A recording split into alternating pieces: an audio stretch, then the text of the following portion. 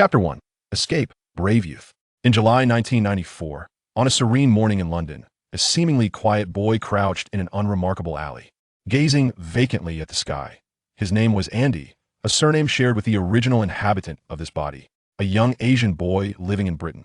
Andy recalled that he had merely been a corporate illustrator at a gaming company when, one fateful morning, he stumbled and suddenly found himself in this new existence. Memories flooded his mind, revealing that the original Andy was an unremarkable child, overlooked by all, raised in an orphanage. At that moment, he had just been expelled from the orphanage where he had resided, aimlessly wandering the streets. Before he could ponder the circumstances further, the sound of footsteps approached, accompanied by a boisterous voice. "Miss, I haven't seen you around here before." Turning his head, Andy spotted a tall figure with long black hair passing by the alley's entrance. While several shadowy figures converged to surround her, the IT was unfortunate for her, as the safety of this neighborhood was notoriously low, rife with gangs that had intricate ties to the orphanage. To Andy's astonishment, he recognized the 5 individuals encircling the girl. They were former companions from the orphanage. The leader, William, had a brutish appearance, and their shared existence was marked by limited joy, much of which was derived from bullying Andy. Andy's defiance had only intensified their malicious pursuit. As he noticed them, they too recognized him, approaching like hunters who had stumbled upon a rare creature. "Looks like luck is on our side to die a lovely damsel and our solitary Andy." "Hey, little Andy, what are you doing here?" William grinned malevolently, in the confined space of the alley, surrounded by them. Andy's chances of survival appeared grim. The first rule of street fighting: when outnumbered, flee. Instinctively, he turned and ran, darting past the leading figure, heading for the opposite end of the alley that if he could provoke a chase, perhaps William and his group would inadvertently assist the girl. This was the best strategy he could devise. A 1-against-5 confrontation was futile. Suddenly, a voice echoed in his mind. "Commence side quest escape, brave youth. Evade William and his companions to avoid a severe beating or attempt to repel them. Quest reward, God's Eye Hourglass." "What?" Andy was taken aback, nearly exclaiming, "No way, God's Eye Hourglass." As one of the esteemed 3, Andy was familiar with Lisa's God's Eye, primarily because she was a striking figure with a captivating presence that left a lasting impression on him. The silver lining: Andy was a transmigrator with his own system. The downside: rewards could only be claimed upon task completion. "What do you want?" Andy burst out of the alley, yet he heard no pursuing footsteps behind him. Instead, a scream resonated from within the alley. Realizing the worst had occurred, he halted at the alley's mouth. They had not pursued him, but had shifted their focus entirely. After a moment's hesitation, he gritted his teeth and dashed back into the alley. Upon entering, he beheld William and his cohorts surrounding the girl, tugging at her as she desperately shielded herself.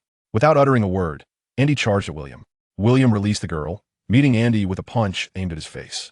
Andy, having grown up in the city, had never experienced such street altercations. Just as uncertainty gripped him, his body instinctively sidestepped, narrowly avoiding William's blow. In a swift motion, Andy crouched and slipped beneath William's guard, reflexively raising his elbow with force, striking William's chin. The impact sent William reeling, his eyes glazing over as saliva flew from his mouth. With no hesitation, Andy's right hand darted to William's waist, retrieving a sturdy baton from his pocket with astonishing speed. This baton, a relic William had salvaged from a trash bin years prior, had often been used against Andy during their time in the orphanage. Seizing the opportunity, Andy swung the baton decisively, striking William's head. As he did, he shouted toward the girl, "Run." Though the baton was rubberized, its density rendered it a potent weapon. William staggered, blood spilling as he toppled silently to the ground. Yet, the others retaliated. A blow struck Andy's side, causing him excruciating pain, while another punch barely missed his face. Ignoring the chaos, he surged towards the fallen William, the baton crashing down mercilessly upon him.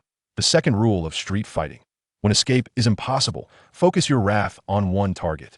"Are you insane?" one of William's companions shouted. "Stop. He'll die." Witnessing Andy's ferocity, they hesitated. In their previous skirmishes, they had never intended to inflict serious harm. They rushed forward, attempting to pry Andy off William, but he broke free, darting from the corner of the wall. Once liberated, he fought back, swinging the baton with precision at their vital points. However, their numbers proved overwhelming.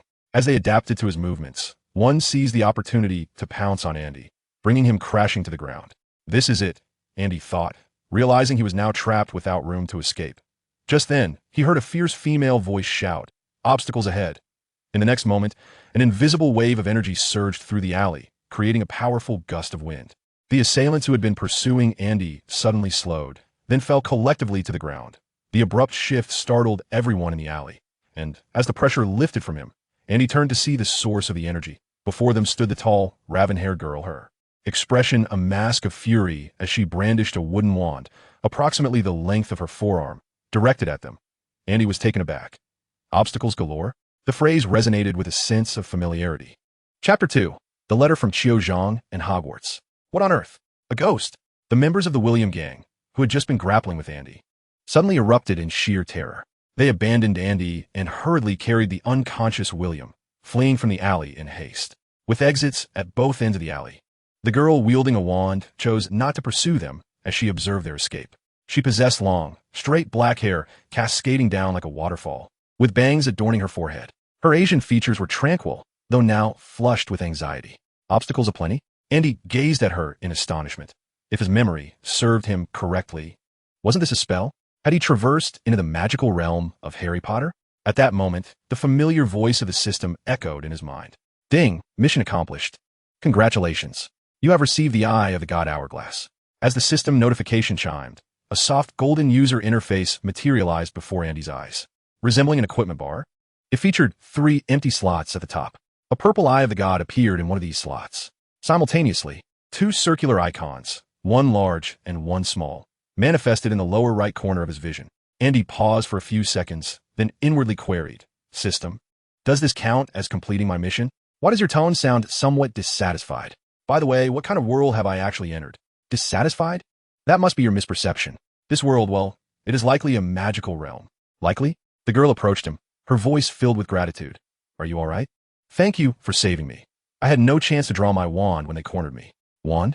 Andy instinctively inquired, but upon noticing the girl's unnatural expression, he quickly retracted, waving his hand.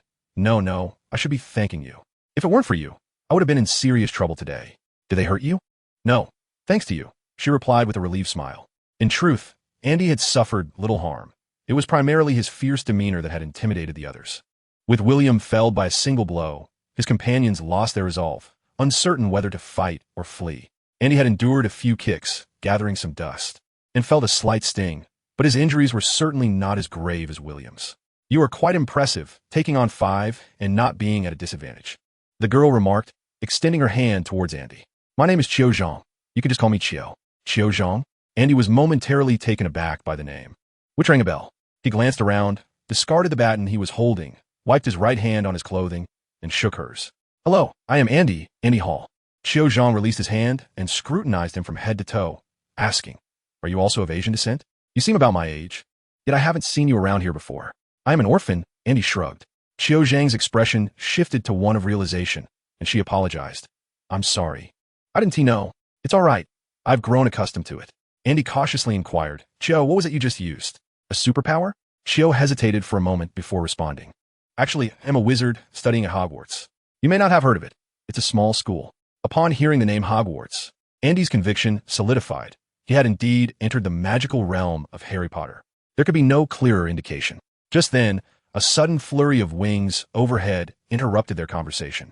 Andy and Qiu both looked up to see an owl descending, clutching an envelope in its beak. It landed gracefully before Qiu, delivering the letter. Oh no! Qiu's face turned pale as she trembled while accepting the correspondence. After delivering the letter, the owl flapped its wings once more and took flight. What's wrong? Andy asked. Qiu began to respond, but abruptly fell silent, covering her mouth in panic and gazing at Andy with wide eyes. Andy prompted her to finish her thought. I presume you weren't supposed to mention anything related to magic in my presence? Qiu, still covering her mouth, blinked twice and nodded slowly. Rest assured, I have seen nothing today, Andy reassured her. Yet, he noticed that the astonishment on Qiu's face had not diminished. Rather, it had evolved into a more profound disbelief. What is the matter? He queried, puzzled. Qiu silently pointed behind him. Turning around, Andy beheld a weary owl hovering in front of him, also clutching a letter in its beak. The envelope bore a large, ornate letter H, composed of 4 distinct animals. Chapter 3. It turns out I could do magic. Andy gazed at the owl in confusion, asking, Is that for me? It can't be. Qiu, beside him, exclaimed with excitement. Andy, you're also a wizard? That's a letter from Hogwarts. She stared at him in astonishment, as she had previously seen no signs of magic in him. Owls typically deliver letters only to wizards. Did you see the power I just used? That is magic, Qiu hastily explained. Realizing that conveying everything to Andy in this moment might prove too challenging, she paused. Actually, you need not explain. I'm already aware of everything, Andy replied. Unfortunately, Chio remained unaware of his thoughts. She pulled Andy deeper into the alley, urging, quickly, open the letter. If I'm not mistaken, it's an acceptance letter from Hogwarts. Reluctantly, Andy complied and tore open the envelope. Indeed, it was an acceptance letter from Hogwarts. The neatly written letter read, Dear Mr. Hall, we are pleased to inform you that you have been accepted to attend Hogwarts School of Witchcraft and Wizardry. Enclosed is a list of required books and equipment. The term is set to commence on September 1st. Yours sincerely, Minerva McGonagall, Deputy Headmistress. P.S. Given your unique circumstances, we will be sending a professor to meet with you for further details. Please be patient. Qiu Zhang approached, astonished as he gazed at the contents of the letter, exclaiming, This is genuinely an acceptance letter. I never imagined, Andy, that you would become my classmate. Andy meticulously examined the letter multiple times, including the accompanying list of required textbooks and essential supplies, before he finally confirmed that this correspondence was indeed addressed to him. It seems there has been a mistake, Andy replied, for I am merely an ordinary person, not a wizard. Qiu Zhang insisted, Impossible. Hogwarts never makes errors. If they have sent you a letter, it signifies that you are a wizard. All children who exhibit magical potential automatically become students of Hogwarts, reflecting upon the original owner's memories. Andy recognized that he possessed no magical talent whatsoever, nor even a hint of extraordinary ability. The former Andy was just an average person, capable only of petty theft. Was his ability to stealthily lift several wallets from the street without drawing attention considered magical talent? Had he not been robbed by William and his gang? He might have thought so. As it stood, Andy could not conjure even a single spell. Yet, he recalled the Divine Eye ability he had just acquired. Having completed the task and obtained the Divine Eye, he received Hogwarts' letter shortly thereafter. Could it be that Hogwarts had recognized the system's ability as magical talent? The speed at which Hogwarts issued acceptance letters was remarkable. The Divine Eye he possessed originally belonged to Lisa, who, in the game, was a mage and a librarian of the West Wind Knights. In every conceivable way, it aligned perfectly with Hogwarts' background. Is there a way you can assist me in resolving this dilemma? Perhaps by issuing a task or something? Of course, as long as you follow my instructions. After all, you have just acquired a Divine Eye. Focus your consciousness on it and attempt to utilize it, came the response. Following the guidance, Andy enveloped his consciousness around the Divine Eye, and a torrent of chaotic information flooded his mind. This included foundational theories of magic, knowledge of elemental combinations, and some basic casting techniques. Simultaneously, the two dim circular icons in the lower right corner of his vision illuminated. Each icon represented a skill, identical to those in the game, which Andy could employ as circumstances deemed fit. Thus, it became evident that the Divine Eye he had acquired also came with a suite of abilities from the original character. Even in the world of Harry Potter, possessing this Divine Eye enabled Andy to perform some rudimentary magic. With his right palm facing upward, a robust arc of electricity manifested above his hand, crackling and popping. Andy flicked his wrist, directing the electric current towards the adjacent brick wall, which erupted with a fist-sized crater. Goodness, what immense power! He exclaimed. Just by connecting to the Divine Eye, he achieved such an effect. He was grateful he had refrained from attempting to use the two skills it provided, as that might have obliterated the entire alley. Andy, I knew you were a wizard. Qiu Zhang was startled. She was very close to Andy, and the recent flash of lightning had nearly struck her. Andy quickly waved his hands, urging her to remain calm. System, what comes next? Next, you have successfully proven yourself to be a wizard. Please joyfully accept the invitation to Hogwarts. Andy was exasperated. Was this truly an acknowledgement of his wizardry? He felt a surge of annoyance and considered declining. After all, he possessed the Eye of God now. Why should he wade through this murky water? Judging by the earlier incident, he could wield magic with the eye just as effectively. There was no compelling reason to attend Hogwarts. However, the system's voice continued to chime in. Main quest initiated. I come, I see, I sort. This academic year, you are required to complete the admission procedures for Hogwarts in a timely manner and enter your designated house. Quest reward. Seat of the Lord of Geo, the God of Earth. Seeing Andy's lack of enthusiasm for Hogwarts, Qiu Zhang earnestly encouraged him. Andy, you have no idea. Hogwarts is truly remarkable.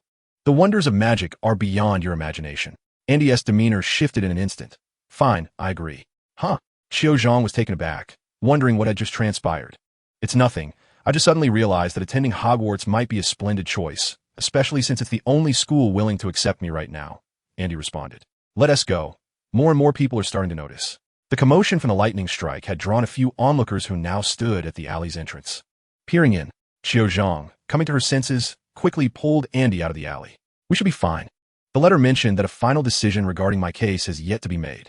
Technically, we are prohibited from using magic in front of muggles, those who cannot perform magic. But my actions today shouldn't be severe enough to warrant expulsion. As you saw, it was quite an emergency. I can explain that I was compelled to use magic to help you. As they walked, she inquired, Andy, where are you headed next? In simple terms, Andy was currently without any resources, money, family, or identity. Qiu Zhang abruptly halted, glanced at Andy, and proposed, how about this? Come with me. I know a place where you can rest comfortably. Really? Where are we going? My home. Chapter 4, Rebirth, brought home by a beautiful classmate. Qiu Zhang's residence was not far from the orphanage where Andy had lived. Nestled in a middle-class neighborhood in London, the area boasted a pleasant environment, with each household featuring a small detached villa surrounded by gardens, most of which had cars parked outside. It was no wonder Qiu Zhang's personality was so forthright. Her upbringing had evidently been one of privilege and good education. After the conflict with the William gang and receiving the letter from Hogwarts, it was evident that both shared Asian features, which made Qiu Zhang quickly regard Andy as one of her own. Upon learning about Andy's background at the orphanage, she enthusiastically shared various insights about the magical world during their journey.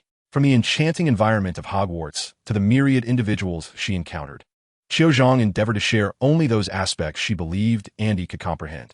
As they conversed while walking, they unwittingly arrived before a two-story house. The door was opened by a middle-aged woman, strikingly reminiscent of Qiu Zhang, yet appearing remarkably youthful, with scarcely a wrinkle gracing her face.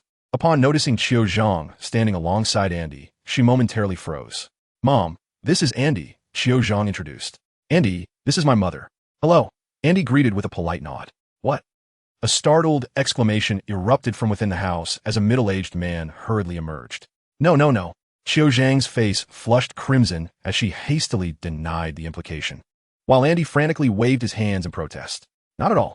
This young man is quite handsome, Qiu Zhang's mother remarked, disappointment evident in her expression. I assure you, it's truly not the case, Qiu Zhang responded, both exasperated and amused, as she ushered Andy into the living room. After a series of explanations, Qiu Zhang's parents eventually accepted that Andy was merely someone she had met on the street, with whom she had crossed paths due to some local ruffians. My goodness. Are you all right, dear? Mr. and Mrs. Zhang inquired, their concern palpable as they embraced Qiu Zhang. I'm fine, thanks to Andy without him. I might have encountered serious trouble, Qiu Zhang explained. I could never brandish my wand in front of him. Andy interjected, Mr. and Mrs. Zhang. I apologize for any inconvenience I may have caused. Oh no, dear, please don't say that. We owe you our gratitude, Qiu Zhang's mother replied, turning to envelop Andy in a warm embrace. Her father also expressed his gratitude by patting Andy on the shoulder. You must have had a rather challenging day. Are you injured? Let me see, Mrs. Zhang inquired, her eyes glistening with concern after releasing Andy from her embrace. Thank you, but I'm all right now, Andy politely declined. Qiu Zhang added, my mother is also a witch. If you're feeling unwell, she could cast a few spells to help you recover more quickly. Mrs. Zhang smiled. Like Qiu, I was also in Ravenclaw. I truly wish you had been sorted in a Ravenclaw as well, but to be honest, I've never encountered a situation quite like yours. It's rather astonishing that you received a letter from Hogwarts at your age. Andy asked, is it uncommon for someone like me? Quite rare, Mrs. Zhang replied. Generally, if a child has not exhibited any magical aptitude by the age of 11, they are deemed a squib, someone incapable of wielding magic. Very few discover their wizarding identity at such a mature age. Qiu Zhang inquired, by the way, Andy, how old are you? 15, Andy pondered before responding. Oh, we are the same age. They wouldn't make you start in first year, would they? Qiu Zhang exclaimed in surprise. I'm not sure, Andy replied. Before you showed up, I had no idea I was a wizard. Aside from this, are you certain there's nothing else you're concealing from us? Mr. Zhang questioned Qiu Zhang. Oh, right. Qiu Zhang, feeling somewhat guilty, remarked, I also received a letter. From the Ministry of Magic. They sent me a warning for using magic on someone else, but the circumstances were quite extraordinary, and I did not intend to. That is not what I meant, Mr. Zhang said, casting a meaningful glance in Andy's direction. Dad, Qiu Zhang exclaimed in exasperation. All right, just a classmate, Mr. Zhang surrendered, raising his hands in defeat, and he could only turn his head away, pretending to admire the scenery outside. The atmosphere in the Qiu household was harmonious, certainly far better than that of the orphanage. Her mother was a witch, while her father was an ordinary man, living in this middle-class community. Aside from the presence of a few magical items, their home resembled that of any typical London family. Such an environment felt natural to Andy, yet it was imbued with a hint of the magical anticipation it engendered. Qiu Zhang's parents were also quite curious about Andy, incessantly asking him questions. Just as they were engaged in lively conversation, a knock sounded at the door. "Who is it?" A serious female voice responded from outside. "I am Minerva McGonagall, a professor at Hogwarts." Chapter 5. The Right to Decline Hogwarts Invitation? Professor McGonagall? Qiu Zhang's parents simultaneously turned their gaze towards Andy and Qiu Zhang. Just moments ago, Andy had been involved in a scuffle on the street for Qiu Zhang, who had brazenly used magic in front of others. Now, Professor McGonagall had arrived at their doorstep. Hogwarts did not frequently conduct home visits.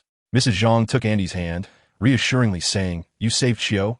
Don't worry, with us here, you'll be fine." Andy recalled that Professor McGonagall was the Transfiguration professor at Hogwarts and also served as deputy headmistress, known for her strict demeanor. Upon opening the door, they were greeted by a tall witch clad in robes. She presented herself with remarkable elegance and gravity, her sharp gaze accentuated by a few strands of silver hair, which did nothing to diminish her authority. "Good day, Professor McGonagall," Qiu and her parents said in unison, standing to greet her. Mrs. Zhang recalled that when she attended Hogwarts, Professor McGonagall had already been a professor at the castle. After all these years, Professor McGonagall had not changed. Her stern countenance still evoked a sense of nervousness in Mrs. Zhang. Professor McGonagall entered the house, greeting Qiu Zhang and her parents before stating, "Hello, I apologize for the sudden visit today. I am here to see Miss Qiu Zhang and Mr. Hall. May I ask if they're present?" "Me?" Qiu Zhang asked, somewhat apprehensively, pointing at herself. "Yes, indeed." Upon hearing this, Andy also stood up from the sofa, saying, "I am he. It is a pleasure to meet you, Mr. Hall." Professor McGonagall nodded at Andy and continued, "As I understand it, you have received a letter from Hogwarts, correct?" "Yes," Andy replied. "Allow me to introduce myself. I am Professor Minerva McGonagall, Deputy Headmistress of Hogwarts School of Witchcraft and Wizardry, responsible for teaching Transfiguration. I observed your delightful interactions with the Qiu family, which indicates that you have come to realize the existence of magic in this world. I am the professor dispatched by Hogwarts to welcome you into our esteemed institution, tasked with overseeing all matters pertaining to your enrollment and addressing any inquiries you may have. However, before we proceed, we must first resolve the unforeseen incident instigated by Miss Qiu." Miss Qiu, somewhat apprehensively, remarked, "If you are referring to the barrier charm I cast today, I have already received correspondence from the Ministry of Magic." Professor McGonagall nodded slowly, and before she could respond, Andy interjected, "I apologize, Professor. I understand she should not have used magic outside of school, but Qiu acted that way solely for my sake. If blame is to be assigned, I too must bear responsibility." Professor McGonagall cast a surprised glance at Andy, and after a moment's pause, she said, "Where is your mind wandering, Mr. Hall? I was about to inform you that Hogwarts and the Ministry of Magic have decided not to pursue the matter of Miss Qiu's use of magic in the presence of Muggles." "Not pursue?" Andy and Qiu echoed in unison. Indeed, Professor McGonagall turned to Qiu and continued, "We have thoroughly understood the circumstances surrounding this incident. Both the Ministry and we believe that had you not intervened, the situation could have escalated. According to the reasonable restrictions on underage wizards, Miss Qiu, you are indeed prohibited from using magic in front of Muggles. However, this law also stipulates that you may use magic in self-defense when your life is in jeopardy. Thus, you shall receive a stern warning, but that is the extent of it. The Ministry's officials have already erased the memories of the Muggles who witnessed your spell. They will believe they simply wandered into that alley, encountered Mr. Hall, and subsequently lost consciousness." Qiu exclaimed in astonishment. "So, I will not be expelled?" "Correct. You will not be expelled," Professor McGonagall affirmed, "but this is a one-time concession. You must adhere to the regulation prohibiting underage wizards from using magic outside of school in the future." Qiu exhaled in relief and said, "I apologize, Professor. I assure you it will not happen again." "Very well. Now we shall turn our attention to matters concerning Mr. Hall." Professor McGonagall directed her gaze toward Andy and the Qiu family standing behind him. "If possible, I would like to speak with Mr. Hall privately." Mr. and Mrs. Qiu exchanged glances, positioning Andy protectively behind them. Mrs. Qiu stated, "Andy and Qiu are friends, and they are of similar age. I believe we can offer some advice to Andy." Indeed, Qiu nodded in agreement. Standing beside Andy, she met Professor McGonagall's gaze squarely, displaying her nervousness yet refusing to withdraw. Andy interjected, "It's all right, I can handle this. I too wish to speak with Professor McGonagall privately." May we use the courtyard? Mrs. Chill replied, Very well, I shall prepare lunch. Please stay for a meal, Andy. Professor McGonagall, we extend the same invitation to you. The latter invitation was clearly insincere. I would be delighted, Andy replied with a smile. Professor McGonagall and Andy exited through the back door and arrived in the villa's courtyard, where several wicker chairs and a low wooden table were arranged, providing an ideal setting for conversation. Once they were both seated, Professor McGonagall scrutinized Andy for a moment before speaking. Mr. Hall, regarding Hogwarts, I must first ascertain the extent of your understanding of magic. Before we proceed, are you aware that you are a wizard? The letter from Hogwarts only reached me today. Andy replied, Autumn has shared much with me, including various aspects of the magical realm. Excellent, Professor McGonagall nodded. I trust you're already familiar with the basics of Hogwarts. Do you possess a desire to attend Hogwarts for your studies? Andy inquired, Is this truly a matter of choice? Autumn informed me that all wizards with magical potential would be selected by Hogwarts and granted the opportunity to learn magic. She speaks the truth, Professor McGonagall affirmed. The number of students admitted to Hogwarts each year is not fixed and cannot be manipulated. To be precise, all wizards in Britain are eligible to enter Hogwarts, which is the very foundation upon which it was established. However, due to your unique circumstances, after a brief communication between Hogwarts and the Ministry of Magic, it was ultimately decided that I would convey the relevant information to you. You do, in fact, have the right to decline Hogwarts' invitation. Chapter 6, Affirmative. Decline? Andy asked, puzzled. Can the decision to admit me really be rescinded? No, that is not quite accurate, Professor McGonagall clarified. Allow me to first inform you of what lies ahead. Should you choose to accept this admission, given your age, you will not be able to start in the first year. Instead, you will be placed in the same year as Miss Zhang, which means you will be a fifth-year transfer student. This decision has been made by Hogwarts, and the information is irrevocably recorded. Andy questioned, Am I the only one in this situation? Have there not been students who discovered their wizarding heritage after the age of 11? Indeed, there have been, Professor McGonagall acknowledged. However, the vast majority of them did not receive the opportunity to attend Hogwarts. Even if they did gain entry, they, like you, will be placed according to their respective ages. Yet, aside from one student from approximately a century ago, no transfer student has been of your age.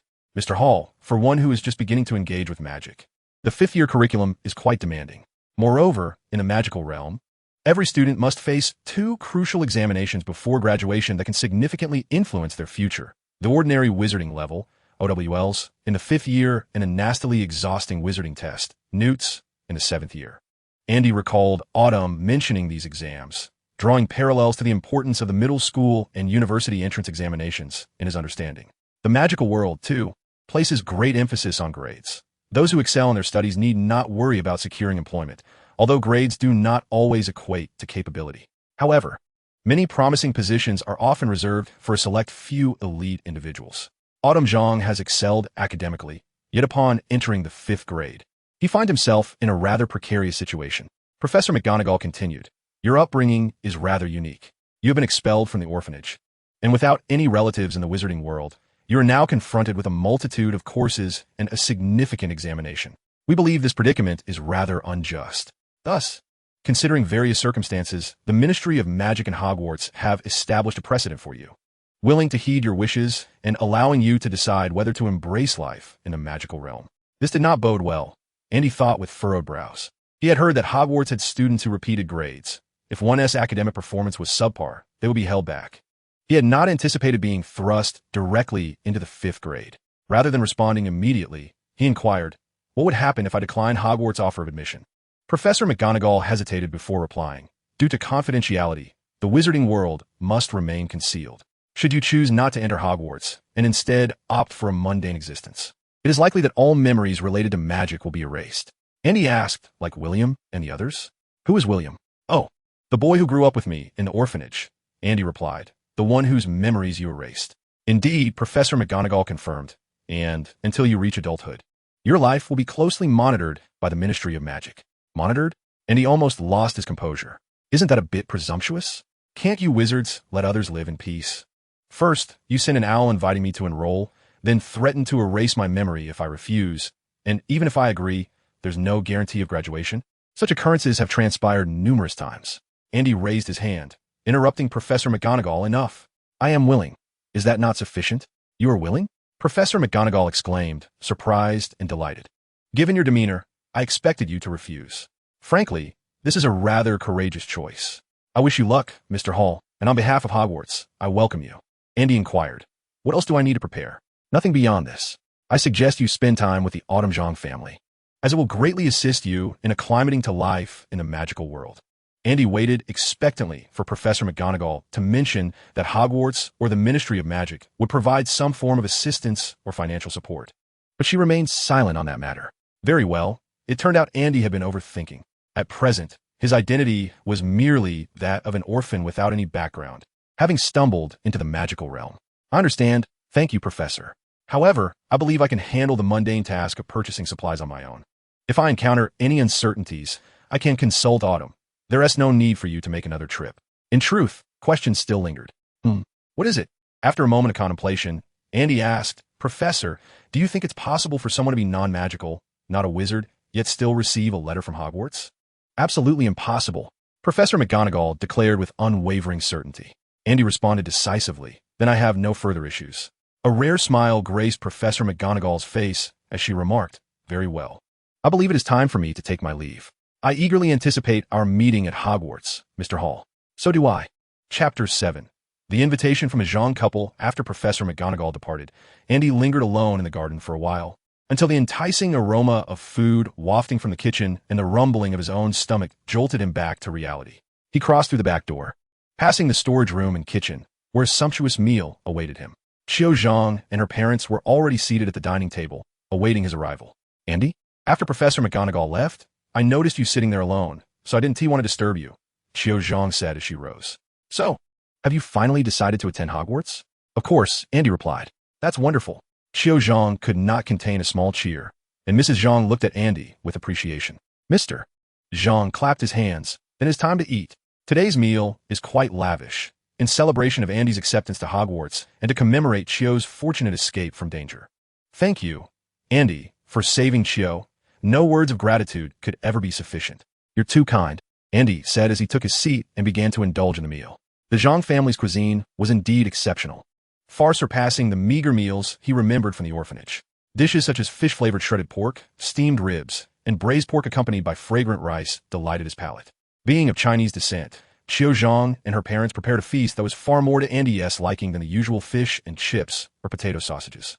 Having expended considerable energy, Andy devoured his lunch with remarkable speed. After finishing, he stood up and said, Thank you for the hospitality. It was truly delicious. However, I believe it is time for me to take my leave. What? Leave? The other three looked at Andy in astonishment, exchanging glances, and it was Qiu Zhang who asked, Andy, where are you going? It's far too early for that. Andy chuckled wryly. I've been expelled from the orphanage, and I have no money. If I do not find a place to stay before nightfall, I will have to sleep on the streets. Mr. Zhang and his wife exchanged knowing looks before Mr. Zhang said with a smile, Actually, we were just about to discuss this matter with you, Andy. You're more than welcome to stay here as long as you are studying at Hogwarts. Following suit, Mrs. Zhang added, Indeed, this is a collective decision of our family, and we sincerely hope you will accept it. Although you are a wizard, in such unforeseen circumstances, you cannot rely solely on your wand. A single meal is hardly sufficient to repay your character. Therefore, we are willing to cover all your educational expenses, as it is the least we can do. This revelation took Andy by surprise. He firmly declined. No, that is simply too much. I cannot accept it. Honestly, I am fully capable of supporting myself. You need not worry about that. What Andy said was indeed true, although he had no money at present. Possessing the eye of God ensured that he would not struggle to find a suitable way of living. If all else fails, he could always seek refuge at a shelter or revert to his former occupation. In any case, he would not starve. Mr. Zhang remarked, I am a second-generation immigrant. In the land of my father's birth, there exists a saying, a drop of water shall be returned with a gushing spring. You should grasp the essence of this phrase. Now is the time for you to receive assistance. We cannot stand idly by. Moreover, you truly have nowhere else to go, do you? Would you expect us to allow Qiu's friend to sleep on the streets? Andy replied, The total cost of schooling and miscellaneous expenses is quite hefty. Mr. Zhang responded, You would only need 3 years from 5th grade to 7th grade at most. Although our family is not particularly affluent, we can certainly afford to send 2 children to school. Then what about housing? Mr. Zhang waved his hand dismissively. There are plenty of vacant rooms upstairs. If you do not occupy them, they will remain wasted. And he found himself at a loss for words. Qiu Zhang remarked, before Professor Meg left, He entrusted me with a task, to help you familiarize yourself with the previous curriculum and practice magic appropriately. If you leave, where would I find you? Andy conceded. It seems I have no choice but to accept. Exactly, Mr. Zhang exclaimed, excitedly patting Andy on the shoulder. From this day forth, this shall be your home. I can agree to stay, but I cannot accept having all my expenses waived. Andy shook his head. At the very least, the rent and school fees will be considered a loan. I do not have the funds now, but I promise to repay you in the future. Seeing Andy's resolute stance, the Zhangs exchanged a glance before finally agreeing. Very well, it shall be as you say. Andy replied. Then I must agree. I'm truly grateful to you. Mrs. Zhang walked around the dining table and enveloped Andy in a warm embrace. Qiu Zhang interjected suddenly. To be so formal feels rather distant. I find it a bit strange to hear you refer to them as Mr. and Mrs. Zhang. You might as well call them Uncle and Andy, as you will be seeing each other every day. Andy was taken aback. Is that truly acceptable? Uncle, Auntie? The latter two terms were spoken in Mandarin with perfect pronunciation. Mr. and Mrs. Zhang looked at Andy in astonishment before joyfully exclaiming, Of course. How do you speak Chinese? Although you have an Asian countenance. We always assumed you were raised within the local circles of London. Andy explained, I learned a few phrases in Chinese classes at the orphanage. He refrained from admitting that he could actually converse fluently in Chinese, as it would contradict the persona he had initially presented, prompting potential suspicion. The Zhangs, being second-generation immigrants, had reached the third generation with Qiu Zhang. Culturally, Qiu leaned more towards the Western perspective and preferred to be addressed as Qiu Zhang rather than Zhang Qiu. Thus, Andy felt it prudent to temper his expressions in front of Qiu Zhang. Qiu Zhang inquired, Did the orphanage really offer specialized Chinese courses? Well, indeed, came the response. After discussing the accommodation issue, Andy was in no hurry to leave. Having arranged with Qiu Zhang to visit Diagon Alley the following day to procure all necessary items. He continued to converse with Mr. and Mrs. Zhang and Qiu Zhang for quite some time before finally retreating upstairs to rest. Mrs. Zhang's identity as a witch was revealed only after their marriage. According to British customs, addressing people by their first names could be considered somewhat impolite, while referring to them as Mr. and Mrs. Zhang felt overly formal for Andy and his companions. Ultimately, Andy opted for a more moderate approach, calling them Uncle and Aunt. Chapter 8. Welcome to Diagon Alley. The next day, when Andy awoke in the guest room of the Qiu Zhang household, he lay still for a moment, staring at the ceiling without moving. You're not dreaming, came the voice of the system. I did not ask you, Andy replied, tugging at his own face before turning to get out of bed. Just then, a knock sounded at the door, and Qiu Zhang called out, Time to rise. The sun is shining. However, there was no sunlight in London. Andy opened the door, yawning as he said, Why so early? Qiu Zhang stood outside in a pure white silk nightgown, her long black hair cascading over her chest, appearing exceptionally demure. A stark contrast to the fact that she had effortlessly subdued several individuals with a spell the previous day. We have much to accomplish, she stated, handing Andy a piece of paper. Here, this is your schedule. Schedule? Andy took it and opened it, scrutinizing the contents. It outlined their plans for the next 2 days, detailing various magical items they needed to purchase in Diagon Alley, including books for Andy's schooling, while also allowing time to explore the alley. The following week, Andy would be learning various foundational spells with Qiu Zhang, and there were additional arrangements for the week thereafter. Scanning the schedule, Andy remarked, I have no objections to any of this, but why does the schedule end on the 20th of next month when I recall school starting in September? He noticed a new line added at the bottom of the schedule, August 22nd, Quidditch World Cup Final. Puzzled, Andy asked, Quidditch World Cup? It dawned on him that, in the original Harry Potter series, this was indeed a World Cup year, alongside Hogwarts hosting the Triwizard Tournament, a long-abandoned event that would trigger a series of cascading effects. Qiu Zhang exclaimed, Exactly. This year is a World Cup year.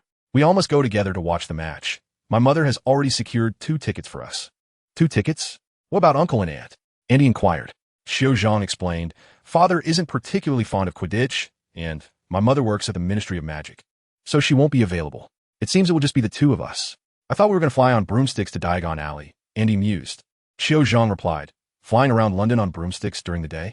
Are you seeking to attract the attention of Azkaban's empty cells? Then how shall we go? He asked. By bus, she answered. Well, that seems reasonable, he conceded. Qiu Zhang then asked, Have you been here before? Only passed through occasionally, Andy replied. Andy remarked that when he feels a bit down, he often visits the record store to linger for a while, although he lacks spare change to purchase any records and can only gaze at them. Look over there, Chong pointed between the bookstore and the record shop. Do you notice anything different? Just as Andy was about to respond that there was nothing amiss, his gaze swept across the 2 establishments. In an instant, the two closely positioned shops seemed to leap forward, only to abruptly shift aside, revealing a dimly lit, antiquated pub that now occupied their former space. The pub appeared unremarkable, its sign weathered and tattered, displaying the name, The Broken Cauldron. Observing the passers-by, Andy noted they continued with their affairs, much like the patrons within the shops, oblivious to the recent transformation of the storefronts. Following Chong, he squeezed into the Broken Cauldron. The decor was far from sophisticated, enveloped in a somber hue. The pub was rather rudimentary, featuring only a bar and a few tables tucked away in a corner, lacking any other noteworthy elements. Chong led Andy straight through the main area of the Broken Cauldron and out the back door, arriving at a small courtyard enclosed by walls. With a solitary rubbish bin placed within, Chong drew out his wand and tapped it against the wall directly opposite them, causing the surface to shift and transform into a broad archway. Beyond the archway lay an endless, bustling alleyway. "Welcome to Diagon Alley," Chong announced, leading Andy forward. The sides of Diagon Alley were lined with countless shops, each offering an array of wares, from cauldrons, pets, and flying broomsticks to wands and various magical implements, all showcasing the wonders of the wizarding world in their window displays. Each shop brimmed with merchandise, some proprietors having extended their space, spilling their goods onto the pavement. However, such practices were commonplace in Diagon Alley. In addition to the shops, the alley was alive with an assortment of stalls. Vendors sat on the ground, with a carpet laid out before them, displaying their offerings while calling out to potential customers. Treasure hunters, avoid the woes of dark magic items. Visit McVeal's grocer. A casual look costs you nothing. Secondhand books, and newly arrived Muggle novels. The Tale of 3 Women and 105 Men. Come take a look. Top quality cauldrons. A 2-in-1 pot with a non-stick coating, perfect for both potions and soups. Wands that guarantee success in duels, with no return records whatsoever. Chong nudged Andy's shoulder from behind and repeated, "Welcome to Diagon Alley." Chapter 9. The Untamed Currency System of Wizards. After a leisurely stroll, Chong led Andy to Fosgro's ice cream shop, where they each ordered a raspberry-flavored ice cream, topped with a generous dollop of cream. Xiao Zhang produced a list detailing all the items that Andy needed to purchase. "Let me see, a crucible, textbooks, 2 sets of school uniforms and robes, a wand, as well as a hat, gloves, and so forth." The list was extensive, and to think that after advancing beyond the 1st grade, he would need to procure these items once more. "You have a considerable number of books to acquire, in addition to the 5th grade textbooks. You must also obtain some foundational magical tomes, such as those from the 1st and 2nd grades, which will teach you essential spells. Afterward, we shall proceed to acquire your wand. I'm certain you wish to obtain it promptly, do you not? Once we have secured the wand, we need not rush and can leisurely explore as we go." Suddenly, she noticed that Andy had fallen silent. Turning her head, she found him gazing at her, a hint of amusement gracing his features. "What is it?" Xiao Zhang inquired, her cheeks flushed. "Is there something on my face?" Andy replied earnestly, "It is truly wonderful to meet you." "Thank you, Xiao. Without you, I would have no idea how to prepare for all of this." Xiao Zhang quickly turned her head away, leaving Andy to see only the back of her head. "Really? That cannot be true, Andy. You can manage this on your own." "Why is your face so red?" Andy asked. "It must be the weather. It is exceedingly hot today," Xiao Zhang responded. "Is that so? Very well." Andy cast a glance at his jacket, saying nothing further as he reached for the list in Xiao Zhang's hand. "However, let us keep things simple, shall we? There is no need for an elaborate plan. We can simply enter any shop we pass and purchase the items. I don't think it's necessary to buy the 1st grade books. Do you still have your old ones, Xiao? If you would be willing to lend them to me, we could save on that expense. As for the crucible, gloves, and similar items, I don't need to buy new ones." Xiao Zhang replied, "Of course. I can lend you my old items. I have plenty of things I no longer use. But are you all right with using my second-hand belongings?" Before they set off, "My father advised me to ensure that you receive only the best, suggesting there was no need to save money on his behalf, and I concur with that sentiment. You need not repay this expense, Andy. Do not feel overly pressured. It is entirely fine," Andy assured. "If it is acceptable, I shall use your items." Purchasing these necessities would indeed amount to a considerable expense. Although Mr. Zhang had promised to cover all of his tuition fees, Andy felt reluctant to take advantage of such generosity. Currently residing with the Chiu family, he aimed to save wherever possible. If the opportunity arose, Andy still intended to find ways to earn some money, with the hope of repaying this debt promptly. In the end, the discussion concluded with Andy omitting the vast majority of items from the list, such as the crucible, dragon-hide gloves, and lower-grade textbooks. All of these could be borrowed from Xiao Zhang, thus avoiding unnecessary expenditure. This made their visit to Diagon Alley unusually swift. as there was no need for them to hurriedly purchase everything anew. Xiao Zhang first led Andy to Madame Malkin's robes for all occasions, where she ordered 2 complete sets of seasonal attire for him, including school robes, leather shoes, sweaters, shirts, and scarves. Madame Malkin gently tapped Andy with her wand, causing several measuring tapes nearby to levitate effortlessly and begin measuring his dimensions. A few garments of varying styles also floated toward him, assessing his physique to determine the perfect fit. Standing on the fitting platform, Andy instantly captivated the attention of those around him. Naturally handsome, with striking features and chiseled contours, his shoulder-length black hair was elegantly styled, and when paired with the shop's robe, he exuded an air of sophistication and nobility. Previously, clad in a jacket and jeans, he had appeared youthful and energetic, yet somewhat too casual. Now, adorned in a robe, he transformed into the very image of the dashing young wizard many fantasize about. "Mr. Hall, which grade are you in this year? I've never seen you before," inquired Madame Malkin, crossing her arms and regarding Andy with a playful smile, her gaze appraising him from head to toe. This scrutiny sent a chill down Andy's spine. He had heard that Madame Malkin was a widow, her husband having passed away some time ago. "I tend to keep a low profile." "Thank you, madam. How much do I owe you?" he asked. Madame Malkin winked at him. "The total is 17 galleons and 8 sickles, but I'll give you a discount. Just 15 galleons will suffice. The clothes will be delivered to your home, though you're welcome to pick them up at the shop if you prefer." Autumn, maintaining a stoic expression, stepped forward, produced 15 gold coins, and handed them over, then took Andy by the arm and said, "Let us have them delivered to our home, please." Madame Malkin could only watch in disappointment as Autumn and Andy exited her shop. Once outside, Andy asked, 17 galleons? Is that expensive? I've heard the currency system in the magical realm is rather chaotic. That price is quite reasonable, comparable to what I paid at the time. But the currency system? Autumn looked at Andy in astonishment. You used such an advanced term to describe it. He briefly explained that the currency system in the magical world was even more perplexing than Andy had imagined. The magical currency generally consists of 3 types: galleons, sickles, and nuts. 1 galleon can be exchanged for 17 sickles, and 1 sickle for 29 nuts. If you were suddenly asked to calculate how many galleons several hundred nuts would equal, good luck with that. Andy pondered for a moment, presenting himself with a mental challenge, only to realize he could not immediately calculate the answer. This bizarre non-decimal exchange system left him baffled, wondering which genius had devised it. In terms of actual purchasing power, 1 galleon is roughly equivalent to about 5 British pounds. To exchange galleons, one can visit the bank established by the goblins in Diagon Alley, Gringotts. To prevent bank runs, there's a limit to how many galleons one can exchange each year. For instance, Andy could currently only exchange just under 200 galleons. Naturally, he did not require such a large sum, nor was it necessary.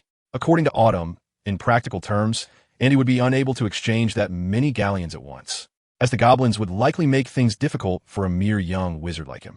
The fairies harbor no affection for the pound sterling, nor do they welcome anyone seeking to exchange their precious galleons. Their compliance arises solely from a contractual obligation with the Ministry of Magic, which, in turn, maintains ties with the Muggle society, thus compelling them to shoulder this responsibility. As for the operations of Gringotts Bank, they remain remarkably primitive. Wizards may establish their personal vaults within Gringotts, which exist in a tangible form, situated beneath the bank itself. Rumor has it that a dragon guards these vaults. The daily activities at Gringotts resemble those of a medieval financial guild far more than a modern banking institution. A throng of fairies busily weigh and record various currencies in the Grand Hall, bustling about. Witnessing the scene left Andy in awe. There is, in a sense, a wild beauty to it. Chapter 10, The Wand and Cedric Diggory. After Autumn led Andy on a brief tour of Gringotts, they continued their shopping expedition. As they passed by Flourish and Blots, they found the bookstore relatively uncrowded. Autumn seized the opportunity to purchase all the textbooks required for their 5th year, including titles such as Intermediate Transfiguration and the Potions book. The curriculum for 5th year is quite demanding, resulting in a hefty list of required reading. Beyond the 7 core subjects, every Hogwarts student must select at least 2 elective courses after their 3rd year. The 5 elective options include divination, Muggle studies, care of magical creatures, ancient runes, and arithmancy. Depending on the number of courses chosen, a student typically needs to acquire at least 10 books. For instance, since Autumn opted for divination, her list included dreams and the future. After some contemplation, Andy decided to purchase the same book, as he intended to join Autumn in studying divination. He had yet to determine his 2nd elective. Given the opportunity, he wished to enroll in as many as possible as the grades from 5th year would significantly influence his eligibility for advanced classes in the subsequent year and were closely tied to the wizarding examinations. Diligently pursuing magic necessitated a solid performance academically. Purchasing textbooks proved to be quite an expense. After acquiring all the necessary materials, Andy marveled at how Autumn nonchalantly produced a handful of galleons, reflecting on the financial burden of raising children. It was no wonder that the Weasley family faced such financial strain in the original narrative. Caring for one child is already a daunting task. Yet the Weasleys had 7 to support. Upon completing their book shopping, Autumn consulted her pre-prepared list and crossed off the textbook section. Noting that they had nearly completed their purchases, only Andy's wand remained. "Let us proceed to Ollivander's," she declared. Ollivander's Wand Shop. The sole establishment in Diagon Alley dedicated to the sale of wands, boasts a long and illustrious history, with a crooked sign hanging at its entrance. Ollivander, crafting exquisite wands since 382 BC. Few establishments globally can rival Ollivander's in historical significance. In stark contrast to this profound heritage is the shop's rather modest decor. The entire space appears remarkably cramped, with wooden boards visibly worn and riddled with holes. Thickly layered with dust, cobwebs dangle from the sign above the entrance. Autumn Zhang, accompanied by Andy, stood at the doorway of Ollivander's. Gazing at the sign for a few moments, an unspoken understanding passing between them, Autumn felt a twinge of embarrassment. Mr. Ollivander, now quite elderly, seemed indifferent to the cleanliness of his shop. Andy remarked, I see, before slowly pushing open the shop's door. Inside, there were customers, an apparent father and son duo with similar features, conversing with a white-haired gentleman perched on a lift. "Welcome to Ollivander's. Please hold on a moment while I select the appropriate wands for these gentlemen," spoke the elder, likely Ollivander himself. At that moment, the younger of the father-son pair noticed Autumn standing behind Andy and called out, "Oh, hi, Cedric." Autumn, taken aback, introduced, "This is Cedric Diggory from Hufflepuff. A year above us." "Cedric, this is Andy Hall." Realization dawned on Andy. He had unexpectedly encountered Cedric Diggory here.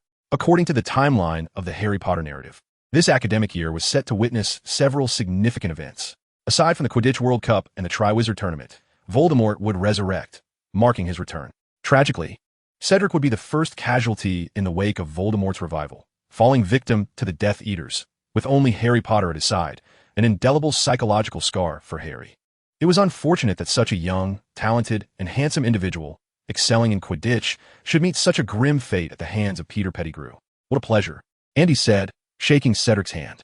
The young man named Cedric then noticed that Autumn and Andy had come together, pausing momentarily. "A pleasure?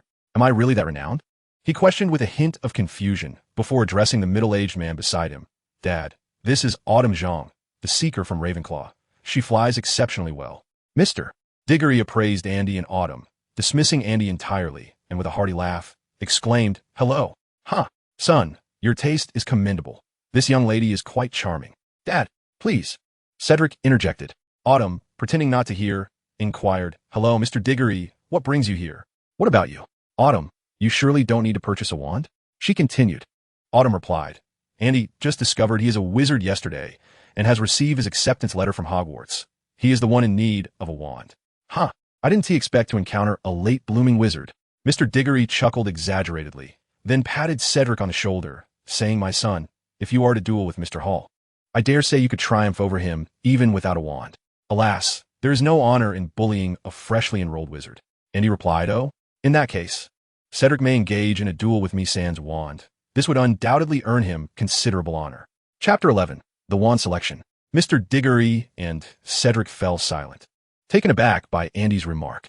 It is common knowledge that for a wizard, the distinction between wielding a wand and being without one is monumental. A wand is not merely a wizard's instrument. It amplifies the potency of their magic. After all, not everyone can adeptly perform wandless magic, especially for a student like Cedric who has yet to graduate. Were Andy to possess a wand, even if he could only cast a simple levitation charm, Cedric, unarmed, would stand little chance. Mr. Diggory, despite his admiration for his son, recognized this truth. "Huh, Emer, Hol, you truly jest. Are you not aware that private dueling has been prohibited?" Mr. Diggory remarked. Andy countered, "Your repartee leaves much to be desired." Qiu Zhang, unable to contain herself, stifled a laugh behind Andy. This laughter only deepened the awkwardness for the Diggorys.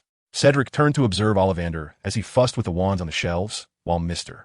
Diggory engaged in a light conversation with Xiao Zhang, both striving to steer the dialogue away from the uncomfortable topic. Fortunately, it was then that Ollivander finally descended from the ladder, presenting Cedric with a rectangular box. "Mr. Diggory, let's test this wand. Your previous wand, crafted from 12¼ inches of white ash and containing a core of unicorn hair, is similarly made of white ash, albeit 1 inch shorter, with its core also derived from a unicorn. These variations are subtle, perhaps rendering the effects of certain spells less intuitive, yet the enhancements in transfiguration are delightful, allowing for greater flexibility in your transformations." Once Ollivander began discussing wands, he became quite loquacious. Cedric, not wishing to hear the entire discourse, accepted the box containing the wand and, upon extracting the white ash wand, conjured a rose from its tip. "I believe this wand is splendid." "Thank you, Mr. Ollivander," Cedric expressed. Ollivander inquired, "Is that all? Shall you not try others?" "That will suffice," Mr. Diggory interjected, maneuvering closer to retrieve his wallet and promptly purchasing the wand. Cedric turned to Xiao Zhang, asking, "Will you be attending the World Cup next month?" "My father and I will be there." "Of course," Xiao Zhang nodded, prompting a delighted smile from Cedric. However, he soon heard her add, "with Andy." Cedric's expression darkened, and stiffly grasping his newly acquired wand, he replied, "Then I shall see you there."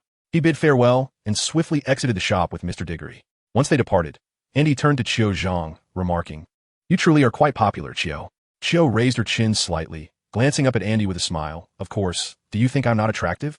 "Quite beautiful," Andy sincerely complimented. Xiao was taken aback by Andy's directness, which made her, who initially intended to tease him, feel somewhat embarrassed.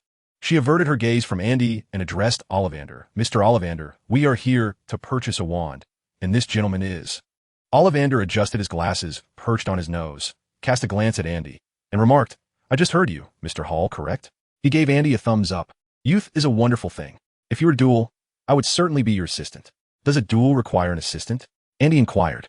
"Absolutely," Xiao explained. "The old rules dictate that if a duelist falls, their assistant continues the duel." Ollivander said earnestly, "Rest assured, Mr. Diggory's wands are all crafted by me. A wand does not turn against its maker." "Is that true?" "Not really, so it would be best if you refrain from dueling," Ollivander replied. "Now, which hand do you favor?" Andy extended his right hand. Similar to his experience at Madame Malkin's, Mr. Ollivander retrieved his wand, and with a gentle flick, a beautifully crafted measuring tape flew out from the side, beginning to measure the length of Andy's arm. After a moment of contemplation, Ollivander selected a wand from a nearby shelf and handed it to Andy. "Give this one a try. Its core is made from dragon heartstring, perfect for a passionate duelist."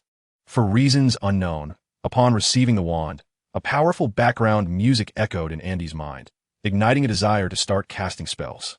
In the next instant, with a loud bang, a brilliant white light shot forth from the tip of Andy's wand, piercing through a cabinet in Ollivander's shop, accompanied by billowing white smoke. Displaying agility that belied his age, Mr. Ollivander emerged from behind the counter, exclaiming, "Impressive power, yet not entirely suited for you." He moved to another shelf, climbed a ladder, and retrieved several boxes containing wands. "Let us try these. I have a feeling you will be quite a discerning customer, Mr. Hall." Ollivander's intuition proved correct, as over the next half hour, Andy experimented with no fewer than 10 wands. These wands, crafted from various materials and featuring cores of all kinds, such as Vela hair, unicorn hair, and phoenix feathers, were, without exception, ill-suited for Andy. Each time he grasped a wand, it eagerly unleashed its power in his hands, producing explosive sounds or conjuring bizarre manifestations, altering the environment around them. The interior of Ollivander's shop was in disarray, with several shelves toppled and an avalanche of wand boxes scattered everywhere, leaving no room to move. Amidst this chaos, a faint scent of something burnt lingered in the air. Ollivander's shop, once understated, now resembled a chaotic jumble. Autumn's initial anticipation had morphed into a sense of resignation. She retreated to a corner of the shop, distancing herself from Andy and Ollivander, for proximity to them felt perilous, as one misstep could ensnare her in the chaos. Moments earlier, Andy had wielded a wand made of acacia wood to cleave a nearby shelf in two, nearly striking Ollivander in the process. She was now curious to observe what other feats Andy might perform. Yet, Ollivander seemed oblivious to the turmoil. He rose from the ground, dusting himself off, his eyes gleaming with excitement as he regarded Andy. "Splendid. It has been ages since I encountered such a discerning customer. Let's explore further options." "Perhaps not," Andy interjected. "Mr. Ollivander, allow me to select one for myself." The prospect of prolonged experimentation was growing tiresome, and Andy felt a tinge of impatience. Suddenly, he recalled the eye of the Almighty he possessed, pondering whether Lisa's abilities might aid him in choosing a wand. Ollivander furrowed his brow and insisted, "No, no. Please do not proceed in such a manner. It is the wand that chooses the wizard, Mr. Hall, not the other way around. Only a wand that willingly follows you is truly suited for you." With that, Ollivander turned and resumed his search for wands. Andy verbally acquiesced, but within, he activated the hourglass of the eye of the Almighty. In an instant, a golden light enveloped his vision, casting a radiant sheen over everything in sight, interspersed with flickers of purple lightning. His perception of magic intensified exponentially, revealing layers of luminescence emanating from enchanted objects, as well as the invisible magical waves that floated through the shop. Everything related to magic became apparent to Andy's keen eyes, and the wands seemed to collectively call out his name, yearning for his touch. Turning to his side, he noticed a box containing a wand emanating a blinding brilliance, more captivating than the others. Approaching it, he grasped the wand that had been quietly resting within the box, and a profound sense of clarity flooded his mind. "This is the wand I seek," Andy declared. Chapter 12, The Eye of the Almighty, The Emergence of Power. Andy's voice resonated with confidence, imbued with an undeniable certainty. Ollivander descended from the ladder, well aware of each wand in his possession. Without needing to scrutinize further, he could describe the wand in Andy's hand. Walnut wood, 11 inches long, supple yet robust, with a core made from the tail feather of a thunderbird. Such materials were difficult to combine, as they suited only those wizards who were truly gifted and exceptionally talented. In truth, Ollivander need not elaborate any further. The moment Andy grasped the wand, he knew his choice was indeed the right one. He had tested many wands before, yet none had imparted the sensation this one did. The selection of a wand was a reciprocal journey between wand and wizard. As Ollivander once stated, "The wand that suits you best is indeed the finest." Andy grasped the wand with his right hand and abruptly aimed it at the palm of his outstretched left hand. In a vision visible only to him, the radiance of the divine eye flickered momentarily. Hourglass Seat, elemental combat skill, Azure Thunder. Azure Thunder unleashes a self-targeting spherical lightning, or, through sustained incantation, summons lightning from the heavens. The air within the shop suddenly thickened and became agitated, the magnetic field starting to spiral chaotically. Pairs of wand boxes on the floor shifted slightly, dust swirling up and drawn together, forming clusters of small gray orbs. Ollivander's white beard stirred without wind, tangling together and adhering to his cheek, standing upright. Simultaneously, the tips of Qiu Zhang's hair became entangled. Neither of them could comprehend what was transpiring. At that moment, Andy pressed the wand against his palm and then slowly withdrew it, releasing a tremendous potential energy. A burst of violet lightning erupted between his hands, blindingly bright, coalescing into a fist-sized ball of lightning in his palm, with tiny sparks of electricity flickering around it. A sharp crack resonated within Ollivander's shop, causing both Ollivander and Qiu Zhang to instinctively cover their ears. They stared at Andy in astonishment. In an instant, Andy had transformed completely. He was enveloped in a shroud of violet lightning, resembling a spectral being. The electric aura formed an irregular wall, encasing Andy and ultimately focusing within the spherical lightning in his hand. The intense radiance concentrated in his palm overshadowed all else, its sheer presence exuding immense power. The electric currents danced around Andy, deterring anyone from approaching. Should Andy wield this lightning as a weapon against another, the consequences would be dire. Ollivander's mind involuntarily conjured the image of Cedric, who had just been in the shop. He swallowed hard, contemplating that if Cedric lingered a moment longer, his shop might have made headlines today. Andy gazed with satisfaction at the ball of lightning in his hand. This was one of the two elemental skills bestowed by the Divine Eye, named Azure Thunder, nearly identical to what he had encountered in the game. The other ability granted by the Divine Eye was called Rose Lightning. Just by the name, one could discern that this was not a spell to be employed in crowded places. Though the spherical lightning appeared diminutive, its might was anything but trivial. Using the wand to cast this spell felt remarkably smooth and even exhilarating, compared to the initial moments after acquiring the Divine Eye. And he found the process of wielding magic to be far more controlled now. It is no wonder they say the wand is the wizard's lifeblood. The transformation brought about by a fine wand is truly profound. Having achieved the desired effect, Andy ceased the use of the Divine Eye. With a flick of his wand, the violet lightning sphere vanished instantaneously. After a considerable pause, Ollivander murmured, "Remarkable, truly remarkable, Mr. Hall. You are destined to become a great wizard."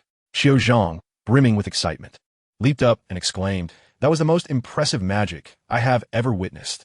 How on earth did you achieve that? Andy chuckled. I did nothing at all. In his recollection, the world of Harry Potter had yet to summon spells like lightning. While there might exist certain arcane practices capable of such effects, he had never witnessed them. Compared to elemental magic, the incantations wielded by wizards tended to prioritize practicality. Hogwarts would never overtly teach large-scale offensive spells. Thus, Andy could only interpret this phenomenon as the innate talent displayed by a wizard upon acquiring a wand. Xiao Zhang and Ollivander marveled for some time before regaining their composure. After paying 7 galleons, Andy finally acquired his own wand. If you wish to duel now, I would be delighted to assist you, Mr. Hall, Ollivander declared, shaking his head. Andy inquired with a grin, what makes you willing now? Ollivander replied, in a duel that cannot be lost, I find no reason to decline. In my day, participating in a duel was the best way to attract the attention of ladies. Andy responded, thank you. If I do decide to duel, I will certainly inform you, Mr. Ollivander. Chapter 13. The Quidditch World Cup. After obtaining his wand, Andy bid farewell to Ollivander and continued shopping with Xiao Zhang. They gradually purchased various items that might prove useful. As they passed a pet store named the Magical Menagerie, Xiao Zhang expressed a desire to buy an owl as a pet for Andy, but he declined. Once school starts, I'll have a great deal to learn. I certainly won't have time to care for a pet, Andy explained. Very well. Xiao Zhang accepted his reasoning and led him to the next shop. Andy began to understand that Xiao's shopping desires had been ignited. Mrs. Zhang was often busy with work, and Mr. Zhang was not a wizard, so they likely had few opportunities to visit Diagon Alley. Now, accompanied by Andy, Xiao found a legitimate reason to indulge in shopping. Naturally, Andy had no objections. He supported her desires wholeheartedly. Fortunately, Xiao Zhang was merely seeking to satiate her shopping cravings and did not intend to purchase any large items. In the end, she only brought home an assortment of snacks and entertaining magical toys, including moving chocolate frogs, Bertie Bott's every flavor beans, and a spicy drink that spewed fire after consumption. Xiao Zhang solemnly handed Andy a short, tubular firework, saying, take this. I hope you have an opportunity to use it this semester. What is this? Andy asked, struggling to pull the firework. It's a firework, Xiao Zhang explained. We usually sneak out several after winning a game at the school to celebrate. Andy was further puzzled. If it's a good thing, why wait for an opportunity? Xiao Zhang shrugged, because Ravenclaw doesn't win many matches. Fair enough. Mrs. Zhang was preparing dinner while Mr. Zhang leisurely perused the newspaper on the sofa in the living room. With a smile, Mrs. Zhang inquired, how was your day? Was Diagonal Alley splendid? Absolutely marvelous, replied Andy. Xiao took me to numerous places. Upon seeing Mrs. Zhang, Xiao rushed over to share the day's remarkable discovery. You won't believe what happened when Andy bought his wand. It was incredible. In just a few words, Xiao recounted the events of the day to the Zhang couple. Mrs. Zhang gazed at Andy in astonishment. Really? I had no idea you were so talented. Andy, it seems that starting tomorrow, Xiao can teach you some basic spells to prepare you for future lessons. As long as I am at home, you may practice freely. Andy smiled knowingly, understanding the implications of her words. Underage students like Xiao possess a magical essence known as trace, a sophisticated form of magic that detects whether local underage wizards are casting spells. When Xiao encountered William, it was this very magic that alerted the ministry. However, trace has a minor flaw. It can only pinpoint the location where magic is cast, not the individual responsible. Thus, as long as Andy, Xiao, and Mrs. Zhang remained at home, even if Trace detected magic in that vicinity, it could not serve as evidence against either Andy or Xiao. Early the next morning, Xiao and Andy ventured into the yard. It was the weekend, and Xiao's mother was still asleep in her room, free from work obligations. According to their plan, starting today, Andy would receive tutoring from Xiao to swiftly master some fundamental incantations. Let us begin with the levitation charm, which is typically the first spell taught in charm classes. Repeat after me, Wingardium Leviosa. With that, Xiao aimed her wand at a fallen leaf on the ground and uttered the incantation. The leaf gracefully floated into the air, swaying along the trajectory of Xiao's wand. Your gestures must be precise. Do not hesitate. There's no rush. This usually requires practice. For novices, it takes time to find the right rhythm. When I first learned this spell, it took me a week. After demonstrating, Xiao released the magic, and the leaf gently returned to the ground. Now it's your turn, Andy. Nodding, Andy drew his wand and aimed at the leaf. Wingardium Leviosa. To Xiao's astonishment, the leaf lifted effortlessly into the air, seemingly without wind, and floated in a straight line. Andy twirled his wand casually, causing the leaf to orbit around him and Xiao before it delicately landed. His execution of the levitation charm appeared even more flawless than Xiao's. Chio's mouth fell open in awe. Andy, you are incredible. Andy modestly replied, I think it's quite manageable. This charm isn't particularly difficult. Despite his initial confidence, Andy felt he had underestimated the formidable power of the Eye of the Gods. The Eye of God that Andy has acquired is not merely a means to wield corresponding elemental powers. It also endows him with a portion of the original owner's abilities. Lisa, a prodigious magic tutor, has bestowed upon Andy her extraordinary talents through her Eye of God. Andy recalls that Lisa graduated from the Sumeru Academy in just 2 years, a feat that earned her the title of a genius seen only once every 2 centuries. Additionally, she oversees the entire potion supply for the West Wind Knights. Whenever magic is involved, be it spells, potions, or elements, Andy inherits Lisa's comprehension and aptitude. Currently, as he endeavors to master the basic levitation spell, it is akin to a university graduate tackling elementary school problems. With such capability, if he were to squander half a day on learning a levitation spell, it would be more prudent for him to find a block of butter and end it all. I believe we can commence learning the next spell, Andy declared. Must you not exhibit even a hint of difficulty? Autumn exclaimed in exasperation. Very well. The next spell is the illumination charm. In the ensuing days, Andy refrained from wandering aimlessly.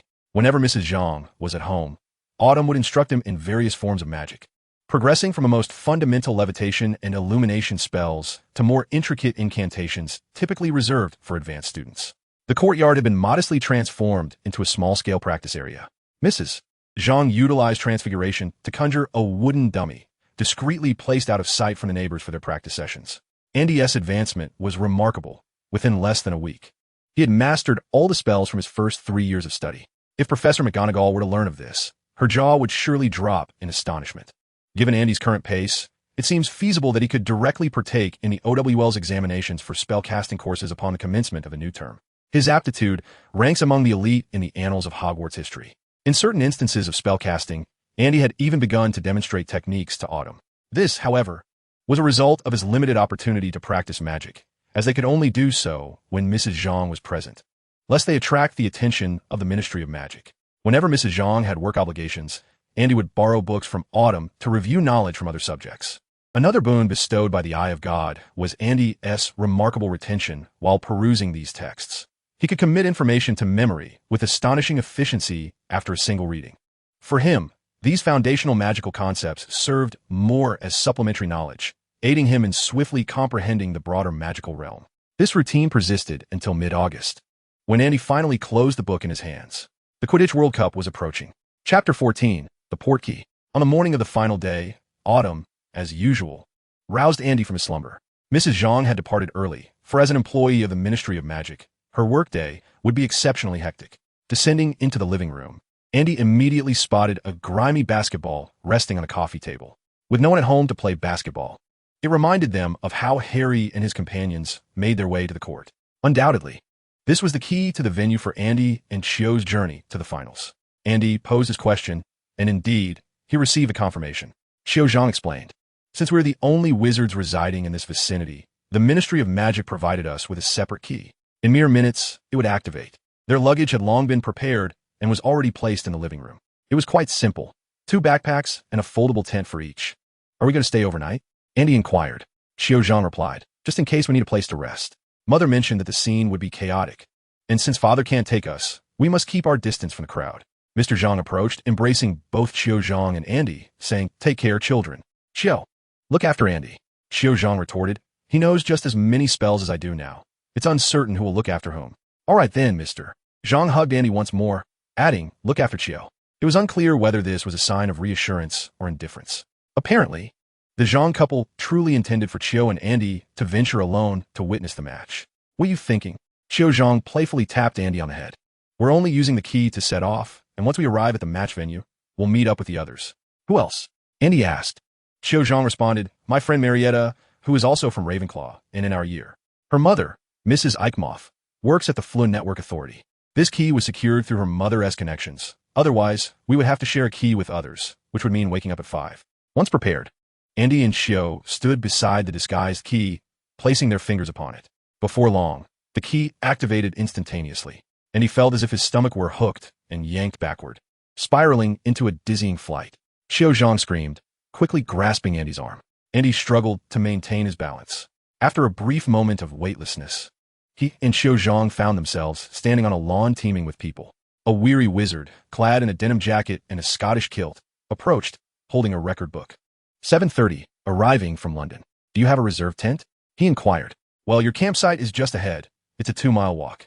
Before he could finish, another group of wizards using the key arrived at the site, prompting the ministry wizard to attend to the new arrivals. Andy and Xiao Zhang followed the direction indicated.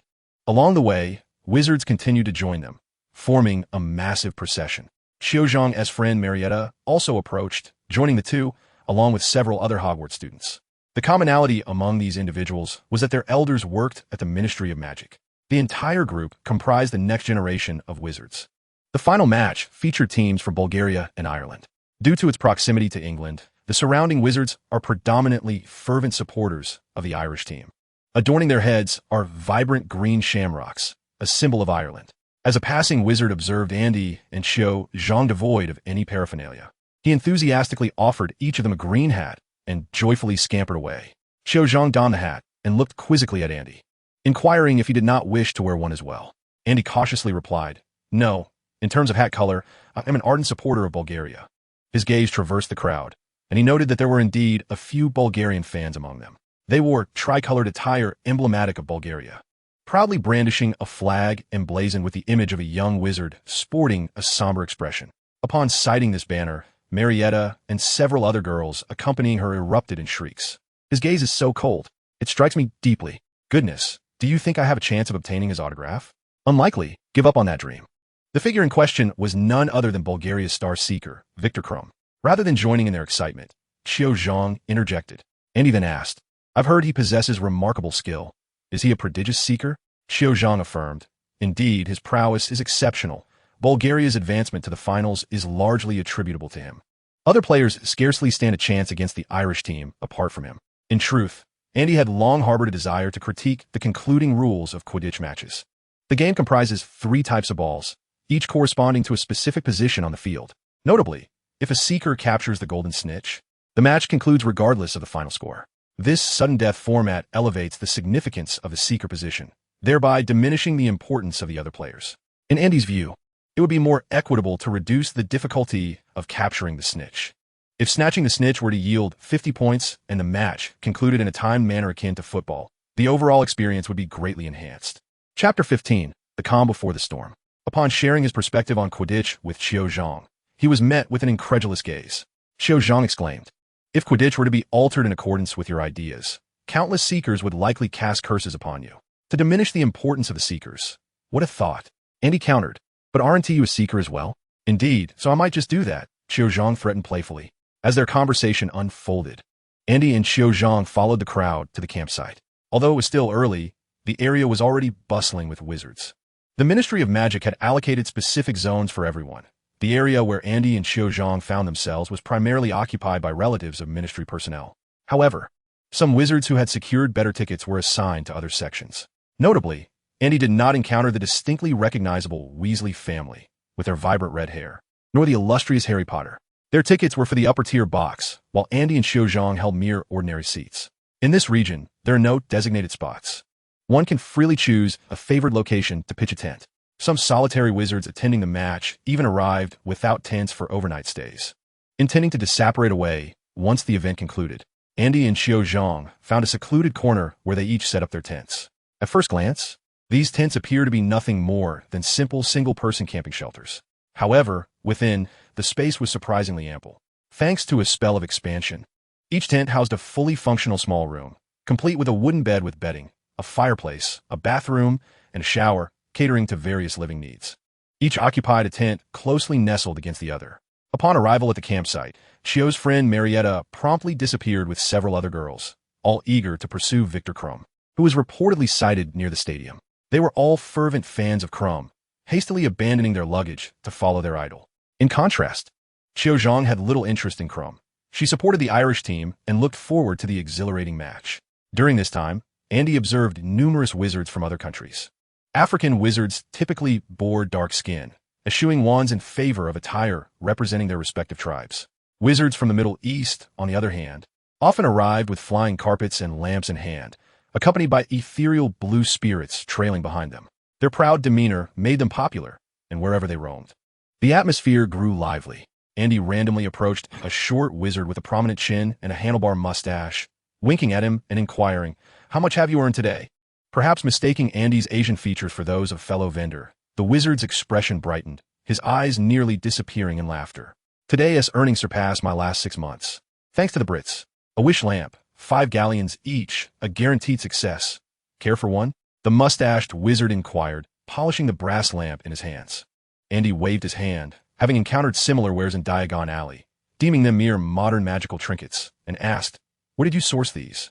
Just as he spoke, Andy pointed behind him, indicating an approaching figure. The mustached wizard instantly wiped the smile from his face, adopting a more dignified demeanor. "How much for this mysterious lamp? Does a genie truly exist?" the newcomer asked. 10 galleons, no negotiations, he replied. Andy chuckled as he walked away. The British Ministry of Magic had invested considerable effort into this final match. Hundreds of ministry employees had labored for an entire year to construct a stadium capable of accommodating 100,000 spectators. Minister Cornelius Fudge took great pride in this achievement, boasting daily in the daily profit. At present, everything seemed satisfactory. However, Andy was aware that the event organized by the ministry would soon devolve into chaos. Foreseeing the unfolding drama, he understood that trouble would arise shortly after the match concluded. They were a group of Death Eaters who had once thrived in the shadow of Voldemort, and the Ministry of Magic was utterly unprepared for their presence. While they lacked readiness, Andy had meticulously devised an escape route for himself and Cho, ensuring their safety as they approached the stadium. The moment the match concluded, he intended to whisk Cho away. Later that day, the 1994 Quidditch World Cup final commenced in earnest. Andy and Cho were spectators, captivated by the entire event. For Andy, the most exhilarating aspect of the match lay in the pre-game performances.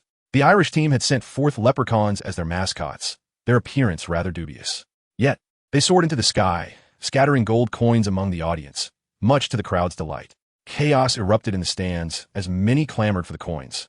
Observing Marietta and her friends eagerly scrambling for the fallen coins, Andy swiftly cautioned Cho, "Stop, those coins are counterfeit." Cho, taken aback, inquired, "How do you know?" Andy nonchalantly replied, "Because I am a seer." He casually picked up a fallen leprechaun coin and, with a flick of his wand, uttered, "Spell cease." In the next instant, the coin vanished without a trace. Cho regarded him with a mixture of skepticism and intrigue. As the leprechauns exited, the Bulgarian team's mascot, Vila, made her entrance, inciting a frenzy among nearly every man in the stadium. Vila are enchanting magical beings, possessing stunning beauty and the ability to intermarry with humans, producing offspring. Upon their arrival, a wizard beside Andy could not contain his enthusiasm, tearing his shirt open and desperately leaping over the barrier to get closer to the Vila. Observing this, Cho instinctively grasped Andy's arm. However, she soon realized her concerns were unfounded. Andy remained utterly unfazed, his expression unchanged. "Why are you unaffected?" Cho asked, puzzled. Andy flashed a confident smile. "Please, after encountering the black slime of a certain Liue celestial beast, these mere Vila are hardly impressive. They're nothing substantial." After a raucous display, both mascots exited the field. The match officially commenced under the announcement of Ludo Bagman, the director of the Department of Magical Sports and the commentator for the final. However, the match itself proved less thrilling than anticipated. For Andy, who already knew the outcome, the game held no surprises. As he remembered, the final result remained unchanged. The Irish team triumphed over Bulgaria with a score of 170 to 160, claiming the championship, though Bulgaria's seeker, Krum, had captured the golden snitch. Throughout the match, apart from Krum, it could be said that Bulgaria was thoroughly outmatched by the Irish team. The Irish players rode the latest model of the Firebolt broomstick, which far surpassed the performance of Bulgaria's. Moreover, aside from the position of seeker, the overall prowess of the Irish players was evidently superior. This left the Bulgarian team with no choice but to hope that Krum could seize the golden snitch before the score gap exceeded 150 points. Otherwise, their defeat was inevitable. Miraculously, Krum did indeed catch the golden snitch, but the score difference had already become insurmountable. In order to spare his team from a humiliating loss, Krum had to make the difficult decision to cut his losses. The match concluded. The Irish team emerged victorious, securing an unparalleled lead of 170 points. Victor Krum successfully captured the golden snitch, defending the last vestige of Bulgaria's glory. For some inexplicable reason, Ludovic Bagman's voice sounded somewhat tense. The moment Krum caught the golden snitch, The entire stadium erupted into jubilation from the Irish fans, with green overwhelming all other colors. The little elves soared through the air, to the extent that many failed to notice that the elf coins in their hands had vanished. The surrounding crowd cheered, congested into a mass, making it difficult to breathe. As the situation threatened to spiral into chaos, Andy had no choice but to shout loudly into Qiu Zhang's ear, "We need to leave." While the majority reveled in the festivities, Andy's gaze swept over the sky above the pitch. Faintly, around the campsite, he discerned the distant flickering of flames. Chapter 16, The Camp Raid. Andy stared in astonishment at the scene before him. This was not right. In his recollection, the pandemonium that ensued after the match was instigated by a group of former Death Eaters. They attacked the Muggles serving as groundkeepers and set fire to the tents of other wizards, attempting to create a diversion. However, it should not be happening this early. At the very least, it ought to wait until the latter part of the night. How could they strike so soon after the match had barely concluded? The scale of this final was considerable. The stadium could accommodate over 100,000 wizards simultaneously, but the number of attendees far exceeded that figure, including various vendors. Unfortunate souls who couldn't secure tickets, and wizards eager to join the excitement. For instance, the mustachioed wizard who had confided in Andy was merely there to make a profit, indifferent to the match itself. Moreover, the Ministry of Magic lacked sufficient personnel to maintain order. This meant that, at this very moment, if chaos erupted in any part of the campsite, it would spread rapidly throughout the area like a virus. Yet at the same time, due to the vast expanse surrounding the stadium, on the opposite side, some might still be immersed in the celebratory atmosphere of the Irish team's victory. The so-called chaos could not erupt instantaneously. There had to be a progression leading to it. Regardless, it was imperative to distance themselves from the turmoil. Andy decisively grasped Qiu Zhang's shoulder, guiding her away from the throng. The Irish team had won the match, and the award ceremony was currently underway. All those who wished to witness this moment were reluctant to depart immediately, with only a portion of Bulgarian fans following the team that had just received their medals out of the stadium. Qiu Zhang observed this scene with a twinge of guilt, noticing the wizard who had jumped down from the stands next to them, now standing below.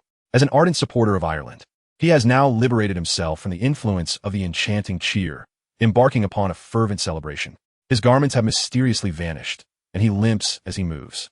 Yet, he remains unbothered, fervently casting sparks of jubilation into the sky with his wand.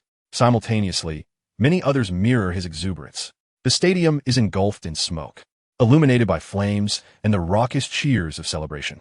The Ministry of Magic personnel are striving to quell the use of magic, yet their efforts prove futile. Their numbers are insufficient to manage the throngs of spectators. Qiu Zhang stands in astonishment. Are British fans truly this frenzied? Andy, shielding Qiu Zhang, makes his way toward the stadium's exit, remarking, "Is there anyone who watches a match and isn't swept up in madness?" They even engage in brawls. Fortunately, not many Russian wizards have arrived today. It is rumored that a mere 200 Eastern European wizards could vanquish thousands of British wizards. Qiu Zhang, puzzled, inquires, "Is that so? I was unaware." Andy replies, "It's just hearsay. We should make haste." The two swiftly navigate through the crowd, successfully exiting the stadium. Andy, relying on his memory of the layout, guides Qiu Zhang through the throngs of people. Naturally, the area surrounding the stadium is also densely packed. The Ministry of Magic has erected several large screens nearby to broadcast the match live, and those unable to enter the stadium crowd around these screens to watch the game, completely blocking the passageways. Thankfully, Andy and Qiu Zhang departed early. Had they lingered a moment longer, they might have found themselves trapped within the throng. Once outside the stadium and away from the crowd, Andy and Qiu Zhang finally discern the correct direction. To Andy's astonishment, he realizes that the source of the flames he had noticed earlier lies directly in the direction of their campsite. This implies that the chaos likely originated from their own encampment. Meanwhile, Qiu Zhang also senses something amiss, pointing toward the campsite. "Andy, there's a fire over there." "I see it," Andy responds. "We must leave immediately. Someone may be attempting to incite chaos." With that, Andy intends to pull Qiu Zhang in the opposite direction. "All right, but let us be cautious. We need to retrieve the keys before we depart," Andy states. With no alternatives, Andy leads Qiu Zhang toward the campsite. Along their path, only a few individuals seem to notice the anomaly, while the vast majority remain engrossed in the outcome of the match, either celebrating or cursing. Andy observes that they are drawing closer to the flames, and the cacophony ahead penetrates his ears, intermingled with piercing cries. Just as Andy resolves to halt Qiu Zhang, Preventing any further proximity to the campsite, several figures suddenly burst forth from the adjacent woods, charging at Andy and Xiaozhang. Chapter 17. Lucius Malfoy. Who? Xiaozhang queries. The figures emerging from the woods split into two groups. At the forefront is a solitary figure, disheveled, with faint traces of blood visible on his face. Following closely behind are several pursuers, clad uniformly in black robes, their intentions unclear. Their faces were obscured by black masks, rendering their identities and features indiscernible. At that moment, the individual leading the charge spotted Andy and Xiaozhang, exclaiming, "Xiao, run!" The voice sounded remarkably familiar. Xiaozhang, astonished, responded, "Cedric, what are you doing here?" Without further contemplation, Andy had his wand at the ready since the appearance of the cloaked figures and Cedric. He aimed his wand past Cedric at the shadows emerging behind him, declaring, "Expelliarmus." The tension between Andy and Xiaozhang was already palpable. For their safety, they had chosen a secluded path rather than the bustling thoroughfare. Yet they unexpectedly confronted these wizards who seemed to have emerged from nowhere, along with the injured Cedric. These individuals had charged out of the darkness, their appearance suspiciously ominous. Their trajectory led directly to the campsite. To suggest they posed no threat would be utterly implausible. It was quite possible that the chaos at the campsite had been instigated by them. Thus, Andy decided to strike first. A beam of red light shot from the tip of Andy's wand, soaring past Cedric and striking the foremost cloaked figure. This was the first time Andy had employed the disarming charm against a person. Previously, he had only practiced it on wooden dummies while training with Xiaozhang. The leading cloaked figure was caught off guard by the unexpected encounter with Andy and Xiaozhang.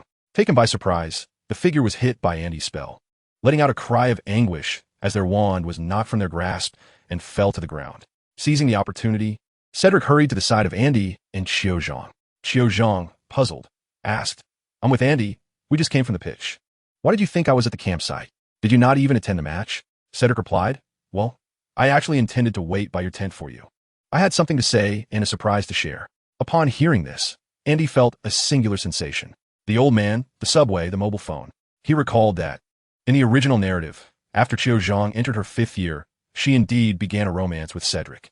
However, now, due to Andy's involvement, it was evident that Xiaozhang harbored no such feelings for Cedric. For some unknown reason, Andy experienced a sense of being an interloper. Wasn't this the magical world? Why was there a blonde here? Oh, it turned out the blonde was himself, so that was of no concern. Lucius. Meanwhile, one of the cloaked figure's companions gasped. The fallen figure quickly rolled over and sprang to his feet, cursing, "You foolish pig. I told you not to call my name out here." His companion stammered, "I meant, your mask." Only then did the cloaked figure realize that, after being struck by the spell, his mask had vanished. Beneath the mask was a pale-faced middle-aged man with light golden hair of medium length. He hastily sought his mask, but it was too late. "Lucius?" Seeing the face beneath the mask, Xiaozhang couldn't help but inquire, "Why does that name sound so familiar?" Cedric's expression shifted to one of confusion. Like Xiaozhang, he felt an uncanny familiarity with the face before him.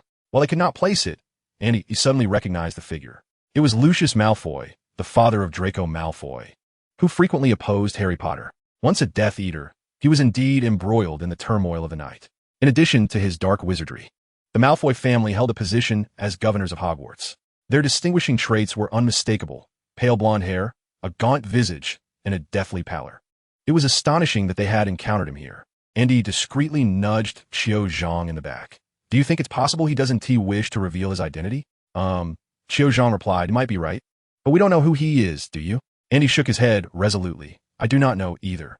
Lucius Malfoy fell into silence, standing rooted in place with a grim expression. The group of cloaked figures clearly followed his lead, encircling them with wands drawn. Xiaozhang sensed the impending danger, and, guided by Andy, he began to retreat cautiously. Cedric followed suit, backing away with them. After a prolonged, silent standoff, everyone heard Lucius Malfoy utter, "Take them down. Erase their memories." The cloaked figure who had invoked his name inquired, "Shall we kill them?" "Fool." Lucius Malfoy cast a disdainful glance at Andy and Xiaozhang. "Kill wizards? The Ministry of Magic would never let that slide. We would never know peace again. Our objective tonight is not them. Just erase their memories and render them fools." The dark-clad wizards around him became animated, encircling Andy and Xiaozhang, their hungry gazes fixed on the two. Clearly, they would show no mercy simply because the trio were students. Xiaozhang felt a surge of fear. Andy reassured her, "Do not be afraid. I am here. But can you promise me one thing? What is it? Please remember to protect yourself. Cedric forcibly pushed his way to the front, declaring, indeed, if they wish to harm you, they must first cross over my dead body. Andy retorted, from what I just witnessed, that seems rather easy for them. Cedric fumed. That's unfair. They have 5 people. And what right do you have to criticize me? I just saved you. Andy replied, let us discuss this later, Cedric. Cedric nearly choked on his breath, his face flushed with anger. Fortunately, one of the dark wizards promptly alleviated the awkwardness by bellowing, unleashing a powerful curse aimed directly at Cedric. Simultaneously, the others sprang into action. A fierce battle was imminent. Chapter 18. The Philosopher's Stone of the Eye of God. The dark wizard's spell surged forward, relentlessly targeting the standing Cedric and Andy. Just as Andy was about to use magic to block the impending attack, a long-dormant voice from the system echoed in his mind. Ding. Wow. The drop rate is exceptionally high. A series of side quests has been triggered. Malfoy harbors a significant secret. Quest objective: escape from or defeat the dark wizards led by Lucius Malfoy. Quest reward: Eye of God Vessel. A task had unexpectedly emerged at such a critical moment. Andy was momentarily taken aback. He had initially intended to flee with Qiu Zhang. However, Cedric had also appeared. If they were to escape, Cedric would undoubtedly be no match for the dark wizards. As a fellow student from Hogwarts, he could not abandon Cedric. With this in mind, it seemed that defeating the dark wizards was their only option. Seeing the quest reward, Andy leaned back in astonishment. The vessel? Wasn't he that the Eye of God belonging to Sugar? He recalled that the main quest reward he received from the system was the Eye of God that belonged to Zhongli. He had thought he would have to wait until the sorting ceremony to obtain a second Eye of God, but it appeared he could receive it upon completing this task. In Andy's field of vision, 3 empty slots for placing the Eye of God materialized above the pale, golden interface. At that moment, Lisa's Eye of God, in the form of an hourglass vessel, occupied 1 slot, leaving the other 2 vacant. Could he possess a maximum of 3 Eyes of God? He pondered. Of course not. Only 3 can be actively used at the same time. Once you acquire more Eyes of God, you can replace them at any time, though each replacement incurs a cooldown period of 24 hours. There's a limit to how many times you can replace Eyes of God in a single day. You can only replace them once. There was a limit? When did it refresh? At 4 o'clock every morning. I knew it. And he found himself at a loss for words regarding the timing. As Andy's rapid mental exchange unfolded, just as he was ready to counter the dark wizard's spell, Cedric took the initiative. He stepped forward, brandishing his wand, and shouted, Protego. A faint silvery light shimmered in the air before him, deflecting the spell aimed at them. Cedric was undeniably a prodigy. Not only were his academic achievements commendable, but he was also the seeker for Hufflepuff. At Hogwarts, Cedric had garnered a modest reputation and was quite popular. He embodied the archetype of an academically gifted athlete, a well-rounded student excelling in every aspect of life. Although the dark wizards had the advantage in numbers, when it came to individual strength, Cedric could certainly hold his own, with no time to spare on other matters. Cedric engaged in a one-on-one battle with a dark wizard who had stepped out from the crowd. Meanwhile, Lucius Malfoy's wand was knocked from Andy's grasp, temporarily rendering him unable to fight. Even so, for other dark wizards remained, each still wielding their wands. Even in a one-on-one scenario, they still held the upper hand. Led by Lucius Malfoy, the dark wizards had previously clashed with Cedric and were well aware of his formidable prowess. Cedric's ability to hold his own against 5 adversaries and ultimately escape was indeed remarkable. In stark contrast, one could observe Andy and Qiu Zhang. The former appeared to be a young girl lacking in combat experience, while Andy, seemingly unremarkable in appearance, had just executed a stunning disarming charm. A clever ambush, one could argue, as it was entirely reasonable for Lucius Malfoy to be caught off guard. Overall, Cedric posed a greater threat. Eliminating him would render Andy and Qiu Zhang comparatively easy targets. Even Lucius shared this assessment, his voice hoarse as he commanded, ignore the 2 behind, focus on taking down that student first. As the realization dawned that Cedric could not be subdued immediately, the 3 remaining dark wizards split up. 2 advanced towards Andy and Qiu Zhang, while the other charged at Cedric, joining his comrades in the assault. In their estimation, these 3 troublesome children would not withstand the onslaught for long. After all, they were once esteemed Death Eaters. Surely, dealing with 3 students would be a trivial task, provided everything went according to plan. Lucius, watching his companions' retreating figures, felt a surge of malevolence. The operation had begun disastrously. Their group was supposed to create chaos from multiple directions, igniting fires and launching attacks. Thus far, The area he commanded had only succeeded in setting ablaze a few tenths before Cedric's keen senses discovered them. Consequently, he had pursued Cedric to this location. Once the Ministry of Magic realized what was transpiring, their opportunity would vanish. Stupefied, the dark wizard charging at Andy cackled, hurling a stunning spell with his wand. To him, Andy appeared utterly unresponsive, seemingly paralyzed by fear. However, he soon noticed her left hand rising slightly. Thunderbolt. In the next instant, a piercing sound erupted, crackling ominously. A sphere of violet lightning materialized above Andy's palm. With a flick of her wand, she shattered the spell directed at her and struck the dark wizard instead. The purple lightning flickered in the night, vanishing as swiftly as it had appeared. The events unfolded in a heartbeat. The dark wizard struck by Andy's magic was initially bewildered, unable to comprehend what had transpired. He only perceived his spell inexplicably dissipating before a purple light surged into his body. A wave of sharp pain swiftly followed, originating in his abdomen and racing through his nervous system to his chest and limbs. Wherever the pain spread, it peaked in intensity. The dark wizard's expression contorted in agony as he let out a chilling scream, his knees collapsing beneath him, leaving him to kneel on the ground. He felt as though he were on the verge of losing consciousness, his entire body tingling with a peculiar numbness. Suddenly, a cacophony of sounds erupted, as countless shards of electric light burst forth from the body of the black wizard, now kneeling on the ground, transforming him into a grand spectacle of human fireworks. Against the backdrop of the night sky, illuminated by a crimson glow, he exploded with a resounding blast. Chapter 19. The Thunder of Arose.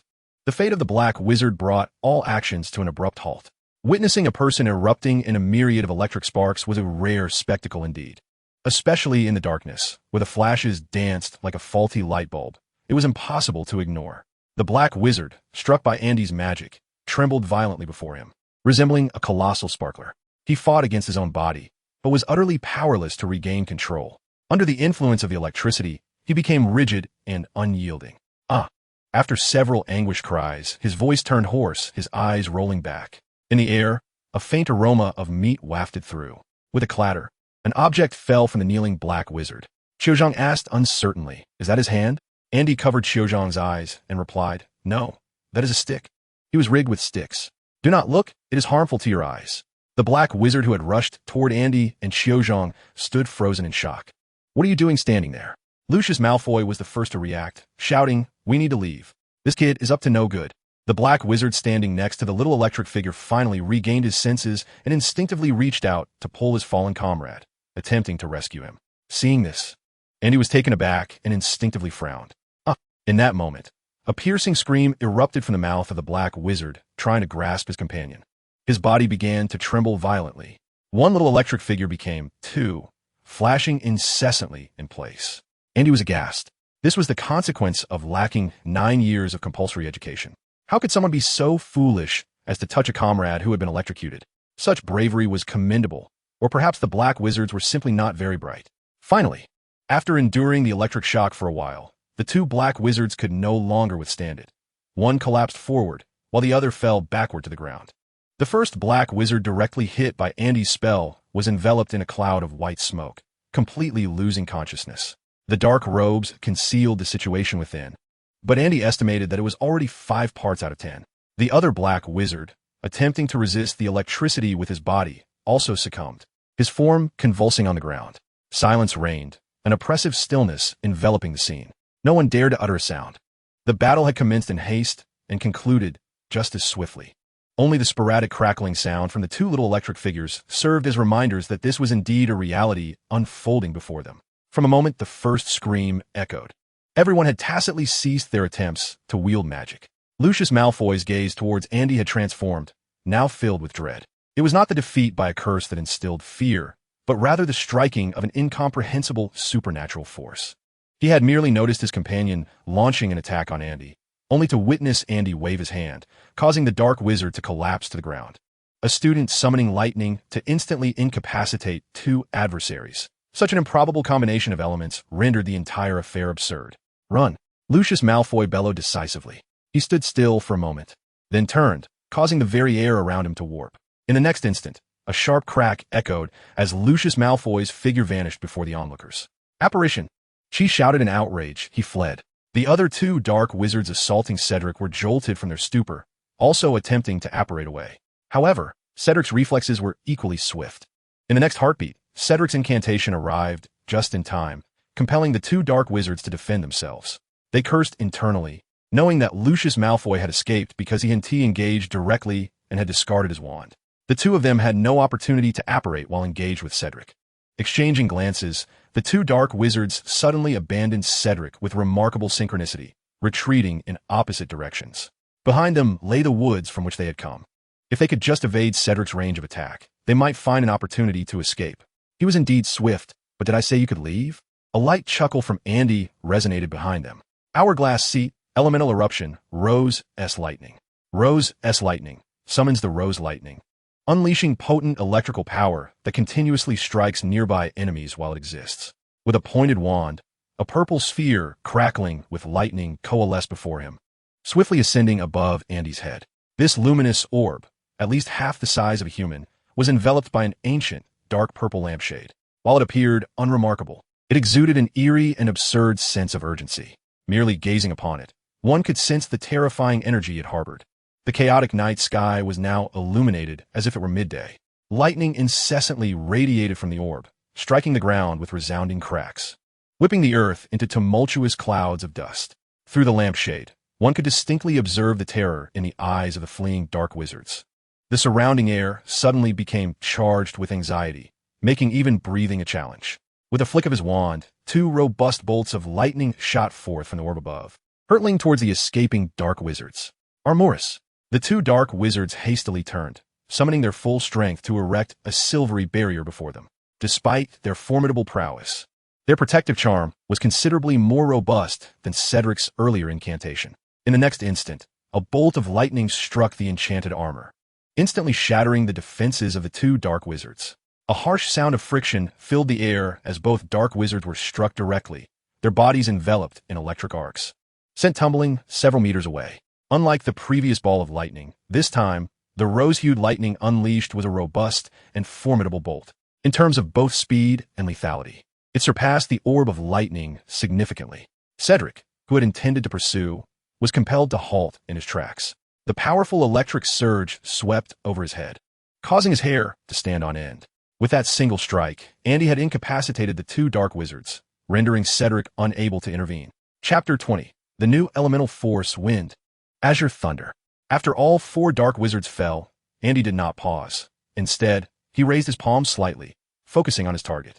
The air began to coalesce incessantly, reminiscent of the sensation he had experienced in Ollivander's shop, as Qiuzhang once again savored that thick, viscous feeling. Above Andy's head, a thin layer of ominous rain clouds began to materialize. Although the clouds were scarcely noticeable against the pitch-black night sky, they expanded progressively, descending towards Andy and gradually enveloping the area where everyone stood. Purple lightning flickered within, poised to strike at any moment. Andy, no, Qiuzhang shouted. The power of Andy's spell work exceeded everyone's expectations. If those spells were to make contact, the dark wizards would either be dead or left severely incapacitated. Suddenly, a series of explosive sounds echoed from the surrounding woods. A small team of wizards from the Ministry of Magic arrived on the scene via apparition. Dad, Cedric exclaimed, recognizing the arriving wizards. Leading the group was none other than his father, Amos Diggory. Mr. Diggory was astonished to find Cedric present, and then caught sight of Andy at the center, gathering clouds overhead and summoning lightning. An expression of disbelief crossed his face. Stun him! Stun him! The wizards accompanying him, however, did not recognize Andy. Without hesitation, they collectively cast spells towards the most conspicuous figure, Andy. Multiple spells surged from all directions toward him. Mr. Diggory rushed to halt his colleagues, but it was too late. Boom! At that moment, a blinding purple flash erupted from Andy's palm as he swiftly swiped downward. Rays of dazzling lightning erupted from the clouds above and the suspended rose lightning, each bolt as large as a person. These arcs carved through the air, targeting their foes with precision. In the blink of an eye, the lightning shattered the spells hurled at Andy. The purple bolts, undeterred, continued their assault on the wizards from the Ministry. Each newly arrived wizard found themselves locked on by at least one bolt of lightning. Only Qiuzhang, Cedric, and the four already incapacitated dark wizards remained unscathed. Mr. Diggory's face was etched with despair as he beheld a blinding bolt of lightning cleaving through the air towards him. The thunderous roar of the strike finally reached his ears. Whatever magic existed, it seemed powerless to prevent his impending demise. The other wizards from the Ministry of Magic, who had accompanied him, were in the same perilous situation. In that critical moment, Andy's wand flicked rapidly through the air as if conducting an invisible symphony, just as the lightning was about to strike. It arched and altered its trajectory, descending towards the ground. Crack! Dust billowed into the air. The earth fractured as if the entire world trembled. The wizards from the ministry were thrown to the ground by the residual force of Andy's magic, many of them collapsing in unconsciousness from the explosion's aftershocks. Before them lay several man-sized craters, within which purple sparks of electricity flickered incessantly. With a final casual flourish of his wand, Andy dispersed the rose-hued lightning and dark clouds overhead. Once again, tranquility enveloped the scene, yet only a few, including Mr. Diggory, remained aware of the gravity of what had just transpired. Father. Cedric was the first to react, rushing to Mr. Diggory's side to check on his well-being. Meanwhile, Autumn seized Andy's hand, anxiously attempting to pull him away. "What are you doing?" Andy inquired, bewildered. "We must flee at once. Or shall we wait to be captured by the ministry and thrown into Azkaban?" Andy chuckled incredulously. "Hold on, I'm not a dark wizard. We were merely acting in self-defense." "Oh, right." Autumn suddenly realized, taken aback, we were only defending ourselves. Self-defense?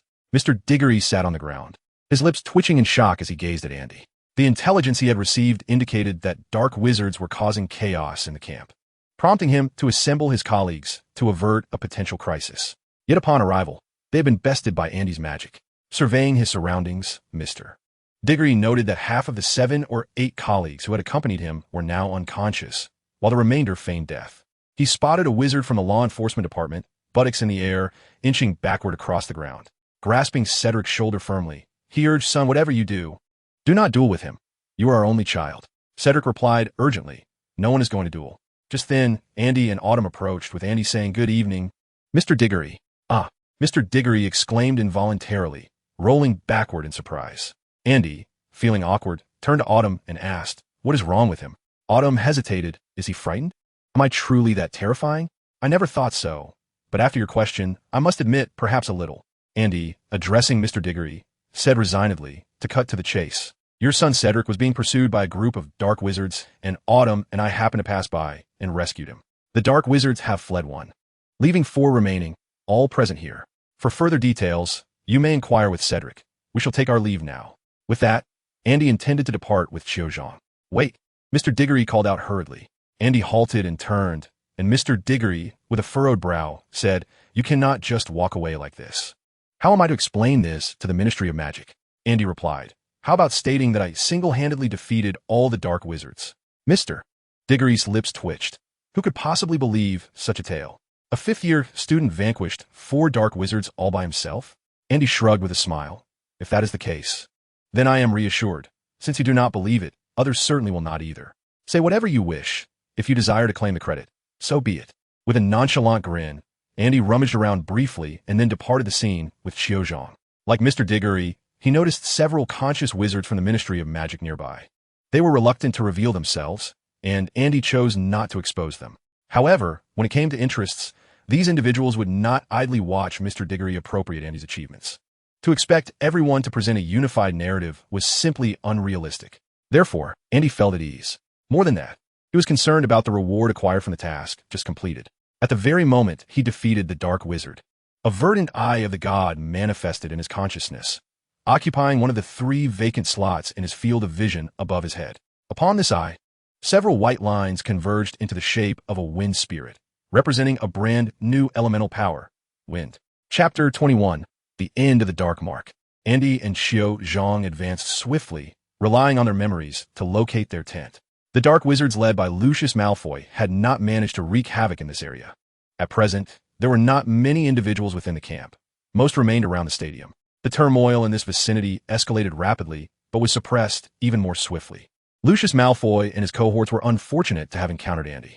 Had it not been for him, according to the original narrative, Lucius and his group would have gradually intensified the chaos, spreading it throughout all the camps. Now, with Lucius Malfoy driven away, it remained uncertain whether he would continue his pursuits. There were certainly more than just 4 or 5 dark wizards. In the distance, several groups of dark wizards were conspiring together. Yet for now, at least Andy and Chiozhong were safe. Andy did not attempt to pursue the other dark wizards. This was a matter for the Ministry of Magic, and he only wished to ensure the safety of himself and Xiuzhang. Judging by the actions of Mr. Diggory and his team, the response from the ministry was quite prompt. However, the sheer expanse surrounding the stadium was overwhelming. The dark wizards wreaked havoc, and the ministry's personnel were insufficient to manage the chaos. After agreeing with Xiuzhang to enter the tent to organize their belongings and prepare for departure, Andy finally had time to reflect on the recent acquisitions. Along with the new Eye of the God, a wealth of information pertaining to various other subjects had also been obtained. The knowledge invigorated Andy immensely. Much like Lisa's divine eye, the alchemical Eye of the Sugar Flask bestowed upon him numerous abilities that are widely recognized within the realm of magic. For instance, the foundational principles of alchemy and potion making. As Andy surveyed his surroundings, he discerned that the natural elements around him contained a wealth of alchemical materials, a perspective he had not previously possessed. Sugar, in her essence, was an alchemist. Although Lisa's divine eye encompassed some aspects of this knowledge, it primarily offered Andy a comprehensive understanding of magic. The divine eye lacked physical form, providing only a fragment of the original user's capabilities. Given that it was merely a portion, it could not entirely replicate the original user's powers. Concerning alchemy, Sugar, as an alchemist, endowed Andy with greater amplification through her alchemical eye. Acquiring a new divine eye also signified a guarantee of safety for Andy. Contemplating this, he switched back to the Hourglass Eye's abilities, his thoughts coalescing. Following the recent battle, he had yet to assess the status of his divine eye. Azure Thunder. A flicker of purple lightning manifested in his palm, vaguely coalescing into a spherical form. Andy hastily curtailed the magic. Rose's Thunderbolt. Subsequently, he endeavored to summon the more potent and self-targeting lightning he had just conjured. However, the surroundings remained unresponsive. Upon observing the two icons representing his skills in the lower right corner of his vision, he noted that the icon for Rose's Thunderbolt had dimmed, evidently in a state of cooldown. System. How long is the cooldown for the skill? It varies. In a situation like earlier, it will take approximately a day before the corresponding divine eye's elemental explosion can be utilized again. The more activated powers, the longer the cooldown. Friendly reminder, switching the divine eye to the background will not reduce the cooldown time. A day indeed. Andy mused quietly. It became clear that he must always maintain at least one divine eye ready for immediate use. Ordinary elemental skills might suffice against common dark sorcerers, but they would prove inadequate when faced with more formidable wizards. The elemental explosion of Rose's Thunderbolt was significantly more powerful and destructive than the elemental skill Azure Thunder. He certainly did not wish to find himself in a genuine battle with all his divine eyes in a state of cooldown. That would be quite awkward. Stepping out of the tent, Andy and Xiuzhang proceeded to pack up the tent and their belongings. The basketball, serving as their key, was kept close by Xiuzhang. If they were to misplace this key, they would have to contend with others for another one. As dusk deepened, the distant chaotic flames became increasingly conspicuous. The firelight painted the sky crimson, and Andy and Xiuzhang could distinctly hear the cries emanating from afar. Andy remarked, "A small group can no longer remain still. They seek to instill fear in everyone." Xiuzhang inquired, "Will this persist for long?" "No, it was merely a rehearsal," Andy remarked. "The true climax has yet to unfold. We must relocate." With that, Andy led Xiuzhang away from their original campsite to a secluded hillside nearby. This vantage point offered a broad view, allowing them to observe any who might approach. However, with the magical barrier Andy had conjured earlier, he felt assured that, barring any insanity, the dark wizards would refrain from disturbing them. This was merely a precaution. He and Xiuzhang set up their tent anew, allowing Xiuzhang to rest inside while he took the watch outside. One could never predict who might attempt to stir the waters. After a tranquil wait, Andy noticed a colossal green skull materializing in the pitch-black sky, prompting a sigh of relief. This was the Dark Mark, which had not graced this land in nearly a decade. During Voldemort's reign of terror, each appearance of the Dark Mark heralded the loss of life. Now, its resurgence would awaken the deepest fears within all who beheld it. Even dark wizards, such as Lucius Malfoy, would prefer to avert their gaze from it. The unrest caused by these dark wizards had led them to abandon their former identities as Death Eaters. They gathered in chaos, merely to vent their discontent. The true loyalists of Voldemort were either confined in Azkaban or buried beneath the earth. Witnessing the Dark Mark's emergence filled many with heightened dread. Each campsite descended into further chaos, with cries and clamor echoing throughout, even resulting in stampedes. Yet Andy understood that this would serve as the final crescendo. From this moment forth, the Ministry of Magic would regain control, even if the hour was late. Without uttering a word, he slipped into the tent and surrendered to a peaceful slumber. Chapter 22. Possible developments. The night passed without incident. Andy and Qiu Zhang slept soundly until dawn.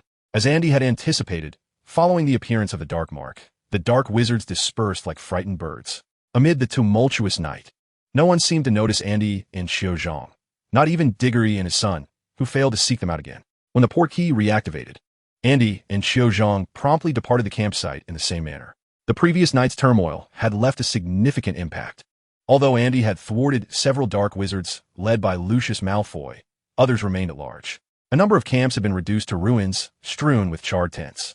Reports indicated that dark wizards had even taken the lives of several muggles. As Andy and Qiu Zhang produced their portkey, they found countless wizards queuing for the ministry's assistance. All had arrived via portkey, but due to the chaos of the previous night, they had lost their own. They could only await the ministry's issuance of new portkeys. As they passed through, they felt numerous envious gazes directed at them. Undeterred, the pair activated their portkey. After a brief moment of disorientation, they opened their eyes to find themselves in London once more. I witnessed the situation at the scene. The primary targets of the dark wizards were muggles. Yet many wizards sustained injuries as well. Autumn Zhang remarked, "We are fine, Mom. Those individuals cannot harm us."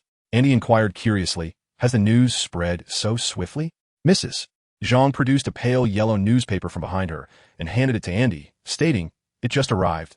Those reporters are remarkably quick." Autumn Zhang and Andy took the newspaper, glancing at it only once before their expressions transformed into something peculiar. It was a copy of the Daily Prophet, and in one of the columns of the second page, a bold subheading proclaimed, "Shock. Mysterious boy takes on 4. Aurors falter. What is happening to our Ministry of Magic?" The author's name was unmistakably Rita Skeeter. This name was indeed familiar. "What is it?" Mrs. Zhang asked. Autumn Zhang questioned, "Mom, have you seen this newspaper?"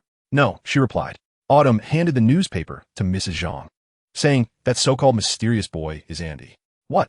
Mrs. Zhang exclaimed, snatching the newspaper. Upon reading, she found Andy's name clearly inscribed. Mrs. Zhang gasped in astonishment and then embraced Andy tightly, exclaiming, "My dear, are you unharmed?" A warmth spread through Andy's heart. Mrs. Zhang did not even inquire how he accomplished such a feat, but rather prioritized his well-being. Indeed, it felt wonderful to be cared for. "I am perfectly fine, Aunt." Andy reassured her in return. At that moment, Autumn Zhang noticed a discrepancy. Why does the newspaper only mention 4 dark wizards? I recall one escaping last night. The individual who fled was none other than Lucius Malfoy, whom Andy had recognized. Speaking of which, the Malfoy family had indeed been fortunate. The Malfoys had oscillated between being Death Eaters and close allies of the Minister of Magic. According to typical narrative arcs, Draco Malfoy, the adversary of protagonist Harry Potter, and his father Lucius should have faced dire consequences. Yet, the Malfoy family ultimately emerged unscathed, which is a testament to their resilience. It is arguable that others might not possess such luck or the decisiveness to flee in the face of danger. Last night was chaotic. Under such circumstances, it was commendable that the ministry could safeguard itself, let alone pursue those who had taken advantage of the turmoil to escape. However, there were still gains from the night. Andy shifted the conversation and produced a wand from his coat pocket. It was an exceptionally exquisite wand, adorned with light golden embellishments at the grip, exuding opulence. Autumn Zhang regarded it with familiarity, asking, "What is this?" Andy replied, "It belongs to one of them." He had picked it up from the ground when leaving the scene. Among all present, only Andy had noticed this detail. "Really?" Autumn exclaimed with delight. "We must hand this over to the Ministry of Magic. This could confirm that individual as one of the Dark Wizards." Andy shook his head, saying, "A wand alone hardly constitutes evidence. We have no idea who that person is." "Indeed," he affirmed. Madame Zhang shook her head in distress and remarked, "I fear you shall be disappointed. The department is currently in utter disarray. Some have been wronged, others injured, and the Aurors are simply overwhelmed." Andy smiled and replied, "Well, obtaining this is certainly better than having nothing at all." He intended to keep the wand, whether as a backup or for future negotiations with Malfoy, for it held its value. Lucius Malfoy had now fled. Given the current relationship between the Malfoy family and Minister Fudge, Andy knew that relinquishing the wand would likely raise no suspicion. The wand bore no identifying marks, and only someone intimately familiar with Lucius Malfoy would recognize it as his. And he did not know anyone fitting that description at present. With the mask removed, it was evident that a cautious individual like Malfoy would not use his own wand to cast dark magic, leaving behind any discernible evidence. Therefore, it was perhaps best for Andy to remain silent. Madame Zhang reassured him, saying, "Do not concern yourself with that, as long as you are safe. Your father and I can rest easy." "Andy, what do you plan to do next?" Andy inquired. "What do you mean?" Xiao Zhang interjected. "The Daily Prophet is the most renowned newspaper in Britain. In other words, your name is now widely recognized." Madame Zhang laughed. "It's not that exaggerated. But it is true that your name will become known to others. However, most are likely unaware that you reside with us." The chaos of the previous night had left the Ministry of Magic in disgrace, and amidst such turmoil, you single-handedly defeated several dark wizards. That alone is enough to bring you notoriety. Andy felt fortunate that he and Xiao had left early. His photograph had not been published in the Daily Prophet. Otherwise, he might have faced incessant harassment. He pondered for a moment and said, "In that case, let's continue studying magic." Xiao Zhang remarked, "Huh? You accomplished something remarkable and yet remain so composed." "I must remain composed," Andy replied. After the recent battle at the Quidditch World Cup, he realized his own shortcomings. He lacked sufficient spells at his disposal. When the ability of the Hourglass ceased its cooldown, his combat effectiveness would diminish sharply. Although the Eye of the God he possessed was formidable, he recognized that he could not rely solely on it. Madame Zhang admired Andy's continued protection of Qiu and asked, "What would you like to learn next, Andy? I heard from Qiu that you have already mastered a fair amount. You may pursue whatever you desire." Andy expressed, "Aunt, I have suddenly developed an interest in potions." He had just acquired the Eye of Sugar, making it an opportune moment to delve into potion making and other forms of magic. Chapter 23, September 1st. The Zhang couple funded the conversion of a spare room in their home, equipping Andy with a complete set of potion practice equipment and materials. Xiao Zhang naturally took on the role of teaching Andy the fundamentals of potion making, alongside other basic magical subjects. There was an abundance of foundational courses Andy needed to catch up on, and if he waited until the official start of school to address these, the majority of his time would be consumed by remedial studies. Much like when learning spells, with the blessing of the Eye of the Gods, Andy's progress soared. Xiao Zhang found herself at a loss for words. Regardless of the potion's formula, as long as she demonstrated it once, Andy could replicate it flawlessly. In fact, he often executed it even better than she did. Unbeknownst to Xiao Zhang, Andy was frequently astonished by the perspectives he had acquired. Each time he employed the flask seat, he experienced a novel vision regarding potions. Any potion ingredient placed in his hands, under the influence of the Eye of the Gods, was instantly comprehensible to him, along with the appropriate methods of handling it. This perspective greatly benefited Andy. With the aid of the flask seat, he began experimenting with methods of potion making that diverged entirely from traditional textbooks. Such innovative approaches occasionally yielded superior results. Under their mutual influence, Andy's magical prowess progressed by leaps and bounds. Before long, September 1st, the day of the new term, arrived. Early that morning, Mr. Zhang personally drove Andy and Xiao Zhang to King's Cross Station. All Hogwarts students were required to access the school via this means, boarding the Hogwarts Express. At the station, Andy finally laid his eyes upon the legendary Platform 9. Nestled between Platforms 9 and 10 stood a stone pillar. This was Platform 9. With a keen eye, one could observe numerous individuals, seizing the opportunity while muggles were distracted, hastily rushing towards the pillar and vanishing within it. The station was bustling with muggles, and wizards had to time their movements perfectly to pass through unnoticed. Occasionally, a muggle would spot someone pushing a suitcase through the pillar, their astonishment suggesting they had encountered a ghost. At such moments, a wizard in a long robe would approach discreetly, pointing his wand at them and uttering a spell. With a shiver, the ordinary onlookers would suddenly recall something of greater importance, wandering off in a daze. Outside Platform 9, Mr. Zhang bid farewell to his wife Andy and Xiao Zhang. "Take care, children," he said. The Zhangs took turns embracing Andy and Xiao Zhang, reminding them to write. Xiao Zhang felt a pang of emotion. "I will." Andy added, "So will I. Goodbye, uncle and aunt." With that, the two of them, laden with luggage, passed through the pillar, emerging on the other side of the platform. Before them stood a vintage black train amidst a throng of bustling students bidding farewell to their parents. This was the Hogwarts Express. All Hogwarts students were required to board this train to reach the school.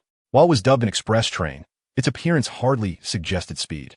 Overall, the train retained the aesthetic of the steam era, with a somewhat rugged exterior, yet its interior boasted elegant decor.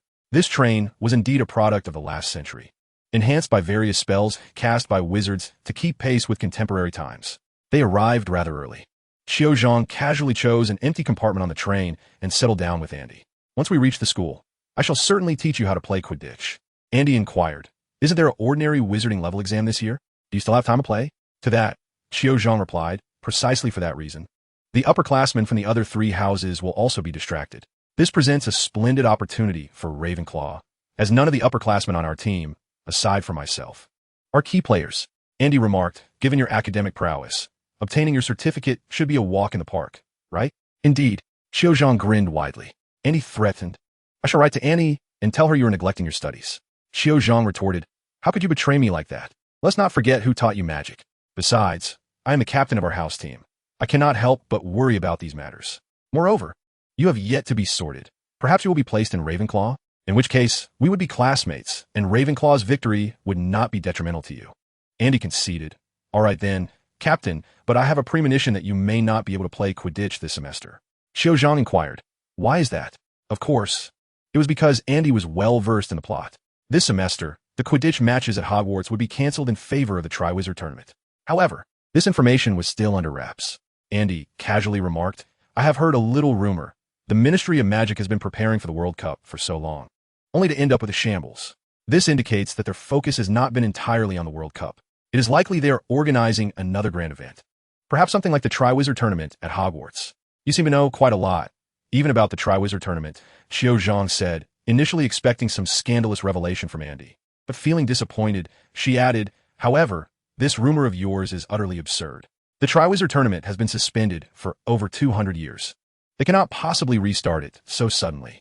The journey was remarkably smooth, with no significant disturbances along the way. Andy and Xiaozhang's compartment remained sparsely filled, with people constantly coming and going.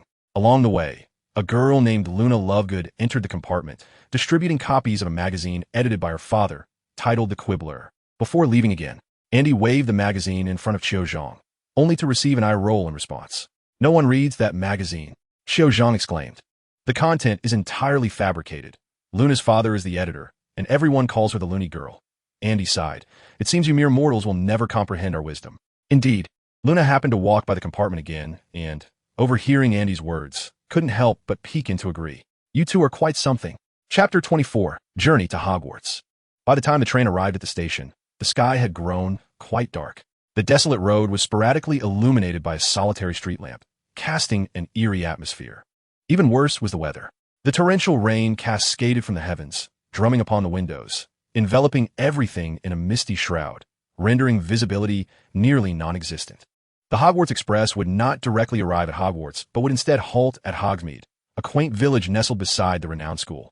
Hogsmeade boasts the distinction of being the only all-wizarding village in the entirety of Britain, a sanctuary away from muggles, where every wizard may freely cast their spells without hesitation.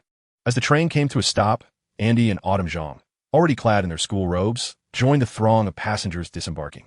Upon stepping off the train, the deluge, mingled with the encroaching darkness of night, sent a shiver through all present. The British, including wizards, are not accustomed to carrying umbrellas, and many students dashed into the rain without a second thought. Unperturbed, Andy extended his hand, tapping Autumn on the shoulder, and summoned the power of the Eye of the Storm. In an instant, a delicate layer of wind enveloped their bodies, rendering them unremarkable to the eye.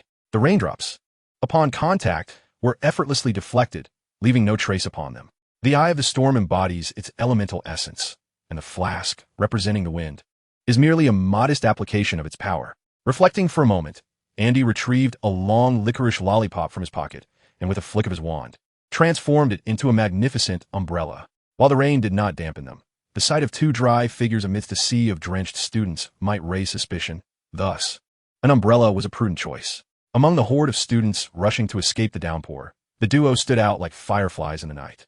Autumn looked up in astonishment and exclaimed, Thank you, Andy. Curiously, Andy responded, Aren't you curious why I know this spell? You never taught me. With a casual flick of her wrist, Autumn replied, I know you sneak peeks at my textbooks. It's no big deal anyway, I can't perform that spell. Just as Andy was about to follow Autumn, a loud voice cut through the din of the rain, calling his name with clarity that pierced the storm. Hall! Andy Hall! Come here. Andy looked up to see a tall figure, holding an oil lamp, standing at the exit of the train station and beckoning him. Simultaneously, the surrounding crowd turned to glance his way, whispers swirling in the air. Hall? Andy Hall?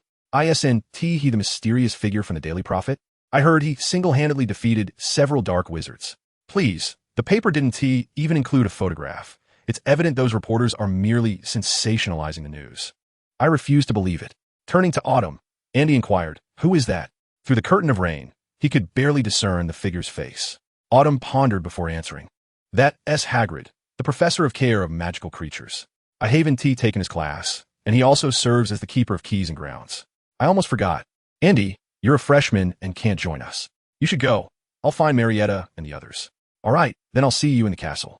After Andy finished speaking, he bid farewell to Qiu Zhang, handed her the umbrella, and after waiting for a while, he walked towards Hagrid.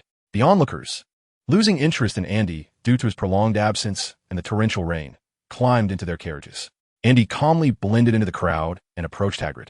Upon reaching Hagrid, Andy was struck by his towering height, well over 3 meters. Although Andy was not short, he could only manage to reach Hagrid's waist. Hagrid was a half-giant. Such stature was unattainable for ordinary humans. Hello, Professor Hagrid. I am Andy Hall. He introduced himself. Please, do not call me Professor. I'm not accustomed to that title. Just call me Hagrid, he replied, slightly embarrassed as he brought the oil lamp closer to Andy's face to see him better. I am responsible for welcoming the new students. Professor McGonagall instructed me to bring you along. After all, you know your identity is rather special, don't you? You will follow me closely, all right? You must first participate in the sorting ceremony before officially entering Hogwarts. With that, Hagrid raised his voice and bellowed, New students, first-year students, come over here. His booming voice startled the crowd, while Andy, having anticipated this, covered his ears. It must be said that Hagrid indeed possessed a natural talent for handling children. At the very least, his voice was loud enough to penetrate the rain, and his imposing figure was quite intimidating. Every first-year student, save for Andy, was taken aback by his presence and quickly stood aside, none daring to act mischievously. Gradually, all the first-year students gathered. Hagrid led them, along with Andy, along a muddy path towards Hogwarts. No one was in the mood for conversation. Everyone, except Andy, kept their heads down and walked briskly. Andy and the group of first-years crossed a stone bridge and traversed a chilly path, ultimately arriving at the edge of a lake. Among the group, aside from Hagrid, Andy was the most noticeable. The other first-years were all mere children compared to him. A petite boy curiously approached Andy and asked, Hello, are you a new student as well? With a serious expression, Andy replied, No, I am your teaching assistant. Hagrid brought the group to a halt by the lakeside, where a row of small boats awaited them. Form your groups, four to a boat, and get on, he bellowed. Hagrid's enormous eyes meant he occupied one boat entirely, leading the way with the oil lamp. The other boats could comfortably seat at least 4 individuals, with plenty of space left. However, Hagrid's boat appeared nearly at its limit. On the verge of capsizing, Andy boarded another boat with 3 other first-year students, 2 girls, and the boy who had inquired about him earlier. Once everyone was aboard, without any external propulsion, the boats, under the influence of magic, glided away from the shore. The first years sailed across the lake towards Hogwarts. Chapter 25, The Sorting Ceremony. Greetings. I'm Dennis Creevy. My brother is also a student at Hogwarts, belonging to Gryffindor. Which house do you aspire to join? Without regard for the rain, the boy who had previously questioned Andy spoke up first. The 2 girls immediately chimed in with excitement, expressing their desires for Ravenclaw and Gryffindor, respectively. Dennis, with a hint of shyness, glanced at Andy and asked, What about you? I heard Hagrid call you Andy. Do you think I could be sorted into Gryffindor? Andy replied, I cannot say for certain. It depends on what kind of monster you could defeat, be it a troll or a werewolf. What do you mean? Andy chuckled derisively. You heard me correctly. To be sorted into a specific house, one must contend with those peculiar creatures. This could be considered a customary jest from someone in the know directed at the newcomers. Of course, Hogwarts would never allow students to battle monsters. However, Andy relished the idea of keeping them in such a state of shock until they arrived at the castle, particularly on this eerie, rain-soaked night, which was perfectly suited for telling ghost stories. Andy's mischievous spirit ignited, and he was eager to observe the reactions of these 3 young children. To his surprise, all 3 regarded him with bemusement. Dennis remarked, You must know we will be sorted by the sorting hat, right? Huh. Dennis shrugged. In this age of information, Colin has already informed me that the sorting is not as terrifying as one might think. The other 2 girls nodded in agreement. Snicker. The system's laughter echoed at an opportune moment. Andy exclaimed in exasperation, Why are you all so inquisitive? How do you know everything? At that moment, the boat fleet glided past a low cliff and turned a corner. A magnificent castle complex came into view, even through the curtain of rain. Its presence was hard to ignore. That was Hogwarts Castle. Under the vast night sky, Hogwarts appeared even more grandiose. Hogwarts was never merely a solitary tower or a single, rectangular structure. Rather, it comprised a multitude of towers of varying sizes and an array of spaces, including expansive woods and gardens. Wow! Upon witnessing Hogwarts Castle firsthand, Everyone gasped in awe, with the majority seeing it for the first time. Dennis, in his excitement, stood up in the small boat to get a better look. However, losing his balance on the slippery surface, he tumbled overboard with a scream. "Be careful!" Ah! With a splash, Dennis's fall startled everyone. They soon noticed him struggling in the water. Just as Hagrid was about to leap in, he saw Andy swiftly rise. Drawing his wand and pointing it at Dennis in the water, exclaiming, "Wingardium Leviosa!" As Dennis's body hit the water, he turned and was instantly lifted up into the air. "Wow, that's magic! You're amazing!" The other two girls on the boat gazed at Andy with admiration, as did the other first-year students in the surrounding boats. Before attending school, it was indeed a rarity for individuals to adeptly wield magic, let alone someone as proficient as Andy. Many gazes directed at Andy swiftly transformed. Dennis, seated in the boat, clutched his body, still shaken, and soon felt a piercing chill that compelled him to sneeze violently. Hagrid rowed his small boat closer and draped his fur coat over Dennis. Andy, in turn, cast several spells to dispel the water, assisting Dennis in warming himself. "Thank you, Andy. Thank you, Hagrid," Dennis stammered, shivering. Hagrid, from across the small boat, patted Dennis's shoulder with his large hand, saying, "Welcome to Hogwarts, lad." With a pat on the bottom of the boat, he led the fleet onward. At that moment, everyone else felt cold and weary, yet Dennis grew increasingly excited. His small frame, accentuated by Hagrid's coat, draped over him. He seemed exceptionally proud of having fallen into the water and being rescued, proudly recounting his tale to anyone who would listen. Under Hagrid's guidance, they disembarked and traversed the tunnel, ascending the long stone staircase that led to the entrance hall. Professor McGonagall had been waiting there for some time. Hagrid exchanged a few words with her and pointed at Dennis. "I dare say you shall be sorted into Gryffindor, just like your brother, Mr. Creevey." "Thank you, Hagrid. I'll take them from here," Professor McGonagall replied. "We shall meet at the feast shortly." Hagrid nodded, took up his lantern, and departed. Professor McGonagall then scanned the crowd, effortlessly spotting Andy. "It is a pleasure to see you again, Mr. Hall. Hagrid informed me of your exceptional spellcasting skills demonstrated earlier. Well done. It is unfortunate that you have not yet been sorted. Otherwise, I would have ensured your house gained some merits." Before Andy could respond, gasps erupted from the surrounding first-year students, their eyes filled with disbelief. "Wow, he is Andy Hall? No way. Isn't he our teaching assistant? Fool. Hogwarts has no teaching assistants. I think it makes perfect sense. He defeated a dark wizard and just saved that boy from drowning. So naturally, he qualifies as our teaching assistant." Professor McGonagall silenced them with a commanding voice. "Quiet.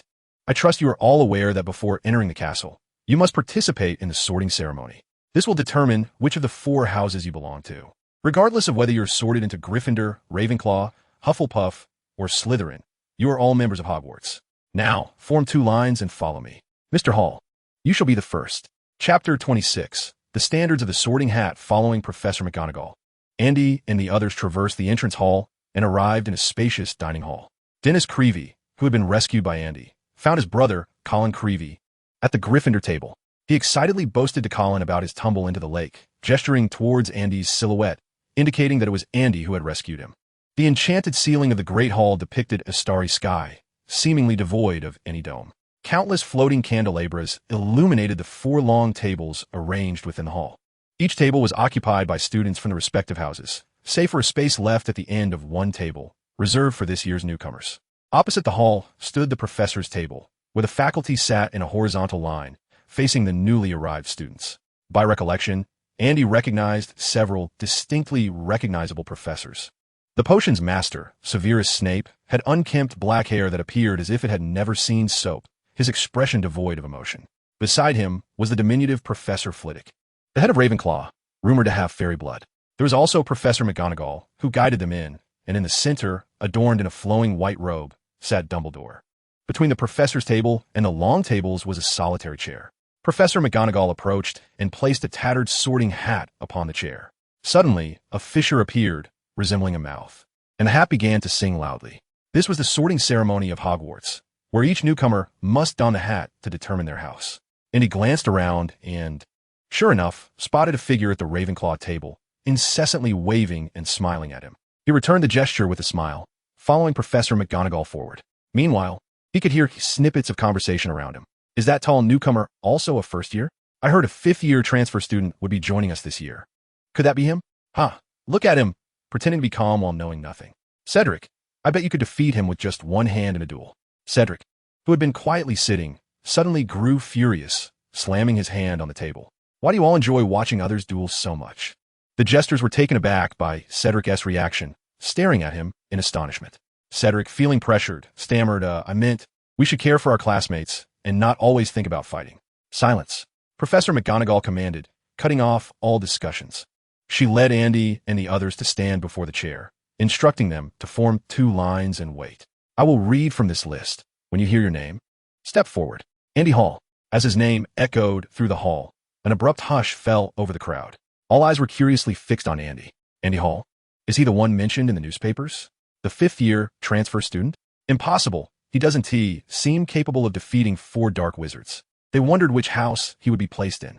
Unfazed, Andy stepped forward, effortlessly taking a seat on the chair without needing Professor McGonagall's prompting, and placed the sorting hat upon his head.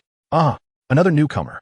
As soon as Andy donned the sorting hat, its voice resonated within his mind, urging him to reveal his thoughts. Andy promptly responded within his mind, suggesting they expedite the process and declare him for Ravenclaw without delay. Prior to his arrival, he had already determined which house he wished to join, Ravenclaw, where Autumn Jean resided. Upon careful consideration, Hogwarts is comprised of 4 houses: Gryffindor, Slytherin, Ravenclaw, and Hufflepuff, each housing individuals familiar to Andy. First and foremost, Slytherin was unequivocally off the table. He had just confronted Lucius Malfoy at the Quidditch World Cup Finals, and his son, Draco Malfoy, was currently a member of Slytherin. While Andy bore no fear of Malfoy, he wished to avoid any conflict as he embarked on this new academic journey. His primary objective was to navigate these years in tranquility, ultimately graduating from Hogwarts. The entirety of his tuition was graciously funded by the Jean couple, and he had no desire to disappoint those who genuinely cared for him. Hufflepuff posed a similar dilemma, as Cedric was a member of that house. To prevent any potential awkwardness between them, Andy deemed it prudent to limit his interactions with Cedric. As for Gryffindor, the protagonist of the original narrative, Harry Potter, belonged to that house and would soon emerge as a champion in the Triwizard Tournament. Thus, Andy's options had narrowed to solely Ravenclaw, a house with which he felt a greater familiarity due to Autumn's presence. Just as Andy believed the sorting hat was about to assign him to Ravenclaw, he sensed a momentary pause from the hat, followed by a surprised exclamation. What? How audacious of you! Do you presume I can simply dictate which house each student belongs to? Wouldn't it be better if I directly conveyed my intentions? The sorting hat, taken aback by Andy's boldness, took a considerable time before responding. That may indeed hold some truth. Listen here, I am not a mere magical artifact devoid of dignity. I possess my own criteria. It is not your perception that matters, but mine. Andy, bemused, queried. Very well, then what are your criteria? Let me venture a guess. Courageous students go to Gryffindor, the ambitious to Slytherin, those in pursuit of knowledge to Ravenclaw, and the honest to Hufflepuff. Yet, these traits can be found in everyone, so ultimately, it hinges on the wizard's own disposition, does it not? The sorting hat retorted in anger. How do you possess such insight? I have served at Hogwarts for a millennium, and you are the first student so brazen. Even the original Gryffindor treated me with reverence. Andy shrugged, just confirm whether my assertions hold any validity. After a moment of silence, the sorting hat reluctantly conceded, indeed. Andy continued, are you not aware that over the millennia, this information has been extensively revealed? Frankly, your method of sorting has lost its element of surprise. If you doubt me, just observe the students behind me, aside from those encountering magic for the first time, who remains unaware of these sorting standards. Chapter 27. Andy's subtle suggestion. This remark left the sorting hat in a state of profound silence. The brim of the hat drooped down, obscuring Andy's eyes. In disbelief, he murmured to himself, how could this be? Have I truly fallen behind? The current students no longer seem to favor me. It appears I am merely a tool for sorting students. Several minutes had elapsed since Andy donned the sorting hat, and the entire hall sat in silence, gazing at him in bewilderment. They could not comprehend what was unfolding. This was the longest sorting ceremony they had ever witnessed. Only Autumn Zhang's expression turned notably helpless. Having undergone the sorting herself, she understood that students could communicate with the hat, unlike her own experience, where she was sorted into Ravenclaw within a minute. Andy's inclination to engage in conversation with the hat was entirely expected. Professor McGonagall, standing before Andy, began to wear a puzzled expression. She attempted to step forward to urge the hat to hurry, but met the gaze of Dumbledore from the head table. With a gentle shake of his head, Dumbledore conveyed a playful glimmer from behind his crescent-shaped glasses, signaling McGonagall not to interfere with Andy. Reluctantly, she acquiesced, oblivious to all this. Andy remained preoccupied with the hope that the hat would promptly assign him to Ravenclaw. However, the Sorting Hat had succumbed to a state of despondency, unresponsive to Andy's calls. Although Andy could scarcely see, he sensed that everyone's attention was fixated upon him. Bracing himself, he offered a comforting word to the hat, softly stating, "Well, I have a suggestion. I believe it is time for your system to undergo an update. Times are advancing. Magic is evolving. We cannot cling to standards that have remained unchanged for a millennium." The hat, in its morose state, inquired, "What other suggestions might you have?" Upon sensing a reaction, Andy quickly replied, "I possess a more detailed and comprehensive testing method that could assist you in better understanding each student. By employing my approach, you would be able to precisely identify user demographics, address their needs, and ultimately reach new heights in your career as a Sorting Hat." Energized by Andy's words, the hat pressed, "What is this method?" Andy replied, "Let us agree that once this is concluded, you shall sort me into Ravenclaw." "No problem." With that assurance, Andy smiled and said, "Have you heard of the MBTI personality test?" The hat responded, "What is that?" The MBTI personality test was a psychological assessment method that Andy found applicable to the masses. It was grounded in social logic and could be easily learned and understood by everyone. Though Andy personally deemed such personality classifications meaningless for himself, he had no time to waste arguing with the hat. To expedite his sorting, he decided to present this scheme. Recalling how he had often been tormented by incessant advertisements for MBTI personality tests while browsing forums, social media, and various apps, one might inadvertently slip and click into it. Exiting directly is impossible, as it necessitates enduring several seconds of advertisements. The impact of such tests on Andy was profound, as his friends suddenly began to flaunt their behaviors based on their MBTI test results. Andy inquired, "Would you like to play football tonight? A few new acquaintances will join." The reply came, "No, I am an I-type. I prefer to remain in the dormitory." Such quintessential dialogues occurred frequently, regardless of their utility. These exchanges undeniably provided sufficient relatability to elucidate one's actions. Now, Andy was intent on sharing this testing method freely, allowing the students and faculty of Hogwarts to experience the dread he felt while being tormented by various four-letter English combinations. This comprehensive test encompassed a total of 100 questions, making it perfectly suited for sorting houses. Andy remarked, "If you're still unsatisfied, I also have zodiac tests, blood type assessments, and so forth." "No, that is more than enough." The Sorting Hat exclaimed excitedly, "This is it. I want this." After several more minutes, everyone in the Great Hall witnessed Andy rising from his seat. The Sorting Hat atop his head shouted joyfully, "Ravenclaw!" Everyone began to clap in relief. Even Professor McGonagall exhaled a sigh of relief. Although the reason behind Andy's prolonged sorting remained unclear, he had finally been assigned to Ravenclaw. The long table representing Ravenclaw erupted with enthusiastic applause, welcoming Andy into their fold. The smooth progression of the sorting ceremony signified that the subsequent proceedings would unfold in an orderly fashion.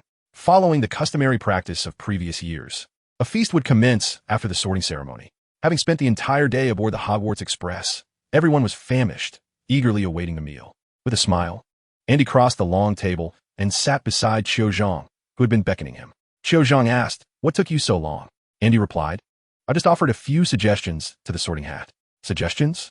"Well, I redesigned a plan to more accurately distinguish each student." Qiu Zhang sensed trouble and interjected, "Wait. Just tell me if the sorting process will conclude swiftly." Andy, feeling guilty, responded, "Perhaps it will take quite a while." "I'm hungry. I want to eat," exclaimed Qiu Zhang. Andy pulled a plethora of snacks from his pocket, offering them to Qiu Zhang and the surrounding Ravenclaw students. "Rest assured, I came prepared." Chapter 28, The Chaotic Sorting. Andy and Qiu Zhang enjoyed their snacks, while others were in despair. After Andy was sorted into Ravenclaw, the next student to don the sorting hat was a girl with freckles on her face. She sat on the chair for nearly 10 minutes before the sorting hat confidently declared her to be a Gryffindor. As she jumped down from the chair, she nearly lost her balance, drenched in sweat from anxiety. The next student followed suit, spending a brief yet substantial 8 minutes seated upon the chair. Gradually, the students and professors gathered at the long table, who had been clapping in welcome, became desensitized. Only Dumbledore remained composed, his expression unwavering. In previous sorting ceremonies, a student would take but a moment before concluding their time. However, half an hour had elapsed, and only 3 students had officially completed the sorting. Observing the lengthy queue of dozens behind him, a sense of bewilderment enveloped the crowd. The sorting continued, and the 4th student approached to don the sorting hat. Before long, they broke down in tears, exclaiming, "I don't know. Oh, please don't ask me. I truly don't know." Professor McGonagall could no longer contain herself. She firmly grasped the newcomer, posed a few inquiries, and then, with the sorting hat in hand, made her way to Dumbledore's position for a hushed exchange. As they conversed, McGonagall's gaze frequently drifted toward Andy. The hall, which had been remarkably quiet, fell into a profound silence as the sorting ceremony was temporarily interrupted. Suddenly, a loud rumbling resonated from the Gryffindor table, a sound that pierced through the stillness of the hall. All eyes turned toward its source, revealing a fourth-year boy with fiery red hair, his face flushed. The noise emanated from his belly. Beside him, a girl with chestnut curls clasped her head in disbelief, exclaiming, "Are you hungry, Ron?" At this moment, laughter erupted around the room. From the opposing Slytherin table, a student sprang up, laughing heartily. His reaction ignited a wave of amusement among his peers, as Gryffindor and Slytherin had always been at odds. Ron, feeling aggrieved, turned to explain to those nearby, "Come on. This time last year, the sorting ceremony was over. Everyone was hungry. It's not just me." He then stood up, retorting toward the Slytherin table, "You're not much better off, Malfoy." The hall erupted into a cacophony, with voices raised in spirited conversation. Andy, munching on his bread, observed this lively scene with great interest. This notable duo must surely be Ron Weasley and Draco Malfoy. Next to Ron, Andy spotted the famed Harry Potter, easily recognizable by the lightning-shaped scar upon his forehead. Also present was Hermione Granger, the girl with chestnut hair seated beside Ron. This was the iconic trio from the original narrative. Feigning ignorance, Andy inquired, "Do they not get along?" "What did you say?" "They are arch-enemies." Autumn Zhang finally swallowed her mouthful of bread and reached out, requesting another piece. Without hesitation, Andy retrieved an entire loaf of dense bread from his pocket, along with an assortment of snacks, scattering them across the long table and sharing some with Autumn. Marietta, seated beside Autumn, exclaimed, "How much have you brought?" Andy humbly replied, "Everyone has their share." These are the items he purchased while strolling through Diagon Alley, and on the Hogwarts Express, he acquired a few more. His intention was merely to sample the delightful snacks of the magical realm. Little did he know they would prove useful here. Truly, the surrounding Ravenclaws, upon hearing this, became animated, eagerly gathering around to introduce themselves to Andy and snatch a morsel or two, leaving him somewhat overwhelmed. And he couldn't help but exclaim, "Such is the beauty of providing timely assistance. In a moment of hunger, possessing food transforms one into a figure of reverence, akin to Merlin himself." Perhaps this is the essence of magic. Within a brief span, Andy had already won the favor of most of the Ravenclaw students nearby, despite scarcely remembering a few names. Only Qiu Zhang, who knew the truth, felt a profound sense of despair. Who could have brought Andy to Hogwarts and allowed him to be sorted first? Without Andy, the feast would have commenced by now. However, the chocolate frogs are truly delectable. I shall indulge endlessly, feasting until everyone is satiated. Qiu Zhang channeled her frustration into her appetite, ravenously showcasing the snacks on the table without pause. "Silence!" Professor McGonagall exclaimed, commanding everyone to take their seats. She, with a pained expression, passed the sorting hat to Dumbledore. The onlookers observed Dumbledore and Professor McGonagall engage in a hushed conversation, after which Dumbledore smiled and said, "I understand. Minerva, no need to fret. I shall have a word with the sorting hat, shall I?" Professor McGonagall's face was stern. 10 minutes for one student? Do you comprehend the implications? At this pace, we shall be here until dawn. Dumbledore restrained the increasingly agitated Professor McGonagall, took the sorting hat from her, and placed it upon the podium. The sorting hat, with a sense of pride, opened a slit above its brim, revealing its mouth, which was now lifted high. "What advice did Mr. Hall give you?" Dumbledore inquired with a grin. The sorting hat, startled, replied, "Ahem, nothing of significance. He didn't say a word." Dumbledore drew his wand and tapped the sorting hat's head, and after a moment, remarked, "Ah, I see. What intriguing notion. For all these years, apart from Mr. Hall, no one has attempted to refine the sorting process without contravening the intentions of the four founders." Professor McGonagall interjected, "Is that what you call intriguing?" After pondering briefly, Dumbledore chuckled. "Undeniably, despite the complexities, it has become more rigorous." The sorting hat defended itself. "You don't understand, Dumbledore. I have been performing this task for so long. One must allow me a touch of novelty. Wouldn't you agree?" Dumbledore replied, "That is precisely why I did not interrupt you at the outset. However, I fear we must conclude here. You see, our sorting ceremony's timeline is quite constrained. Might I request you to proceed with the traditional method henceforth?" He added, "In the name of the headmaster of Hogwarts." Upon hearing this, the corners of the sorting hat's mouth drooped in resignation. "Very well, if it is your request. I shall comply. My deepest gratitude, Minerva." This time, The sorting hat acted swiftly. Almost as soon as it made contact with the student's scalp, it proclaimed, "Gryffindor. I can finally eat," someone shouted. A glimmer of hope illuminated the room. This declaration shattered the already fragile psyche of the student who had sat on the stool twice.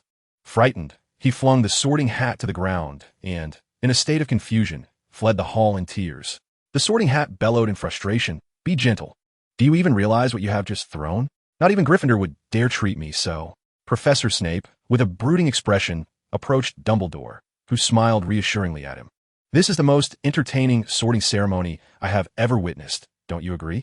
"As long as you are pleased," Snape replied. Chapter 29. The Triwizard Tournament Resumes. The subsequent new students participated in the sorting with unprecedented speed. The sorting hat was evidently vexed. As each student donned it, it would promptly announce their assigned house without a moment's thought, hastening the end of the ceremony. Dennis was delighted to be sorted into Gryffindor, while Andy remained oblivious to the other new students. "None of you understand the art of categorization," the sorting hat shouted defiantly as Professor McGonagall, with a stern demeanor, took it away. This caused the Ravenclaw students to glance at Andy, their skeptical looks pouring in. However, Andy remained unfazed. After all, no one else could possibly know what he had said to the sorting hat. Dumbledore, unfazed by the commotion, stepped up to the podium and cleared his throat. Without any visible gesture, his voice suddenly amplified, resonating throughout the hall so that everyone could hear clearly. Dumbledore opened his arms and cheerfully declared, "Dig in." In an instant, countless platters filled with an abundance of food materialized upon the long tables. Everyone began to eat in unison, except for Autumn. Andy placed a piece of rosemary lamb chop onto his plate and asked, "Why aren't you eating?" Autumn, on the verge of tears, replied, "I'm a bit full. I suppose I'll consider it a diet." Most of the snacks Andy had brought were consumed by her. After a moment's thought, Andy sliced a few pieces of the cold meats on the platter for Autumn, saying, "The ham is cold. It has no calories. Just eat it." Autumn picked up her fork, puzzled. "Really? So, eating ice cream wouldn't make me gain weight?" Andy nodded while chewing. "If you keep eating like this every day, you might just starve yourself." The food was exquisite, and after everyone had enjoyed their desserts, Dumbledore stood once more at the podium and proclaimed loudly, "Welcome to every new student joining us. Before the banquet and the singing of the school song, I have one more announcement to make. Given the time constraints, I shall be brief. This academic year, we will not be holding the Quidditch Cup." Dumbledore's words were met with widespread disbelief. "What? That's impossible. Do you even realize what you are saying?" The players from each house stared incredulously at Dumbledore. It was then that Dumbledore continued, announcing that this academic year, Hogwarts would host a grand event, claiming the professor's attention, yet assuring everyone that they would derive enjoyment from it. Before he could finish his statement, the great doors of the hall swung open abruptly. A wizard with a stern expression, graying hair, and clad in a dark long robe, strode in with an imposing demeanor. His face bore numerous scars, a portion of his nose was missing, and one of his eyes, fitted with a glass prosthetic, whirled menacingly, presenting an exceedingly terrifying visage. Autumn, upon seeing this individual's face, gasped in astonishment. "Mad-Eye Moody? My mother spoke of him. He is the most legendary Auror. How could he possibly be at Hogwarts?" Andy remarked. "There is an empty seat at the professor's table. It is likely reserved for him." Moody's entrance rendered everyone breathless, silencing them in awe. Even those unfamiliar with him could discern from his countenance that he was undoubtedly a formidable figure. Without sparing a glance at the other attendees, Moody approached Dumbledore and murmured a few words to him, followed by a handshake before crossing the dais to occupy the vacant seat at the far right of the professor's table. "Let's extend a warm welcome to our new defense against the dark arts professor, Professor Alastor Moody," Dumbledore declared. He then continued, "As previously mentioned this academic year, Hogwarts will host the long-awaited Triwizard Tournament. This competition, jointly organized by Hogwarts, Beauxbatons, and Durmstrang, have been suspended for many years due to excessive fatalities. Now, our Ministry of Magic believes the time is ripe to revive this ancient contest. In October, the headmasters of the other two schools and their chosen champions will arrive at Hogwarts, marking the official commencement of the Triwizard Tournament. Our professors have undertaken extensive preparations to ensure the safety of the participants. The champions representing their respective schools will compete for the title of Triwizard Champion and a prize of 1,000 galleons." A voice from the Gryffindor table exclaimed in delight. "You must be joking." No one ridiculed him, for the excitement was palpable among all present. It was not merely the allure of the 1,000 galleons that thrilled them, but the esteemed reputation of the Triwizard Tournament itself. With a history spanning 7 centuries, Many had grown up listening to tales of its champions. Autumn Zhang, wide-eyed, gazed at Andy in disbelief. She had not anticipated that what Andy had mentioned on the train would indeed materialize. She exclaimed, "Do you have any more insider information?" "Do share," Andy replied. "No, truly, there is nothing more." Yet he was privy to far more than he let on, such as the fact that Professor Moody was actually an imposter named Barty Crouch Jr., a Death Eater. He knew that Moody's infiltration of Hogwarts was orchestrated by Voldemort, who intended to tamper with the Goblet of Fire and abduct Harry Potter. Moreover, he was aware of Voldemort's sinister plans for resurrection. However, such revelations could not be uttered. They transcended mere whispers of gossip. And he had made up his mind. As long as they did not threaten him or the Chio family, he would pretend to be oblivious. After exchanging a few playful remarks, Dumbledore addressed the assembly of students in the Great Hall. "I am aware of your eagerness to compete in the Triwizard Tournament. However, I must remind you that participation is strictly limited to those students who have reached the age of 17. This is a necessary safety measure, for the challenges we have devised are not suitable for those in their first or second years. Therefore, if you're not yet 17, please refrain from wasting your time in registration." Upon hearing this announcement, a collective groan echoed throughout the hall. The age restriction meant that the vast majority of students would be ineligible to participate. "Let's proceed," Dumbledore concluded, and the students began to exit the hall in a cacophony, making their way to their respective common rooms. Chio followed closely behind Andy. At the beginning of the academic year, all first-year students were required to be escorted by a prefect to their common rooms, allowing them to familiarize themselves with the layout. Since they were headed in the same direction, Chio decided to walk alongside Andy.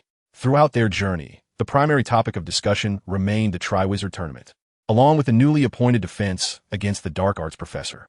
Moody, in his youth, had been a remarkably powerful Auror. Though now retired, his reputation still loomed large. Many dark wizards had been apprehended and incarcerated in Azkaban by him. Even Chio had her apprehensions. "I once heard my mother mention Mad-Eye Moody.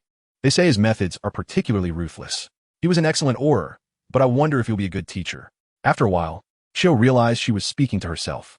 Noticing Andy's lack of response, she turned to him and asked, "What are you thinking about?" Andy casually replied, "I am contemplating how to participate in the Triwizard Tournament." Chio responded, "Did you not hear Professor Dumbledore's earlier announcement? Only students over the age of 17 can register. You sound like those Weasley twins from Gryffindor. They were the most incensed upon hearing the age restriction. Professor Dumbledore will surely employ magic to enforce this rule. So do not act recklessly like they do," she cautioned. Andy chuckled. "That merely indicates our ambitious nature." Chio gave him a resigned glance and waved her hand dismissively. "Suit yourself. In truth, I rather hope you become a champion of Hogwarts, despite it being utterly improbable." Chio assumed Andy was jesting, but in reality, Andy was earnestly contemplating how to enter the Triwizard Tournament. The reasoning was quite simple. The champion's prize amounted to a staggering 1,000 galleons. Seeking a path to financial independence in the near term, Andy saw participation in the Triwizard Tournament as the most straightforward means to achieve that goal. Chapter 30. The Bronze Door of Ravenclaw. Andy was in need of funds. Whether to repay the Zhang couple for their support of his education or to sustain his daily living expenses, Andy required his own little treasure trove. He never forgot that he was alone in this world, utterly reliant on himself. Presently, he was without any resources, with even his pocket money being provided by the Zhang family. The treatment accorded to Andy was akin to that of Qiu Zhang. Yet Andy did not take it for granted. Having previously rescued Qiu Zhang, he understood that such favors had their limits. The Zhang couple's unwavering support for Andy had already instilled within him a deep sense of gratitude. It was clear to Andy that he could not perpetually rely on their financial assistance. Upon hearing the mention of 1,000 galleons, Andy's eyes sparkled with excitement. This was no trifling sum. The average monthly income of an employee at the Ministry of Magic hovered around a mere few dozen galleons, with 100 galleons considered a lucrative salary. Should he successfully secure this bonus, Andy could repay all that the Zhangs had lent him, with ample funds remaining. Just as he pondered how to triumph in the Triwizard Tournament, the system's voice resonated at the opportune moment. Ding. Ambitious aspirations. Congratulations on triggering a series of hidden tasks. Find a way to register for the Triwizard Tournament and become its victor. Task rewards are unknown and will be revealed upon completion of the objectives. Series Task 1. Participate in the first match of the Triwizard Tournament and achieve the highest score. Task Reward. Eye of the Gods, Celestial Seat. Although Andy maintained an outwardly calm demeanor, his resolve to partake in the Triwizard Tournament strengthened within.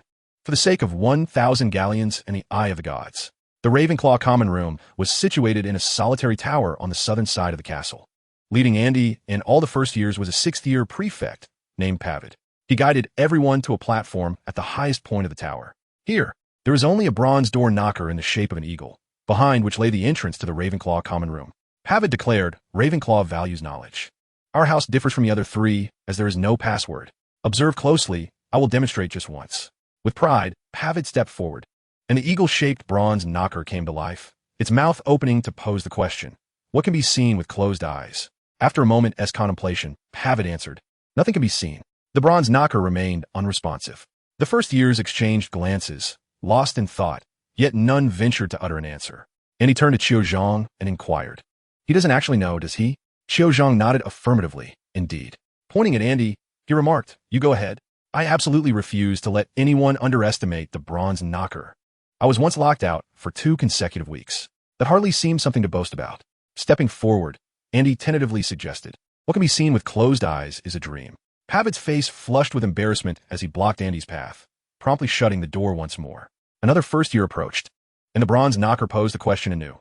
"Which subject do you enjoy most at school?" Andy asked, "Do you actually keep a tally of the questions?" Pavid replied, "Of course, Ravenclaw has a dedicated club responsible for studying the knocker's question patterns. Our goal is to ensure that everyone can enter the common room with ease. Defense against the dark arts, transfiguration, potions." Here, the new students were animatedly sharing their answers, yet none of their responses gained the approval of the bronze door ring. After a moment of contemplation, Andy stepped forward once more and declared, "What I cherish most is the end of class." With a resounding crash, the door behind the bronze ring swung open. A gasp of astonishment echoed among the onlookers as Andy's lips twitched in disbelief. Could it truly be so simple?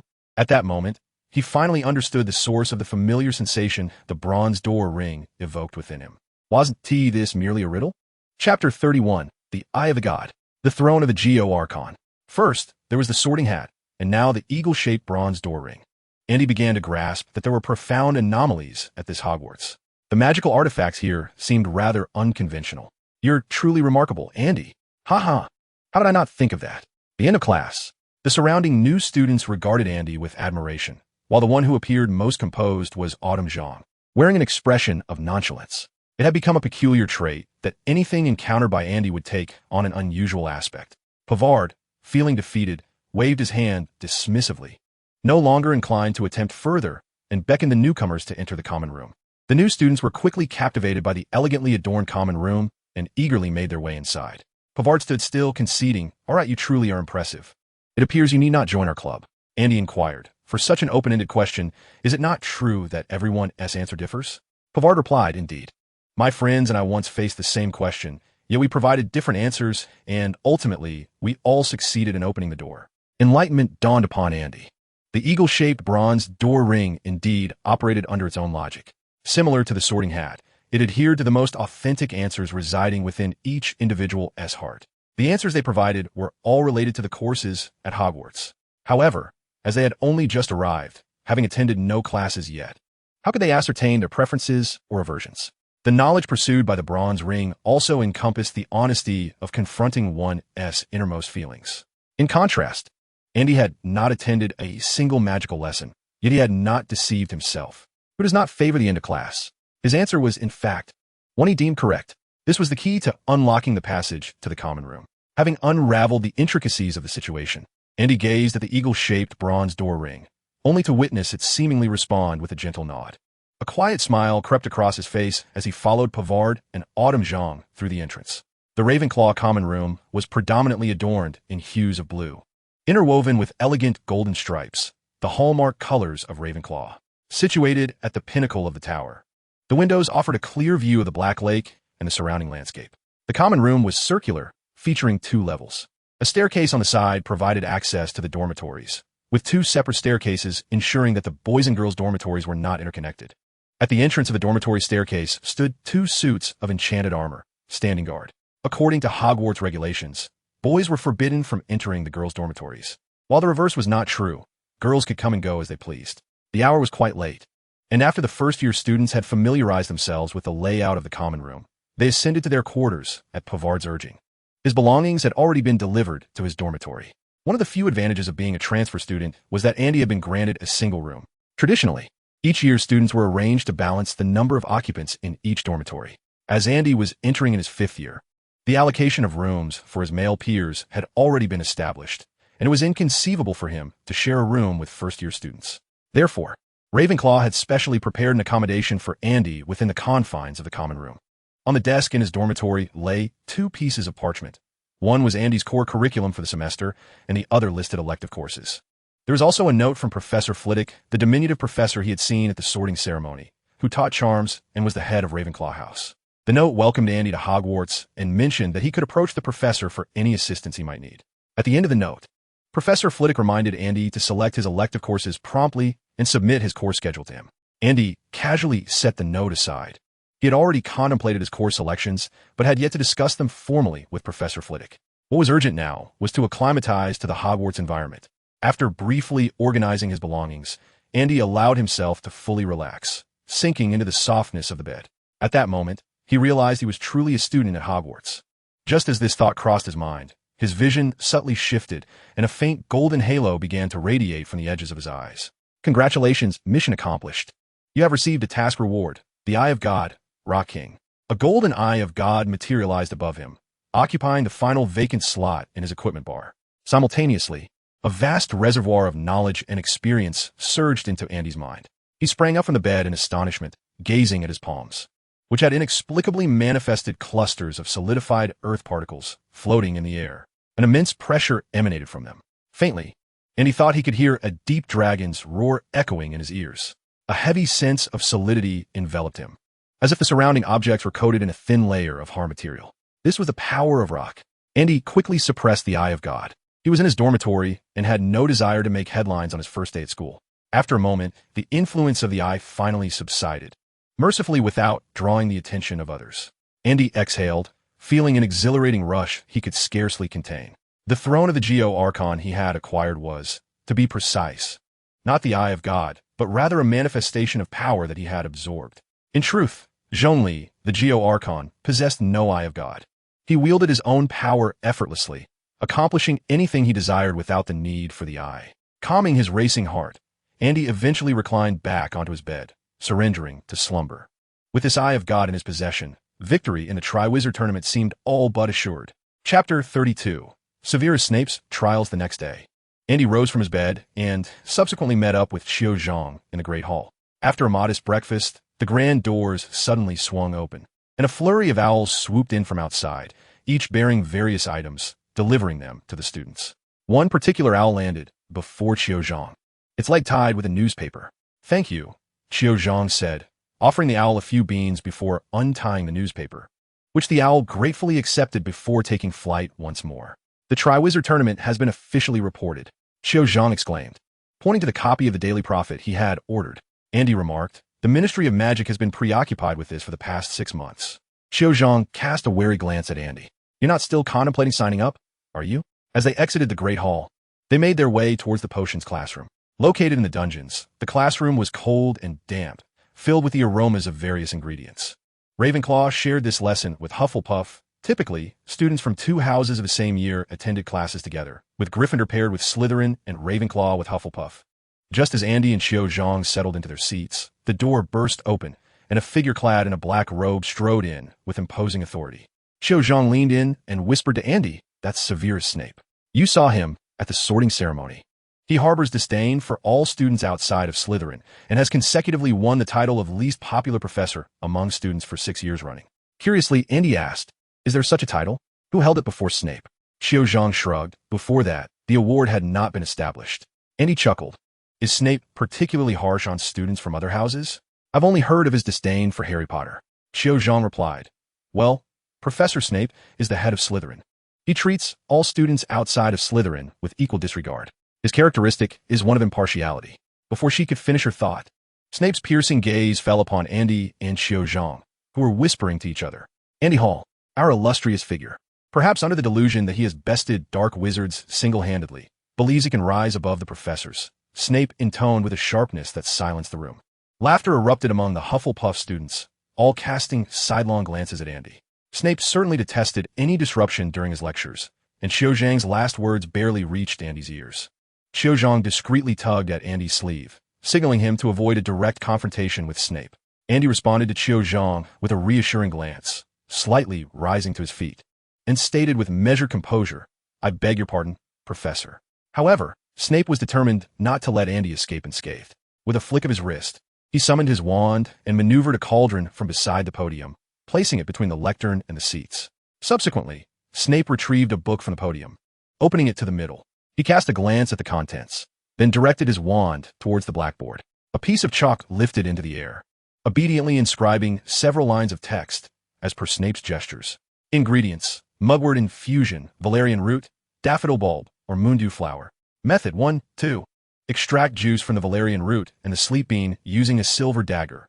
Pour it into the cauldron. The potion will transition from deep purple to a light snowy blue. Free. Within moments, Snape had completed the writing.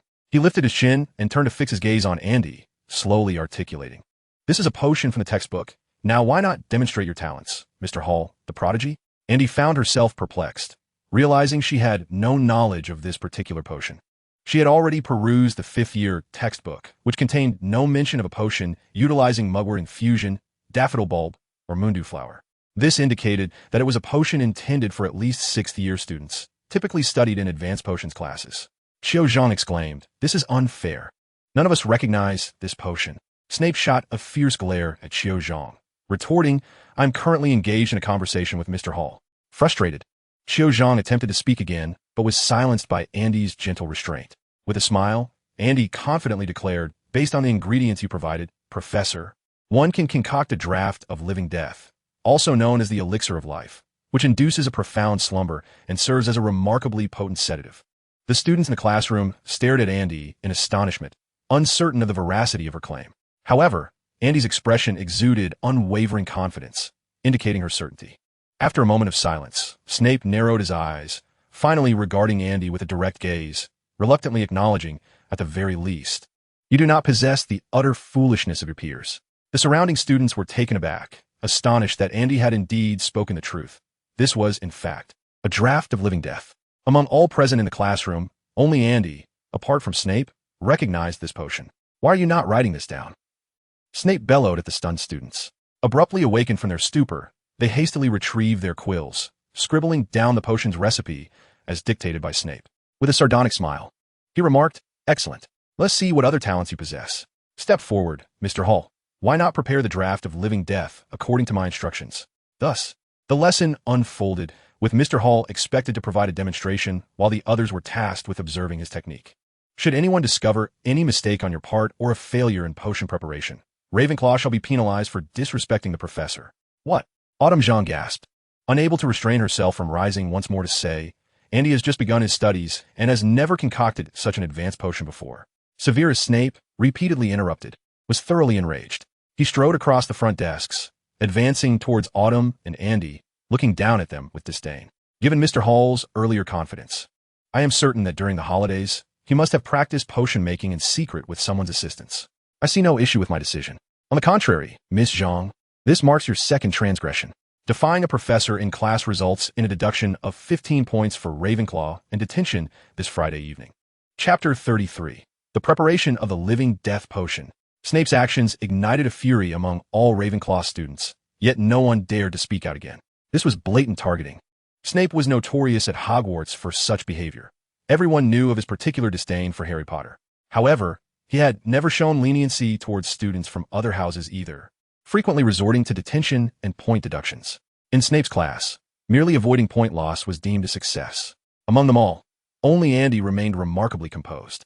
Snape sought to provoke him deliberately. Should Andy lose his composure, it would play right into Snape's hands. "What is it?" Snape sneered. "Mr. Hall, do you wish to prepare the living death potion or not? If you choose not to, may I interpret your earlier behavior as defiance against the professor? A genius, indeed. As extraordinary as the savior Harry Potter, Andy was determined to distinguish himself through detention from the moment he set foot in the school." Autumn Jean, suppressing her anger, once again grasped Andy's sleeve, whispering, "Do not confront him head-on, just apologize. You have not spoken disrespectfully to him. He cannot use that as grounds for your detention." Andy gently patted her hand, signaling her to remain calm. Even now, she was considering his feelings, which deeply touched him. Meeting Snape's gaze directly, Andy unexpectedly declared, "What will you do if I successfully prepare the living death potion, Professor?"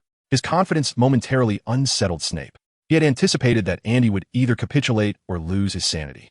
Instead, he was taken aback by Andy's determination to tackle the challenge laid before him. The fury in Snape's eyes was palpable. His voice turned particularly frigid, devoid of emotion.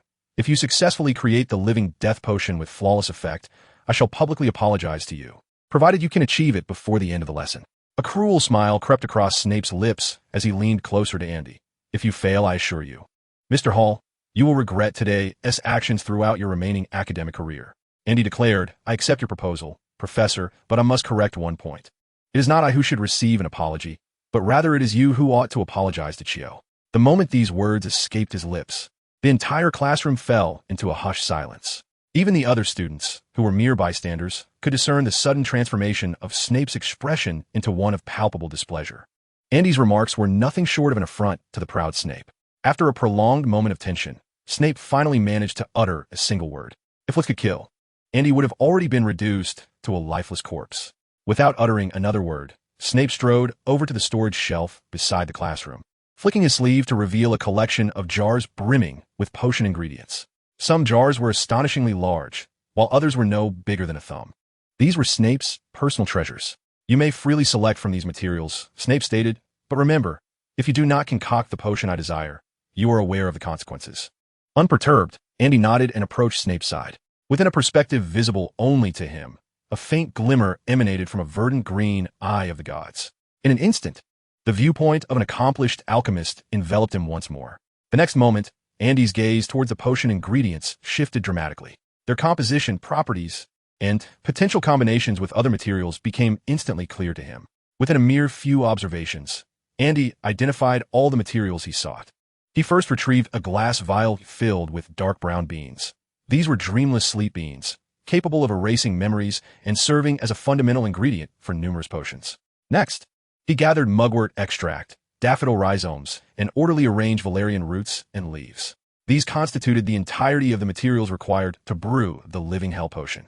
A subtle smile graced Andy's lips. It was evident from the superior quality of Snape's privately stored potion ingredients that he spared no expense in this regard. For instance, the valerian root he held was a remarkable herb for treating insomnia, a variety seldom found in ordinary shops. Yet, Snape had left certain gaps in his provisions. All the materials he supplied were unprocessed raw ingredients. If employed as is, no one could successfully concoct any potion from these components. And he did not hasten to begin brewing. Instead, he moved to an empty table nearby, where a complete set of potion-making tools provided by Snape awaited him. The first step in potion making is to familiarize oneself with the materials at hand. Andy broke the valerian root, discarding the leaves entirely. The root could be utilized for the living hell potion, while the leaves were essential for the forgetfulness potion, which was not appropriate for inclusion in the cauldron today. Starting with the valerian, Andy meticulously processed each material he had gathered. Observing Andy's adept motions, a look of astonishment flickered across Snape's face for the first time. Andy appeared to be anything but a novice in the realm of magic. Rather, he resembled a seasoned practitioner well-versed in the intricacies of potion making. The art of potion crafting is a profound mystery. The same method of preparation, executed by another individual, could yield entirely different results. Why not step forward and observe how Hall operates? Snape remarked unexpectedly. Should anyone be able to identify Hall's mistake, I shall award them points. Snape's declaration left the others astounded. They all sprang to their feet, eagerly encircling Andy as he prepared the draft of living death. This was a rare opportunity for points from Snape. When had he ever taken the initiative to award points to students from other houses? In everyone's memory, this was a first, truly momentous occasion. Unfazed by the attention, Andy took a few moments to prepare all the necessary ingredients and ignited the cauldron. Professor, I shall begin, Andy said with a smile. Snape offered no reply, merely observing him with an icy gaze, as if Andy had uttered something superfluous. With Snape's tacit approval, Andy accelerated his movements. The first step involved finely chopping the daffodil root into a powder and incorporating it into the mugwort infusion. Chapter 34. Andy, I possess unique handling techniques. Once Andy had heated the cauldron to the optimal temperature, he swiftly added the daffodil root powder, saturated with mugwort infusion. The potion within the cauldron visibly thickened, emitting wisps of pale blue steam. Subsequently, after Andy increased the flames slightly, the potion transformed into a tea-brown liquid, subtly glimmering with a purplish hue. Go for it, Andy, Autumn urged softly, biting her lip as she stood behind him, hesitant to interrupt. All eyes in the classroom were fixed on Andy, eager to discern any errors he might make in order to earn points for their respective houses, particularly the Hufflepuffs. However, they soon found themselves disheartened by their inability to do so. First and foremost, they had no comprehension of how to concoct the potion, while Andy appeared entirely confident, showing no signs of error. Moreover, some individuals were simultaneously focused on both Andy and the formula Snape had inscribed on blackboard. To their astonishment, they realized that Andy had not glanced at the board even once throughout the process. Meanwhile, his potion was already exuding a soporific aroma, the hallmark of the draft of living death. This indicated that Andy, relying solely on his own abilities, could independently complete the potion without needing Snape's prescribed guidelines. Standing nearby, Snape certainly recognized this fact. Thus far, Andy's performance could only be deemed impeccable. Even Snape could find no fault. As Andy's progress continued to unfold seamlessly, Snape's expression grew increasingly grim. Next, extract the juice from the sleeping draft beans with a silver knife and pour it into the cauldron. The potion should transition from deep purple to a soft, snowy blue, a Ravenclaw student recited while observing the blackboard. This was precisely the next step Andy was poised to undertake. "Come now, Mr. Hall, demonstrate for us your exquisite skill with the silver dagger," Snape sneered. Oh no! Within the crowd, some supporters of Andy had already begun to bury their heads in despair. The Snorbean was diminutive and exceptionally smooth. Only a seasoned wizard could successfully slice through a Snorbean with a silver dagger. Even many seventh-year students at Hogwarts struggled to master this technique. As Andy picked up the Snorbean, the audience braced themselves for an impending blunder. Yet, to their astonishment, Andy held the dagger horizontally, opting not to slice the Snorbean, but rather pressing it firmly against the surface, exerting great force. The juice of the Snorbean erupted instantaneously, which Andy quickly collected and added to his potion. What was he doing? Is that even permissible? The surrounding students gazed in wonder at Andy's actions. On the other hand, Snape's pupils widened in astonishment. Snape pushed aside several students obstructing his view and approached Andy, watching as he continued to extract juice from the Snorbeans one after another. Coldly, he inquired, "What are you doing? Why aren't you following the textbook method?" Andy's hands finally came to a brief halt. He lifted his gaze to meet Snape's impassive expression and replied, "Because pressing with the side of the dagger facilitates juice extraction more effectively than slicing. I find it curious that no one has ever discovered this technique and updated the textbook accordingly." Snape retorted, "Who do you think you are? Do you hold the authority to question the potion's master who authored the textbook?" Andy replied, "I am not questioning anyone. This has nothing to do with the author's credentials. I merely chose a more efficient method." Snape was about to respond further when he was interrupted by a nearby Autumn Zhang. "Professor, are you attempting to disrupt Andy's process with your words? Hoping for his failure?" Snape shot a fierce glare at Autumn, finally relenting and storming off to the side. He did not wish to provide Autumn and Andy with any ammunition. Though Snape had ceased his verbal assaults, his inner turmoil belied his outward calm. For the technique Andy employed, pressing the Snorbean with a silver dagger to extract juice, was one that Snape had originally discovered and refined. In truth, despite his harsh demeanor, Snape was an undeniable master of potion making. He possessed unique insights into many potions, such as the Living Death potion, where he had discerned that pressing the Snorbean yielded superior results. This revelation dated back to his own days at Hogwarts. Without question, Snape was a genius in potion crafting. This was the true trap laid by Snape. He had discovered and refined a superior method of preparation, yet he only provided Andy with the standard procedure from the textbook. Even if Andy produced a commendable Living Death potion following the textbook's guidelines, Snape could effortlessly concoct a superior potion using his own technique, thereby proving that Andy had not met his expectations. From that point onward, Andy would remain at Snape's mercy.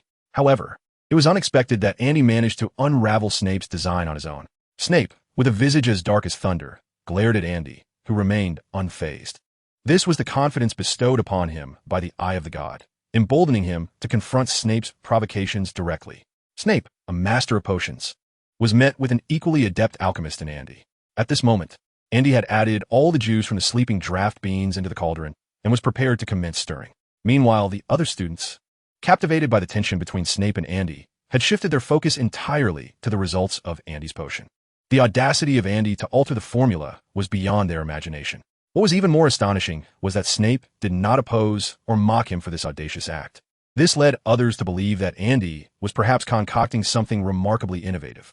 The next step required stirring the potion counterclockwise until it became as clear as water. A student beside him instinctively glanced at the blackboard and recited the instructions. Grasping a long-handled spoon, Andy plunged into the cauldron and began stirring counterclockwise. However, after 7 continuous turns, he abruptly switched directions and stirred clockwise once. The onlookers gasped at this unexpected display of technique beyond the textbook. This was inconceivable. Even Snape was taken aback. This method, one he had developed to facilitate the process of creating the living hell potion, was now employed in Andy's hands. Remarkably, the potion began to clarify like water. Chapter 35. The Frustrated Snape. Professor, I have completed it, Andy announced, presenting the living hell potion before Snape. The surrounding students gathered closer, eager to discern whether Andy's potion had indeed succeeded. Yet, Snape's ashen countenance already spoke volumes. The potion was a pale hue reminiscent of water, emanating a faint herbal aroma, albeit accompanied by an unsettling texture. Undoubtedly, this was a flawless living hell potion. Andy's timing was equally impeccable.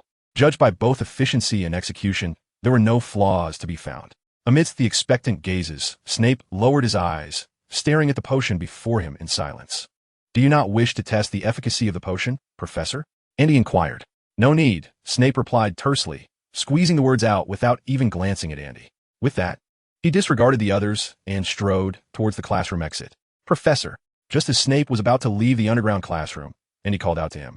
Have you forgotten the promise you made to me? He gestured towards Qiu Zhang, who visibly tensed and quickly waved his hands, signaling Andy to cease. Andy persisted. I have fulfilled my end of the bargain. Now it is your turn. According to our agreement, you must apologize to Qiu Zhang. It was palpable to all that Snape was exceedingly furious, struggling to contain his wrath. He walked at such a leisurely pace that the students who had just encircled Andy hastily withdrew, as if Severus Snape were a ravenous beast. In the eyes of the ordinary students, this incarnation of Snape was indeed terrifying. Only Andy, holding on to Qiu Zhang, remained steadfastly in place, gazing intently into Snape's eyes. I am sorry, Miss Zhang. Snape finally spoke after a moment of tense silence, his tone eerily reminiscent of recounting a lifeless corpse devoid of emotion. Although he uttered Qiu Zhang's name, his unwavering gaze was fixated on Andy. Upon hearing Snape's apology, a smile returned to Andy's face. Let us wait and see, Hall. Snape approached Andy and murmured in a tone meant solely for his ears. After this, he raised his head and declared class dismissed. Snape strode out of the classroom with purpose. As soon as he departed, the Ravenclaw students excitedly surrounded Andy once more, erupting into a small cheer. Andy promptly reminded them. He hasn't gone far. The jubilant noise ceased abruptly, and everyone hurriedly dispersed, feigning calmness while gathering their belongings. Several individuals gently patted Andy on the shoulder as they left, unable to suppress their expressions of excitement. In direct confrontations with Snape, students rarely gained an advantage, yet Andy was the first to elicit an apology from him. Although he would undoubtedly face Snape's intense scrutiny in the future, at least for today, they had savored the spectacle. In this potions class, they learned nothing at all. However, there was no doubt that it was the most thrilling potions lesson they had ever experienced. Qiu Zhang expressed her concern. Andy, you shouldn't have done that. Snape is not a magnanimous person. He won't let you off easily. Andy replied, let him target me. It's far better than him focusing on you. Qiu Zhang looked at Andy helplessly, pondering how on the very first day of school he had already managed to provoke Snape. Who knew what further antics Andy might conjure? Unable to resist, Qiu Zhang chuckled. Come now, I can't even brew the draft of living death myself. When did you learn to concoct such a potion? Andy smiled and replied, I've only glanced at the recipe in a book once. Even knowing this to be true, Qiu Zhang could not help but express her astonishment.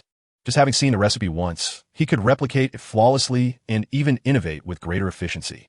Andy's talent in potions appeared even more formidable than in charms. He was not lying. He had indeed read it from a book. However, the tome he referred to was not Qiu Zhang's or his own, but rather her mother's potions book. During his time at Qiu Zhang's home, Andy had perused nearly every book within reach.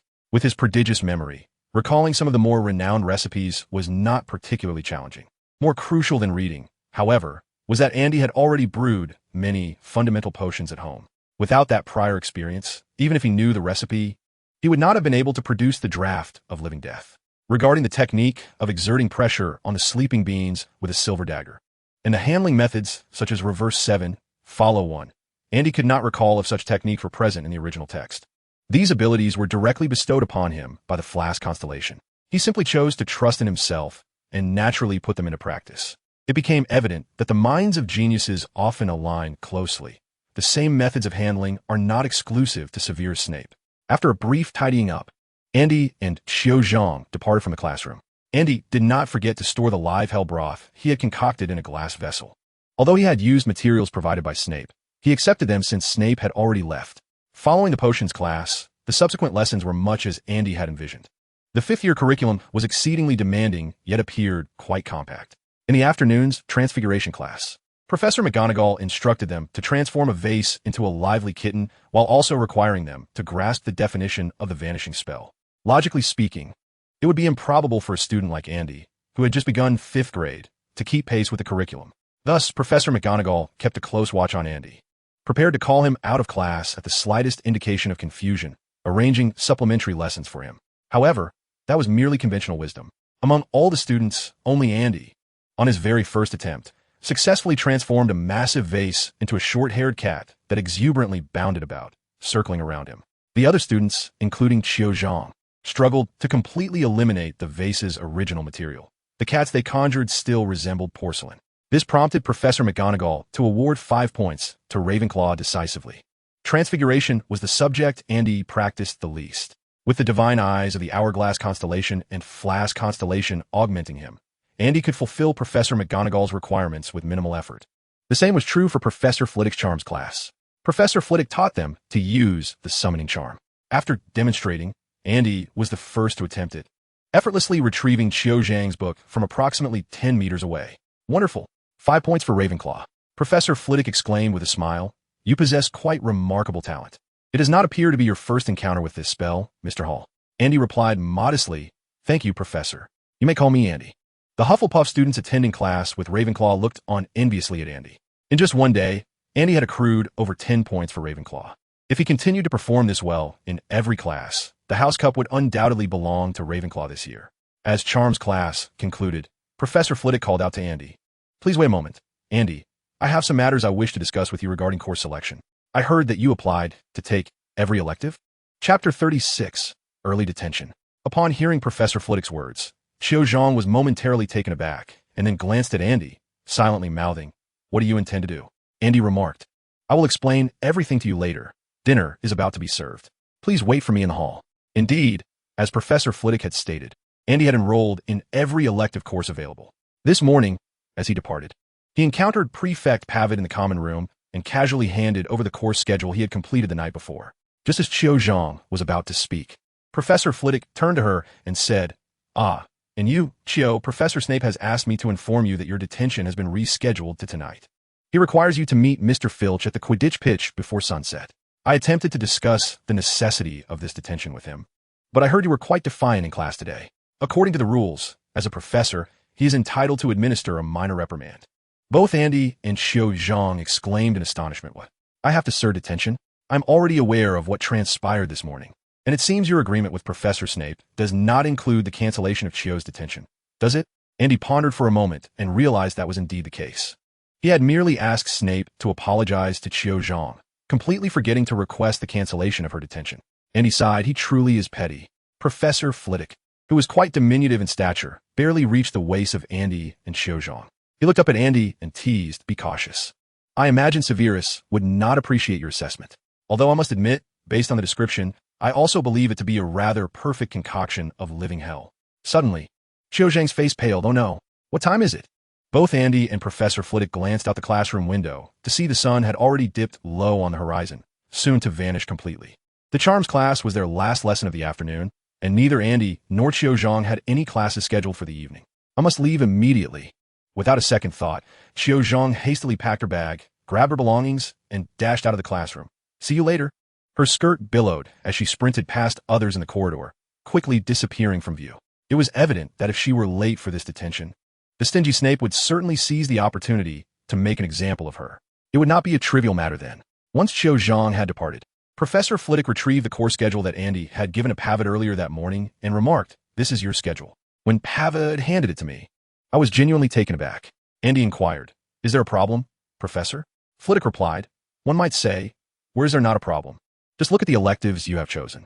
We only offer 5 elective courses: care of magical creatures, ancient runes, muggle studies, divination, and arithmancy. And you intend to enroll in all of them? Andy nodded, not grasping Flitwick's concern. Yes, I do plan to do so. Flitwick continued, You may be new to the magical realm and unaware of the circumstances at Hogwarts, but generally, we do not recommend students take on such a heavy course load. You still have 7 core subjects to attend, which will consume nearly all your time. Andy smiled and said, I believe I can handle it, Professor. You need not worry about my health. I have always relished my meals. Seeing Andy's feigned ignorance, Professor Flitwick became quite exasperated. Let us speak plainly. You cannot enroll in all the courses. Andy was taken aback. Why? Is it not because I am a friend of Harry Potter? Professor Flitwick inquired, perplexed. What does that have to do with Potter? Andy replied, nothing much. I merely heard that Hermione Granger from Gryffindor had enrolled in all elective courses during her 3rd year, as did the now-graduated Percy Weasley. While others may not have known, Andy was distinctly aware that these 2 individuals had indeed taken all available courses, having received approval from the Ministry of Magic. Logically, it seemed impossible for a single individual to complete every course, as some classes had overlapping schedules. However, the ministry had devised ways for students to attend multiple classes simultaneously, which was precisely Andy's intention. He aspired to acquire a time turner through this means. The time turner was said to be an intricate alchemical artifact imbued with a temporal magic beyond ordinary comprehension. It was essential for Andy to attend numerous courses, especially since the knowledge he had gained from his potions class had yet to be utilized. It would indeed be a pity to squander such an opportunity. He firmly believed that obtaining a personal time turner would significantly advance his skills, particularly in alchemy. To his surprise, Professor Flitwick responded, this year, circumstances are different, Andy. According to previous protocols, you could certainly apply to take all courses. However, this year Hogwarts is under special conditions. As you know, we'll be hosting the Triwizard Tournament. For safety reasons, the Ministry has prohibited such an option, concerned about the potential for uncontrollable incidents. I'm truly sorry, Andy, but you must choose your courses anew. With a flick of his wand, Professor Flitwick erased the markings on Andy's course selection sheet and handed it back to him. Left with no choice, Andy reluctantly selected 2 courses, Divination and Care of Magical Creatures. Chapter 37, A Battleground. Just in time for dinner, the Great Hall of Hogwarts was illuminated by countless candles, enveloping the entire space in a warm glow. Andy initially sampled a few morsels before taking a small basket meant for bread, filling it with a serving of roasted mashed potatoes, 2 pieces of buttered chicken, a sausage, and a small cup of pumpkin juice. He then exited the hall, making his way outside the castle. Andy traversed the garden, passed through the castle gates, and headed toward the Quidditch pitch. Since the announcement of the Triwizard Tournament, the number of students frequenting the Quidditch pitch had dwindled, save for those who were ardently passionate about the sport. Typically, the area would be bustling with students eager to play. However, the Quidditch pitch had transformed significantly. Fences had been erected, enclosing portions of the stands. Additionally, several large stones had been strewn across the field, arranged into some peculiar formation. The original Quidditch pitch has largely vanished, yet is not entirely devoid of human presence. A few determined students remain, soaring on their broomsticks, circling the remnants of the field. As Andy stepped into the Quidditch arena, he spotted Autumn Zhang on the stands. She was clutching a broom, diligently cleaning the seating area. Andy approached her and said, I've brought you dinner. Autumn, upon seeing Andy, was first touched, then exclaimed in frustration. Snape has tasked me with listening to Filch, and Filch has ordered me to clean this entire stand before midnight, and I am not allowed to use magic. The stands of the Quidditch pitch consist of several independent diamond-shaped tiers, each towering high enough to accommodate the entire student body and faculty for matches. Andy inquired, Filch? Autumn replied, he is the caretaker of Hogwarts. You must have seen him during the sorting ceremony, the grim-faced man guarding the Great Hall doors. Andy recalled that Filch was indeed one of the characters widely disliked in the original narrative. As the castle's caretaker, he was a squib, unable to perform magic, which fueled his disdain for academically gifted students and various magical tools. Where is he? Andy asked. Autumn pointed to the upper tier of the stands, and when Andy turned, he indeed saw a wizard clad in a tattered fur coat, glaring coldly at him and Autumn. Filch approached, stating, Remember, no magic allowed. Andy lifted the picnic basket in his hand and said, You wouldn't mind if she had her dinner first, would you, Mr. Filch? Filch sneered, Do as you wish. But should I catch you trying to pull any tricks, your detention will never end. Remember, it must be clean by midnight. Just as Autumn attempted to protest further, Andy opened the basket and swiftly stuffed a chicken leg into her mouth. Autumn exclaimed, Not allowing magic? Is Snape behind this? It's actually quite delicious. Suddenly, a crimson figure whizzed overhead, stirring up a gust of wind that startled Filch. In a fit of rage, he shouted, Who? Get down here. Broom riding is not permitted in the Quidditch pitch. The figure donned the Gryffindor team uniform, with curly black hair, glasses, and a lightning-shaped scar on his forehead, It was none other than Harry Potter, whom Andy had seen at the Gryffindor table. Filch declared, "You heard correctly, Potter. This is the new regulation at Hogwarts this year." Harry protested, "This is unfair. If the field prohibits broom riding, where are we supposed to play? Even muggles wouldn't be so unreasonable. They build football fields for playing, and similarly, a Quidditch pitch should allow us to ride our broomsticks." Filch shouted back, "Didn't you hear what I said? Or do you wish to be in detention?" He continued, "The ministry officials and professors in the castle are preparing for the Triwizard Tournament, and the pitch has been requisitioned." Andy suddenly asked, "Is it because of a parental complaint?" Filch, taken aback, replied, "How do you know that?" "Enough. Silence, everyone. Porter, dismount from that silly broomstick at once. And you, Hall, it is past curfew. You must vanish from my sight immediately." Autumn, having finally swallowed the chicken leg in her mouth, greeted, "Hi, Harry." It seemed that Harry only then noticed Autumn's presence. He paused momentarily, before obediently descending from his broom with a touch of awkwardness. "Hi, Autumn. I didn't expect to see you here." Autumn replied, "Good evening. Still out flying around playing Quidditch at this hour?" Harry, unable to meet her gaze, confessed, "Professor Dumbledore mentioned that there would be no matches this year. I was feeling a bit down, so I thought I'd come out for a few laps." He refrained from mentioning that he had deliberately left after spotting Autumn hurrying out of the castle while passing the charms classroom. Harry's broom, a firebolt, was the pinnacle of flying brooms. He had initially thought that if Autumn were to ask, he would offer to let her ride the firebolt for a few rounds, creating an opportunity for interaction. However, he now felt exceedingly anxious, particularly as Andy Hall, the fifth-year transfer student accompanying Autumn, was grinning at him, as if he could read Harry's thoughts. Just as Harry was pondering how to invite Autumn, another voice chimed in. "Autumn?" Filch exclaimed in frustration. "Why are there so many people out at night? I told you, Quidditch is not permitted in the grounds. Do you all wish to be confined to your quarters?" The four turned to see Cedric, awkwardly standing to the side with a small picnic basket. Clearly, he had not anticipated such a gathering, and he glanced from left to right, with Harry on one side and Cedric on the other. If memory served, both had previously been on dates with Autumn in the original story. Now, they were all assembled together. What an awkward scenario. Chapter 38. Nature is truly marvelous. Cedric remarked, Autumn, I heard you didn't have dinner. I made a special trip to the Great Hall for the House Elves to prepare something delightful for you." However, Autumn pointed to the basket in her hands and replied, "Thank you, Cedric, but Andy has already brought me dinner." Cedric's expression instantly froze, the hand holding the basket becoming stiff. Through gritted teeth, he responded, "Oh, is that so?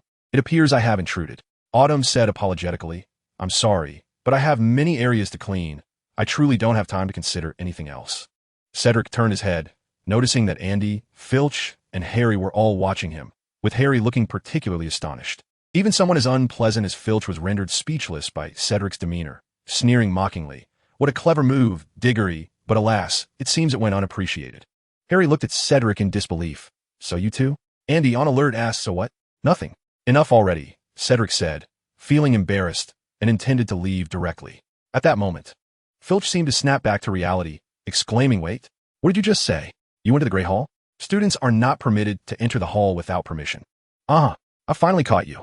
Detention. I truly wish to hang you insolent students up and whip you until you dare not venture beyond the castle walls." Cedric exclaimed, "You cannot confine me. That authority lies with the professors." Filch retorted with a sneer, "You'll soon learn whether I can or cannot. Perhaps you are unaware, but as the caretaker of this castle, I possess such authority as well." Filch, producing a broom from some hidden recess, pointed towards the opposite stands and commanded, "You are to clean that section, and no magic is permitted. You have the option to refuse, but should you do so, it will not be I who seeks you out, but your head of house, Professor Sprout. I am quite curious to see just how reckless a Hufflepuff student can be." Cedric's eyes widened in fury as he glared at Filch. Theoretically, Filch lacked the authority to confine students directly or to inflict corporal punishment. However, Cedric was acutely aware of his own culpability. He had unwittingly walked into this predicament. In his excitement upon seeing Autumn Zhang, he had failed to clearly discern Filch's face. The Hufflepuff common room was situated on the ground floor of Hogwarts' main tower, adjacent to the dining hall. The location of the dining hall was no secret to the inquisitive Hufflepuff students. Its entrance was concealed behind a still-life painting of fruit. A gentle scratch on the pair depicted would elicit a giggle, revealing the door to the hall. Inside, a bustling assembly of house elves diligently attended to their tasks, welcoming the witches and wizards who visited. Many Hufflepuff students, feeling peckish, would utilize this means to procure a snack. Upon hearing Filch invoke Professor Sprout's name, Cedric resignedly picked up the broom and prepared to sweep the stands. Only Harry protested. "This is unfair. You are clearly targeting us." Filch pointed again, retorting, "Oh yes. I nearly forgot about you, Potter. Riding a broomstick in the Quidditch pitch violates school rules. You two shall be confined. Over there, you're responsible for the western stands." Harry's expression soured. The western stands were typically occupied by Slytherin, their bitter rivals. Filch tossed another broom towards Harry, who had no choice but to accept it. Andy, astonished, exclaimed, "Where on earth do you procure so many brooms?" Filch replied with a chilling smile. After a series of chaotic commands, he turned to Andy. "Why are you still here? Ah, I see you wish to remain in their company. Very well, I shall indulge you. I have not violated any school rules. I shall leave immediately." Andy responded, "I merely wish to confirm one thing." "What is it?" Filch inquired. Andy asked, once everyone has cleaned their respective sections of the stands. "We are free to leave, correct?" The Quidditch stands were divided into 4 sections, each located at one side, and they were currently situated in the east. Indeed, Filch affirmed, provided it is before midnight. As Andy surveyed the stands, each section contained roughly 100 seats. Accomplishing this task without magic, relying solely on oneself, was evidently an insurmountable challenge. Filch was clearly intent on making things difficult for Autumn and her companions. It is uncertain whether this is the intent of Snape or the unilateral decision of Filch. In essence, the distinction is negligible. Xiao Zhang was momentarily taken aback, exclaiming, "What?" Filch, ever vigilant, retorted, "What trickery are you attempting? I warn you, using magic to assist others is strictly prohibited." Andy chuckled, "You see, Mr. Filch, I am merely a freshman, having just begun my studies. I possess no magical abilities." He sidestepped, placing Xiao Zhang behind him. Simultaneously, within Andy's own field of vision, the emerald-hued eye of the god of the flask flickered subtly. Flask constellation, elemental eruption, wind spirit formation type 75.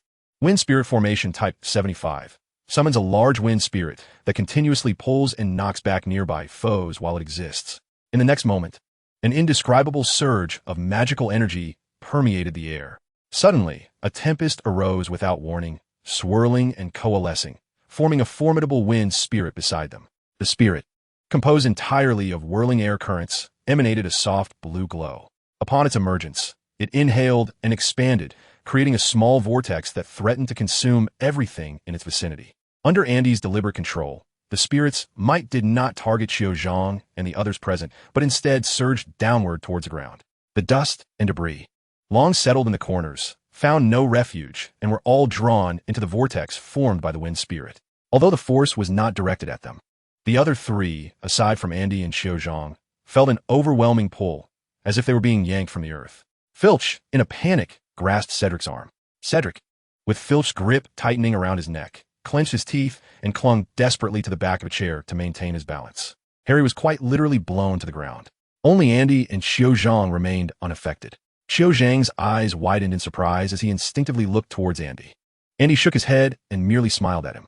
After a brief span of seconds, the wind spirit emitted a sharp whistle before abruptly contracting, sweeping away all dust and debris. As the spirit dissipated, the previously grimy viewing area transformed into a pristine and orderly space, appearing as if newly polished. Filch's terrified shriek pierced the air, his voice high-pitched as if pricked by a needle. Cedric and Harry stared in bewilderment, both feeling as though they were trapped in a dream. Standing amidst the immaculate surroundings, Andy shook his head in awe, remarking, "Nature is truly wondrous." Chapter 39, Professor Moody. Once the wind spirit had vanished, Cedric lay on the ground, pointing at Andy while his face flushed crimson, attempting to speak but succumbing to a fit of coughing. He was well aware that this was Andy's doing. After all, he was seasoned in such matters. The memory of Andy commanding Lightning during the Quidditch World Cup was still vivid in his mind. After a prolonged bout of coughing, Cedric finally managed to push Filch, who was still in a state of panic, off of him. Although they were not directly attacked by the wind spirit, the suddenness of the event left them utterly unprepared. Filch, a man of few words, was gripped by fear of the magic he could not wield. This was his first encounter with such formidable magic at such close quarters. Harry, standing nearby, attempted to maintain his composure, yet he too was bewildered, utterly unaware of what had transpired. Andy approached and helped Filch to his feet, inquiring, "Are you all right, Mr. Filch?" He added, "Thanks to nature's bounty, the stand are now cleared." "No, that's not right," Filch exclaimed, pointing accusingly at Andy. "It was you. It must have been you. The moment you spoke, the wind began. Andy, visibly perturbed, retorted, "Do not make baseless accusations without evidence, or I shall lodge a defamation claim against you. Did you see me perform any action? I didn't even draw my wand." He turned to Harry and asked, "Did you witness me using any magic?" Harry, still dazed, shook his head no. Cho added, "Indeed, Andy did not move at all. On what grounds do you blame him?" Only Cedric remained fixed on Andy, but as he prepared to speak, Cho silenced him with a glance. Cedric felt despondent, questioning the fairness of this world. Filch, rambling incoherently, began to doubt his own existence. Trembling, he rose and declared, "There must be some trickery at play. I hope I find out who is responsible. It must be those Weasley twins."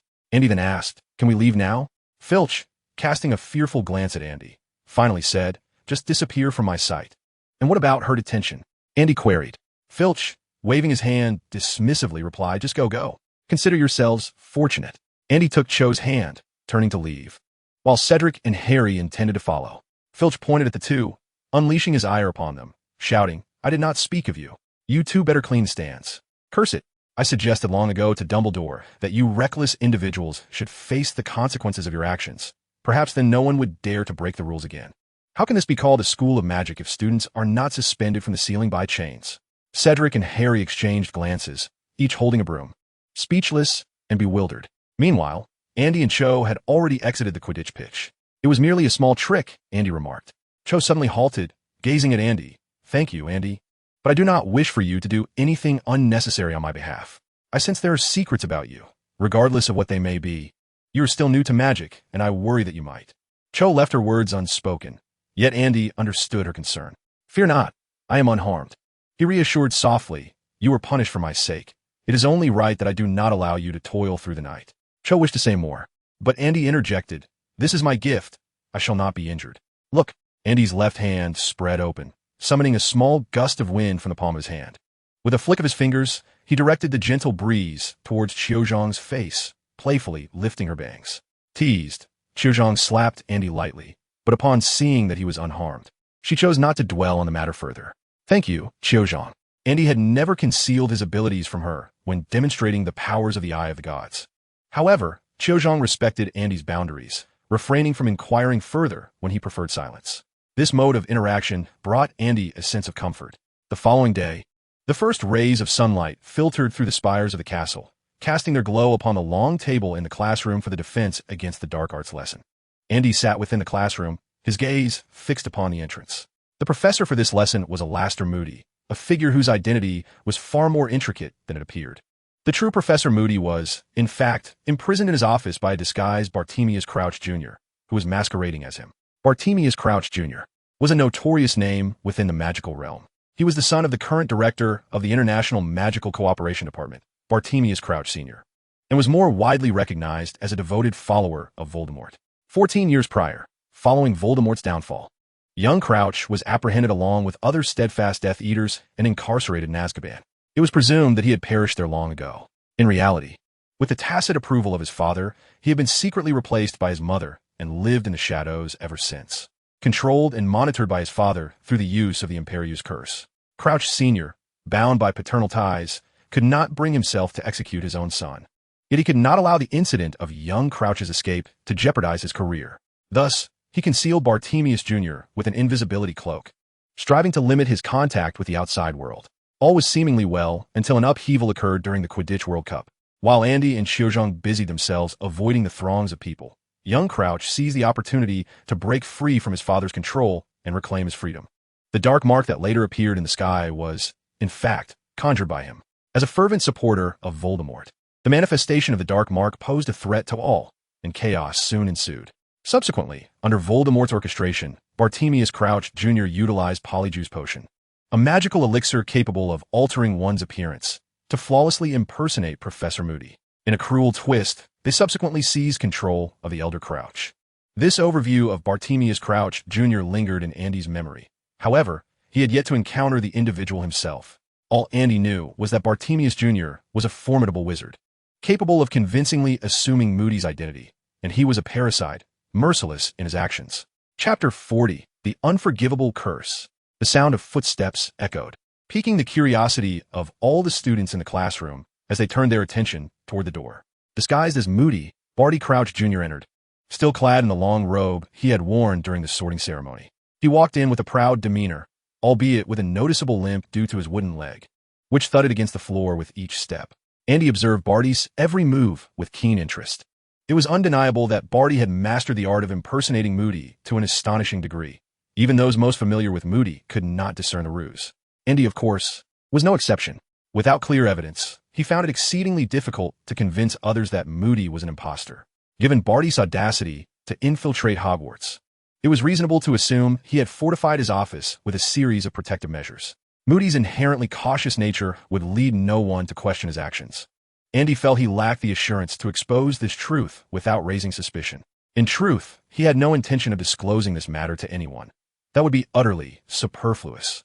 The fact that the esteemed Professor Moody of Hogwarts was, in reality, the malevolent Death Eater Barty Crouch Jr. was of no concern to Andy Hall. He vaguely recalled that Barty's target was Harry Potter. Before making any move against Harry, he would dutifully play the role of an exemplary defense against the dark arts professor, even covertly assisting Harry. To Andy, the interests of Professor Moody and himself were not in conflict. Thus, he resolved to treat him as Moody, for Moody was Barty, and Barty was Moody. "Put away your textbooks. They will not be needed," Moody declared upon entering. The Ravenclaw students appeared somewhat excited. While Andy had not even taken his textbook out, with his magical eye spinning wildly, Moody addressed the class. "Before coming here, I received a letter from Professor Lupin, stating that you have learned to confront various dangerous magical creatures last semester. However, that is insufficient, far from enough, because you have never faced a true threat. I suggested to Dumbledore that you should experience what dark magic truly is, and he concurred. Can anyone tell me what the unforgivable curses are? What spells fall under this category?" Cho Chang raised her hand and responded. "There are 3 unforgivable curses: the Imperius Curse, the Cruciatus Curse, and the Killing Curse, also known as the Avada Kedavra. As the name implies, casting any of these 3 curses on another person constitutes an unforgivable act, punishable by a life sentence in Azkaban." Moody nodded, a grim smile forming as he pulled at the scar on his face. "Excellent. What's your name?" "Cho Chang," she replied. Moody produced a small glass jar containing several spiders and announced, "I will demonstrate each curse's effects one by one, so you may comprehend their power." "Wait," Marietta nervously interjected. "You mean to use unforgivable curses in class?" Moody countered, "Yes, what of it?" Marietta stammered under the gaze of Moody's magical eye. "That's illegal. My mum said so." Moody inquired, "Your mother is a McDougal, is she not? The individual who always seemed to cower away from me whenever we met in the department. I shall take the opportunity to engage in a meaningful conversation with her." Marietta's expression was one of imminent tears. "I did not mean it that way, Professor." "Sit down." Marietta hurriedly reseated herself, her forehead glistening with a light sheen of sweat, while Moody's magical eye remained fixed upon her. He continued, "Fear not. I shall merely allow you to experience the sensation of the Cruciatus Curse. However, I assure you, I shall not harm you, for you have yet to attain such significance. Let us begin. First, the Cruciatus Curse." Moody retrieved a spider from a small glass jar, placing it upon the table, then grasped his wand, whispering, "Observe closely." Moody's magical eye whirled, focusing intently on the spider. Suddenly, with a swift flourish of his wand, he directed it towards the spider, exclaiming, "Crucio!" The spider's limbs contorted at unnatural angles, as though an invisible force had snapped them. The Cruciatus Curse is among the most brutal of spells, inflicting torment while amplifying one's senses. As he cast the spell, Moody remarked that those afflicted often wished for death, yet found themselves unable to command their own bodies. Only those of formidable willpower could maintain their essence in the face of the Cruciatus Curse. Many students' eyes filled with dread. Even a mere demonstration with a spider was enough to evoke discomfort. After what felt like an eternity, Moody finally ceased his incantation. In that instant, the spider's contorted form straightened abruptly, sprawled upon the table, 2 of its legs inexplicably broken, revealing vacant appendages.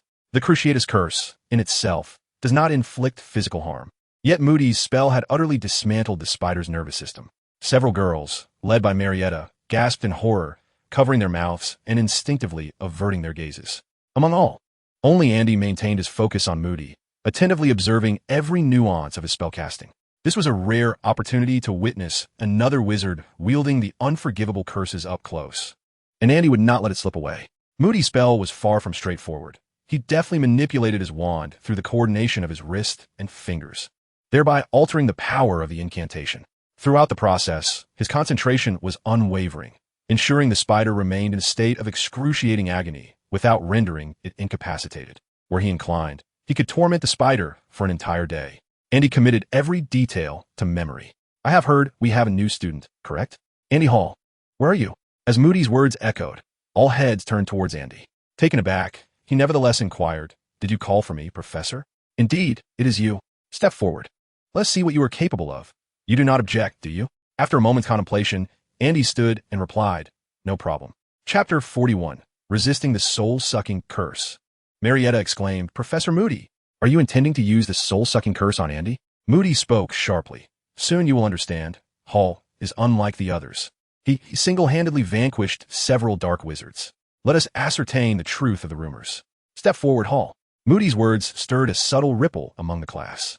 The others recalled that Andy had once graced the pages of the Daily Prophet. Andy was momentarily taken aback. The most significant news during the Quidditch World Cup had been the reappearance of the massive dark mark after a decade. Following closely were Ireland's victory and the remarkable performances of Victor Crumb and others. Andy's solitary defeat of 4 dark wizards, while astonishing under normal circumstances, was overshadowed by such explosive headlines, rendering it less impactful.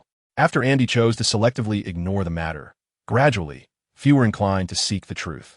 For the others, the incident passed without much consideration, with hardly anyone taking it seriously. After all, the Daily Prophet, as its name suggests, merely prophesies a fact well known. Prophecies are often inaccurate. But this before him is not the real Moody, but little Barty Crouch. At last, Andy comprehended why Moody had suddenly called him out. It was he who had unleashed the dark mark that fateful night. Compared to others, the Moody before the crowd would undoubtedly pay closer attention to Andy. The chaos of the final evening concluded swiftly, with Andy playing no small part in its resolution. With this in mind, Andy approached Moody. His courage was commendable. Moody smirked slightly, his magical eye whirling as he scrutinized Andy up and down, as if attempting to see straight through him. Then, Moody retrieved a new spider from a small glass jar and placed it on the table. As before, observe my demonstration, and then, Hall, you shall be the first to experience this spell. Andy nodded, avoiding Moody's gaze, and quietly invoked the power of the Divine Eye. Rock King's Throne, Elemental Combat Technique. Earthly Jade Shield. In an instant, unnoticed by anyone, a layer of pale golden, translucent light materialized before Andy, swiftly enveloping his entire being before vanishing from sight. A profound sense of security enveloped Andy. In his heart, he wished to proclaim, I possess a shield wall. Of course, to avoid drawing attention, Andy deliberately kept his powers at a minimal level, even less than what he had inadvertently revealed in the dormitory. With this layer of protection, he should be able to withstand Moody's soul-sucking curse. Although Andy felt that even without the power of the Divine Eye, he would not be completely dominated by the curse. He harbored too many secrets. It was wiser to err on the side of caution. Soul extraction. On the other side, Moody shouted, pointing his wand at the spider. Suddenly, the spider tensed and became utterly rigid, frozen in place. Following this, Moody's wand moved rhythmically, directing the spider to advance, retreat, and leap, as if it were a mere puppet dancing before the onlookers. A few students, witnessing this spectacle and recalling that they would soon face Moody's curse themselves, turned pale. Behold, it is entirely under my control, Moody proclaimed. I can dictate its actions, thoughts, and even its very essence. As Moody abruptly snapped his wand, the spider's movement ceased, and it slowly collapsed onto the desk. A profound silence enveloped the classroom. If there had been any lingering hope before, it was now clear to all that Moody was not jesting. He was utterly serious. He truly intended to wield the soul-sucking curse upon the students. That lunatic, Andy murmured, hearing Marietta's soft complaint. Moody, clearly having overheard, paid no heed and gestured for Andy to step forward. Are you prepared? Moody inquired. Andy nodded slowly. Excellent. Moody's gaze sharpened as he aimed his wand at Andy. Soul, depart. A blinding flash erupted from Moody's wand, ensnaring Andy in a silent, insidious grip that invaded his very psyche. In a quietude, Andy felt an indescribable force spreading within him. The world around him began to slow. Distorting as clarity faded into obscurity, Moody's wand appeared to him as though moving in slow motion. Here it comes, the soul-sucking curse, and he focused intently, striving to resist this sensation, engaging in a mental standoff with Moody's magic. Two forces grappled within his mind, neither yielding. To the other students, it appeared as though Moody and Andy had entered a state of suspension, both holding their previous stances for nearly half a minute. Moody was taken aback. While he had anticipated potential complications in employing the soul-sucking curse on Andy, he had not foreseen the strength of Andy's will. Merely encountering the curse for the first time, he had managed to repel Moody's magic. Moody stepped forward, resolutely intensifying the pressure on Andy. Gradually, Andy's perspective began to shift. His soul seemed to soar from his body, hovering aloft, observing his own back from a third-person vantage. If one could disregard the gravity of the situation, this state was remarkably novel. Accidentally transformed into an observer, Andy watched as some irresistible force exerted control over his body. It felt akin to intoxication, yet within this state, his mind remained remarkably lucid. He was acutely aware of what he was experiencing, yet utterly incapable of commanding his own body. This was the essence of the soul-sucking curse, a forewarning of his impending subjugation by Moody. The soul-sucking curse is indeed formidable, Andy sighed inwardly.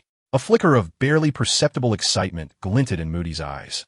Although it required considerable effort, and the process proved more arduous than anticipated, success was imminent. In the next moment, a golden, faint light erupted suddenly from Andy's body, instantly breaking free from the grasp of the soul-binding curse. Blinking, Andy took a moment to reacquaint himself with his physical form and exhaled a sigh of relief. Fortunately, he had preemptively shielded himself. Otherwise, relying solely on his current strength to completely withstand Moody's curse would have been quite challenging. Yet, Andy had already surpassed the capabilities of most individuals. With Moody, or rather young Barty's prowess, controlling anyone in this classroom posed no difficulty. Only Andy was able to mount a defense. Impossible. You actually resisted this spell. Moody stepped back, incredulity etched across his face. Chapter 42, Worship. Moody and the others gazed at Andy in astonishment. Moody was bewildered. He had felt his magic nearing success only to have it abruptly interrupted at the last moment. Though he had exerted all his power against Andy, the fact that Andy had managed to fend off his soul-binding curse left him utterly surprised. Was this merely a student? In his past as a Death Eater, he had effortlessly dispatched Aurors from the Ministry with the same curse. He never anticipated failing against Andy today. Oh, Andy replied. Resisting the spell is indeed challenging, but I have succeeded, Professor. Moody realized he had misspoken. He coughed twice, swiftly altering his expression. Look, now, that's impressive. Hall has done it. Successfully resisted the soul-binding curse. I dare say, none of you would have even the slightest tremor in the face of such magic. Continue next. Autumn Zhang inquired, what does it feel like? Andy responded, you feel as if time slows, your soul is pulled from your body. Do you recall what we just did? Autumn pondered for a moment before saying, if I hadn't seen Professor Moody actually cast the spell on you, I would have thought you were performing a pantomime. After he pointed his wand at you, you all stood frozen, and after a while, Professor Moody stepped back, conceding his failure. Andy nodded. His perception was indeed accurate. The struggle with Moody had felt to him like it lasted at least 5 minutes, while for the others, it had merely been a brief moment. The next student, a Ravenclaw girl named Ellie, sat closest to Moody and was promptly called upon. Soul, leave the body, Moody shouted, employing the same tactic. Ellie stiffened, offering no resistance. Her head drooped, and her eyes lost their sparkle. Bewildered, she stared at Moody, completely unaware of what had transpired. Only upon seeing the expressions of her peers did she realize she had fallen under the spell's control. Moody remarked, this is the consequence of your lack of focus. Observe how Hall performed. If you were to encounter a dark wizard, you would be left utterly defenseless. Next, the subsequent student approached, experiencing a fate similar to Ellie, instantly succumbing to Moody's control, despite the professor's prior explanation. Soon, every student in the classroom had experienced the soul-sucking curse cast by Moody. Aside from Andy, no one else could fully withstand Moody's magic. Only Autumn Zhang managed to endure for a few more seconds before succumbing to the curse. Moody commanded Autumn to repeatedly declare his disdain for Quidditch before releasing him from the spell. Following this, Moody demonstrated the final incantation, the Killing Curse, also known as the Avada Kedavra. In front of the entire class, he did not spare the spider he had used for the previous demonstration, allowing it to crawl across the desk. When a moment was right, Moody raised his wand and softly uttered Avada Kedavra. Contrary to expectations, a delicate green light flashed and struck the spider. There was no immediate commotion. The next moment, the spider's body collapsed, devoid of all life. A gasp escaped from a student in the classroom, involuntarily reacting, even though the life extinguished before them was merely that of a spider. However, witnessing a life's departure firsthand sent a chill down their spines. The Killing Curse was fatal without exception. Moody quietly remarked that throughout history, only one person had ever withstood the Killing Curse. Harry Potter, the boy who lived. All right, that concludes today's lesson, Moody announced as the class ended. And all the students excitedly exited the classroom to discuss the lesson with their friends. Moody was undoubtedly the coolest professor they had ever encountered. Hall, stay behind. Just as Andy was following Autumn out of the classroom, Moody called out. And he turned to Moody, wondering if he was needed for something. Coincidentally, he had matters to discuss with Moody as well and sought a moment alone. During the earlier experience with the soul-sucking curse, it was evident that Moody had grown wary of Andy, for his resistance to the curse had exceeded everyone's expectations. Given Andy's notorious reputation, it was impossible for Moody to overlook him. This realization sparked a bold idea in Andy's mind, a plan that carried some risk, yet if successful, could yield substantial rewards. Even if it failed, the worst outcome would be exposing the imposter Barty who was masquerading as Moody. In Hogwarts, Andy felt unafraid. If he couldn't handle it, he could always seek allies. Andy was now capable of resisting the false Moody's soul-sucking curse and was not concerned about being immediately controlled. He was determined to uncover more from this imposter.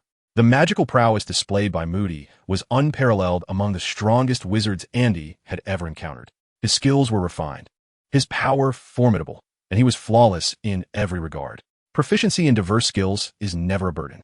The power of the Eye of the God was immensely strong, yet it also had its limitations.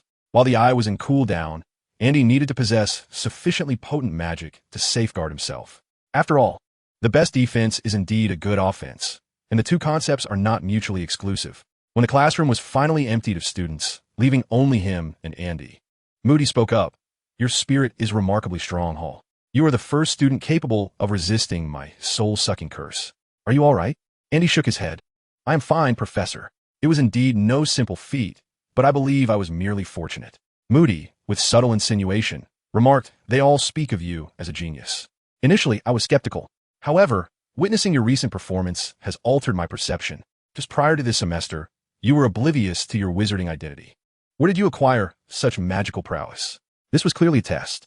After a moment of contemplation, Andy displayed a look of admiration and replied with a smile. In truth, it is because of you, Professor. Me. Chapter 43. The Plan.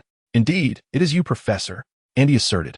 When I first entered the magical realm, I had heard countless tales of your past exploits. Your legendary experiences inspired me, igniting my desire to become an Auror like you. I greatly admire your words. Always remain vigilant. Moody struggled to maintain his composure. His magical eye fixated on Andy, yet he detected no anomalies. Andy's gaze was profoundly sincere, filled with admiration. Moody pondered aloud. This cannot be right. Did you not grow up in the Muggle world? Andy, with a pained expression, covered his face. I was raised in an orphanage, where I was relentlessly bullied by other children, beaten mercilessly, robbed of my dinners and pocket money, and deprived of sleep. I often dreamed of a legendary hero, one who would emerge to rescue me and bring them to justice. Yet, no one ever came to my aid. I had no friends, no family, and, at times, I lost hope for survival, until I discovered my identity as a wizard and my ability to wield magic. Andy's tone grew fervent as he instinctively grasped Moody's hand, startling him. Professor, I have always aspired to be someone like you. One day, I shall apprehend all criminals, exacting a thorough reckoning upon them, allowing them to taste the bitterness of dark magic. Moody began to sweat. Such fervor was alarming. He pried Andy's hand away, saying, Calm down, take a breath. Your ambition to become an Auror is commendable, but there is much for you to learn. First and foremost, Aurors do not willingly employ the unforgivable curses. Yet you do. Andy interjected. You once said that to understand your enemy, you must first comprehend the magic they wield. I wholeheartedly agree. In your confrontations with dark wizards, you have never hesitated to utilize dark magic. Magic itself is not inherently evil. It is the wielder who determines its morality. Moody felt a wave of dismay. He had not anticipated encountering a true disciple of the real Moody at Hogwarts. Even more astonishing, he found himself unable to counter Andy's assertions, for as he had stated, the genuine Moody had indeed never shunned the use of dark magic. He had just employed it in class. Only in this manner could he become the most legendary Auror. At least half of the prisoners in Azkaban were captured by the true Mad-Eye Moody, although Moody resorted to dark magic only when absolutely necessary. It is universally acknowledged that the unforgivable curses are vile forms of dark sorcery, with the sole exception of Moody himself. Had he not apprehended so many dark wizards, he would have long since been incarcerated in Azkaban for employing the unforgivable curse. Moody was rendered speechless, fully convinced, for everything Andy had recounted was indeed true. After encountering Andy's name in the newspaper, he had discreetly investigated the boy's background. Growing up in an orphanage, enduring bullying, and engaging in petty theft, such a history would naturally lead a child to contemplate using dark magic against others. However, Moody could hardly fathom that Andy would express such sentiments to him. With a forced resolve, Moody inquired, "What is the name of the child who bullied you?" Through gritted teeth, Andy replied, "William. Even if he were reduced to ashes, I would still recognize his face." Such was the depth of his hatred, Moody thought to himself. "Thus, the reason you were able to resist my spell earlier was due to your admiration for me?" Andy nodded affirmatively. "Indeed, if it were anyone else casting the Cruciatus curse upon me, I surely would not have endured." Moody found himself both amused and perplexed. Andy continued, "Before coming to Hogwarts, I practiced the disarming charm on my own. That night, amidst chaos, I encountered several dark wizards. Without a second thought, I cast the disarming charm at the leader, and to my astonishment, it succeeded." He produced Lucius Malfoy's wand from his pocket and handed it to Moody. Upon seeing it, Moody understood immediately. Such an ostentatiously adorned wand could belong to no other than Lucius Malfoy. The wand's tip was even engraved with a peacock. If the leader among the dark wizards was indeed Lucius Malfoy, it was hardly surprising. Moody was quite familiar with Malfoy. The latter was a quintessential fence-sitter. His magical prowess, not particularly formidable. It was not beyond the realm of possibility for him to be defeated by a novice student of magic, no matter how outrageous it may sound. As for the other dark wizards, those who associated with Lucius Malfoy, Moody held no high expectations. To label them as inept would not be an exaggeration. Had he known better, he would not have devoted so much attention to Andy. Andy then said, "Professor, if possible, I would like to seek your guidance on magical knowledge in the future. I have had little exposure to magic and have only practiced a few spells at home. There are many incantations I wish to learn." Moody had abandoned any inclination to test Andy further and replied dismissively, "Of course, as long as I am available. After all, I promised Dumbledore that I would serve as a professor for only 1 year. Should you have questions, feel free to approach me anytime." Andy exclaimed in delight. "Really? What about the Aurors?" Moody interjected promptly. "However, I may not be able to offer you much in terms of future career advice. I am now retired. Merely a professor." The imposter Moody, young Barty, dared not comply with Andy's request, for he had never truly been an Auror. In the past, he had often been pursued by the Aurors led by Moody. Andy felt a tinge of disappointment, but soon inquired, "Well then, what about the unforgivable curses?" "Hey, young man, do not overthink it," Moody replied. "I cannot teach you the unforgivable curses. Just because I can wield them does not mean I will instruct you. Even if you aspire to be an Auror, that is out of the question." Andy did not press further. Having secured the assurance of consulting Moody was sufficient for him. The future could be addressed in due time. All he desired was to draw closer to Moody without arousing suspicion. Initially, Andy contemplated whether to expose young Barty's true identity, masquerading as a Death Eater or a worshipper of Voldemort, to communicate privately. However, upon reflection, the risk seemed exceedingly perilous. Should the impersonator Moody make any external contact, Andy would be immediately exposed. Thus, the current arrangement was satisfactory. The gratitude reflected in Andy's eyes made Moody uncomfortable, prompting him to wave his hand dismissively, urging Andy to leave. Only then did Andy gently close the door to the defense against the dark arts classroom. Chapter 44, Prologue. In the blink of an eye, over a month had elapsed. During this time, Andy had become a prominent figure in Ravenclaw, thanks to his exemplary performance across various subjects. This success was attributed to his divine eye and the intensive preparation he underwent with Autumn Zhang before the term began, allowing him to keep pace with his studies and even excel. Of course, his own diligence also played a crucial role. The divine eye merely provided Andy with a platform. Without his own desire to learn, he could only rely on its power to achieve commendable grades. The fifth-year curriculum was already quite advanced. By day, Andy attended core classes such as Transfiguration, Potions, and Charms, alongside his elective courses, Divination and Care of Magical Creatures. In Care of Magical Creatures, Hagrid, as the professor, introduced them to a plethora of blast-ended Skrewts. This new species he had bred was exceedingly ferocious. At times, they would detach their own tails as propulsion fuel, launching themselves far into the air. Many students were reluctant to approach the Skrewts, as well as the other magical creatures Hagrid had brought to class. Since Hagrid introduced them, 3 students had already been hospitalized due to mishandling the Skrewts. Andy, however, found great enjoyment in the experience. He frequently employed his divine eye to shield himself, and then engaged playfully with the Skrewts. Initially, Autumn Zhang was shocked and attempted to dissuade Andy. but soon realized he was unharmed. In fact, the Scroots tended to shy away from him. This delighted Hagrid, who awarded 5 points to Ravenclaw. Evenings were primarily dedicated to astronomy classes, with occasional sessions of Moody's defense against the dark arts scheduled for nighttime. At present, Moody instinctively seeks to evade Andy. Much like a startled creature trying to flee, yet he invariably fails to escape. Following Andy's heartfelt confessions, he has become inextricably intertwined with Moody. Whenever Andy encounters a perplexing question or delves into matters not encompassed by the eye of Providence, he eagerly approaches Moody after the class on dark magic defense. For instance, he inquires about the intricacies of casting explosive spells, whether there are alternatives to the ingredients required for the Veritaserum, and how to concoct a potion with an extended duration. Each query from Andy sends shivers down Moody's spine, for Andy exhibits an unbridled curiosity, daring to ask anything and everything. Given the nature of these questions, it would not surprise Moody if one day Andy inadvertently detonated the Ravenclaw common room. Moody finds himself in a state of bemusement, torn between affection and exasperation for Andy.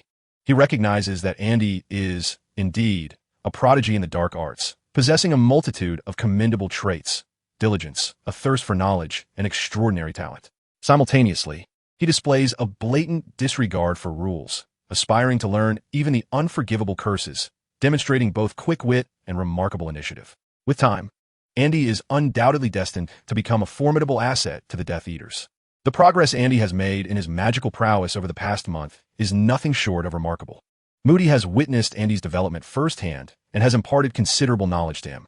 Were it not for his pressing responsibilities, Moody would surely advocate for Andy to serve Lord Voldemort. Voldemort, though not entirely vanquished, still has desperate followers willing to serve him. The most precious resource of the 20th century is talent. As for Andy's musings about upholding justice and becoming an Auror, Moody takes them with a grain of salt.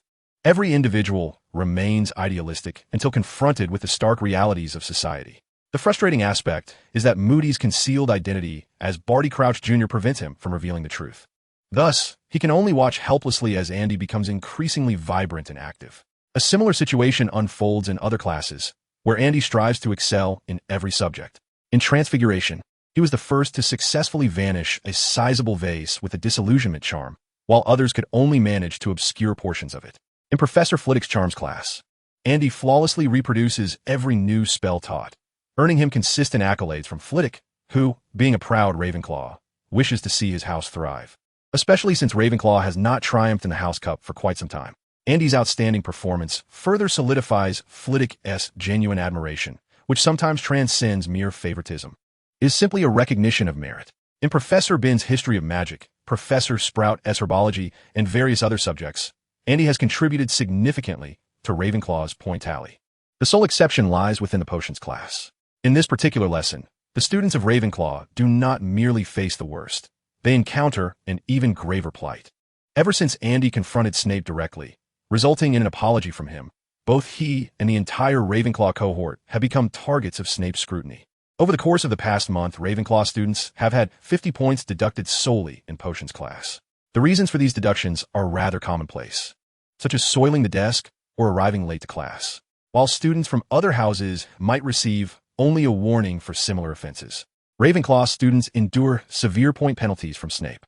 Even Andy, who ensured that his classroom performance was flawless, found himself subjected to a 5-point deduction by Snape, justified by the claim that he failed to present his potion to the professor promptly after its completion. After each deduction, Snape would cast a taunting glance towards Andy, as if to imply that it was all Andy's fault. The Ravenclaw students, however, are discerning enough to unanimously agree that this was not Andy's responsibility. After all, Snape's unreasonable behavior is not a new phenomenon. He has always operated in such a manner. Nevertheless, this has resulted in a stagnation of Ravenclaw's points. No matter how many points Andy might earn, it pales in comparison to the deductions imposed by Snape, thus maintaining a precarious balance between the two. This situation persisted until mid-October. One Friday afternoon, as Andy and Xiao Zhang passed by the Great Hall, they noticed the entrance hall teeming with people. A crowd had gathered, engrossed in reading a notice filled with information pertaining to the Triwizard Tournament. Chapter 45. The Visitors from Beauxbatons and Durmstrang. Amidst the throng at the marble staircase, Andy spotted Pavard, a sixth-year prefect. Pavard, upon noticing Andy and Xiao Zhang, greeted them, saying, "Hi, I heard you two have been docked points by Snape again." Andy gestured towards the large notice at the base of the staircase, stating, "Being deducted points by Snape is hardly newsworthy." It's when we are not that it becomes noteworthy. What does it say? Pavard replied excitedly. The Triwizard Tournament. Students from the other 2 magical schools, Durmstrang and Beauxbatons, will arrive next Friday evening. Everyone is expected to attend the welcoming feast. Can you guess who will be Hogwarts champion? Xiaozhang glanced at Andy and remarked. If it were 2 years later, I would say Andy. Indeed, but alas, there are no ifs, Pavard chuckled. The current Andy is not eligible to be a champion. You must be 17. Andy inquired. Who do you think it will be then? Pavard mused, close at hand yet far away. Do you wish to be the champion? Both Andy and Xiaozhang exclaimed in surprise. Pavard nodded affirmatively, of course. Who else from Ravenclaw but me? You would not support me, would you? Andy replied. If you're asking for my support, then I shall certainly support you. However, don't you think Cedric has a greater chance of becoming the champion? Upon hearing Cedric's name, Pavard's spirits dampened. I know Cedric is the people's choice, but can't you at least give me a glimmer of hope? Andy patted Pavard on the shoulder and said, if there were to be a vote, I would undoubtedly choose you. Thank you, Pavard replied with a smile. On the morning of October 30th, the entire castle appeared rejuvenated. Filch had spent the week frantically cleaning every nook and cranny, dusting off the neglected portraits and thoroughly polishing the suits of armor that adorned the corridors. Whenever a student sullied the hallway in his presence, he would erupt in fury. Fortunately, he could no longer indiscriminately impose detentions on students. After the last abuse of power, Filch received a formal warning, as Cedric and Harry, the unfortunate souls, have been forced to clean the Quidditch pitch stands until 2 in the morning before he finally allowed them to leave. Consequently, Filch would roar at every student who neglected cleanliness, prompting many to steer clear of him at all costs. The Great Hall had been redecorated by the professors, adorned with enormous silk banners representing the colors and mascots of each school. Gryffindor, with its scarlet background and golden lion, Ravenclaw, with its azure backdrop and bronze eagle, Hufflepuff, distinguished by its yellow and black badger, and Slytherin, flaunting a green and silver serpent. These 4 creatures converged on the wall behind the staff table, forming a colossal H that symbolized Hogwarts. When Andy and Autumn Zhang arrived, most of the students had gathered, standing at the back of the 5th-year line. Under the guidance of their respective heads, everyone formed a queue and stepped outside the castle to take their places. Andy observed the palpable excitement among the students and spotted Dennis Creevey, newly sorted into Gryffindor, animatedly chatting with those around him in the 1st-year line until Professor McGonagall had to intervene and request his silence. The weather was frigid, and the entire school stood in the biting wind for what felt like an eternity, while representatives from the other 2 schools had yet to arrive. As impatience began to set in, Dumbledore, standing at the back, suddenly exclaimed, "Marvelous! I believe the representatives from Beauxbatons have arrived." The students looked around, noticing nothing amiss. The forest stood indifferent, the cold wind rustling through the trees. Pavard pointed upward, shouting, "Look, what is that? A house?" Everyone gazed into the sky, and indeed, Pavard was correct. A small black that had appeared, soaring towards Hogwarts. As the dot drew nearer, it became clear that it was an exquisite powder blue carriage, the size of a house, drawn by 12 magnificent winged horses, each as large as an elephant. Suddenly, a thunderous sound echoed as the hooves struck the ground. The immense wheels trembled, while the golden steeds shook their colossal heads, their fiery eyes gleaming. The moment the carriage landed, its doors swung open, and a boy dressed in a light blue robe leapt out, bending down to unveil a golden spiral staircase from the carriage's floor. He respectfully took a step back, welcoming a magnificent black high heel that extended from the carriage. Subsequently, a formidable woman emerged from within, her imposing stature leaving all in awe. Dumbledore was the first to applaud, and soon, as if awakening from a dream, the others joined in their warm welcome. "Welcome, dear Madame Maxime," Dumbledore said, stepping forward to kiss her hand. Despite his considerable height among ordinary folk, he did not need to bend at all to perform the gesture. Madame Maxime smiled down at him, saying, "I hope all is well with you, Dumbledore." "I am well, thank you," he replied, lifting his gaze to share a smile with her. With a wave of her hand, she beckoned forth a dozen students from the carriage, both male and female, around the age of 18 or 19, all clad in silk robes, shivering in the cold. After exchanging a few brief words with Madame Maxime, Dumbledore watched as she led the Beauxbatons students into the castle. Once the representatives of Beauxbatons departed, Andy and his companions lingered for a while longer as twilight deepened. Suddenly, the surface of the Black Lake parted, sending ripples across its dark expanse, accompanied by bubbling sounds from beneath. A tall mast emerged first from the depths, followed by a colossal ship that gradually surfaced, exuding an eerie, haunting air, as if it were a wreck freshly salvaged from the depths. The vessel glided from the center of the lake and docked at the shore, where a group of individuals clad in thick fur coats disembarked, tightly wrapped against the chill. Leading them were none other than the headmaster of Durmstrang, Karkaroff, and Viktor Krum, the star player of the Bulgarian team, whom Andy had previously encountered. Chapter 46, Fleur Delacour. Welcome, Professor Karkaroff. Dumbledore greeted, extending his hand to shake Karkaroff's. Karkaroff engaged in an enthusiastic exchange with Dumbledore before summoning Viktor Krum to his side. Clearly, Krum's presence generated far more excitement among the Hogwarts students than the imposing ship and carriage. He wore a somber expression, refusing to acknowledge anyone, yet still drew considerable attention. Marietta and a few girls erupted into hushed squeals, discussing the possibility of having Krum sign their clothing with lipstick. Krum, however, remained oblivious to their commotion, tightly wrapping his robes around him and following Karkaroff into the castle along with his fellow Durmstrang students. The Beauxbatons students chose the Ravenclaw table, while Durmstrang opted for the Slytherin table. Seated beside Andy and Cho was a pair of strikingly similar sisters, both adorned with long, flowing silver hair reminiscent of cascading waterfalls. The younger sister appeared so small that it raised doubts about her age for attending school. Cho turned to the younger sister and inquired, "Are you also a student from Beauxbatons?" "Indeed, I am Gabrielle Delacour," the little girl replied with a bright smile. "This is my sister, Fleur." Gabrielle's elder sister, Furong, stood tall with a slender, graceful figure. She extended her hand to shake hands with Qiuzhang and Andy, her movements as light as a fairy's. "Hello." Andy and Qiuzhang greeted Furong with smiles. Without a doubt, Furong's beauty was striking. Students at Beauxbatons placed great emphasis on their appearance and grooming. Yet the two sisters were the most radiant among them. "Wow, you are truly beautiful," Qiuzhang couldn't help but exclaim. Furong slightly raised her chin, revealing a hint of a smile as she replied, "You are as well." "It's nothing." Furong's expression held a teasing quality. Gabrielle chuckled beside them, saying, "Andy, you are so natural around my sister." Most people stared at her intently. "Gabrielle, that's quite impolite." Furong shot her sister a glance, prompting Gabrielle to fall silent. "I apologize." Furong explained, "I possess a quarter of Vila blood, which can sometimes lead to complications." Qiuzhang remarked, "No wonder I noticed many people gazing at you earlier. But Andy is unaffected. He seems immune to the allure of Vila. Is that so?" Furong looked at Andy with slight surprise. "Generally, men immune to the Vila's charm fall into two categories: those who are already attached, or those who simply do not favor women. Which are you?" Andy wished to clarify that he belonged to neither category, but such a confession would be too hurtful. Furong was indeed beautiful, yet she was not a pure-blood Vila, and her allure was not overwhelmingly powerful. If Andy could resist a full-blooded Vila, it was unlikely that Furong could exert any influence over him. After some contemplation, he maintained a neutral expression and stated, "I only enjoy studying. Magic is my true passion." Furong and Gabrielle were momentarily taken aback. Qiuzhang covered his face, stepping in to ease the tension. "Well, that is quite nice, isn't it?" "Surely, Furong, you wouldn't prefer Andy to gaze at you with lecherous eyes?"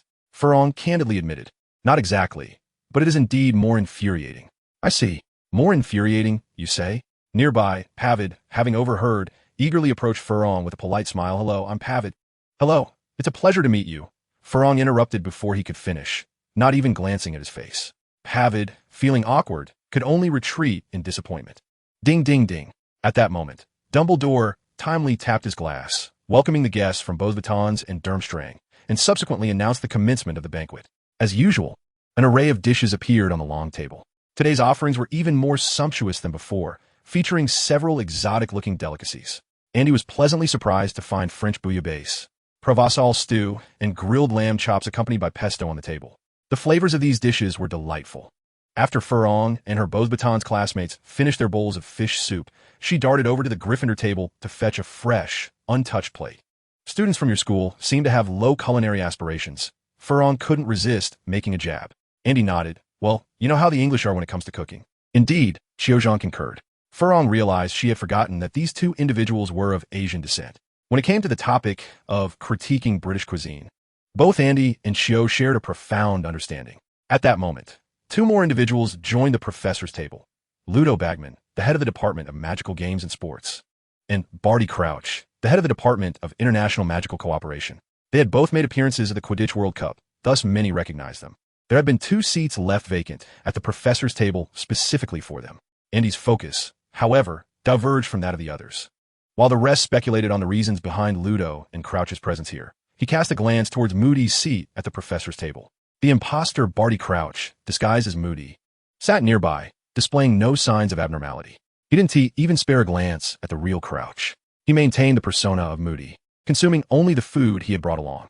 Whenever thirst struck, he would take a sip from a small flask hanging at his side, but it contained the polyjuice potion that allowed him to sustain his transformation. Andy couldn't help but marvel once again at Barty's psychological fortitude. He was truly a prodigy, a natural master of subterfuge. Young Barty had escaped clandestinely, and yet, with his father seated beside him, he exhibited not a flicker of hesitation.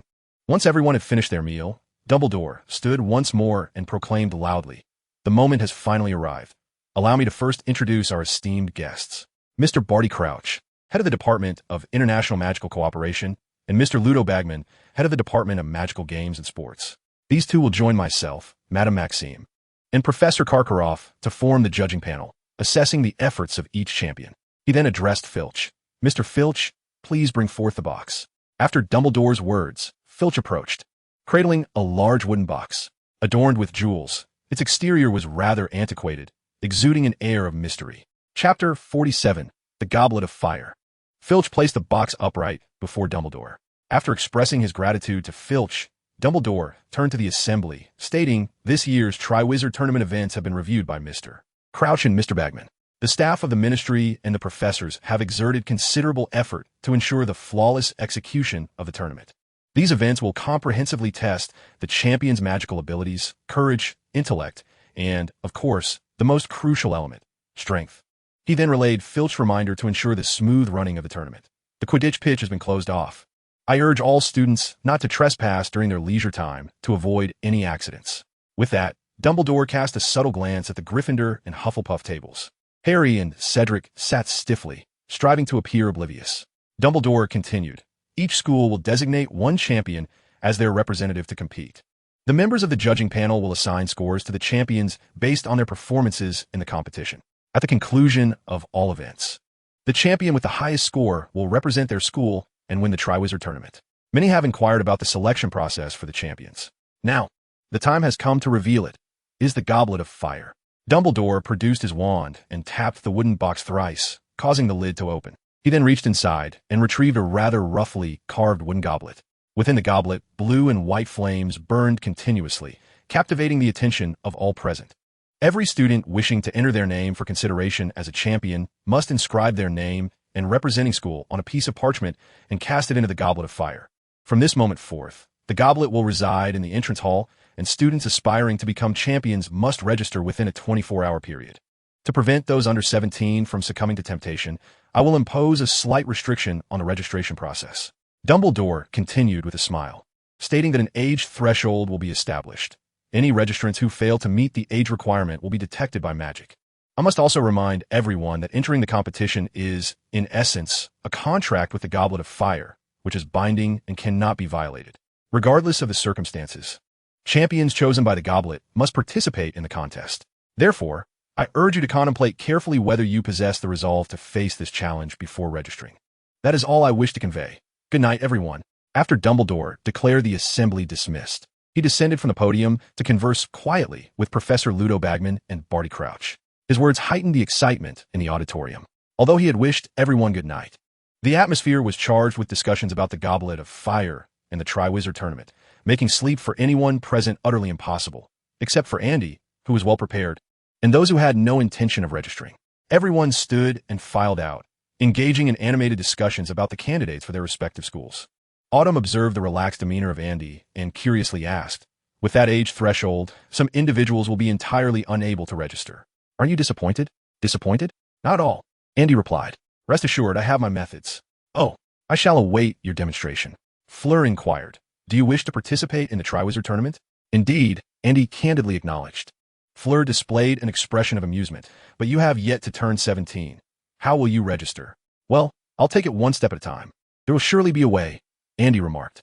With a scoff, Fleur sensed that Andy had a plan, but would not divulge it. Gabrielle chimed in, "Andy, you're deceiving yourself.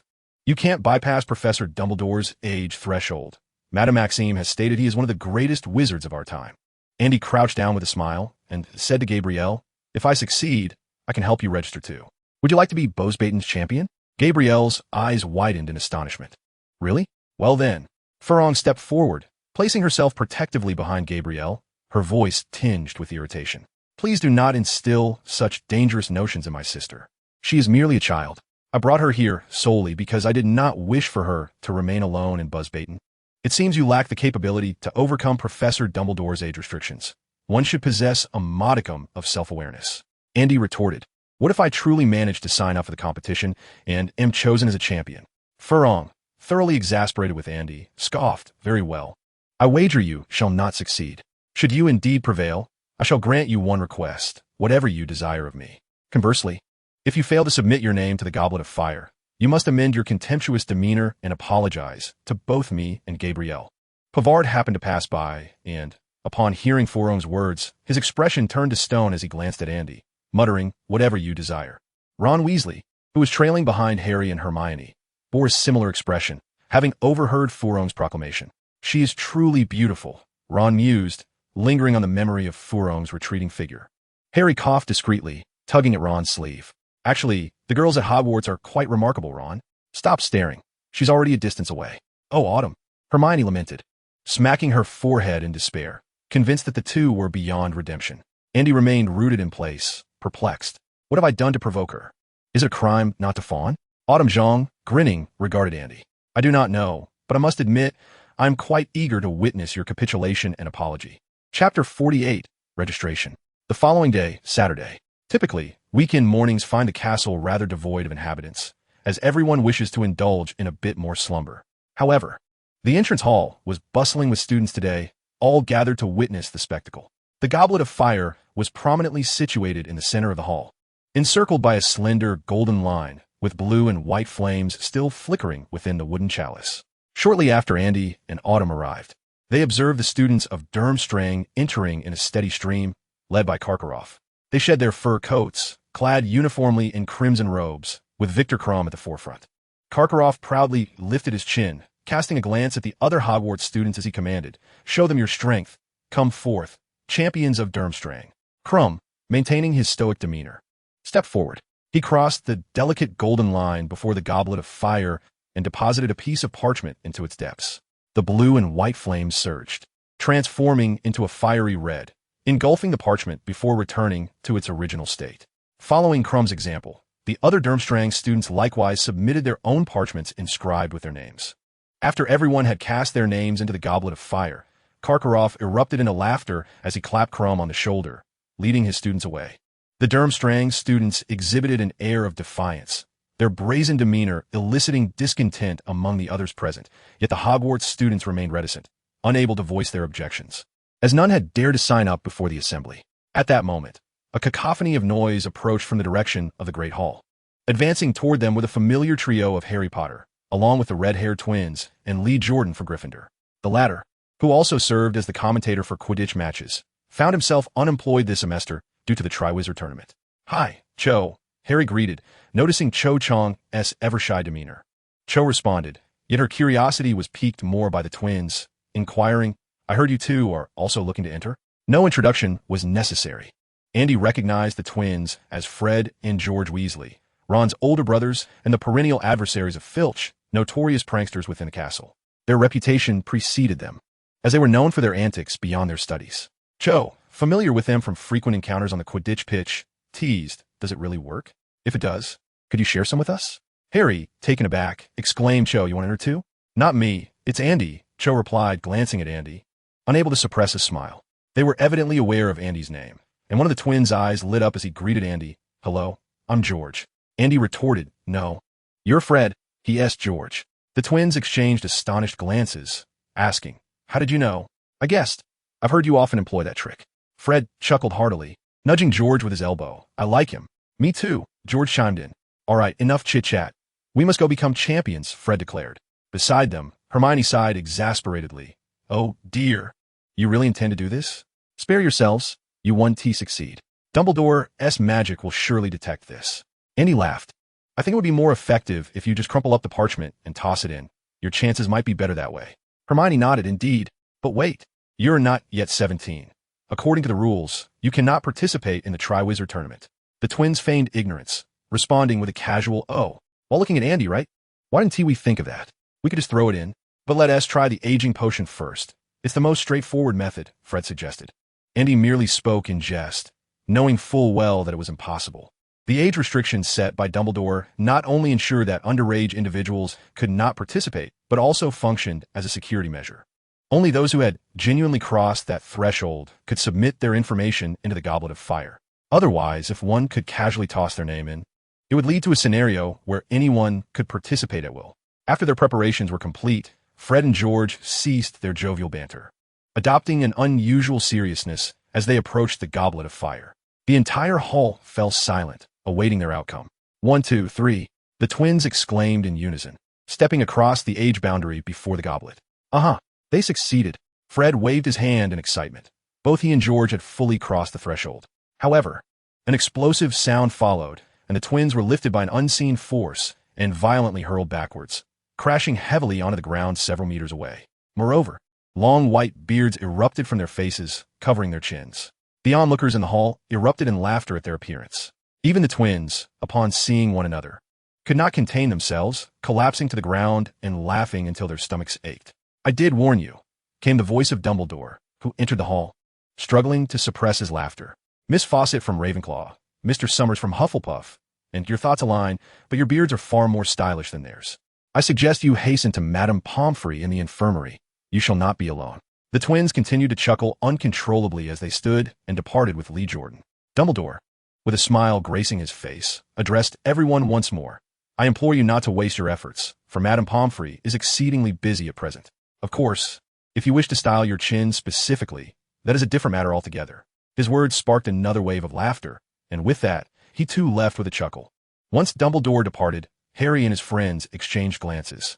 Witnessing the twins' fate, they firmly abandoned the notion of entering the competition. Meanwhile, Cho and Andy resolved to have breakfast first. Just as they prepared to follow into the Great Hall, a raucous cheer erupted from the entrance. "You are the true champion of Hogwarts. Go, Cedric. We wholeheartedly support you." Chapter 49. Crossing the Age Boundary. Cedric entered, surrounded by a throng of Hufflepuff students, a smile adorning his face. Upon spotting Cho and Andy attempting to exit, he halted, feigning ignorance. "Unable to register, are we? Due to age restrictions, I presume." Andy replied, I was actually just hoping to grab some breakfast." Cedric flashed Andy a confident smile. "No need to explain. It is not your fault, Andy. Undoubtedly, underage wizards are not adequately prepared to face such challenges."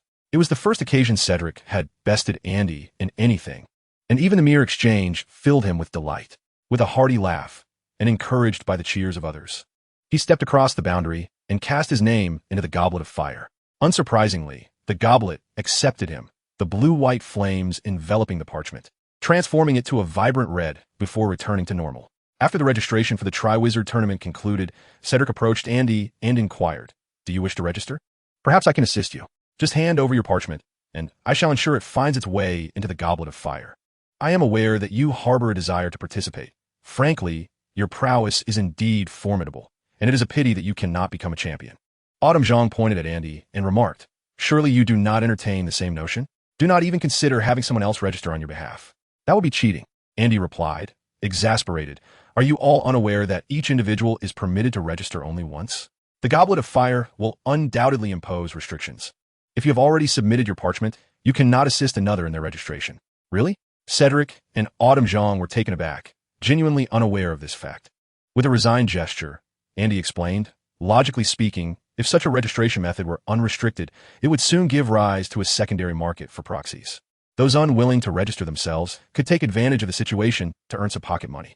There are indeed many students like Fred and George who possess sufficient skill but do not meet the rigid criteria." Cedric and Autumn Zhang exchanged glances, realizing the validity of Andy's argument. Without proper mechanisms in place, the situation could indeed devolve as Andy had described. Autumn Zhang, filled with excitement, exclaimed, "So, does this mean we could seize this opportunity to form a team specifically for this business?" Around them, fellow students were left in tears, realizing the sheer cunning of the idea. Some had already slipped away from the hall, intent on capturing a share of the market. Andy interjected, "There is no opportunity here. If I could conceive such a simple scheme, others undoubtedly will too. There are far too many eligible individuals who do not wish to register, creating no barriers whatsoever. Only the first to take that step may profit from a time advantage, but soon they would face an endless price war, starting from 2 sickles, then 1 sickle, ultimately dwindling down to mere nuts, which would hardly compensate for the time wasted. As prices continued to plummet, the inevitable outcome would be a market collapse, leaving everyone with nothing. Thus, the pursuit of such trivial earnings hardly seemed worthwhile. And he had indeed contemplated exploiting this mechanism for a quick profit, considering himself a pioneer in this endeavor. He was relatively well known in Ravenclaw. Whether due to the sorting ceremony or his academic achievements, most upperclassmen were familiar with him. Moreover, given the strong sense of self-awareness among Ravenclaw students, Andy recognized that many were disinterested in registering. He could easily consolidate these individuals and sell their slots to Gryffindor students. However, after some reflection, Andy ultimately decided against it. Aside from competitive pressures, the primary reason was the brief time frame. From the moment the Goblet of Fire was revealed to the registration deadline, only a mere 24 hours remained. In the blink of an eye, the opportunity would close. Just as Andy finished speaking, a defiant upperclassman from Slytherin approached the goblet, attempting to toss in 2 parchments, one after the other. As a result, his first parchment was accepted by the Goblet of Fire, while the second was immediately reduced to ashes by the blue and white flames, which did not react at all. "Oh no, I truly managed to sign up. What if I become a champion?" exclaimed the senior student in a panic, clutching his head. After uttering a couple of sentences, he realized his friends were staring at him as if he were a fool, leading him to cough awkwardly and defend himself. Well, there is always that possibility. Seeing the senior fail, both Qiuzhong and Cedric breathed a sigh of relief. Neither of them wished for Andy to find an opportunity to exploit. Qiuzhong was concerned for Andy's safety, while Cedric simply did not want to compete against him. If Andy did not participate, the likelihood of Cedric becoming Hogwarts champion was almost assured. However, with Andy in the mix, the outcome was far less certain. Cedric chuckled reassuringly. "It seems there's nothing I can do to help you after all." Andy looked at him quizzically. "That is another point of my confusion. Why do you think I must rely on others to enroll in the Triwizard Tournament?" Cedric was momentarily taken aback and reflexively asked, "Aren't you still under 17? Andy replied with a smile, "Indeed, but I never said I would be constrained by the age limit, did I?" "What do you mean?" Just then, students from both batons, led by the towering Madame Maxime, entered the hall in a line. Like the students from Durmstrang, they were there to register. The leading student, Fleur, immediately noticed Andy and whispered a few words to Madame Maxime. Subsequently, Madame Maxime turned to Andy with an enlightened expression, signaling the Beauxbatons students to halt. Madame Maxime's authority at Beauxbatons was undisputed. At her command, all the Beauxbatons students promptly came to a standstill. Consequently, Andy found himself closest to the Goblet of Fire, appearing as though the Beauxbaton students were waiting for him to complete his registration. Fleur crossed her arms, smirking as she fixed her gaze on Andy, eager to see how he would respond. If Andy dared not register in front of everyone, it would naturally diminish him in comparison to Fleur. Yet, if he stubbornly insisted on submitting his name to the goblet, he would end up looking as foolish as the Weasley twins who had hurried past moments ago, sporting comically large beards. In Fleur's eyes, she could not possibly lose. She merely awaited the spectacle of Andy's embarrassment. Cedric, too, felt no urgency at this moment. He stepped back to observe Andy. Qiuzhong tugged at Andy's sleeve, whispering, "Let's go." However, Andy dismissed the pressure, smiling as he declared, "I truly intend to register." Qiuzhong grimaced and glared at Andy, mouthing, "Are you insane?" Andy retrieved a small piece of parchment from his pocket, upon which his name had long been inscribed, and approached the age boundary of the Goblet of Fire. "By the power of the earth, I summon thee as bone." His eyes glimmered with divine insight, and a tremendous force erupted from Andy, filling the entire hall. With a casual wave of his hand, Andy unexpectedly caused a tremor in the surrounding space, startling everyone present. The sand and dust that fell from the ceiling seemed to possess a will of their own, instinctively gathering at Andy's fingertips. Ultimately, it coalesced into a cube the size of a fist, hovering in midair, unassuming in appearance yet brimming with immense power. Before anyone could comprehend what had transpired, Andy nudged the small cube with his index finger, taking a step towards the position of the Goblet of Fire. He had audaciously crossed the age boundary set by Dumbledore. In the next moment, an extraordinary change occurred. A crackling sound emanated from beneath Andy's feet as the golden age boundary shattered, its hue fading into a dismal dullness.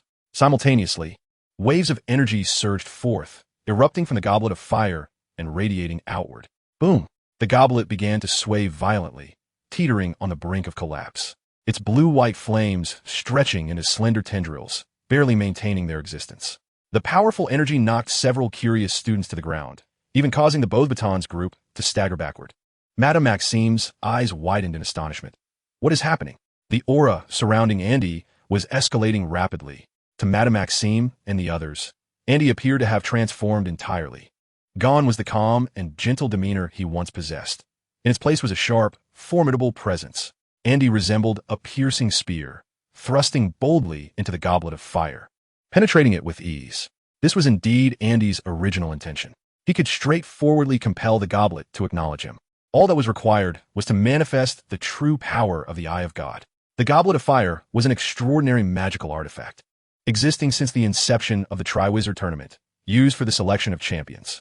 The history of the Triwizard Tournament spans a mere 7 centuries, only 700 years. Yet, within the power Andy had acquired, the portion that originally belonged to Zhongli, upon transforming into the Eye of God, also inherited its knowledge, experience, history, and depth. Andy was uncertain of Zhongli's exact age, but he knew that it was at least 6,000, measured in years, sufficient to equate with an entire civilization. In essence, he was the embodiment of civilization itself. In the face of the vast and enduring flow of history, the Goblet of Fire was utterly insignificant. It would take at least 10 goblets combined to merely match Andy's prowess. He yearned to declare, "I could take on 10. But considering the goblet's inability to comprehend human speech, he ultimately held his tongue. Stone Man, the 8 directions yielding jade and clarity. Andy transformed his finger into a palm, pushing the condensed cube forward. The small cube, weightless, floated towards the Goblet of Fire. All his movements appeared slow, yet exerted an immense pressure. As he moved, the momentum surrounding him continued to ascend without restraint. Andy, with legs crossed, completely transcended the bounds of the Goblet of Fire. A cacophony of cracking sounds echoed, relentless in its intensity. In the next moment, Andy took a few steps forward, positioning himself beside the goblet. Behind him, the age boundary set by Dumbledore had vanished without a trace. The goblet trembled violently, shaking as if it were sifting grain, barely able to remain stable upon its pedestal. The blue-white flames dwindled to a mere flicker on the verge of extinguishment. So you have reached your limit. Andy had only liberated a fraction of the power from the Mountain King's throne. Observing this, he did not trouble the goblet further. Instead, he produced a piece of parchment inscribed with his name and placed it into the goblet. The tiny flame flickered slightly upward, taking nearly half a minute to completely engulf Andy's parchment. With a casual wave of his hand, the elemental block, formed from the surrounding rocks, instantly dissipated. The blue-white flames within the goblet roared back to life, as if everything that had just transpired had been naught but an illusion. The tiles surrounding the goblet cracked slightly, and the oil paintings that adorned the walls were cloaked in dust, as though swept by a whirlwind. The others in the hall gazed upon Andy as if they had seen a specter, particularly the students from Beauxbatons and Madame Maxime. A profound silence enveloped the space. No one dared to utter a sound, until Autumn Zhang was the first to regain her composure, glancing at Cedric, exclaiming, "I had an inkling he might actually pull it off, so I was somewhat prepared, but you, Cedric, are truly impressive. You seem utterly unfazed." Cedric's face was ashen. "I have grown accustomed to this." Ah, it turns out he was not feigning calmness, but rather succumbing to despair. Cedric felt as though he were on the brink of madness. "Dumbledore, what on earth are you doing? Why has the age boundary you established proven utterly ineffective?" Andy nodded at Cedric, choosing to ignore him, and turned to Autumn Zhang, saying, "See, I told you there was no need for concern." Autumn playfully nudged him, replying, "Enough boasting. Let us hurry. The professors will be here soon, and I am curious to see how you will explain this." Destroying the age boundary surrounding the goblet and enrolling in the Triwizard Tournament without authorization. What school rules does this contravene? Andy could not recall at that moment, but it seemed there were no specific regulations regarding age limits. The previous Triwizard Tournaments had no age restrictions, and fatalities were common. Autumn Zhang urged Andy to walk briskly towards the exit, as those surrounding them instinctively parted to create a path. As they passed by the Beauxbatons group, Andy did not forget to wave at Fleur in greeting. Fleur's complexion was pale. "Our wager was to become champions, yet you have yet to become a champion of Hogwarts." Indeed, Andy refrained from retorting, smiling as he left the hall alongside Autumn Zhang. Chapter 51. Just give it a try. After all, it costs nothing. The news of Andy crossing the age barrier before the Triwizard Tournament and submitting his name into the Goblet of Fire swiftly permeated the entire castle shortly after he and Xiuzhang departed. The reactions among the castle's inhabitants varied. "Oh, Andy Hall has registered for the Triwizard Tournament. Ah, he has indeed breached the magical barrier set by Dumbledore. Wait, He nearly destroyed the goblet. What? What? In Ravenclaw Tower, Professor Flitwick's eyes widened in disbelief as he inquired. The breathless Pavid, who had rushed to inform him, nodded affirmatively. Professor, you heard correctly. Andy has personally breached Professor Dumbledore's age barrier and entered his name into the goblet, right in front of Beauxbatons. Professor Flitwick regained his composure and exclaimed, "This is simply marvelous." Huh, marvelous? Pavid was taken aback. What are you talking about, Professor? Flitwick lamented, "This morning, I heard that students from Slytherin and Gryffindor had signed up voluntarily. And, of course, Hufflepuff has Diggory. Yet, Ravenclaw had no one stepping forward. To be honest, as the head of the house, I felt rather ashamed. It is truly splendid that Andy has chosen to take the initiative. I had even thought you might be the one to register for us." Pavid could hardly comprehend. "Professor, does that imply you are scolding me?" "No, absolutely not. You are overthinking it." Shock, confirmation, and then renewed astonishment echoed throughout every corner of the castle. Professors, the headmaster's office, the Ollery, and even the small grove by the Black Lake, all were abuzz with discussions about this event. Some inquisitive students even passed by Snape's office, only to hastily retreat upon hearing the sound of objects being thrown inside. The commotion caused by Andy was unprecedented. Most critically, no one understood how he had achieved this feat, while it was common knowledge that Xiao Zhang and Andy shared a close bond at that moment. They seemed to have vanished in a thin air, leaving no one to question or hold them accountable. The ramifications of this incident soon unfolded. Chaos ensued. The first to lose their composure were the younger students, including Fred and George, who were not eligible to register. They realized that Andy's magic had affected more than just himself. Following Andy's breach of the age barrier, it had completely collapsed. The enchantment had vanished entirely. This meant that now, anyone who wished to participate in the Triwizard Tournament could register freely. The first to discover this were the Creevey brothers from Gryffindor, Dennis and his brother Colin, who had witnessed Andy's momentous act as they passed by during the sorting ceremony. Dennis screamed incessantly throughout the ordeal. He had never been so frightened, not even when he fell into the waters of Black Lake during his boat ride. After Andy departed, Madame Maxim led the students of Beauxbatons to hastily cast their names into the Goblet of Fire before quickly retreating. Amidst the chaos, Dennis followed the Beauxbatons students and tentatively tossed his own parchment inscribed with his name into the goblet. To his astonishment, the goblet accepted his entry, confirming that Dumbledore's magic had indeed faltered. Subsequently, Colin also ventured to submit his name, only to find the same outcome. Neither of them sprouted white beards. The Creevey brothers enrolled merely for amusement, fully aware that with Andy present, they stood no chance of becoming champions. However, the same could not be said for others, who were consumed by the fervor akin to that of a lottery mania. The news spread rapidly, as thoughts of the glory of victory and the enticing reward of 1,000 galleons made it difficult for many to maintain their composure. After all, until the results of the goblet were revealed, no one could ascertain their fate. What if they were chosen? What if they triumphed? It was worth a shot, after all. It cost nothing. Soon, the number of eager participants swelled. Initially, all those in the hall who had witnessed Andy and Dennis's actions followed suit, casting their names into the goblet.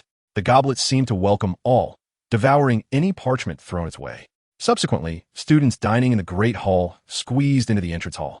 Those who had already submitted their names rushed to inform their friends. As they moved, more and more joined the fray. In no time, the entrance hall was brimming with students. The frenzy soon spread to the professors. Aside from Snape, who was throwing things in his office, Moody was also in a state of agitation. His original plans were closely tied to the goblet, and he had been contemplating how to circumvent Dumbledore's enchantments, only for Andy to resolve the matter rather conclusively. In light of Andy's uproar, Moody found himself unable to take any action against the goblet. Upon receiving the news, Dumbledore, accompanied by Professor McGonagall and several other faculty members, as well as Bagman and Crouch from the Ministry of Magic, swiftly arrived at the scene. Professor McGonagall took charge of maintaining order, while Dumbledore and the two Ministry officials examined the goblet. Ultimately, they concluded that aside from an occasional tremor, no other issues were detected. It was rather peculiar for a magical artifact to tremble, was it not? Ludo Bagman, standing before the goblet, pondered for a moment before tentatively suggesting, "Do you think the goblet might be afraid?" Dumbledore raised an eyebrow and replied, "An intriguing hypothesis, Ludo. I too lean towards that interpretation." Barty Crouch, with a grim expression, stated, "Now that we have established the goblet is functioning normally, it is time we discuss the appropriate punishment for that student, Dumbledore." Punishment? Indeed. We must not allow such a situation to transpire. The open violation of the competition's restrictions is, in my opinion, a blatant affront to the Ministry of Magic. Dumbledore chuckled softly, I fear I cannot concur with your assessment. Barty, after all, we are in search of champions, are we not? Barty Crouch inquired. Are you defending him? Dumbledore replied. Defending is perhaps too strong a term. I merely believe your words are overly severe. Mr. Hall's actions were not directed against the Goblet of Fire or the Triwizard Tournament itself. Rather, I perceive them as a testament to his eagerness to participate. Eyewitnesses attested that they had not observed Mr. Hall employing any extraordinary magic. He simply approached slowly, and the goblet accepted his entry. The mere ability to surpass the age restriction I had imposed is, in my view, already sufficient to meet our criteria for selecting champions. With that, Dumbledore gazed thoughtfully at the floor, a smile gracing his lips. The limitation he had set earlier had vanished without a trace. Ludo Bagman, ever the instigator, exclaimed, "A champion who thrives on challenging authority in oneself. I rather like that notion." Barty Crouch retorted, "Humph. Even if we do not hold that student accountable, what are the repercussions of his actions? We have no knowledge of how many underage students may have entered without permission. The ministry had previously assured that the safety of the champions must be guaranteed for this year's Triwizard Tournament." Dumbledore stated, "That was merely a matter of basic safety. In truth, I believe we need not concern ourselves with this. Ineligible applicants cannot be chosen as champions. The goblet has its own standards. Ultimately, the selections made will likely not be disputed." Barty Crouch remained stern. "Let's hope so. Given this unexpected turn of events, I must confer with the ministry. In the meantime, the registration will continue, but you will impose a new age threshold, correct? One that cannot be easily breached." Dumbledore smiled and agreed, "Certainly." At that moment, Fred and George, hurrying from the hospital wing with their long white beards, rushed into the entrance hall. They descended the stairs, breathless, and upon entering, spotted Dumbledore, lamenting, "We've missed it again."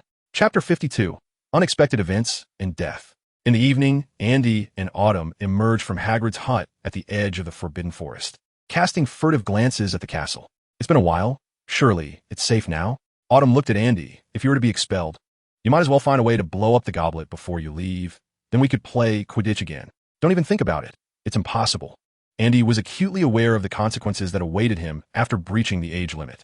Thus, he had preemptively taken Autumn and fled. They raced to the forest's edge, spending the entire day frolicking with Hagrid's blast-ended Skrewts. If the Skrewts could speak, they would undoubtedly vociferously condemn Andy's cruel antics. However, everyone, including Hagrid, was either searching for them within the castle or maintaining order. It was inconceivable that Andy and Xiao Zhang had concealed themselves outside the castle. Meanwhile, within the foyer, Dumbledore, Bagman, and Crouch remained beside the Goblet of Fire. Crouch appeared resolute in his decision to stay here until the registration deadline had passed. Moody entered and whispered a few words to Dumbledore. Upon receiving Dumbledore's nod of approval, he turned to Crouch and said, "Allow me to keep watch for a while. Those young rascals may deceive the goblet, but they cannot deceive me." Ludo Bagman exclaimed, "Thank goodness. We can finally take a breather." Crouch instinctively wanted to retort, but Dumbledore interjected, "Alastair is trustworthy. We must prepare for the dinner and the ensuing proceedings." After a moment's contemplation, Crouch acquiesced, "Very well. But the goblet must not encounter any further mishaps." Moody chuckled coldly, "Rest assured, unless I am dead." Dumbledore and the others nodded, entrusting the goblet to Moody before departing the foyer. It was only after witnessing Dumbledore and the others leave that Moody truly exhaled in relief. A late-arriving lower-year student approached, eager to register, but upon catching Moody's glare, the student fled in fright without uttering a word. As the pair passed by, students recognized them, erupting into a small cheer. They were classmates who had successfully registered with Andy's assistance. "Andy, our hero. If I become a champion, I shall share the prize with you." Andy, invigorated, halted and inquired, "Is the prize truly shareable?" The second-year student who had called out immediately fell silent, avoiding Andy's gaze. Professor Flitwick approached, saying, "You two, take your seats. Everyone is watching." Andy and Xiao Zhang hurriedly complied. After 2 consecutive days of feasting, most attendees felt a lack of enthusiasm. Tonight's highlight was the Goblet of Fire and the identity of the chosen champion. The goblet was repositioned at the center of the hall for all to behold.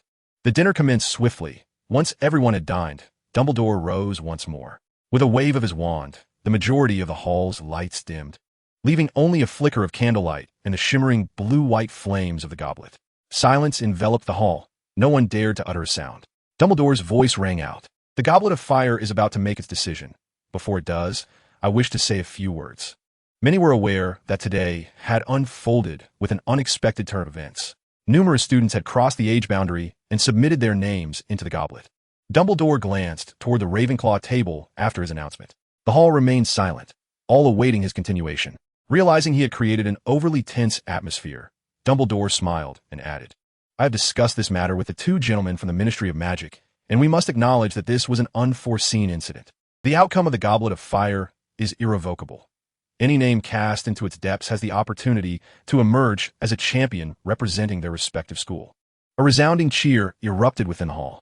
Dumbledore quickly tempered the exuberance, stating, "However, I wish for you to understand that this is a rather grave decision. I shall reiterate. Once chosen as a champion, it is akin to entering into a binding contract with the goblet. You cannot withdraw from the competition unless unforeseen circumstances arise, or death." Chapter 53. The Champions of Hogwarts. The flames blazed fiercely, illuminating the expressions of every professor seated at the head table. Ludo Bagman was visibly exhilarated, winking and greeting every individual he made eye contact with. In stark contrast, Barty Crouch wore a stern demeanor, appearing as though he had no desire to be present. The remaining faculty were lost in their own thoughts. Upon hearing that the Ministry of Magic had acknowledged the expiration of the age limit for the goblet, Karkaroff and Madame Maxime exchanged a knowing hum, though they offered no further comment, likely having been briefed by Dumbledore in advance. Karkaroff, seated at the faculty table, bore an exceptionally grim expression. Everyone was aware of his dissatisfaction, though he refrained from voicing it openly. As Dumbledore concluded his statement, a flicker of flame from the goblet expelled a charred parchment, which then reverted to a blue-white hue. Dumbledore stepped forward to retrieve the parchment, deciphering its contents before proclaiming, "The champion from Durmstrang is Victor Krum." An uproar of cheers erupted, filling the hall with a cacophony of excitement. Krum had admirers scattered across the globe, and many within Hogwarts shared in his fanfare. He rose from the Durmstrang table, appearing somewhat disinterested. Approaching Dumbledore, the latter gestured towards a small chamber adjacent to the hall, indicating for him to enter. Krum's figure swiftly vanished behind the door. Karkaroff's expression shifted dramatically. He leapt from the faculty table, exclaiming, "I knew it would be you. Splendid. Victor." After a considerable interval, the cheers began to subside. At that moment, the goblet shifted colors once more, revealing a second parchment. Dumbledore announced with clarity, "The champion from Beauxbatons is Fleur Delacour." Fleur rose from the Ravenclaw table and made her way forward. The applause that followed was polite, yet lacked the fervor afforded to Krum. As she passed Andy, Fleur cast a brief glance his way, her demeanor betraying a hint of anxiety, though she uttered not a word. Affecting an air of composure, she too entered the small chamber beside the hall, gently closing the door behind her. In stark contrast to the jubilant response from Durmstrang students when Krum was announced, the Beauxbatons contingent appeared markedly glum following Fleur's naming. Two girls at the table succumbed to tears, while only Gabrielle, seated nearby, cheered for her sister. The lively atmosphere within the hall was fleeting, soon giving way to a solemn silence, as all understood that the next champion to be revealed would be from Hogwarts. Before Andy's enrollment, Cedric was the most promising candidate. At least within Hufflepuff House, he was regarded as the finest. However, the circumstances have shifted. With Andy's participation, numerous underage students have submitted their names into the Goblet of Fire. Among them, unexpected champions may arise, and no one can predict who it might be. Perhaps Cedric or Andy, or even a previously overlooked minor student. Dumbledore was acutely aware of the anticipation surrounding the outcome, as the flames of the goblet erupted for the third time that night. Another charred parchment was revealed. Dumbledore, seemingly savoring the suspense, paused for a moment before picking up the parchment. After a moment of hesitation, he announced, "The Hogwarts champion is Andy Hall." In that instant, the hall erupted into jubilant cheers, as if the very ceiling might shatter under the exuberance.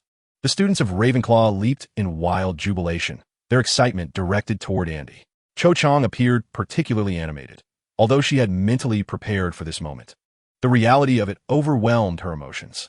She grasped Andy S.'s arm and exclaimed, "Is this truly real?" Parvati rushed to Andy S.'s side, enthusiastically patting his shoulder. "The champion of Ravenclaw. How splendid."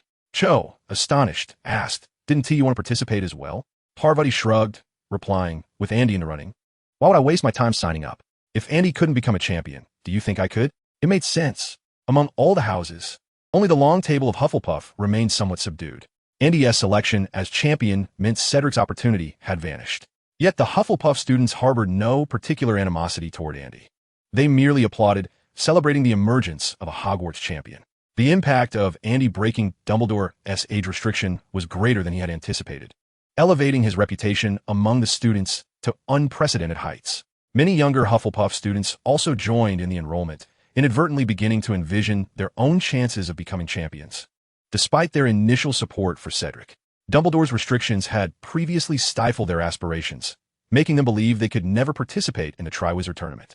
However, Andy had bestowed upon them this opportunity. Voluntarily stepping aside and being entirely ineligible for competition were two entirely different matters. Thus, Andy's selection as champion was indeed a matter of public acclaim. Cedric sat in a daze at his seat, gazing at the throng surrounding Andy, appearing particularly dejected.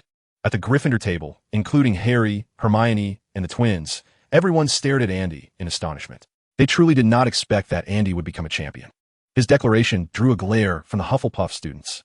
Andy rose and began to walk forward, deliberately taking his time, exchanging high fives and greetings with those around him along the way. The affair is far from over, and if unforeseen circumstances do not arise, an unexpected turn of events is imminent. The atmosphere in the professor's chamber was electrified as Karkaroff was the first to rise, exclaiming, "This is unacceptable, is unjust.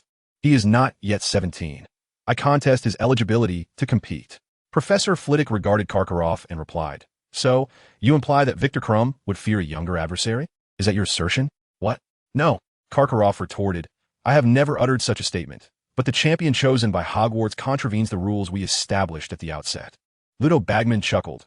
"Oh, come now, Karkaroff, why the fuss? Isn't it splendid? A minor wizard has managed to transcend the registration limitations. The newspapers will relish this narrative." "Perhaps," remarked Madame Maxime with a sardonic tone, "but if that is the case, we might as well invite the entire student body of Hogwarts to participate, allowing everyone the chance to enroll, rather than selecting a mere handful of representatives." Ultimately, it was Dumbledore who intervened, stating, now esteemed headmasters, "We have already deliberated on this matter, have we not?" At that time, we all expressed no objections. As Professor Flitwick has indicated, Hogwarts has indeed selected a minor champion, and the decision of the Goblet of Fire is irrevocable. He must partake in the Triwizard Tournament. If given a choice, I would prefer that Hogwarts champion were of age, as this would ensure a level playing field with the representatives from the other two schools, thereby guaranteeing relative fairness. Dumbledore's authoritative tone overshadowed the discourse, and upon hearing his words, Karkaroff and Madame Maxime fell silent. Madame Maxime, despite her reservations, found herself compelled to oppose Hogwarts purely out of allegiance, even though Andy had surpassed the age barrier in her presence. If someone with Andy's capabilities were deemed unworthy of being a champion, then none could claim that title. Dumbledore's implication was clear. Andy is merely 15, while your school's champion is at least 17 and of age. Objectively speaking, Andy is indeed at a disadvantage in terms of age. Thus, it is time to cease this charade. Chapter 54, The Fourth Champion. Dumbledore urged Andy, "Please step forward and proceed to that room.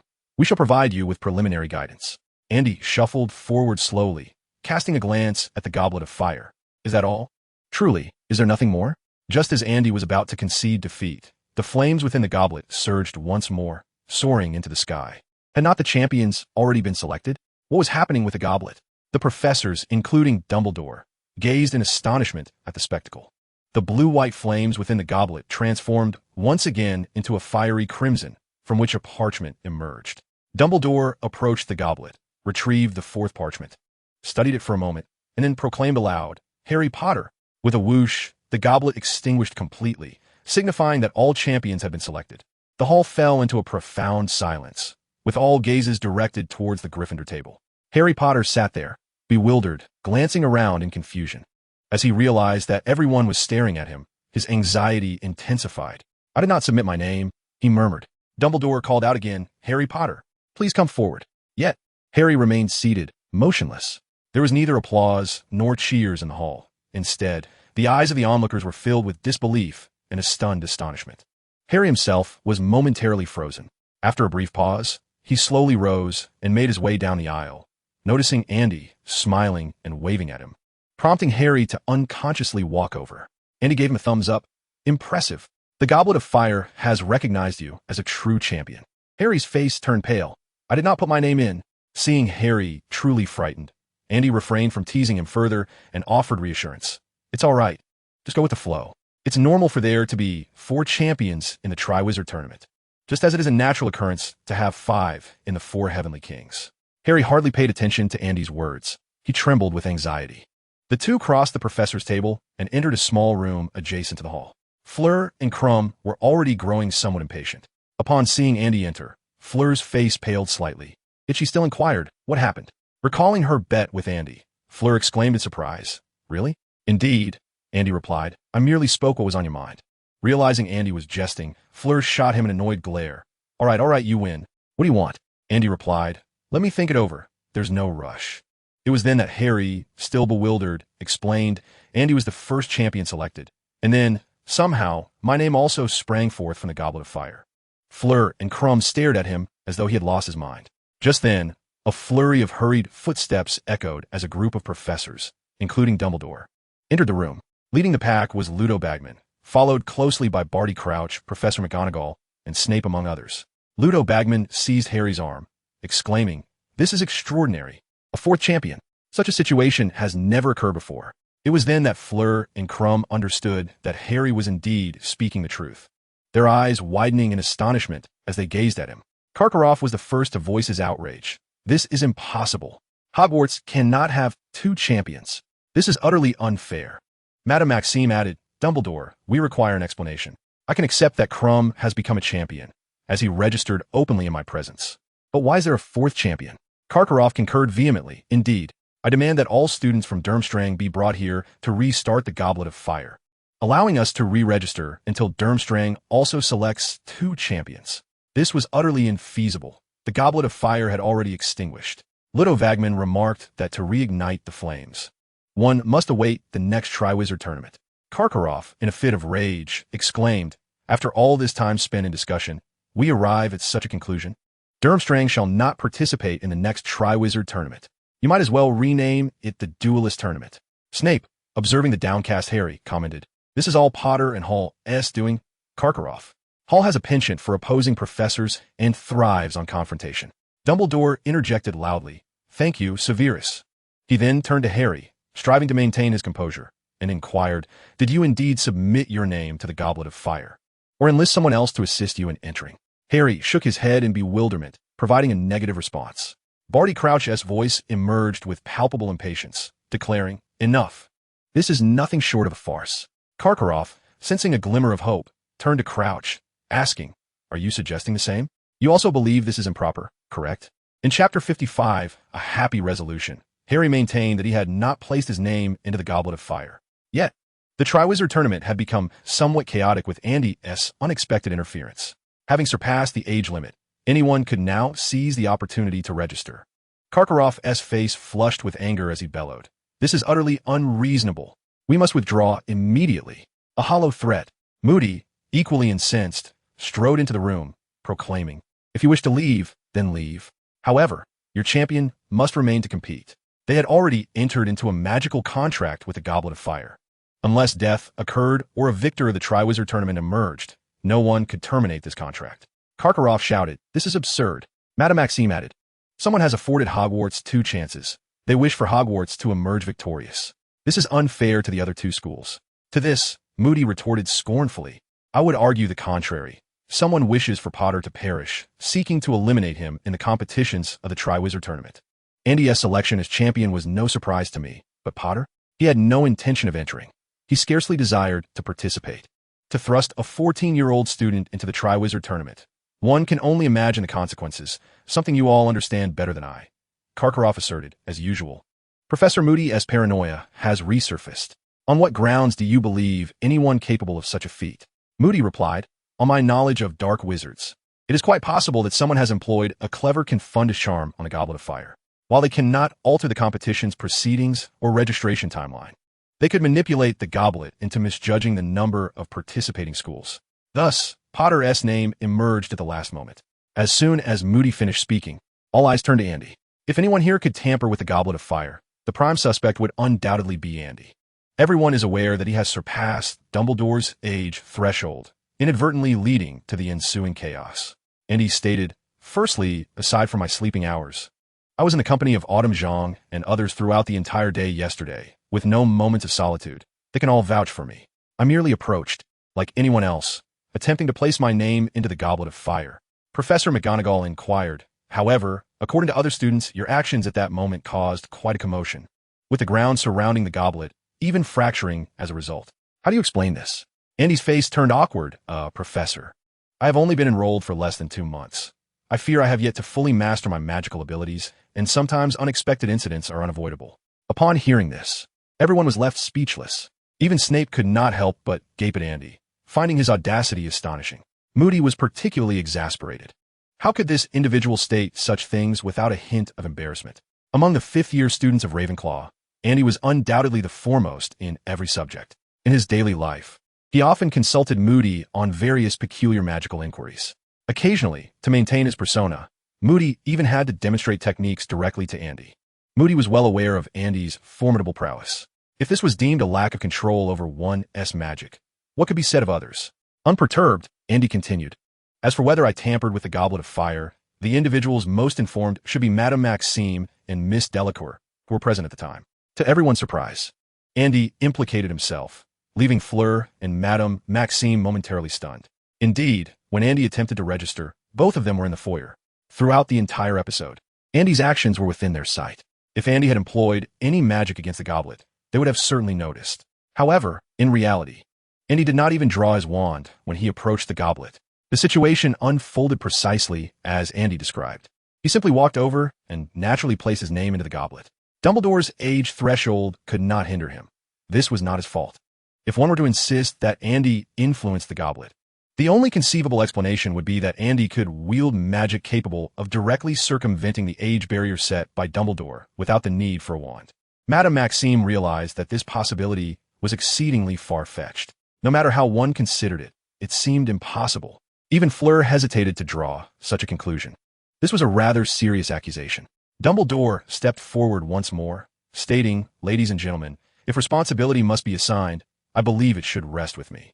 It must be that some flaw in my magic has led to Andy enduring such speculation." Dumbledore's face bore a broad smile, appearing remarkably at ease, as if admitting his own error was of little consequence. His words elicited a chorus of gasps. Professor McGonagall called out Dumbledore's name, saying, "Albus, you need not do this." Ludo Bagman wiped the sweat from his forehead. "Indeed, if your magic were to falter, I would certainly suspect that something is amiss in this world. By the way, why is this room so warm?" Dumbledore chuckled nonchalantly and replied, "Now that the situation has unfolded in this manner, my friends, we are not entirely clear on how it came to be, but I believe we have no choice but to accept it. Both Andy and Harry would participate in the tournament as champions." Madame Maxime hesitated to speak, but Dumbledore turned to her, casting a glance that inquired if she had a better alternative. Madame Maxime paused, choosing not to elaborate further. Bartemius Crouch, with a stoic expression, summarized, "Moody and Dumbledore are correct. Regardless, the outcome has already been determined. The age restriction is a new rule this year. In past Triwizard tournaments, there was effectively no age limit. If a champion has proven their capability, we can overlook the age restriction. Even based on this, the competition should proceed." This conclusion did not sit well with everyone.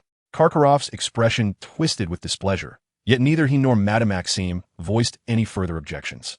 "Indeed," Ludo Bagman exclaimed. "So, it is decided. This year's Triwizard Tournament will feature 4 champions.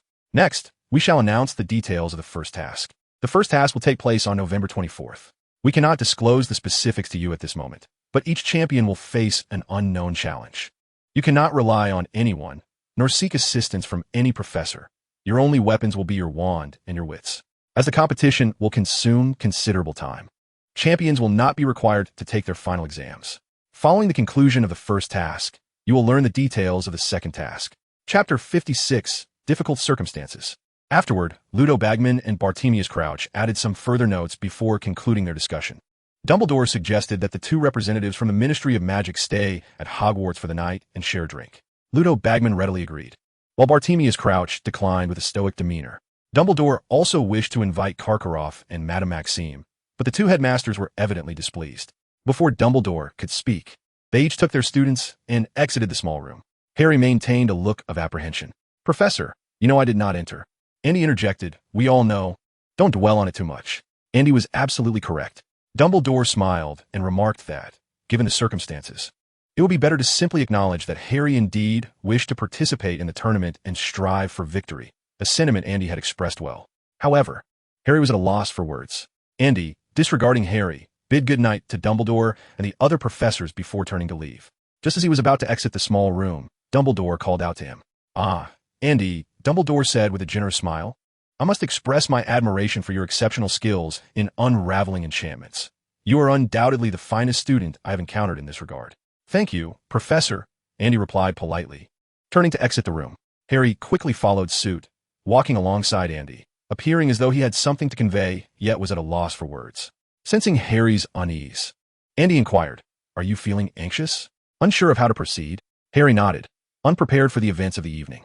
"If I were you, I would refrain from confiding in me about anything," Andy remarked, as, strictly speaking, we are now adversaries. "Do you recall what transpired approximately 7 centuries ago during the 4th Triwizard Tournament?" Harry shook his head, bewildered. "No, what happened?" As they walked, Andy elaborated at that time. The champions were newly chosen, and the champion from Durmstrang cast a malevolent curse on the champions from Beauxbatons and Hogwarts, resulting in one fatality and another grievous injury. Naturally, few believed his fabrications, and ultimately, they managed to subdue him. That particular tournament was the only one that concluded hastily without even commencing the first task. Harry felt a chill run down his spine, instinctively halting his steps, distancing himself from Andy. Strive to elevate your skills, for in this competition, you might genuinely face peril. Idonotiist. Even before deciding to participate in the Triwizard Tournament, Andy had prepared himself. Understanding the current environmental risks is crucial. While the rapport among the 4 champions may appear amicable, the dynamics with others remain uncertain. Even Andy is unaware of what may transpire, particularly concerning Karkaroff, Snape, and Moody. The internal atmosphere at Hogwarts is rather treacherous. Although Andy has been diligently fostering a favorable relationship with Moody, frequently visiting his office, he recognizes that this is merely a facade that Moody maintains. Their interaction is purely transactional. Thus, when Andy asserts that there is potential for fatalities, he is not speaking lightly. For Harry, this tournament is indeed fraught with danger. "How can you remain so composed?" Harry exclaimed. "It's as if nothing has occurred."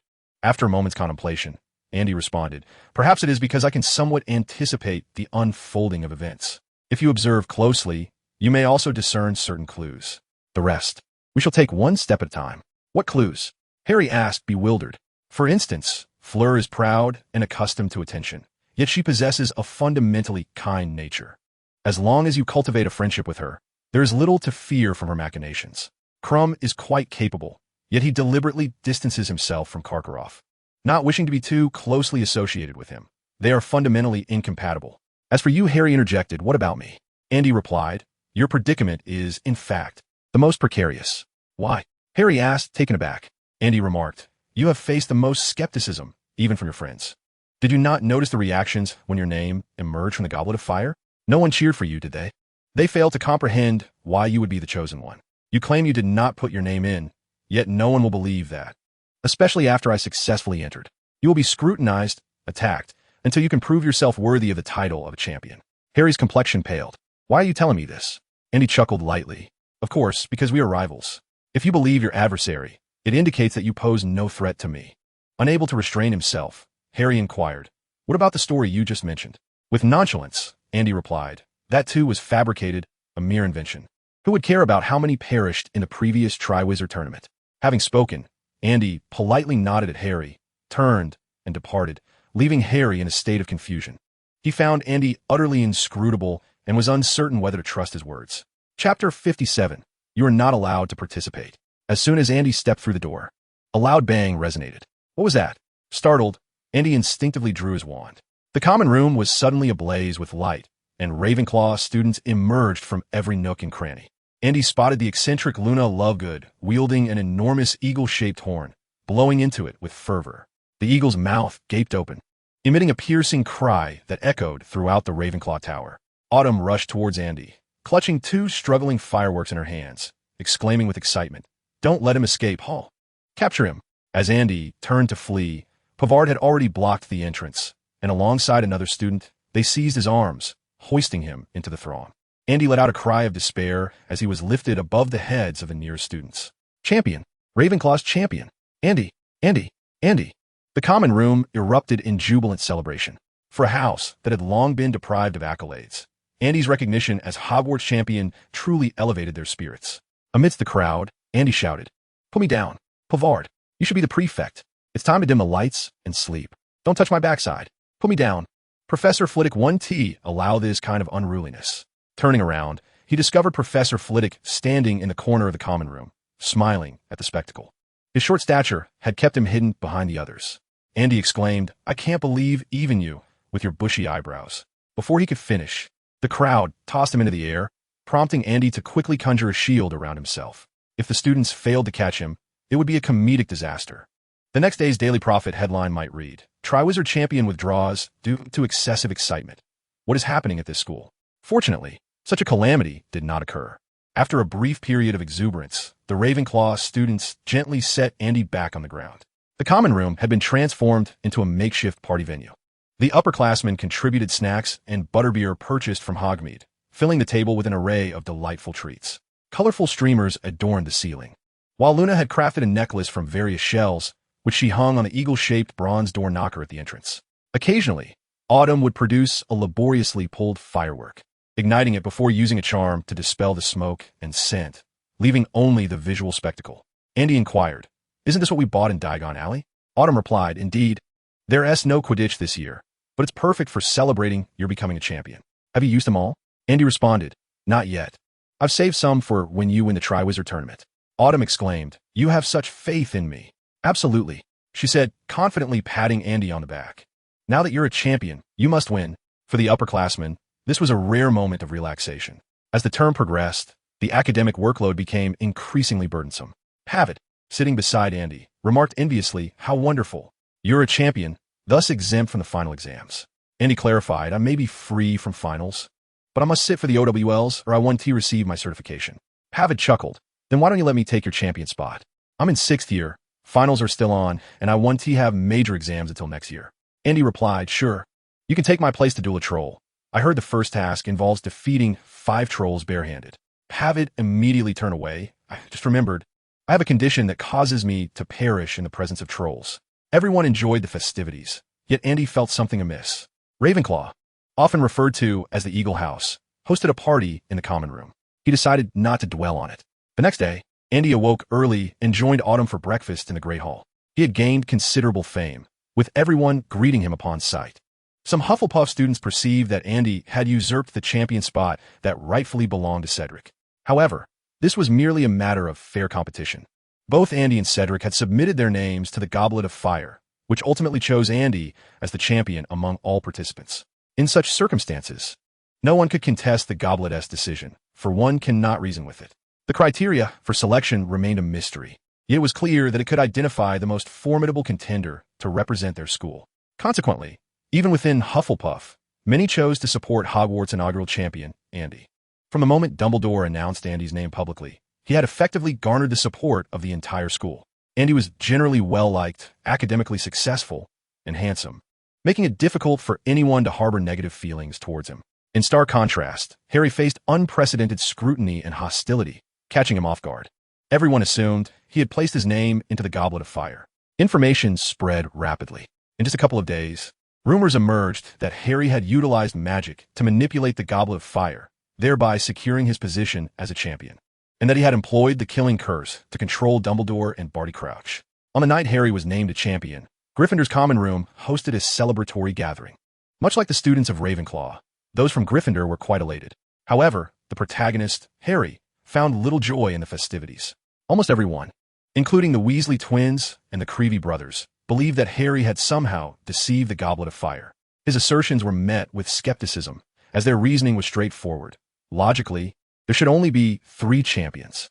The emergence of a 4th was seen as a clear anomaly. Yet, since the champion was from Gryffindor, any discrepancies were conveniently overlooked. As the 4th champion, Harry naturally faced a barrage of doubts. Even his steadfast friend Ron had ceased speaking to him since Harry's elevation to champion status.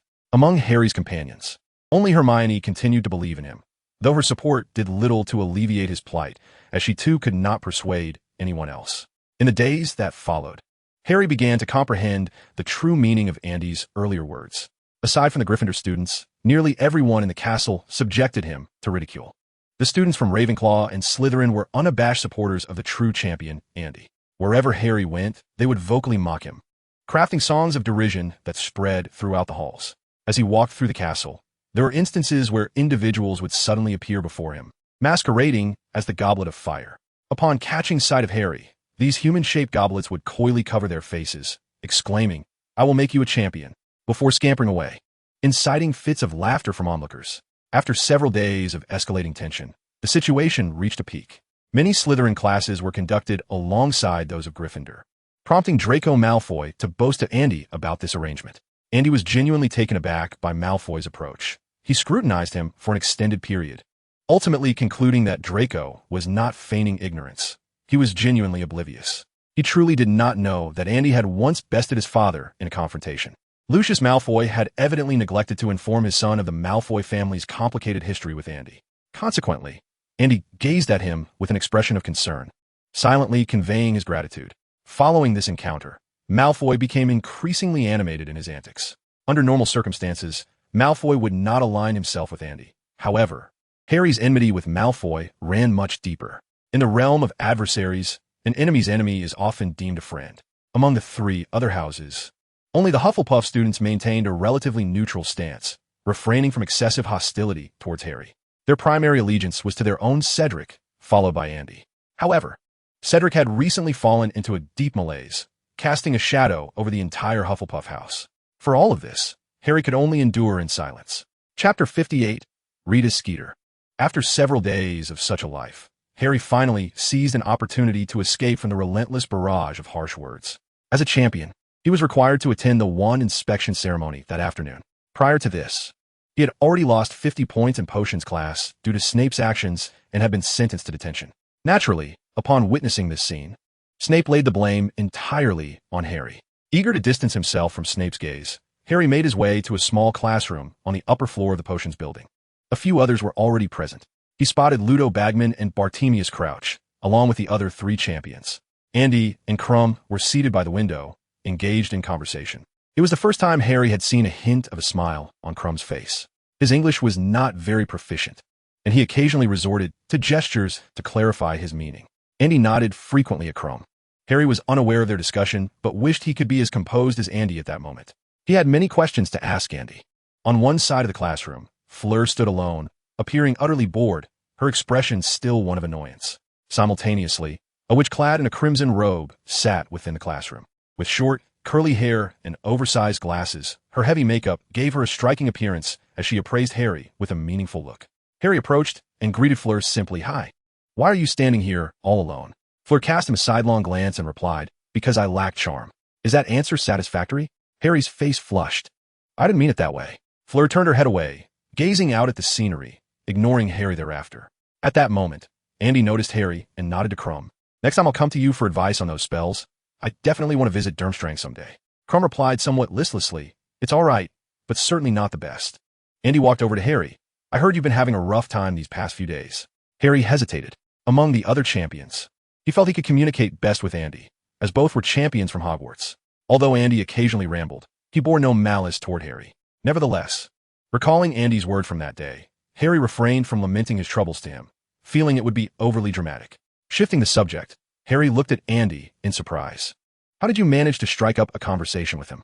"Ron has tried to get his autograph and has never succeeded," Andy replied. "As long as you don't talk to him about Quidditch, you could discuss anything." "How is that possible? Isn't he a Quidditch star?" Harry questioned. Andy responded, "Just imagine everyone coming to you for an autograph, constantly referencing the chosen one." In that moment, Harry empathized. Crumb must have his own burdens to bear.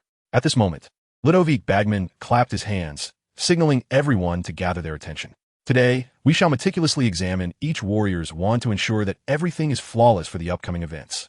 We will proceed one by one, and once Professor Dumbledore and the necessary personnel have arrived, we shall officially commence." Suddenly, a heavily made-up witch rose to her feet and inquired, "Since we have yet to begin, would you mind if I Ludovic Bagman chuckled, of course, Rita?" The witch, identified as Rita Skeeter, adeptly approached Andy and Harry, stating, "Greetings.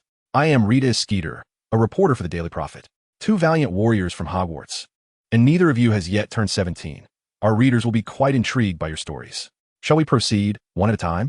Without waiting for a response, she seized Andy's arm and dragged him toward a small room where brooms were stored. Andy, taken aback, exclaimed, "Andy, what are you doing?" Rita Skeeter, her demeanor stiffening, turned to him and replied, I merely wish to conduct a brief interview with you. Oh, I see. Andy and Rita entered the small room, closing the door behind them. There were no chairs or seats, and Andy chose a relatively comfortable wooden crate to sit on, while Rita had to perch precariously on the edge of a wobbly bucket. Upon entering, most of the smile faded from Rita's face. She regarded Andy with a predatory gaze, as if he were an easily attainable quarry. Chapter 59, Interview. Clearing her throat, Rita Skeeter remarked, "No need to be nervous, Mr. Hall. This is merely a casual conversation, and I have chosen you before Harry Potter. Readers are already somewhat familiar with Mr. Potter, but they scarcely know you. My task is to present you to them." She produced a quill and a roll of parchment from her handbag, placing them aside. "I will be using a quick note quill. I hope that does not bother you. This way I can keep my hands free. I am delighted to meet you, as I have previously penned an article about you." Andy certainly remembered. After the Quidditch World Cup final, Rita Skeeter had written a small piece about him. The authenticity of that article was quite absurd, nearly devoid of truth, with only Andy's name bearing any connection to reality. This served as a testament to Rita Skeeter's true character, a journalist driven solely by fame, eager to stir chaos. Even being addressed as Andy by Andy could not curb her penchant for gossip. Such individuals are notoriously challenging, yet Andy felt undaunted, for he happened to know a small secret about her. They exchanged knowing smiles, each harboring their own thoughts. Rita Skeeter initiated. "Let us begin by understanding some of your basic information, Andy. What kind of family were you born into? Why did you enter Hogwarts only in your 5th year?" Andy replied, "I am an orphan and only discovered a few months ago that I am a wizard." The quill pen, wielded by Rita Skeeter, effortlessly inscribed upon the parchment. At the mere mention of his family, tears welled in his eyes, recalling the night of abandonment. A lonesome, rain-soaked evening. Observing Andy's gaze shift, Rita hastily interjected, "Do not mind the quill, Andy. Please share with me something else."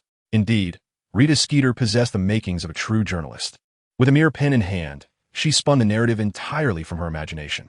Although Andy provided only a preamble, her quill autonomously infused the original sentiment with her own embellishments. Naturally, Andy was not inclined to believe Rita's fabrications. The more she exaggerated, the more challenging it would become for Andy to clarify matters should such tales be published. Rita pressed further, "So, Andy, what ultimately prompted your decision to enter the Triwizard Tournament?" Andy's demeanor shifted to one of solemnity as he replied, "The motivations behind my decision to participate in the Triwizard Tournament are manifold. Firstly, I must emphasize that it represents a challenge and an opportunity for self-improvement. As a member of Hogwarts, I am acutely aware of the importance of continual self-enhancement and the pursuit of progress. The Triwizard Tournament, as a prestigious competitive platform, not only allows me to engage with talented individuals, but also compels me to transcend my limits and achieve significant personal growth. Furthermore, participating in the tournament is a response to the Ministry of Magic's call, embodying a commitment to the greater good. Competing not only brings honor to Hogwarts, but also showcases the talents and prowess of its students, contributing to the advancement of the magical community in Britain. Additionally, I believe that entering the competition reflects a positive and proactive approach to life." The following 800 words are omitted. Rita was momentarily stunned, as was her quill. She had sensed something amiss halfway through Andy's discourse and attempted to interject, only to be silenced by the resolute gaze he cast upon her, compelling her to listen on. Just as she was about to speak, Andy raised a hand and, with a serious expression, addressed her. "Do you not find it quite impolite to interrupt another speech?" Rita stammered, "I." The quill continued its relentless scribbling on the parchment until it ultimately ceased, not due to a lack of material, but because the paper had run out. The quill hovered momentarily, its tip directed at Rita, as if Andy could perceive its aggrieved expression through the pen's nib. Enough. After 10 uninterrupted minutes of Andy's eloquent monologue, Rita could no longer contain herself, exclaiming in frustration, "This is not what I wish to hear." Tears of exasperation welled in her eyes. She had intended merely to conduct a brief interview with Andy before moving on to the main event of the day, Harry, but did not anticipate that Andy could speak for such an extended duration. At that moment, a series of knocks echoed from the door of the small room, followed by its opening. Dumbledore entered, stating, "Hello, Rita. If you keep our champion here for an interview, the wand-checking ceremony cannot proceed." Rita Skeeter, as if she had glimpsed a savior, seized Dumbledore's arm, exclaiming, "Save me." Dumbledore, taken aback, inquired, "What is the matter?" Rita cast a glance at Andy, who remained impassive, continuing, "Thus, I believe we should enhance our inner fortitude and wholly dedicate ourselves to this grand competition." "Ah, I cannot bear it any longer," Rita exclaimed, clutching her quill and handbag, and dashed out in a frenzy. Dumbledore chuckled, It appears you have quite the knack for handling reporters, but do be cautious. She may very well depict you as a rigid, old lunatic like myself. Andy replied, "Rest assured, Professor, that is certainly the case." Rita chose a spot furthest from Andy, still wielding her quill, yet too timid to glance in his direction, striving to maintain an expression as if nothing had transpired moments before. Dumbledore then announced, "Allow me to introduce Mr. Ollivander." An elderly wizard with silvery hair entered, the very Ollivander whom Andy had encountered previously. Upon seeing Andy, he beamed, "Long time no see. Mr. Hall, how many duels have you won?" "Hello, Mr. Ollivander," Andy replied. "Not a single one, but I believe it will happen soon." Amused, Ollivander greeted the others in turn. "Ladies first, shall we, Miss Delacour?" Once prepared, Ollivander extended his hand to Fleur. She gracefully approached and offered her wand to him. Holding Fleur's wand, Ollivander examined it, noting 9.5 inches with remarkable strength, crafted from maple. "This is a hair from Vila." Fleur seemed to know what Ollivander found astonishing. "Is my grandmother's hair. Truly remarkable, such a rare material that aligns so perfectly with the wand." Ollivander conjured an orchid with Fleur's wand before returning it to her. Chapter 60, A Visit to Hogsmeade. Following this, Ollivander meticulously inspected the wands of the remaining champions. He was quite familiar with the wands of Andy and Harry, while Crum's wand was crafted by another renowned wand maker, Gregorovitch. All three passed the examination with ease. After the inspection, a photographer who had accompanied Rita insisted on capturing a group photo of everyone. Madame Maxime's towering height made it impossible for her to blend seamlessly with the others, ultimately relegating her to a chair in the back row. Nevertheless, she remained the tallest in the photograph. Crumb and Andy also concealed themselves in the back row. Only Harry was strongly urged by Rita to step forward, ultimately forcing a smile for the photo, which bore a closer resemblance to a grimace than genuine joy. After the group photo was taken, individual portraits of each champion were to follow. Andy swiftly completed his portion and decisively exited the classroom, while Harry attempted to follow suit, but was retained by Rita, who insisted on conducting a solo interview with him. Andy cast a surprised glance at Harry, acknowledging him as a true warrior, bold enough to accept an interview from Rita Skeeter. At that moment, Harry was bewildered by Andy's expression. "Ha ha ha, I often weep for my parents at night. I find no shame in admitting this, for they have bestowed upon me immense strength." The following day, Malfoy brandished the latest edition of the Daily Prophet, reading aloud within the Great Hall, nearly splitting his sides with laughter. Rita Skeeter's article portrayed Harry as a fiercely principled, highly emotional model student. Hermione was depicted as Harry's first love, their bond described as inseparable. Harry had volunteered for the Triwizard Tournament, driven by a desire to make his parents proud. As Andy passed by, he overheard Malfoy reciting the paper's content and couldn't help but chuckle. It was rumored that numerous housewives had written to Skeeter, urging her to continue her interviews with Harry, moved to tears by his tragic fate and resilience. "And you still laugh? Do you think you can escape unscathed?" Xiao Zhang remarked, handing Andy a copy of the newspaper. "What's wrong with me?" Andy retorted, his brows furrowing as he glanced at the paper. It turned out that Skeeter had been unable to extract any substantial information from Andy, resorting instead to wild speculation. Only a couple of lines were dedicated to Fleur and Crumb. Skeeter had described Andy as the heir of a reclusive magical family, bound by a family decree that only the champion of the Triwizard Tournament could inherit the family title. Consequently, Andy was compelled to take risks, determined to enter the competition, nearly destroying the Goblet of Fire in the process. Resigned, Andy remarked, "I never said such things." Upon hearing Xiao Zhang confirm Andy's identity, onlookers directed admiring glances towards him. The assertions in the Daily Prophet, it seemed, were indeed true. Andy mused, "Rita Skeeter, you are truly incorrigible." As the time drew near, the final Saturday before the first event arrived, Andy and his companions anticipated a weekend in Hogsmeade. Students in their third year and above, with the consent of their guardians, were permitted to visit Hogsmeade for leisure. As the only village in Britain entirely inhabited by wizards, Hogsmeade held great allure.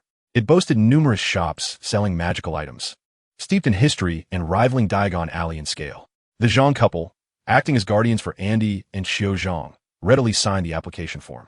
Andy, without hesitation, spent a delightful weekend in Hogsmeade with Xiao Zhang. They visited Honeyduke's, the Three Broomsticks, and a shop specializing in broomsticks and Quidditch paraphernalia. They indulged in an array of snacks and sweets. In Hogsmeade, they encountered Hermione, who appeared to be talking to herself in the Three Broomsticks. Andy approached her, smiling, and greeted, "Hi, Hermione. Why are you here, all alone? Where are Ron and Harry?" Hermione looked unusually tense, unable to meet Andy's gaze. "Ron, Fred, and George were together, while Harry and Hermione were still in a quarrel, refusing to speak to one another. Harry had yet to receive his application to visit Hogsmeade. Thus he remained confined to the common room. Andy chuckled. I assumed that Harry, being your boyfriend, would accompany you wherever you go. Hermione retorted. That woman Rita Skeeter is just spouting nonsense. Harry is certainly not my boyfriend. Lower your voice, Hermione. You wouldn't want to attract attention, would you? Andy cautioned. It was merely a jest. I am well aware he is not. However, your furtive behavior is quite hard to believe. With that, Andy suddenly delivered a heavy slap to the space beside Hermione. Although it appeared empty, his hand encountered an unexpectedly solid surface, akin to striking the back of someone's head. Ouch! Harry's pained voice emerged from a seat. Hermione gazed at Andy in astonishment, though concealed by the invisibility cloak. She imagined Harry's expression mirrored her own. Andy extended his hand towards Cho, grinning, I win. Cho, resigned, produced 5 nuts and handed them to Andy. Well, I didn't expect him to be so audacious. Hermione exclaimed, What are you? Andy replied, It's no secret that Harry possesses an invisibility cloak inherited from his father, and at present, few are willing to approach him. A gentle reminder, certain magical items can see through invisibility cloaks, such as Professor Moody's magical eye. With a knowing glance, Hermione and Harry turned to see Moody limping towards the 3 broomsticks.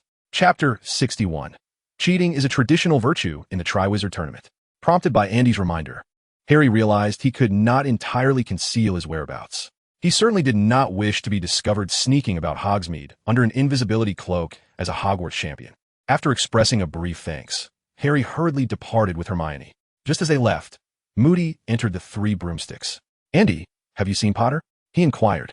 No, Professor. What do you need him for? Andy responded. It's not me. Hagrid is looking for him regarding a matter. If you see him, could you pass along the message? Moody requested. Andy replied cheerfully, No problem. I haven't seen Hagrid in a while. I was just about to seek you out, Professor. The first task is approaching. Do you have any advice? Moody's eyes twitched. You still require advice? Very well. Andy's gaze remained as adoring as ever. Having spent ample time together, Moody was accustomed to it. After a nod, he departed, intending to forego any food from the pub, opting instead for the contents of his own flask. Cho asked, Why is Hagrid looking for Harry? Andy speculated, perhaps to inform him about the first task. What? Cho exclaimed, Aren't champions prohibited from knowing the task details in advance? In theory, yes. Andy chuckled, but theoretically, students under the age of 17 are ineligible to compete. Cheating has always been a tradition of the Triwizard Tournament. Xiao Zhang, with a note of concern, asked, What will you do then? If Hagrid learns the details of the competition, Karkaroff and Madame Maxime are likely to know as well. Andy reassured her, Do not worry about me. If my intuition serves me correctly, if Harry knows, it is as if I know, for he will certainly inform me. Xiao Zhang cast a sidelong glance at Andy, noticing that inexplicable confidence surging once more. However, she had learned from experience that regardless of the soundness of Andy's words, they were likely to hold truth. Why are you so certain? Xiao Zhang could not help but inquire. Andy replied, Because Harry is a good person. He is diligently fostering goodwill with Harry, all for this moment, though he hardly requires it. The following morning, having enjoyed a restful night, Andy had just stepped out of the common room when he was approached by a flushed Pavid, who said, Andy, someone is looking for you at the entrance of the common room. Thank you, Andy responded as he exited, only to find a figure with cascading silver hair awaiting him. Fleur turned around, impatience etched on her face. Why are you so slow? Andy asked, Why are you here? Who else would it be? Fleur glanced around before pulling Andy into a secluded corner at the end of the corridor. Listen carefully. I will say this only once. Our first task involves confronting a dragon. I do not understand how you still have time to wander about. Andy was taken aback. Thank you. Fleur shot him a glare. I am not jesting. This was relayed to me directly by Madame Maxime last night. She would not deceive me. The memory of that searing flame flickered in her eyes, reflecting her apprehension. Andy said, I understand, I believe you. I simply did not expect you would come all this way to inform me. Fleur replied, Spare me, instead of wasting time. You should contemplate how to survive the dragon's breath. Andy nodded. All right, we are even then. Fleur had taken considerable risks by personally seeking him out in Ravenclaw. Andy felt it was only right to show his appreciation. Fleur said nothing further, and after sharing the news about the dragon, she sighed in relief, hastily bidding Andy farewell as she descended the Ravenclaw tower. With matters set in motion, Andy decided to indulge in a meal. It was Sunday, and the first task would commence the day after tomorrow. The atmosphere in the Great Hall grew increasingly vibrant, with discussions invariably revolving around the Triwizard Tournament. As Andy made his way, he politely declined most conversations. Upon settling at the Ravenclaw table, he heard a familiar voice softly calling his name from beside him. Following the sound, he found no one, so he addressed the air, "Harry?" Once again, it was the invisibility cloak. Unfazed, Andy took some food from his plate, poured himself a bowl of cereal, added crushed nuts and milk, and began to eat while speaking. "Professor Moody asked me to relay a message. Hagrid is looking for you, but I believe you no longer require it." "Exactly," Harry exclaimed with excitement. "I met Hagrid last night, and you won't believe what we saw." Andy chuckled. "It wouldn't be a fire dragon, would it?" No sooner had he spoken than Harry's astonishment was palpable, even without seeing his expression. "How did you know?" Harry finally asked after a long pause. "Fleur just told me," Andy replied. "Oh, I see. I suppose I was being overly inquisitive." "Not all. I truly appreciate your candor." "You could have chosen to say nothing," Harry responded with a few affirmations, adding, "I just felt it would be unfair if you were left in the dark. I dare say Crumb is already aware. Since you know now, I shall take my leave," he declared. "Wait," Andy called after him. "Do you have a plan for dealing with the dragon?" A hint of confusion crept into Harry's voice. "I hardly slept last night, due to nerves. My mind is still in disarray." "I see." Andy laughed. "Perhaps you should try the eye-binding spell. It's an excellent incantation for handling large creatures." "The eye-binding spell?" Harry pondered, having never heard of it before. As if reading Harry's thoughts, Andy continued. "If you're unfamiliar with it, you might inquire with a professor or an upperclassman. Professor Flitwick is certainly adept at that spell." "Professor Flitwick may not hold me in high regard," Harry muttered, then brightened, "but thank you. I will certainly look into this spell. Perhaps Hermione knows it." Observing more Ravenclaw students approaching, Harry hurriedly bid farewell to Andy and slipped away quietly. Chapter 62, Alliance. The first event of the tournament was swiftly approaching. At noon, classes at the castle were suspended, and everyone excitedly made their way out of Hogwarts towards the competition grounds. Contrary to many assumptions, the first event was not held at the Quidditch pitch, but rather in a clearing by the Forbidden Forest. The area was cordoned off and surrounded by several stands that were already filled with spectators. From a scale alone, one could hardly tell this was a makeshift venue. A massive banner fluttered atop the stands, with the Gryffindor and Ravenclaw sections particularly vibrant, as many students waved scarves in support of Andy. There were also numerous supporters of Crumb, some brandishing oversized portraits of him, gazing deeply while riding his broomstick. Whenever the real Crumb caught sight of these banners or photographs, he would often turn away with a scowl. Harry and Fleur had the fewest supporters, with only their fellow Beauxbatons students and a handful of Gryffindors rallying behind them. The Slytherin section was entirely opposed to the Potter faction. At the entrance beside the edge of the arena stood a large tent where all champions were to assemble before the official start of the competition. Inside, Andy and the other three had already gathered early. As the excitement outside grew, the pressure within the tent seemed to diminish.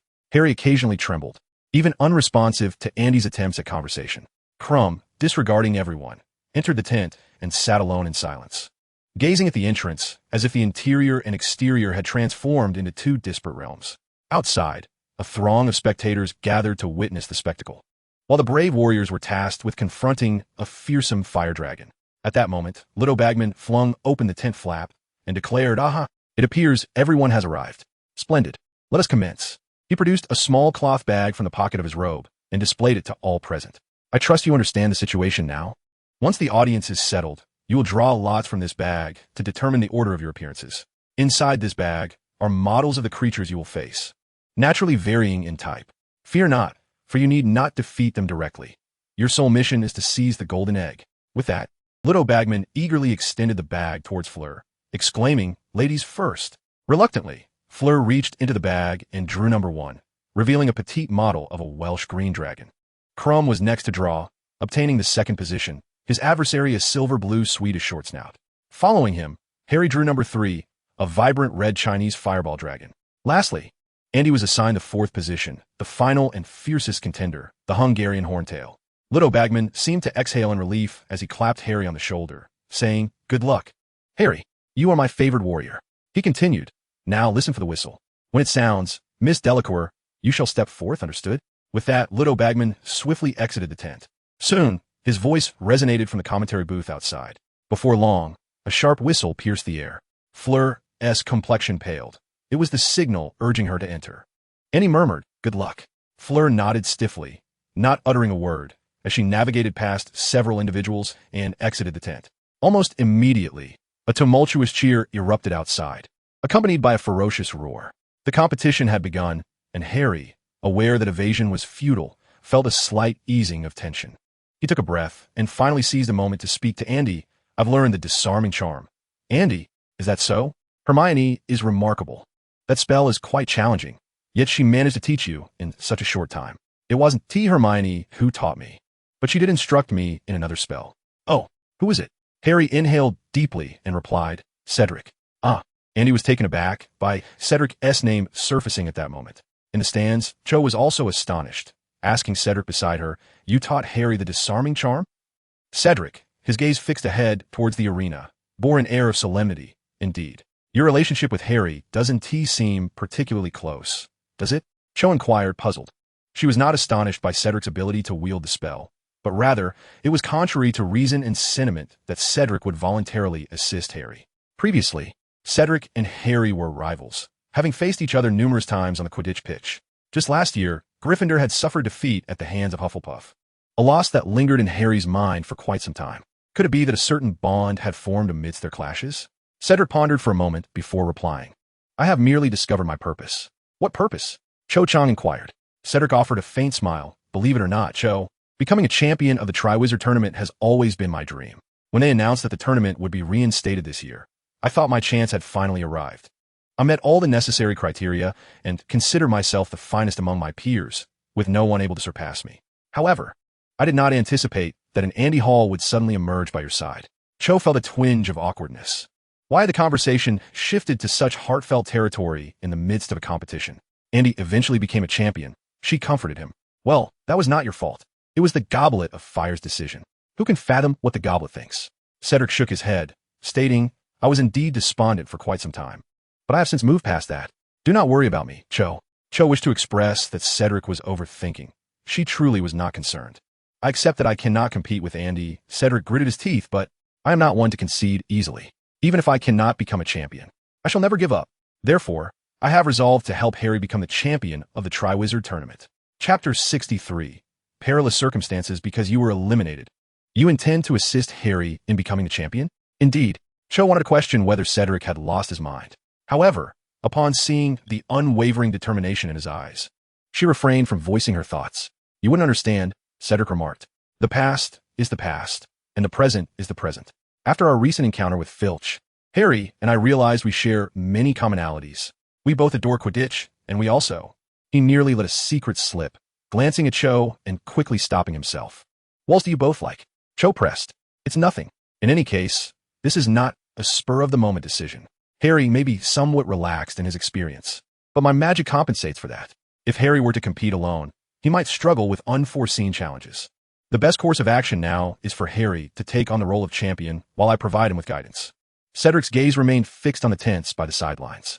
Cho sighed in resignation. All right, then good luck. At that moment, a collective gasp rippled through the audience. The two quickly turned their attention to the center of the arena. Momentarily taken aback by astonishment, I soon realized that I was unaware of what Fuyong had previously done. The Welsh green dragon before her had succumbed to a deep slumber.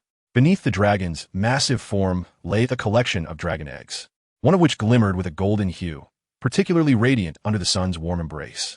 Fuyong stealthily navigated the rocky mound at the center of the arena, drawing closer to the fire dragon. Compared to the Welsh green, her stature seemed diminutive, akin to a mere kitten. What audacious tactics! This must be some form of magic I have never encountered, capable of lulling a fire dragon into a gradual sleep. Indeed, the relatively mild temperament of the Welsh green dragon granted Miss Delacour ample time to weave her enchantment. Nevertheless, she achieved it. The only remaining challenge was to secure the golden egg. Ludo Bagman exclaimed excitedly, his voice resonating throughout the arena via the microphone. The student from Beauxbatons erupted in cheers for Fuyong. At that moment, she stood before the Welsh green dragon, mere inches from the coveted golden egg. Suddenly, the Welsh green dragon let out a loud snort. Sensing danger, Fuyong hurriedly attempted to flee, but it was too late. A searing line of fire erupted from the dragon's nostrils, igniting the hem of Fuyong's skirt. With no choice but to roll aside, she narrowly evaded a direct hit from the flames. Water gushed forth from her wand, extinguishing the fire before it could spread. How perilous! Miss Delacour had not anticipated such a maneuver. She certainly should not have donned a silk dress for the competition. Fuyong shot a begrudging glare at Ludo Bagman in the commentary box. Taking 2 steps forward, she grasped the golden egg in her hands. Fortunately, the Welsh green dragon merely sneezed and did not awaken. Otherwise, Fuyong would have faced dire consequences. The audience erupted in applause. A splendid performance. The first brave contestant has successfully completed her challenge. Judges, please score her. The 4 judges seated at the panel, along with Ludo Bagman, conjured thin streams of light from their wands, forming a numerical score. Madame Maxime awarded her student Fuyong a 9, while Dumbledore granted her an 8. Bagman and Barty Crouch provided more moderate scores of 7 and 8, respectively. As the first contestant to take the stage, Fuyong adeptly fulfilled her initial task, marking a promising start. Only Karkaroff behaved ungraciously. Casting a sidelong glance at Madame Maxime, he begrudgingly assigned a score of 5. Madame Maxime's face turned a shade of fury. Karkaroff shrugged in explanation, stating she was singed by the flames, just shy of passing. I deemed this a manageable risk. Fuyong's performance ignited the atmosphere of the arena. Everyone understood that this was no jest. The contestants would indeed confront the fire dragon in battle. The flags in the stands waved more vigorously than ever. As Furong exited the arena, Madame Pomfrey from the school hospital promptly ushered her into another tent to assess any potential injuries. The second champion to enter the fray was Crumb, whose adversary was a Swedish short-snout dragon. Although this fire-breathing creature was relatively smaller in size, it was remarkably agile and thus rather formidable. Inside the tent, Andy remarked, "If you wish, you may observe how Crumb handles this challenge."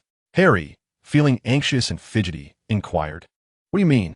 Andy replied, "If my assumptions are correct, Crumb will likely employ the stunning spell. Students from Durmstrang are quite familiar with such aggressive incantations."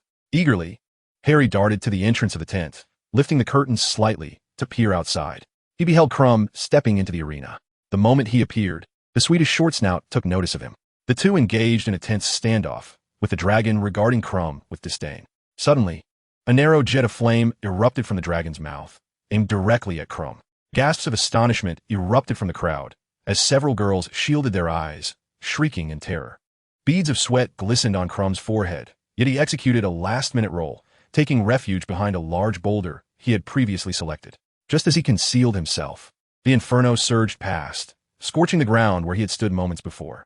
Crumb swiftly rose, shedding his robe and flinging it to the right. The Swedish short-snout's attention was momentarily captivated by the sudden movement of the robe, as flames reignited in its throat, preparing to unleash another fiery assault. In that instant, Crumb charged from the opposite direction, his wand aimed at the dragon, and shouted a spell, producing a blinding flash that struck the dragon's flank. "Splendid!" Harry exclaimed involuntarily from within the tent. Ludo Bagman, commentating from the stands, echoed his sentiment. "Marvelous. A spectacular spell, executed with remarkable precision." The Swedish short-snout let out a pained roar, shutting its eyes tightly and spinning wildly, its claws thrashing uncontrollably beneath it. "Oh no," Harry thought. He has perfectly utilized the stunning spell against the dragon's sight, but it seems the spell does not incapacitate it entirely. The golden egg is at risk of being crushed. If Crumb cannot secure the golden egg, he will be unable to complete the task. The dragon's frantic movements escalated, crushing several dragon eggs beneath its feet. Crumb, witnessing this chaos, felt a surge of desperation. Why had he drawn the most agile dragon among the 4? Resolutely, he gritted his teeth and charged toward the dragon's feet.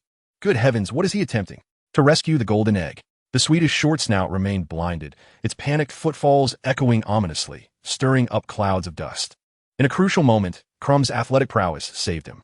He deftly maneuvered beneath the dragoness' feet, narrowly avoiding its powerful hind legs that grazed his sides without inflicting harm.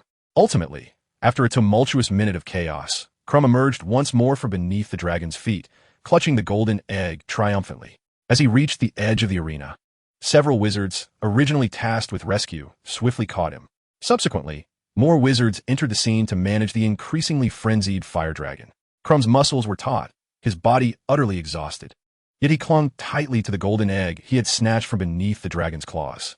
He appeared in a state of utter disarray, with a gaping wound on his forehead from which blood flowed incessantly, and nearly every part of him bore signs of damage. The judges were asked to score his remarkable performance, and next to take the stage was none other than Harry Potter.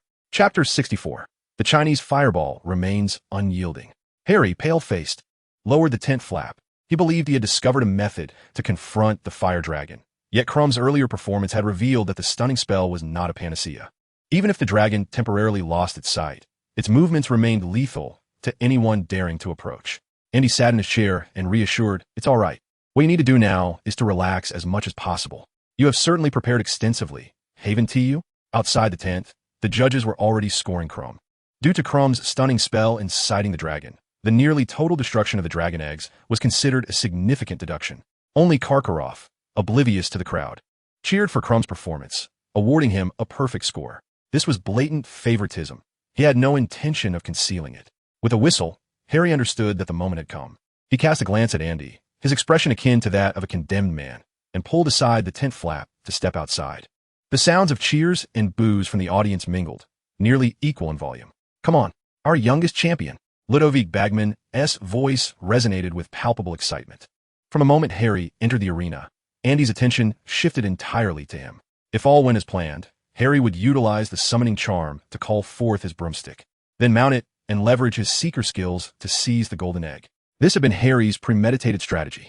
Now, equipped with the stunning spell, his chances of success in retrieving the egg were surely enhanced. Andy sat within the tent, his eyes gently closed, focusing all his energy inward. 3 distinct orbs of divine sight shimmered faintly in his consciousness, representing the elemental forces of earth, wind, and thunder. Andy's hands came together, fingers touching in contemplation. Gradually, a layer of golden luminescence appeared near his fingertips, entwined with flickering purple sparks of electricity. A solid gust of azure wind materialized, encircling Andy, causing the tent to rustle vigorously. In an instant, the interior of the tent transformed entirely. Andy continued to experiment with the capabilities of the divine sight, constantly merging them and acclimating to their presence. Fortunately, at that moment, everyone was focused on Harry's performance, oblivious to the extraordinary occurrences within the tent. This was not a last-minute scramble. It felt more like a final confirmation before the decisive moment.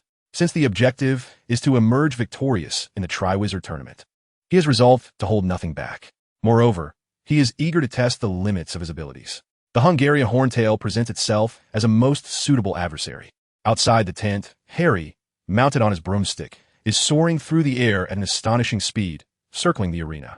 All the spectators gaze in astonishment, their eyes riveted upon him.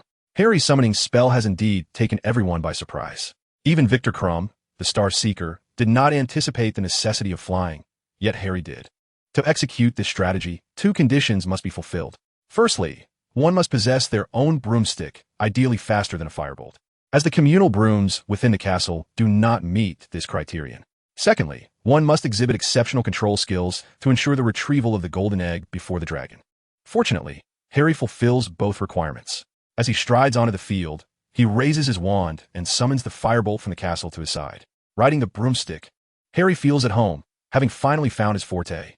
However, he encounters an unforeseen challenge. No matter how he flies, his opponent, the Chinese fireball dragon, remains stationary, utterly unperturbed. This deviates from his expectations. In Harry's mind, upon mounting the broomstick, the dragon would ascend and pursue him, providing him the opportunity to snatch the golden egg. However, to his astonishment, the Chinese fireball dragon only regards him with curiosity, displaying no further reaction. Beads of cold sweat begin to form on Harry's brow. This breed of dragon is known for its steadiness. When a golden egg requires protection, it will not easily abandon its position merely because Harry is darting around in front of it. Had it been the Hungarian Horntail, it would likely have been enraged the moment Harry hopped onto the broom, hot on his heels without hesitation. Harry, riding the firebolt, makes a daring dive, sweeping past one of the stands as he charges toward the Chinese fireball dragon. The dragon experimentally expels a fireball from its mouth. Harry narrowly evades it, struggling to extract his wand from midair, directing it at the dragon with a stunning spell. Gasps erupt from the audience, caught between anticipation and disbelief. Harry feels a surge of embarrassment.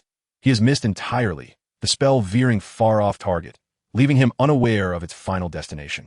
At that moment, the Chinese fireball dragon unleashes a second fireball, prompting Harry to ascend sharply once more, narrowly escaping the flames. His aerial maneuvers are nothing short of spectacular. He dodges 2 fireballs in quick succession. Once again, he sweeps through the air, deftly changing direction to face his target. The spell whizzes past, this time striking the Chinese fireball dragon, yet it merely hits its tough, scaly chest, failing to penetrate its formidable hide. The dragon gazes down, puzzled, as though questioning what had just prodded it. Harry's face flushes with embarrassment. Crumb's stunning spell hit its mark on the first attempt, while his own seems to lack precision. Up in the sky, Harry inexplicably feels like a true aviator. The firebolt and his wand serve as his weapons. The pivotal moment of this match hinges on whether he can strike the fire dragon at the center of the arena with the eye-searing curse before being struck down by flames. Chapter 65, A Critical Juncture. After 2 consecutive misfires of the eye-searing curse, Harry's face flushed with embarrassment. Among the spectators were his friends, foes, and all the professors. Crumb and Fleur had already completed their challenges. Should he fail, it would be a tremendous disgrace. Once more, Harry turned and charged toward the fire dragon. Clutching the firebolt in one hand while firmly gripping his wand with the other, aimed straight at the Chinese fireball. Then miss. A flash of light zipped past the dragon's head. Enraged, Harry thought, once more, and again, and again. In that moment, a tacit understanding formed between Harry and the Chinese fireball. Harry circled the dragon, soaring from a distance, attempting to cast spells at the creature, each attempt resulting in failure. The Chinese fireball was relentless, spewing terrifying fireballs at Harry. Yet, the speed of the firebolt was unmatched. Harry dared not approach the dragon too closely. Each time a fireball hurtled toward him, he executed a swift maneuver to evade it. The spectators watched as Harry danced through the sky, circling the dragon. His eye-searing curses were frequent, yet none found their mark on the dragon's eyes. Cedric and the others on the stands gradually wore expressions of disbelief, clearly taken aback by the unfolding scenario. Neither the boy nor the dragon dared to close the distance. After a while, Cho could no longer endure the strain, exclaiming, "I can't take it anymore. My neck is killing me." Cedric, however, stubbornly held his head high, choosing to endure. Then, as Harry made another turn in the air, Cedric quickly turned his head. With a crack, Cedric let out a pained cry, clutching his neck as he fell. Finally, after what felt like an eternity and countless attempts, Harry managed to land an eye-searing curse on the forehead of the Chinese fireball. Though it did not produce the desired effect, it provoked the dragon into a furious rage. The little pest buzzing around was infuriating the dragon. With a roar, it soared into the air, lunging toward Harry. Ludo Bagman awoke, shouting excitedly, "It's coming." His strategy has worked. The dragon is drawn out of its lair. Filled with exhilaration, Harry quickened his pace. He maintained a distance that was neither too far nor too close, flying around the arena. Each time a fireball was unleashed, Harry deftly changed direction. Several times, flames nearly singed the tail of the firebolt, but thankfully, Harry's speed surpassed that of the fire. Nevertheless, he dared not let his guard down. After narrowly dodging numerous fireballs, his cloak bore many singed spots. Harry felt a searing pain in his calf, as though the flames had grazed him. But he could not afford to pause and assess his injuries. After circling several times, Harry finally seized an opportunity. As the Chinese fireball altered its flight path, he abruptly descended, skimming the ground. Harry soared through the air on his firebolt, deftly evading 2 large boulders as he darted towards the center of the arena.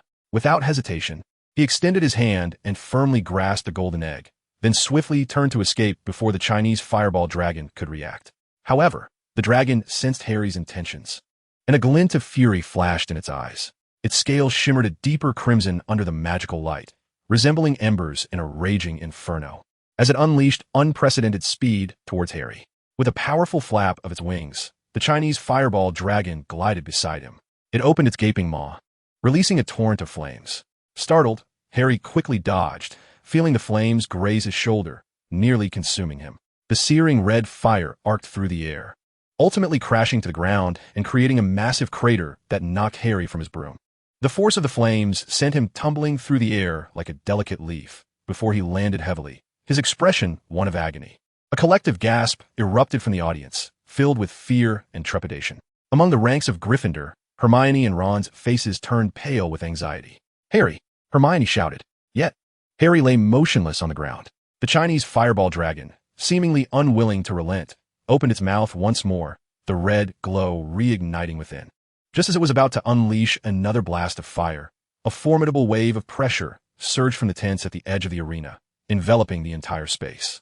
The dragon was momentarily paralyzed by this overwhelming force, halting abruptly, its body rigid. It glanced towards the tent, its slit pupils constricting to mere pinpricks, even swallowing the flames it had been about to expel. After a brief pause, the wizards tasked with safeguarding the competitors snapped back to reality, rushing onto the field to encircle the Chinese fireball dragon.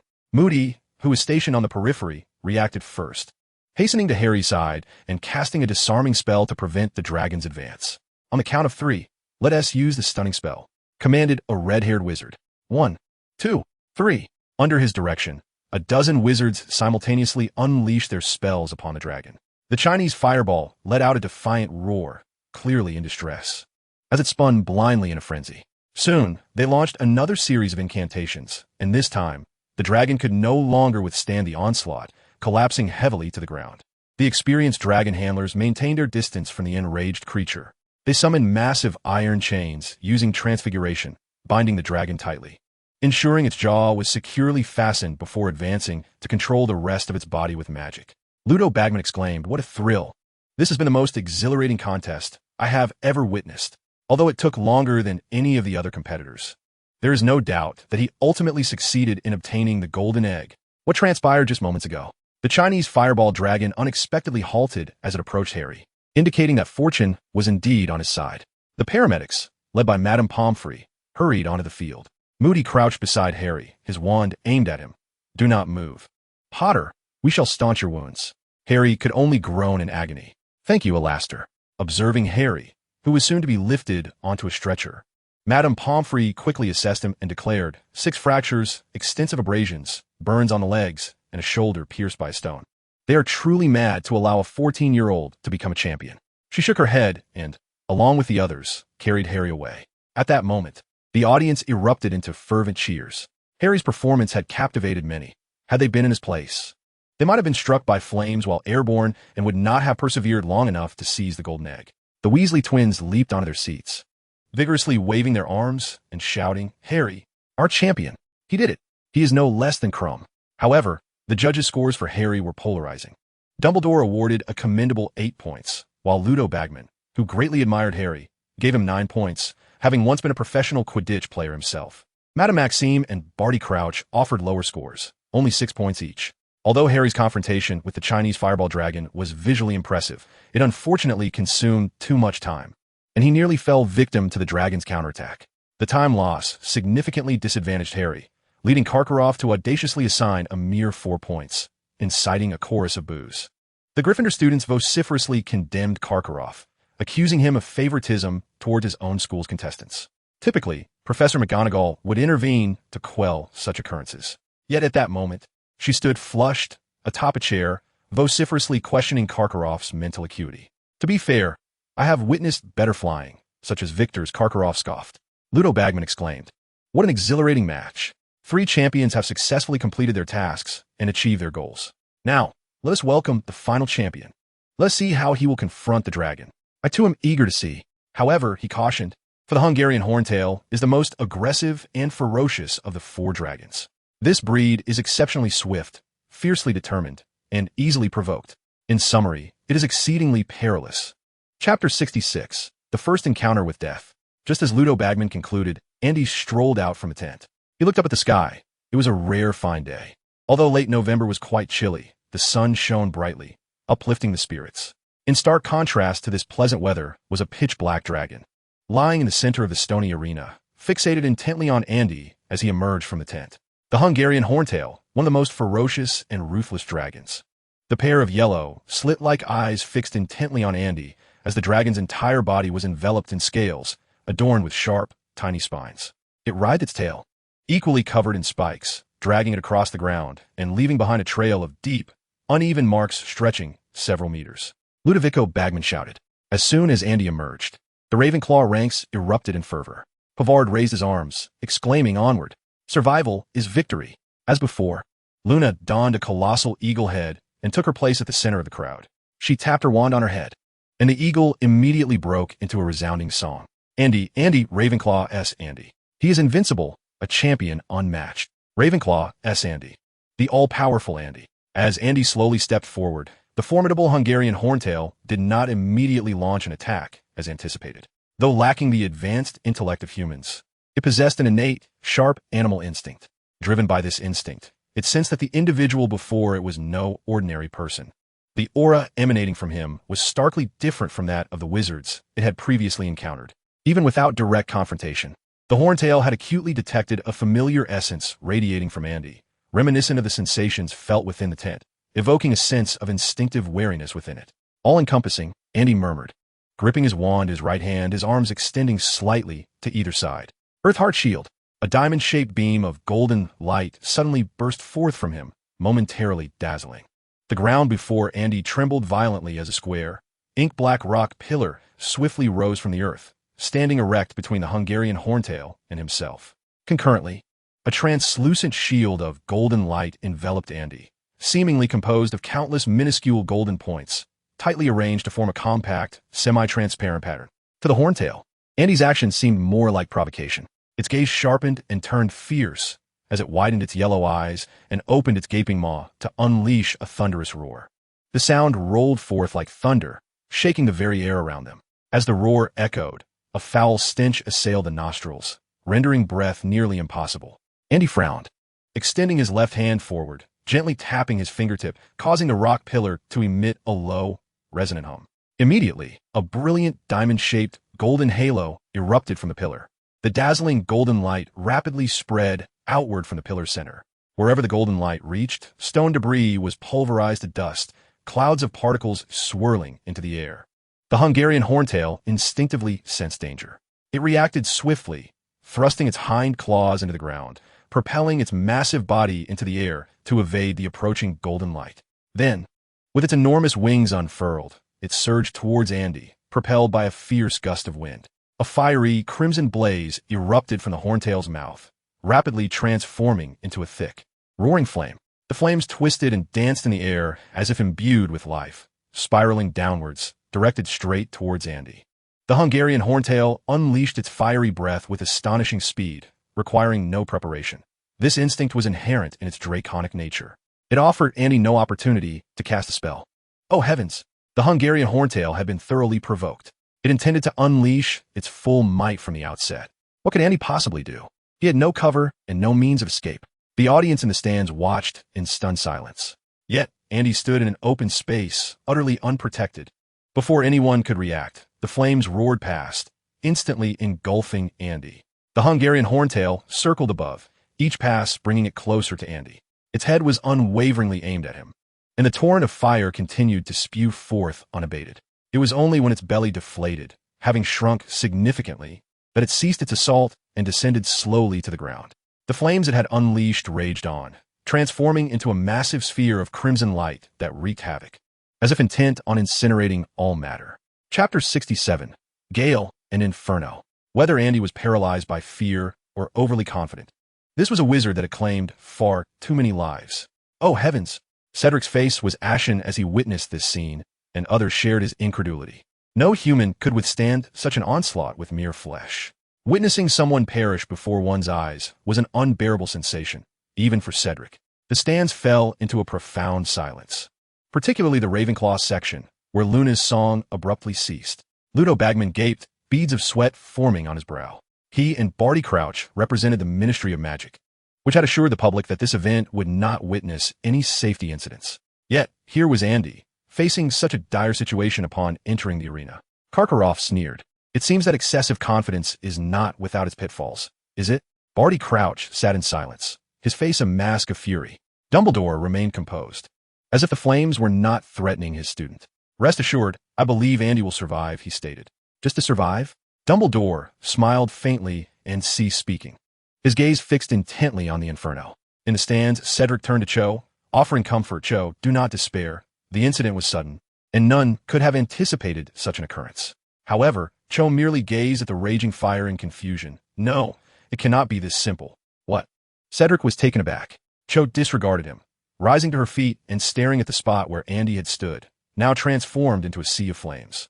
In the next moment, a series of crackling sounds erupted from the center of the arena, barely audible unless one listened closely. However, both Qiu Zhang and Cedric heard the sound, and Cedric instinctively trembled all over.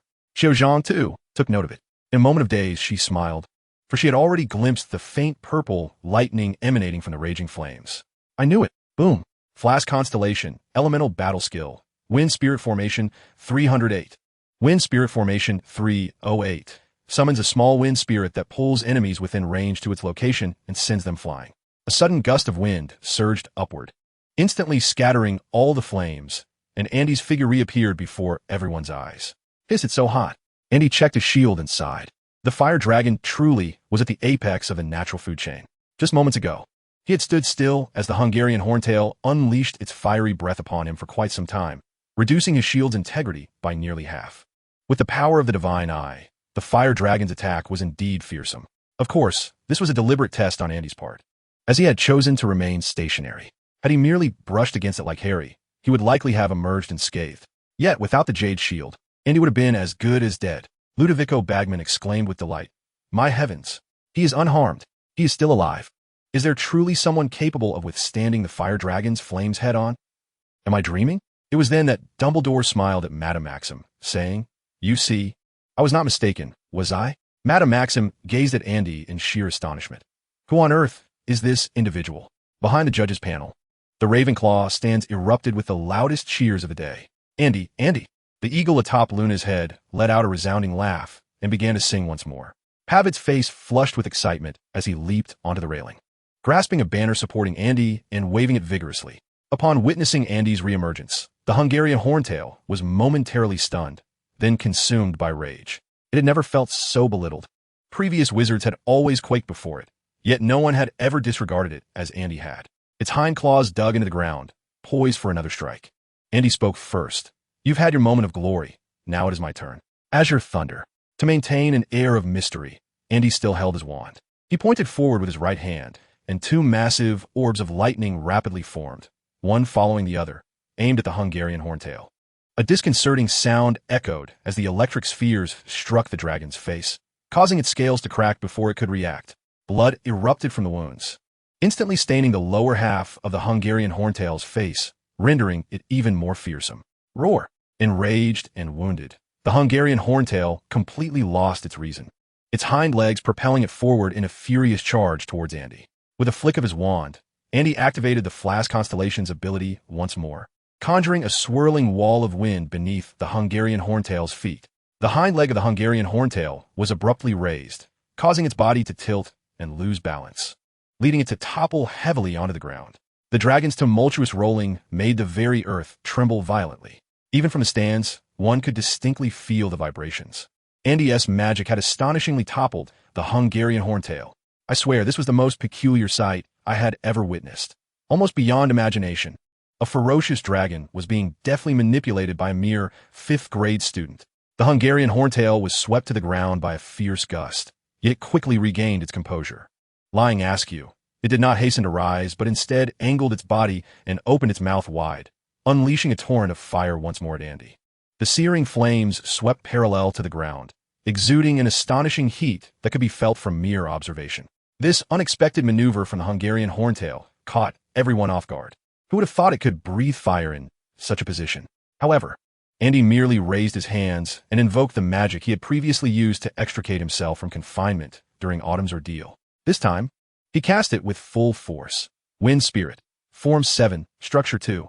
A colossal wind spirit materialized instantaneously in the center of the arena, gently flapping its wings. Boom!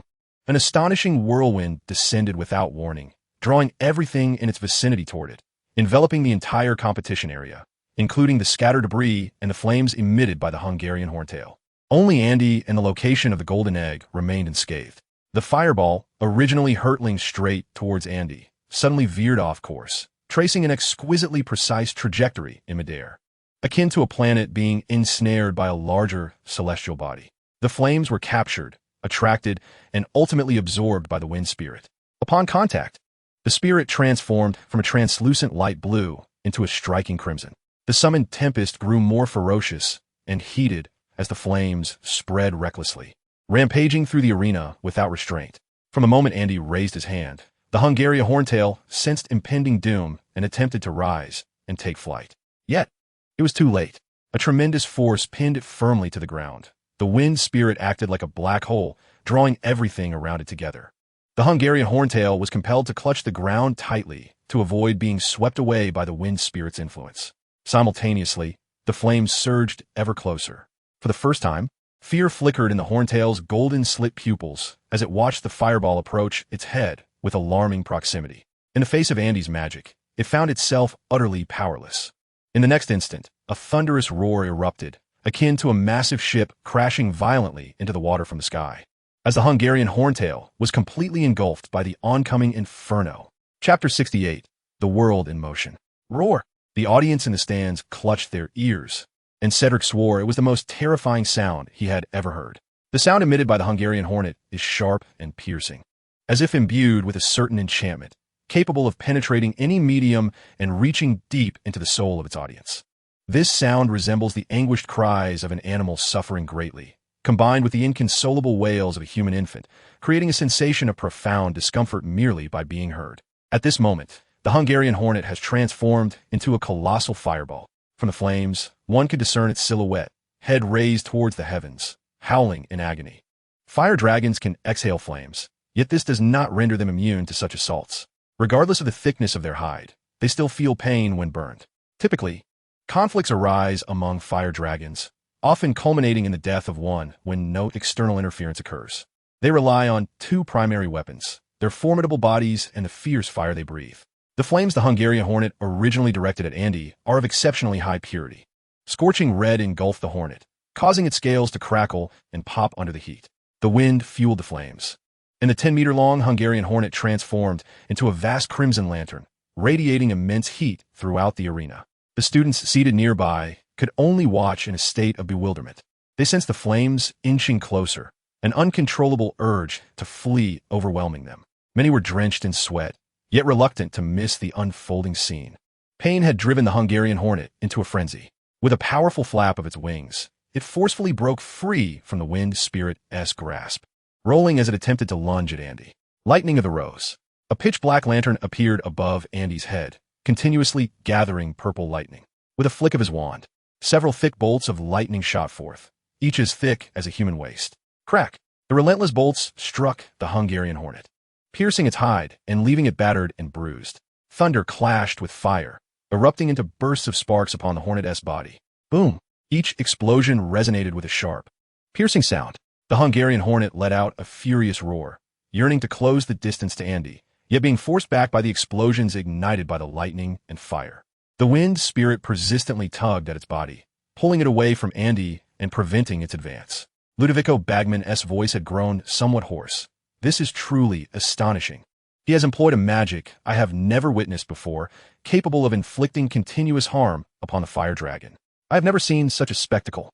A mere adolescent warrior is managing to completely subdue a fire dragon. And he advanced slowly, lightly tapping his wand. In the blink of an eye, the flame-tinged Hungarian hornet had transformed into a strikingly large firework. If one were to disregard its heart-wrenching roar, the visual effect was indeed splendid. The students of Ravenclaw were the first to awaken to the reality. It seemed that Andy might actually win. Could it be possible for a single individual to defeat a fire dragon in direct confrontation? Compared to the fire dragon's immense size, Andy appeared utterly insignificant. However, with Andy's relentless advance, the Hungarian tree could only retreat gradually, pain and fear serving as the most potent catalysts.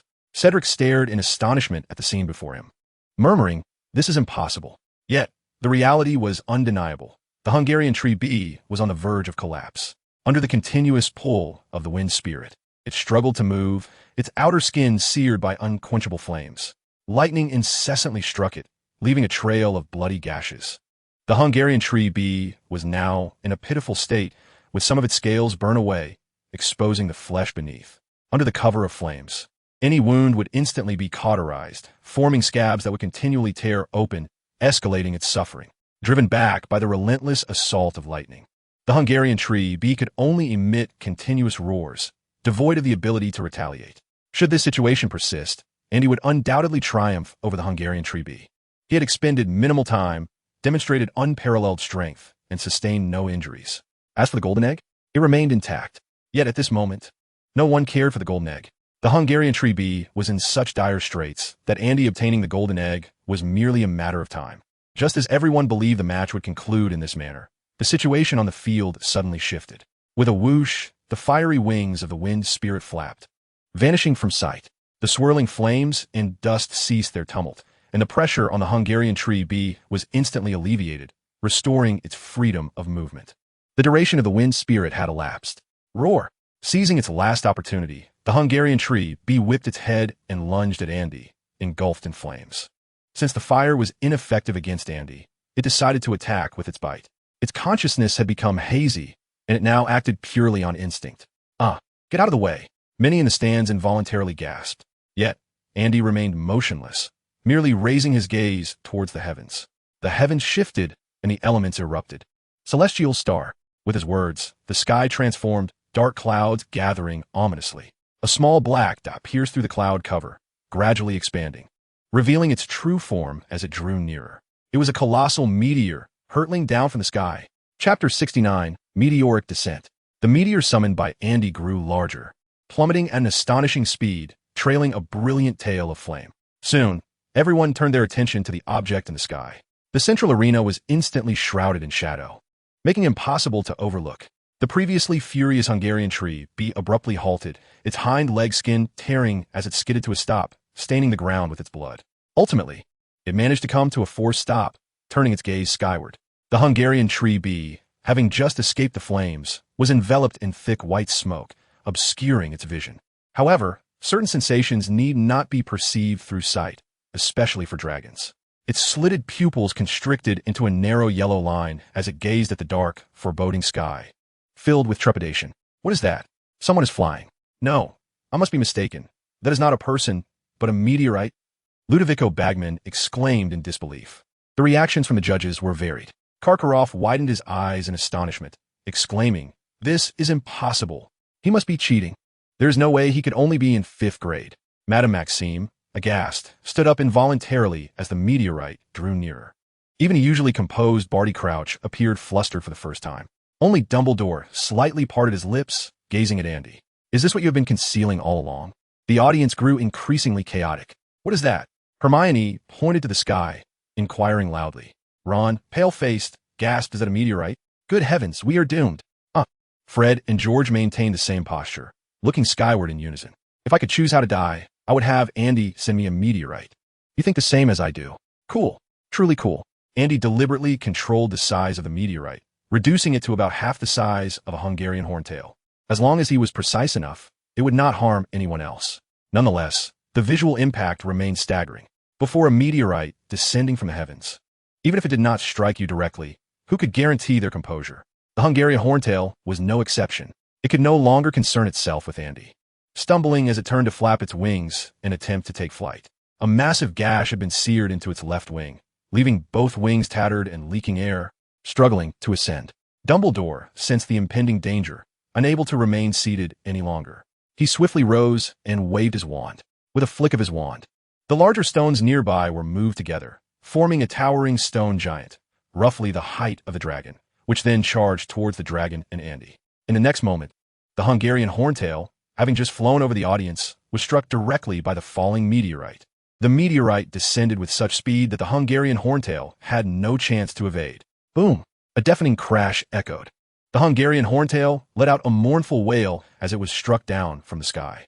The meteorite crashed squarely onto its back, creating a deep indentation along its spine. Fragments and a mist of blood erupted into the air, falling like fine rain. The Hungarian horntail's roar abruptly ceased. A layer of gray, hard coating rapidly enveloped the skin that had come into contact with the meteorite, spreading across its body and petrifying it entirely. The Hungarian horntail turned a ghostly white, frozen in the position it held upon impact with the meteorite. A violent shockwave radiated through the air, carrying the Hungarian horntail downwards towards the ground.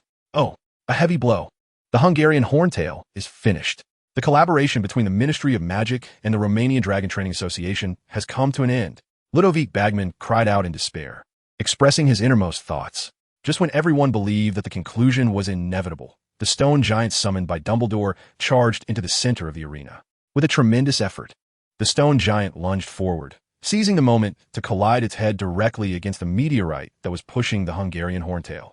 A resounding thud echoed through the air as the upper body of the stone giant was instantly shattered. Yet the momentum of the meteorite's descent was abruptly halted, forcibly dislodging it from the Hungarian horntail. Debris flew in all directions as the creature plummeted to the ground, its recently petrified skin shattering into pieces. A rumble akin to an earthquake shook the ground violently for over 10 seconds, causing the stands to tremble incessantly. All of this transpired in the blink of an eye. And when one looked again, the arena lay in utter disarray, strewn with scattered rubble that covered the entire field. The stone giant had vanished, reduced to mere fragments.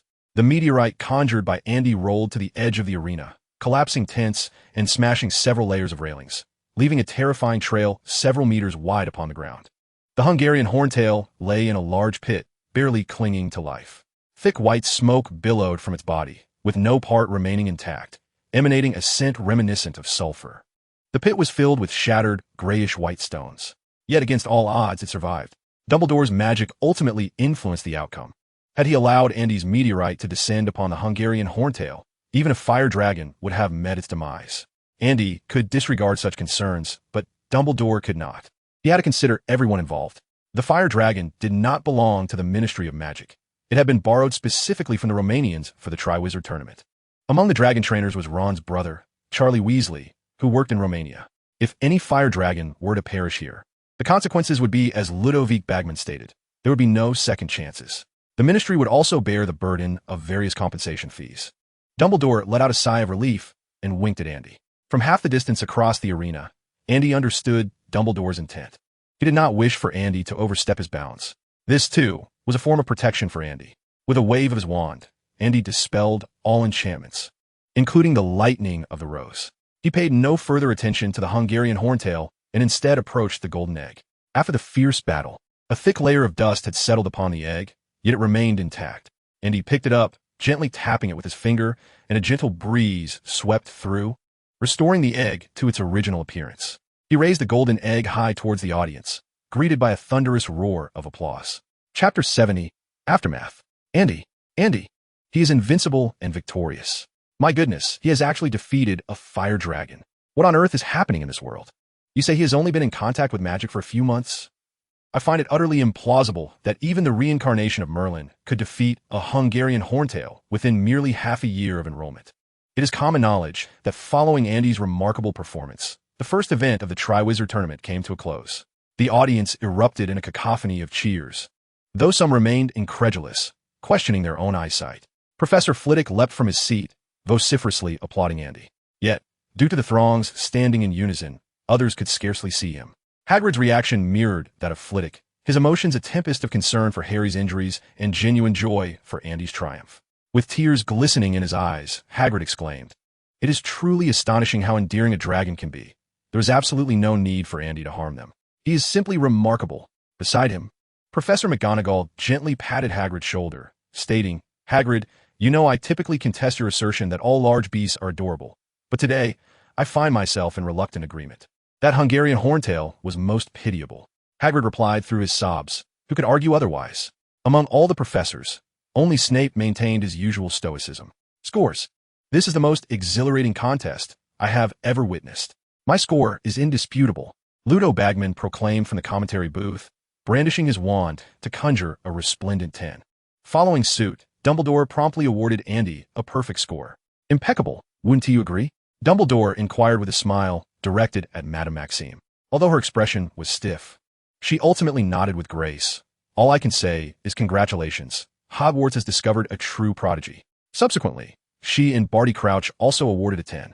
The spotlight now fell squarely upon Karkaroff, the collective gaze of the audience brimming with suspicion and veiled threats. Karkaroff, possessing at least a modicum of intelligence, recognized the potential repercussions of any erratic behavior at that moment. Clearing his throat, he finally assigned a score of 8. A collective gasp erupted from the crowd the instant his score was revealed, followed by a chorus of boos. Karkaroff shouted, "He nearly killed the Hungarian horntail. This is a violation. According to regulations, the champions cannot." Before he could finish, he was met with an even louder wave of disapproval, compelling him to retreat from the judges' table. The Weasley twins led the charge, yelling, "Get off. Take your precious crumb with you. Be gone." Infuriated by the onslaught, Karkaroff retorted, "The local school is utterly disrespectful." After Andy completed his challenge, all champions retrieved their golden eggs. 48 points. Just too short a perfect score. Cho exclaimed excitedly to Cedric beside her. Cedric murmured in response, his complexion pale, still reeling from the spectacle of Andy's magic. With lightning, tempestuous winds, and meteorites, who would dare duel with a creature capable of conjuring such phenomena? Cedric glanced at the jubilant Cho and then at the distant figure of Andy, his lips twitching in disbelief. Harry had successfully completed the first task with his assistants, which was indeed encouraging news. The unfortunate news is that the champion seems to be a foregone conclusion. Cedric is in a frenzy, pondering what he has truly accomplished. What significance do his efforts hold? Behind Autumn, the Ravenclaw faction has transformed into a sea of cheers, with everyone vociferously chanting Andy's name. The other three houses are similarly animated, regardless of the inter-house relations. Andy stands as the champion representing Hogwarts. In the face of competition, the students of Hogwarts unite. The first task has concluded. Fleur scored 37 points, Krum 38, and Harry only 33. Andy, however, soared ahead with an impressive 48 points, undoubtedly claiming the top position in the first task. He emerged unscathed from the dragon's wrath and suffered no penalties from time constraints or the destruction of the golden egg. Andy's displayed prowess utterly overshadowed the other three. Only he can claim the true victory of vanquishing a dragon, specifically the fearsome Hungarian horntail, bringing it to the brink of defeat. Following Andy's score reveal, the expressions of the students from Beauxbatons and Durmstrang turned grim. The gap between their champions and Andy is simply insurmountable. Among these two schools, the sole supporter of Andy is Gabrielle, Fleur's sister. She rejoices not only in her sister's completion of the challenge, but also in Andy's magical prowess.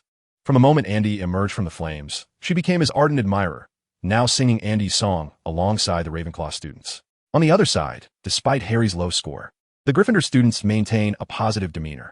Even with the lowest score among the four, they can fully accept Andy's triumph. Moreover, Harry is the youngest among them, having faced the least expectations prior to the competition. His performance can at least be deemed satisfactory. This alone is sufficient for him to earn Gryffindor support. The space beside Andy is now one of the few remaining spots available. Harry's injuries are quite severe, and Madame Pomfrey is tending to him, leaving only Fleur and Krum to approach. Fleur, with a complex expression, inquires, "Was that intentional?" "What?" Andy responds, perplexed. "You deliberately made a bet with me to humiliate me, didn't you? With your strength? There was no need for such tactics," Fleur accuses. "You're overthinking it. I was merely attempting to sign up." "I had no certainty at the time," Andy clarifies. Ultimately, whether Andy was eligible to compete was at Dumbledore's discretion. His word carries the most weight among all. Thus, when Andy placed his name in the Goblet of Fire, he was uncertain of Dumbledore's stance. Dumbledore could have strictly enforced the rules, but fortunately, he did not. This led to the spectacle we witnessed today. Everyone is jubilant, except for the unfortunate Hungarian horntail. Chapter 71, The Golden Egg. Let us hope so, Fleur remarks. The charred hem of her skirt had been neatly tidied up by her cutting spell. Her porcelain-white calves were exposed, revealing their exquisite contours. Though the biting cold wind rendered her somewhat delicate, it did not diminish her beauty in the slightest. Another warrior, Krum, bore a rather grim expression. Witnessing the contest from the stands and stepping onto the arena were two entirely different experiences. Moments ago, he and Furong had watched Andy battle the fire dragon, nearly petrified with fear. Only upon entering the field did he grasp the sheer ferocity of Andy's magical prowess. The scorched ground was riddled with cracks and alarming deep pits, with wisps of white smoke rising, resembling a scene from hell. Moreover, the meteor summoned by Andy lay ominously at the edge of the arena, inducing a sense of suffocation merely by gazing upon it. The entire area had been thoroughly upturned, a stark contrast to how it appeared when Krum had entered. Not to mention the Hungarian horntail that lay sprawled in the gaping pit, gasping for breath. At this moment, Ron's brother Charlie, accompanied by his comrades, was rushing to provide emergency assistance. They never could have anticipated that this trip to Hogwarts would entail the need to save the life of a fire dragon. The group encircled the dragon, casting various spells in an attempt to hoist it out of the pit without inflicting further harm. Additionally, a specialist in magical creatures had begun urgently concocting potions on site, applying them to the Hungarian horntail. Krum stepped forward, nodding at Andy, his words imbued with newfound respect. "You truly are remarkable." "Thank you, and you are not lacking either. Your jinx was executed superbly," Andy replied with a smile. "If time permits, I would like to consult you further on our previous discussion." Initially bewildered, Krum soon realized that Andy was referring to their earlier conversation about the dark magic accessible at Durmstrang. He assumed Andy was jesting and chuckled. "I believe you no longer require it." "No, I'm quite serious," Andy insisted. Krum, taken aback, instinctively nodded in agreement. Andy was earnest. Today he had expended all 3 elemental bursts of the Eye of the Gods, significantly diminishing his strength. It would take at least a day for him to regain his full combat capabilities. Despite having learned numerous spells, he still felt a lack of security. Gaining further knowledge of magic could only prove beneficial. Ludo Bagman descended from the commentary booth, applauding. Everyone was exceptional. Congratulations, you have all completed the first task. Especially you. Andy, it is simply unbelievable. He excitedly shook hands with Andy before continuing. The second task will take place on February 24th. All clues regarding the second task are contained within the golden egg you just received. If you can find a way to open it, you shall uncover everything. Please be sure to safeguard it and return punctually in 3 months. With that, Ludo Bagman hurriedly departed, intending to relay the same message to Harry at the hospital wing. Shortly thereafter, Crumb was called away by Karkaroff, who was avoiding the gaze of others. After they departed, Furlong pondered for a moment before speaking. Did you truly squander your opportunity? What? Furlong continued. I am referring to our wager. You could have let slide. It's no matter. It seems you remain unaware.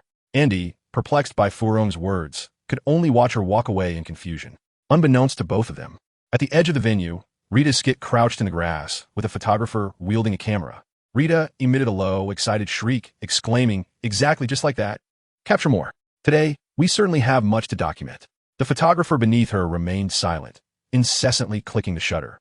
Andy offered no resistance and naturally embraced Chiozhang from behind. In Western culture, such displays of affection are commonplace. Although he could only glimpse the top of Chiozhang's head from his peripheral vision, he sensed her discomfort. Despite Andy's confidence in his own safety, he had not considered the feelings of those who cared for him. Neither spoke, yet an unspoken understanding lingered between them. After a moment, Andy softly uttered, I'm sorry. Chiozhang pinched his back, gritting her teeth, dare to do that again. And I shall see to it that you regret it. I promise I won tea, Andy replied. Chiozhang huffed before releasing him. Behind them, a celebration awaited, grander than before. Their previous gathering had merely celebrated Andy's ascension as a warrior, but following today's match, all the Ravenclaw students brimmed with unwavering confidence in him. If there existed a reputation progress bar, Andy felt that his standing among Ravenclaw had surged to a level of reverence, just a fraction shy of being maxed out. Chiozhang unveiled the fireworks, cannons, and streamers she had procured in Hogsmeade, transforming the common room into a splendid spectacle. This, of course, garnered the tacit approval of Professor Flitwick, renowned for his amiable disposition, especially towards his students. When it came to Andy, everything seemed to be permissible, as long as chaos did not ensue. He would turn a blind eye.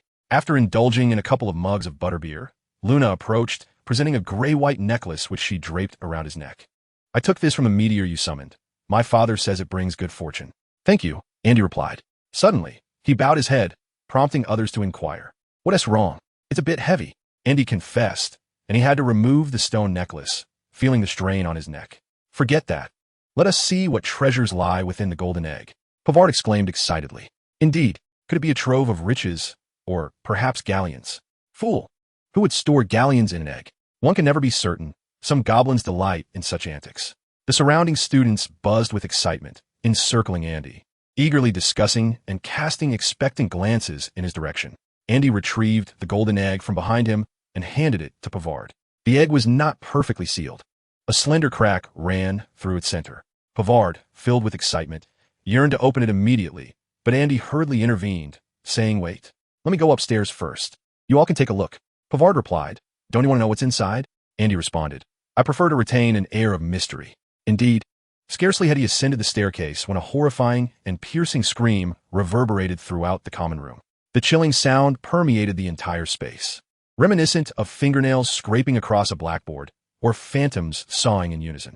It emanated from the golden egg. Chapter 72, The Water Attribute Divine I, Celestial Seat. 2 minutes later, Andy descended the stairs. The golden egg had been closed, and everyone covered their ears, their expressions somewhat dazed.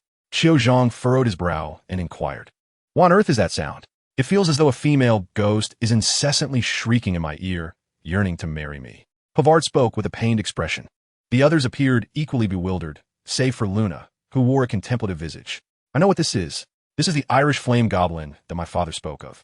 They reside within the golden egg and produce such sounds by rubbing against one another. Pavard looked at Andy in horror. Are you truly considering marrying a female ghost? Perhaps. Andy mused, if she has friends in need of husbands, I shall recommend you.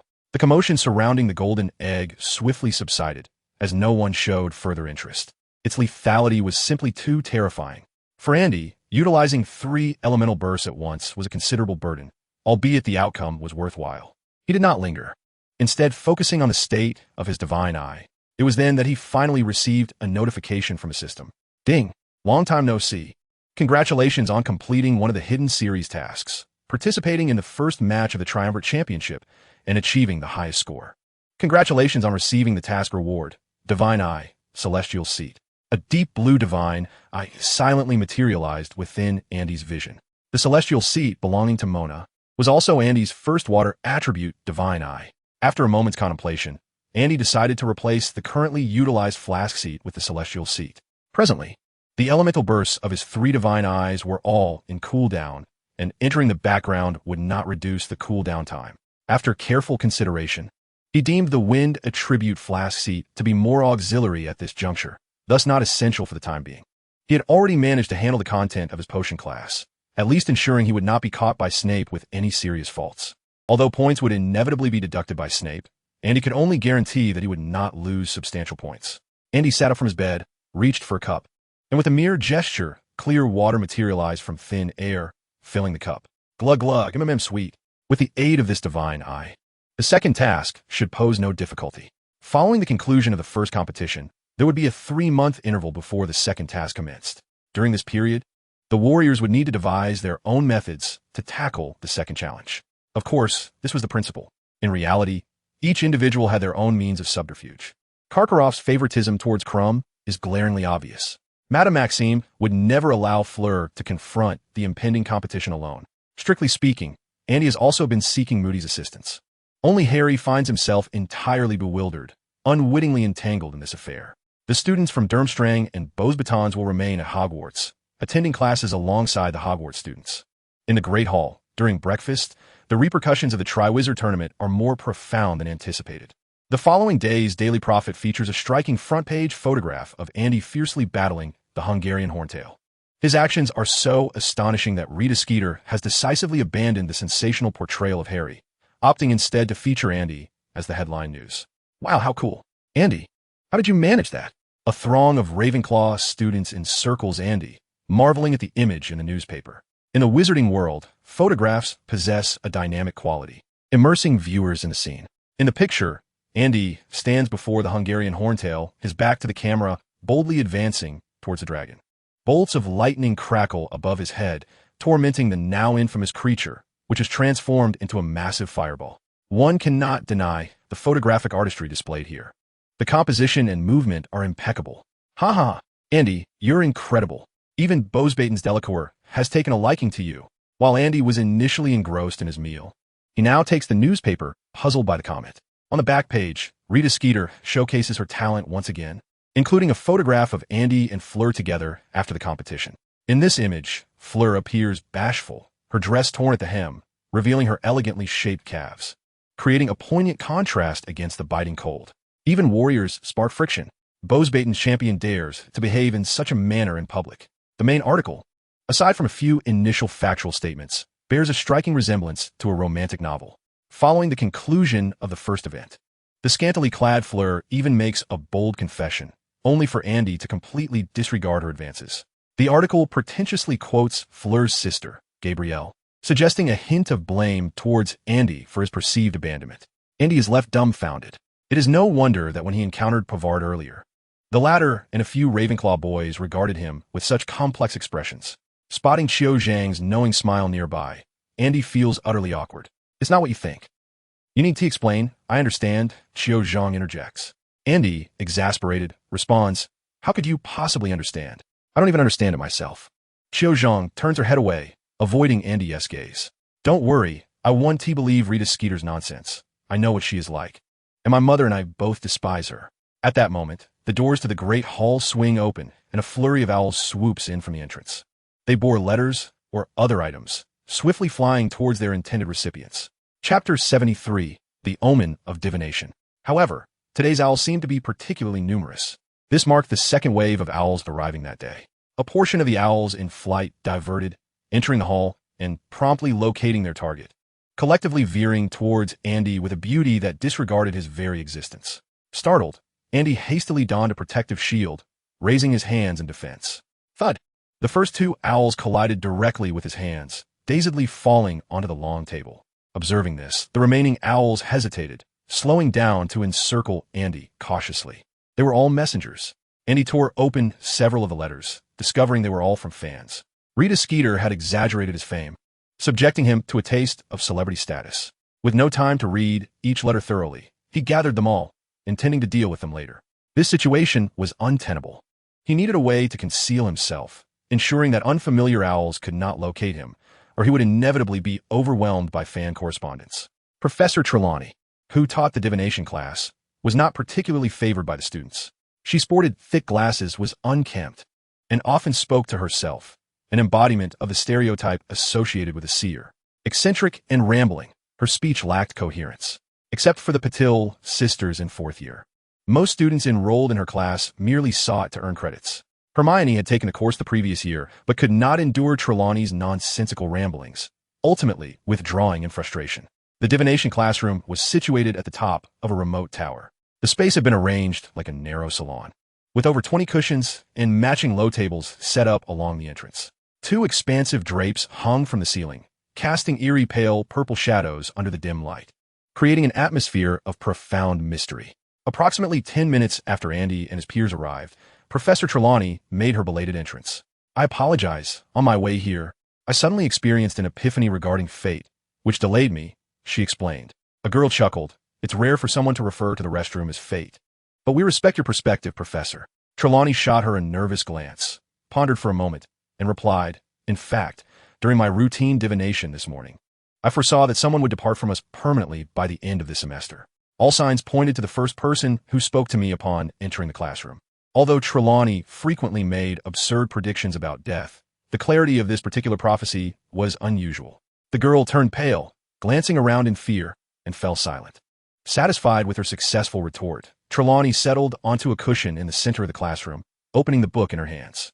She distributed a teacup to each individual, instructing them to brew tea using the method outlined in their textbook, and then to drink it in one gulp while observing the shape of the tea leaves.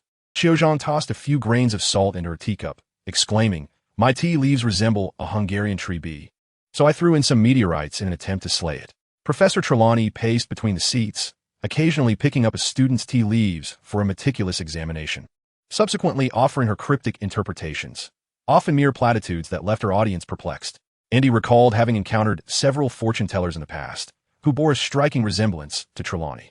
One such instance involved a nephew getting a haircut during the first month of the lunar year. His uncle subsequently met with a car accident, and his aunt sought legal recourse, only to find the court unwilling to entertain her case. The fortune-teller asserted that the nephew, fully aware of the taboo surrounding haircuts during that period, had inadvertently exacerbated his uncle's psychological stress and anger.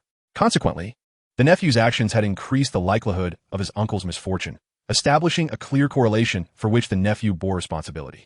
This illustrates that fortune-telling indeed requires a semblance of logic. However, Andy found it challenging to discern any profound meaning from the divination. Xiaozhang remarked, "Achieving a high score in Trelawney's class is remarkably simple. All one needs to do is identify ominous signs, which she greatly relishes. Each year, she predicts that someone will perish, yet not a single instance has ever been validated." As Andy gazed into his teacup, he had yet to take a sip. How should he fabricate his interpretation? At that moment, he suddenly recalled that the constellation of Gemini was Mona's divine eye, and coincidentally, Mona was an astrologer. Astrology and divination, it seemed, were not so dissimilar. Tentatively, Andy activated the divine eye of Gemini, attuning himself to the energy it emanated. In the next instant, his gaze, which had been fixed on the teacup, shifted in astonishment towards Professor Trelawney. To his amazement, he discerned tiny specks of light surrounding her, interconnected by delicate white lines, resembling a tangible constellation. And he blinked, questioning whether it was merely an illusion. However, it proved not to be. Upon glancing back at Professor Trelawney, the luminous points remained. Without drawing attention to himself, Andy returned his focus to his teacup, where he discovered a similar pattern of interconnected, star-like points emerging within the tea. Suddenly, Andy's vision flickered violently. The scene before him became obscured in a haze. An indescribable wave of dizziness washed over him. Within his teacup, the tea, along with the leaves, began to swirl in an uncanny manner. The once tranquil liquid, propelled by an unseen force, formed miniature whirlpools. As the tea and star points continued their rotation, they seemed to resonate in a peculiar harmony. The stars began to coalesce into intricate patterns, presenting an array of celestial maps. Each star map appeared to harbor boundless secrets and information, eluding any attempt to grasp its entirety. Andy struggled to comprehend, his eyes widening as he endeavored to decipher the meaning. Yet, the information seemed shrouded beneath a dense fog, rendering it beyond his reach. Just as Andy was engulfed in confusion, the scene before him underwent a dramatic transformation. He found himself abruptly extracted from the divination classroom, immersed in a profound lake. His body was enveloped by the icy waters, and the sensation of weightlessness instilled a wave of panic within him. Instinctively, Andy sought to harness the power of the Eye of God, which would allow him to breathe underwater, only to discover that he had lost his connection to this divine ability. It dawned on him that this lake was not a tangible reality, but rather an illusion crafted by some unseen force. Although he could still perceive his physical form, he was not in need of any sustenance to survive. Looking upwards, Andy beheld sunlight filtering through the water surface, illuminating a small patch of the lake before him. In the depths, where light dared not venture, the water revealed a profound darkness, devouring all illumination and sound. A gentle melody wafted from the distance, resonating through the lake. The voice was enchantingly melodious, akin to the song of a mysterious being. You must seek your treasure, for it is the most significant gift in your life. Chapter 74, The Prophet Andy. The enchanting tune was laden with an alluring cadence, seemingly imbued with a magical essence that ensnared Andy's senses. He endeavored to maneuver his body through the water, striving to explore further. However, an invisible force thwarted his advance. Despite his fervent attempts to propel his consciousness, he remained utterly immobile.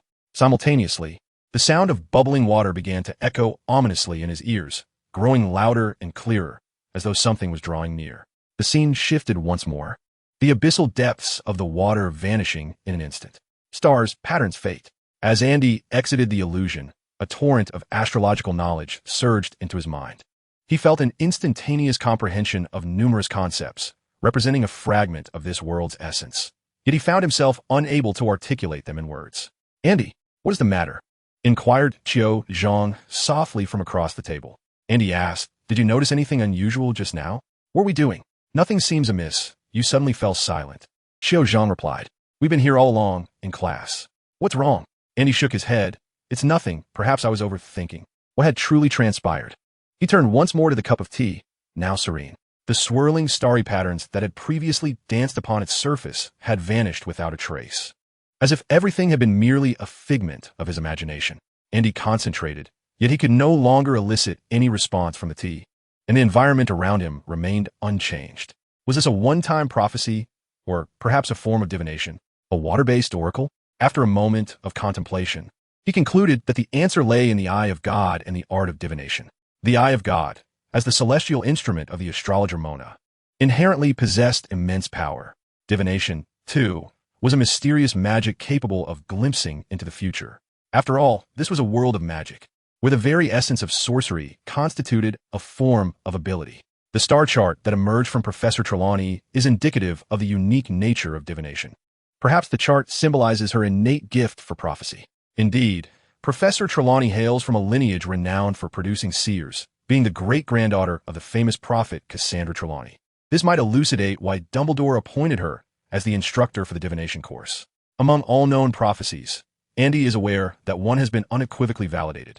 It pertains to Harry Potter and Voldemort. The prophecy foretold that Harry Potter would ultimately become the one to vanquish Voldemort, thus influencing the course of all events. Naturally, the realization of this prophecy is largely attributed to Voldemort himself, whose reckless actions inadvertently confirmed the prophecy's integrity, thereby completing its cycle. However, that is a topic for another discussion. Coincidentally, it was Professor Trelawney who uttered that very prophecy, and the vision of her submerged in the depths of a lake serves as one of its harbingers. While others may not comprehend the significance of that lake, Andy does. According to the original narrative, during the second task, as a champion, he must plunge into the Black Lake to retrieve his most cherished possession. Thus, it is an unmistakable prophecy. Andy, momentarily taken aback, quickly tempered his excitement. This is the proper application of the crystal ball. Unlike the 3 eyes of God he had previously acquired, the crystal ball reaches its fullest potential in the face of the unknown. He had thought himself utterly ignorant of divination, yet here he was, daydreaming in broad daylight, perceiving the future. He had not anticipated that the crystal ball possessed such capabilities. At that moment, Professor Trelawney approached and inquired, Have you not yet finished your tea? Though you are a champion, you still have lessons to attend.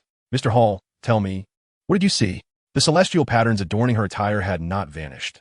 They remained, albeit dimmed, far less luminous than before. Andy replied, I beheld a prophecy within my teacup, Professor. Professor Trelawney's excitement surged. What prophecy? Andy continued, I saw a dark lake. I fell into the water, and someone was singing to me, while destiny compelled me forward. Upon hearing this, Professor Trelawney and the surrounding students gazed at Andy in astonishment. The professor, with a hint of disappointment, remarked, I witnessed your performance in the first task, Mr. Hall. Your magical prowess is impressive, yet it appears you possess little aptitude for divination. Not everyone can easily produce a prophecy, much less one as clear and distinct as yours. Laughter erupted among the classmates, as Andy's earlier demeanor bore resemblance to that of Professor Trelawney. Once she departed, Autumn Zhang could no longer contain her laughter, teasing, your strategy was quite clever, playing the fool and fabricating a prophecy. However, your conclusion should have involved your own demise. Professor Trelawney favors such endings. Andy chuckled nonchalantly, asserting, but what I shared was indeed true. Yet no one believes. They ought not to, until the truth has been substantiated, much like every prophecy. Chapter 75. The Mockery of Fate. The Constellation of Reflection. The time for divination class swiftly elapsed. After Professor Trelawney personally demonstrated tea leaf reading once more, she delivered a prophecy imbued with an air of mystery. The prediction foretold that one of the students in the classroom would suffer a grievous injury. Andy maintained her gaze upon her divine eye wide open. The star chart upon Professor Trelawney showed no signs of illumination or peculiarities. This indicated that she was merely spouting her usual nonsense, upholding her persona as the divination instructor. Andy refrained from exposing her, as everyone had grown accustomed to her antics. Even the student who fit the prophecy remained unperturbed. Should there come a day when Professor Trelawney ceased her theatrics, it would indeed be a cause for concern. After the divination class, Autumn Zhang wished to visit the Ollery to write a letter to the Zhang couple, updating them on recent events and informing them that Andy had triumphantly completed her first project with overwhelming success. Of course, the Zhang couple had likely already learned of this through the newspapers. You go ahead. I shall not accompany you, Andy remarked. What are you planning to do? Autumn inquired. I must find a way to unravel the secrets within the golden egg and also make time to seek out Moody, Andy replied. At the mention of the golden egg, Autumn instinctively stepped back, her demeanor tense. You haven't brought it with you, have you? No, Andy assured her. Autumn sighed in relief. I do not wish to hear that sound again. I had a dream last night in which I possessed a golden egg that wanted to sing to me, and it startled me awake. Andy chuckled incredulously. It won't make a sound unless you open it. Autumn retorted. You just focus on your own safety and neglect to warn me. Experience is the best teacher. If you don't encounter it firsthand, curiosity will linger. And now you're no longer curious, are you? Indeed, Autumn conceded. Have you made any progress? Fear not. I have a plan, Andy replied. Be sure to inform me if you uncover anything. With that, Autumn and Andy parted ways at the end of the corridor, heading towards the Ollery. Should anyone enter at that moment, they would find Andy staring blankly ahead, her gaze unfocused. She was processing the abilities she had acquired in divination class. After a while, Andy rose again, a spark of starlight flickering in her eyes. The Mockery of Fate. The constellation of reflection shimmered within Andy's sight, radiating a brilliant glow. Suddenly, the light, which should have only been visible to Andy, leapt forth, vanishing from her consciousness. With outstretched hands, she grasped at the air before her, pulling the luminous vision she had just witnessed into her reality. It was a delicate thread composed of countless stars, intricately woven into a mysterious ring, consisting of 2 layers, inner and outer, exquisitely crafted. At the center of the ring, a constellation formed by 7 stars emerged, resplendent in its beauty. On the periphery of the ring, there exist 12 distinct patterns reminiscent of the zodiac, yet not entirely identical. With a gentle touch, Andy's finger traced the surface of the ring, setting it into a mesmerizing spin akin to a top. As it whirled, he delicately extinguished each star point at the center, sequentially dimming the constellation's lights. Each of these celestial points represented a fragment of Andy's essence, his name, appearance, birthday, and location. With every star extinguished, he felt as though a veil was being drawn over him, obscuring a part of his identity. Ultimately, he extinguished the final star, representing his fate. In that instant, the ring shattered into fragments. Andy had successfully veiled his very existence from destiny. No one could glean information about him through divination or prophecy. Naturally, Even the ordinary owls could not discern his whereabouts to deliver messages. With this assurance, Andy felt a profound sense of relief. The concealment of his location allowed him to wield magic freely, even beyond the confines of school. The Ministry's monitoring spells, designed to oversee underage wizards, could not penetrate the barriers of fate. Having accomplished this, Andy donned his golden egg and hastily departed the castle, making his way to the Black Lake. He yearned to explore the newly acquired properties of his celestial eye, which governed water elements. Additionally, he was eager to decipher the whispers emanating from within the golden egg. The sounds within were, in fact, the language of merfolk, comprehensible only beneath the water surface. On land, their speech manifested as ghostly wails, nearly impossible to interpret. The largest merfolk tribe surrounding Hogwarts resided beneath the depths of the Black Lake, adjacent to the castle. Upon stepping through the castle's grand doors, Andy swiftly arrived at the lake's edge. The Black Lake, named for its inky waters, enveloped Hogwarts in its dark embrace. Beneath its surface thrived a myriad of peculiar creatures. The castle stood in close proximity to the lake. Andy's first encounter with Hogwarts had been aboard a boat traversing its waters, unveiling the castle's majestic silhouette for the first time. At that moment, near the dock, a grand vessel lay anchored, home to the students of Durmstrang. Surrounding the ship were numerous Hogwarts students, predominantly female, all fervently enamored with Victor Krum. Among the crowd stood Marietta, a friend of Cho Chang, animatedly gazing toward the ship, sharing with her companions. Remember, Victor does not appreciate being disturbed, nor does he wish to entertain questions regarding Quidditch. If there were no classes, he often slept until noon, then ventured to the library or practiced magic with students from Durmstrang, though most of the time, he preferred the library. "Here's your schedule. Take one each," he said, distributing the papers. One girl expressed her disappointment. "Really? I even had my family buy me the same broomstick as his, hoping he would sign it." "Why?" Marietta inquired. "Are you a big fan of Quidditch?" "No, it's just that broomstick is endorsed by Victor, and I know nothing about the other 8 teammates on his team." Andy felt a twinge of embarrassment. It seemed Marietta was quite the devoted fan, well-versed in Krum's exploits. Quietly, Andy slipped past them to a secluded spot by the water's edge near the woods. Here, he would not be disturbed. First, he cast a warming charm on himself, enveloping his body in a cozy heat. Once prepared, he took a deep breath and stepped into the lake, cradling the golden egg. Chapter 76, Krum's Ambition. As the water engulfed him, Andy activated his divine eye. In the next moment, the surrounding lake shimmered with a bright luminescence, as if it had come to life. Gathering his courage, he opened his mouth, and the water flowed around his head, presenting no hindrance whatsoever. It worked. The powers of the water attribute divine eye functioned flawlessly at Hogwarts, allowing Andy to breathe underwater. He relished this novel sensation, diving into the depths without any flotation devices for the first time. With a thought, a current surged from behind, propelling him forward. The relentless waves continued to push him, granting him the freedom to glide effortlessly through the water. Andy moved swiftly, akin to a fish darting through its aquatic realm. Clutching the golden egg, he descended to the lake's dark abyss, where the depth was just right, beyond the reach of ordinary beings and not overly taxing on his energy while using his divine eye. Andy attempted to locate the area he had seen in his divination class, but the lake's bottom was an unfathomable expanse, devoid of any recognizable landmarks. After swimming in circles for quite some time, he ultimately surrendered and paused in place. He pried open a seam in the golden egg, and a sweet melody emanated from within, contrasting sharply with the earlier wailing he had heard in the common room. "Seek us where our voices resound, for we cannot sing upon the ground. When you search, ponder carefully. We have stolen your most cherished treasure. You have but 1 hour. Once the hour has passed, hope will vanish, and it will be lost forever." After uncovering the clue from within the golden egg, he indulged in playful antics underwater for quite some time. Thanks to the capabilities of his corresponding attribute Divine Eye, he could not only navigate and breathe freely in the water, but also cast spells. Regrettably, he did not encounter the colossal octopus lurking beneath the Black Lake, and he only emerged from the water when the warmth of his charm faded. In truth, with the Eye of God at hand, and he need not worry about the issue of temperature loss. Rather, it is the clammy sensation of being submerged in water that he finds most unappealing. Upon reaching the shore, Andy cast several spells upon himself to dry his clothing and hair to a semblance of dryness.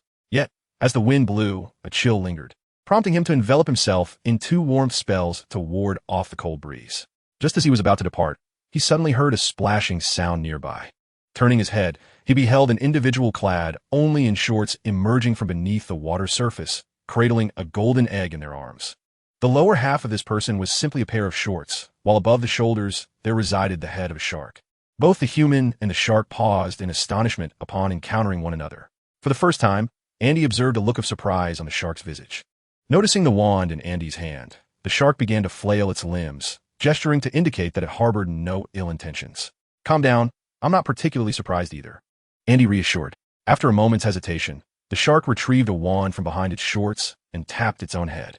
In an instant, the shark's head shrank away, revealing the face of Victor Crumb. Andy was curious about where the wand had been concealed and whether it was uncomfortable. Crumb was the first to inquire, "You too?" His implication was clear. It seemed Crumb had also uncovered the secret of the golden egg. Andy nodded affirmatively. "An excellent transformation spell. I appreciate how you intentionally reduced the size of your lower teeth, making you appear less menacing." Crumb, slightly embarrassed, replied, "That's because my transformation spell isn't quite perfected yet." Andy raised the golden egg in his hand, asking, "Did you hear the sound from within?" Crumb responded, "Of course. Were you the only one to come here? What about Draco and Potter?" Andy replied, "Fleur has Madame Maxime. It's merely a matter of time before she deciphers the golden egg." He reflected, "Why should I concern myself with them?" Crumb remarked, "Yet, I am uncertain what they would choose as the treasure we are to contend for." Andy posited, "If we are all to enter the water, it should be a certain someone." At this, Crumb hesitated, his expression a mix of contemplation and conflict. Andy, puzzled by his sudden silence, pondered if he were performing a transformation. Realizing the implication, he pointed his wand at Crumb's shorts, transforming them into a voluminous, thick robe. In November, just having emerged from the water, even a Bulgarian cannot withstand the cold. "That is not what I meant. I'm not cold." Crumb, unusually losing his composure, expressed his frustration before sighing. "Never mind, it's nothing." Andy threatened, "If you remain silent, I shall inform the nearby crowd of admirers of your presence here." After a moment of restraint, Crumb finally spoke. "Whom do you wish to invite as your dance partner?" "Dance partner?" Crumb exclaimed in disbelief. "Surely you cannot be unaware of the news regarding the Christmas ball? Each champion must select someone as their partner. This year, due to the Triwizard Tournament, Hogwarts will host a ball to welcome the other 2 schools and guests from the Ministry of Magic." Crumb continued, "I'm not overly concerned about Potter, but I believe it would be prudent for us to invite different individuals." "Very well. Whom do you wish to invite?" Andy inquired. Crumb fell silent and retorted, "Who do you wish to invite?" Andy deliberately replied, "Hermione." "What?" Crumb exclaimed in astonishment. "You also wish to invite Hermione?" Upon noticing Andy's half-smiling expression, he realized that Andy had completely guessed his thoughts and that Andy had intentionally made that remark. Stammering, Crumb asked, "How do you know?" Andy sighed, "Come on. Every time you see Hermione, your gaze nearly turns to mush. Only the 2 beside her fail to notice. Yet, you can't even pronounce her name correctly." Crumb's face flushed. "English is a bit challenging. I've improved significantly compared to 2 months ago." Andy chuckled, waved his hand, and turned to walk toward the castle. "I have matters to attend to. You should really practice your pronunciation." Crumb anxiously inquired from behind, "Are you truly going to invite her to be your dance partner?" "Just kidding." Crumb sighed in relief. He then vaguely saw Andy walking toward the nearby woods, conversing with a group of people, gesturing in his direction. The next moment, that group of girls rushed over with wild enthusiasm. Crumb was alarmed. The Ravenclaws had no sense of integrity. From then on, a terrifying legend began to circulate within Hogwarts Castle about a humanoid shark lurking by the Black Lake. Chapter 77, Dance Partner. Shortly after Andy encountered Crumb, he heard about the Christmas ball in Professor Flitwick's charms class. Professor Flitwick requested them to review the definition of the cheerful charm and to practice it on their partners. After obtaining Professor Flitwick's approval, Andy casually cast the cheerful charm on him as well. The students in the classroom visibly became more animated. Students in the 4th year and above were permitted to invite a dance partner. "You need not worry about this matter, haha, for you are all now in the 5th year, which is truly delightful. Of course, you may also choose to invite younger students. This is their only opportunity to attend the ball. Andy, as a champion, you are to lead the opening dance, and you must invite a partner to arrive on time." After Professor Flitwick finished speaking, all the girls in the classroom turned to look at Andy, their eyes sparkling. Andy had showcased exceptional prowess in the first match. His image stood out, and now he was to perform the opening dance. It would be splendid to become his partner and bask in the spotlight. Marietta cleared her throat, forcing an exceedingly peculiar smile, preparing to approach Andy for an invitation. "Isn't your target Crumb?" A girl beside her exclaimed in surprise as she stood up. Marietta smiled.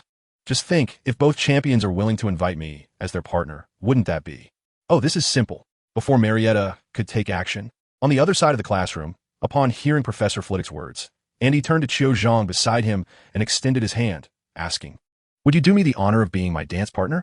Huh? Chiu Zhang was taken aback. You would so decisively invite me? The entire classroom of students was stunned by Andy's boldness, and Marietta was left utterly speechless. Who else could it be but you? Andy pondered for a moment and remarked, "Furong," and I merely stood there exchanging a few casual words, nothing more. Chiu Zhang gazed into Andy's eyes, a smile gracing her features as she softly replied, "I understand. I have never been concerned about that." With that, she deftly shifted the conversation.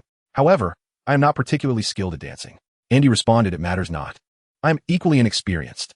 "Very well then," Chiu Zhang chuckled, graciously accepting Andy's hand. Professor Flitwick initiated a round of applause. His cheeks flushed as he exclaimed, "That's the spirit. Andy, a gentleman must take the initiative." The other boys in the classroom, inspired by Andy's courage, eagerly turned to the nearby female classmates, inviting them to be their dance partners. Some succeeded, while others faced rejection.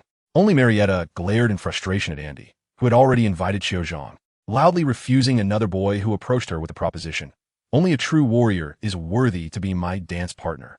News of the Christmas ball swiftly circulated throughout the castle, altering the atmosphere dramatically. The girls began to congregate in groups, whispering and giggling as they observed the passing boys. The boys, for their part, attempted to appear nonchalant, striding past with their heads held high. The air was thick with the scent of burgeoning hormones. In the eyes of some boys, the female classmates they had previously overlooked suddenly appeared enchanting, their every movement unintentionally drawing the attention of onlookers. The innocent flutter of young hearts would uncontrollably captivate their thoughts. Those who were typically the center of attention suddenly became exceedingly sought after, such as Cedric. Despite not being a champion at Hogwarts, the handsome model student was popular wherever he went. Within a single day, at Hufflepuff, he received invitations from 5 girls of various grades and 2 love letters. Cedric found himself obliged to decline each and every one of these invitations. The girls of Hogwarts were quite assertive in their pursuits. Crumb, even more so, after the news broke, resorted to hiding aboard the Durmstrang ship for wherever he went. A throng of adoring fans would gather around him, even in the library. They clung to Crumb, bombarding him with questions, all hoping for an invitation to dance. And even his attempts to shoo them away proved futile. In this regard, Andy could only express his ambivalence. At Hogwarts, the notion of early romance was non-existent. One could frequently catch glimpses of young couples clandestinely meeting in the corridors or the secluded groves by the Black Lake. The impending Christmas ball emboldened their clandestine encounters even further. It was not until several days later that Harry learned of the Christmas ball from Ron and Hermione during their visit. Following the near-fatal encounter with the Chinese fireball, Harry's relationship with Ron had mended. Initially, Ron had harbored jealousy towards Harry, suspecting him of secretly signing up for the event, but he now firmly believed that someone intended to harm Harry. With 100 fears, he would never dare to frolic on a broomstick before Dragon. "What? Champions must open with a dance?" Harry exclaimed in astonishment. Ron patted him on the shoulder, affirming, "Indeed, you must invite a dance partner for yourself." Harry's complexion turned pale. "What's wrong? Although I find this quite terrifying as well, there's no need for such a reaction," he said. "It's not because of that," Harry replied. "I need to leave the hospital quickly. I hope I can still make it in time." "Why?" Ron asked. "Madame Pomfrey said you should lie down for another 2 days." Hermione suddenly interjected, "Harry, who do you wish to invite?" Both Harry and Ron stared at Hermione in astonishment. Harry asked, "How do you know?" Hermione rolled her eyes at them. "Please, I'm a girl too. I understand these thoughts." Ron instinctively let out a laugh, but then he realized Hermione was serious, and his expression turned somewhat awkward.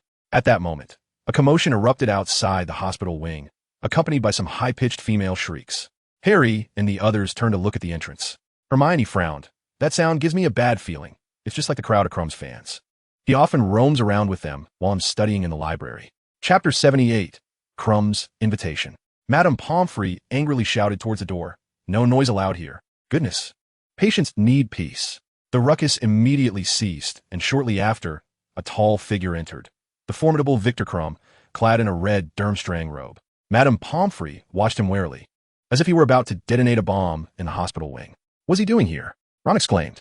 Crumb nodded at Harry in greeting, ignoring Ron, and turned to Hermione, stammering, "Hermione, could you step outside for a moment? I have something to discuss with you." Ron exclaimed in disbelief, "No way. What would you two possibly have to talk about?" Hermione ignored him and stood up, saying, "Sure."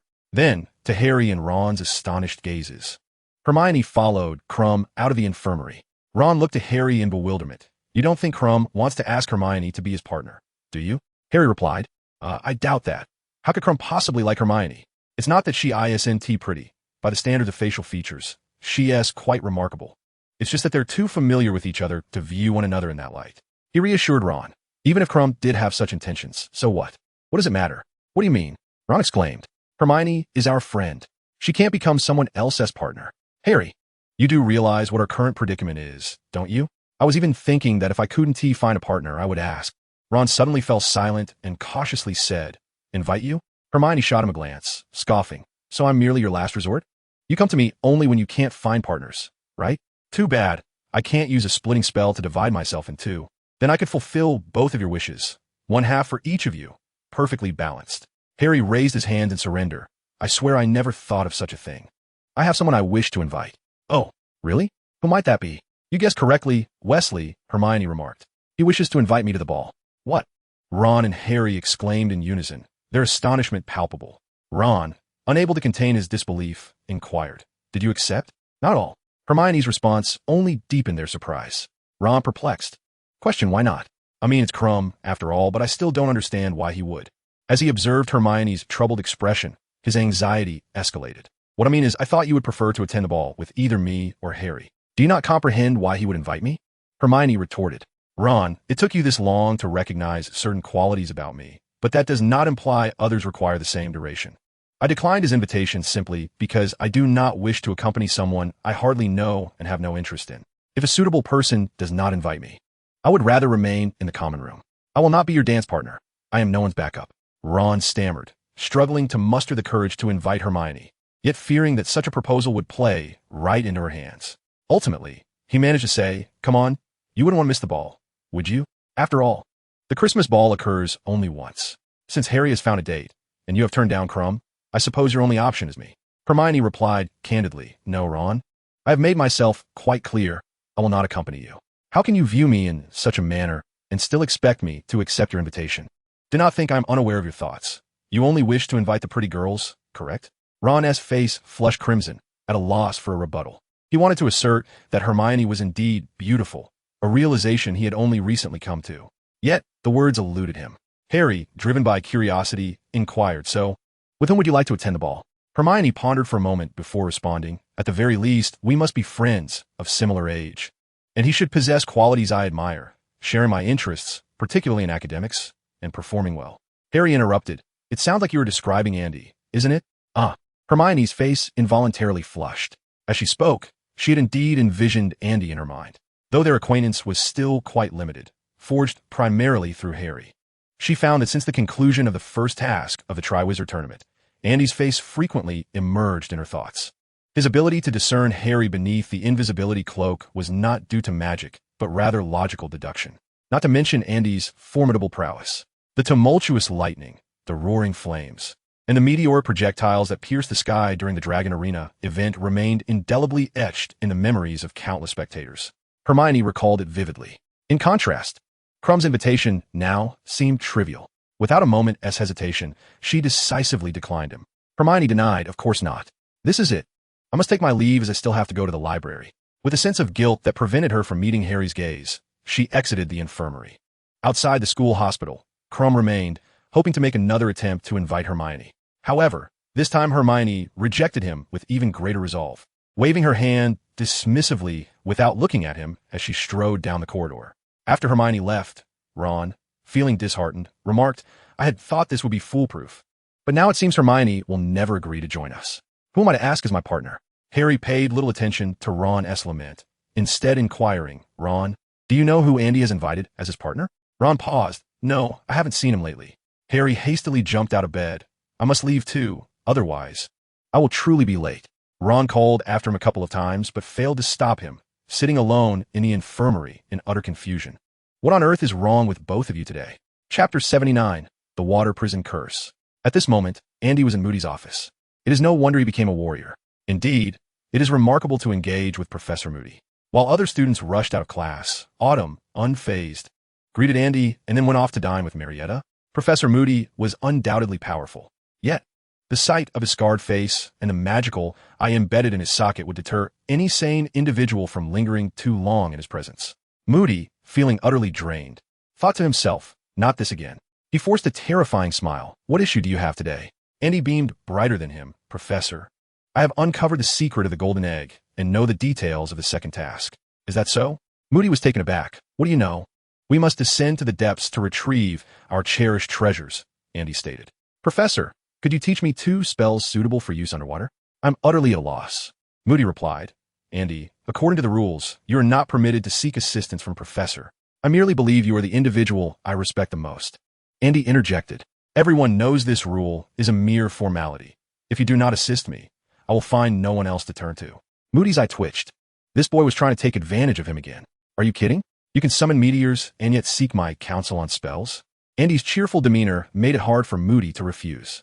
In the past, to rid himself of Andy's incessant inquiries, Moody had taught him 4 advanced spells, including the complex multiple freezing charm, all in one go, and the very next day, Andy had mastered them all. From that point on, Moody abandoned the notion of feeding Andy with spells. The boy was an insatiable abyss, learning at a remarkable pace.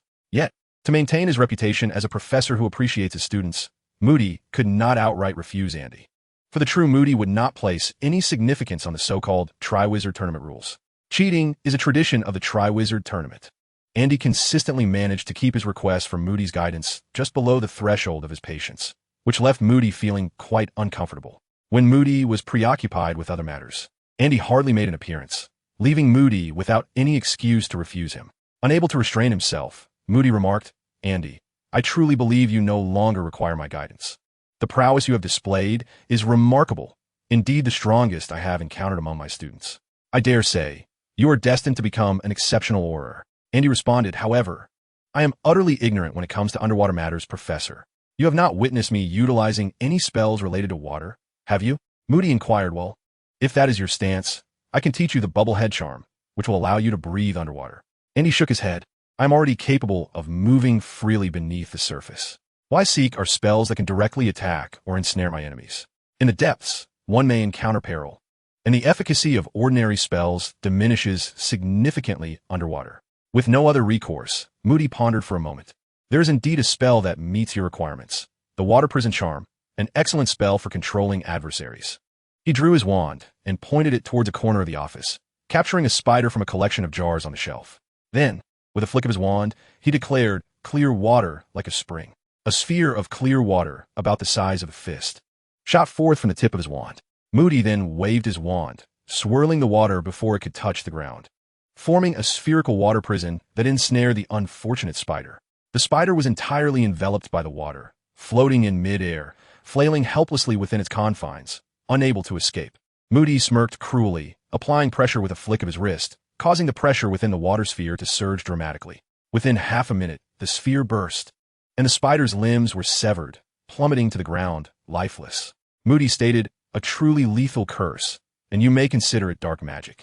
The only drawback is that this spell requires a water environment to be effective. After all, water cannot be conjured from thin air. However, for you, this will not pose a problem, as you intend to dive to the depths.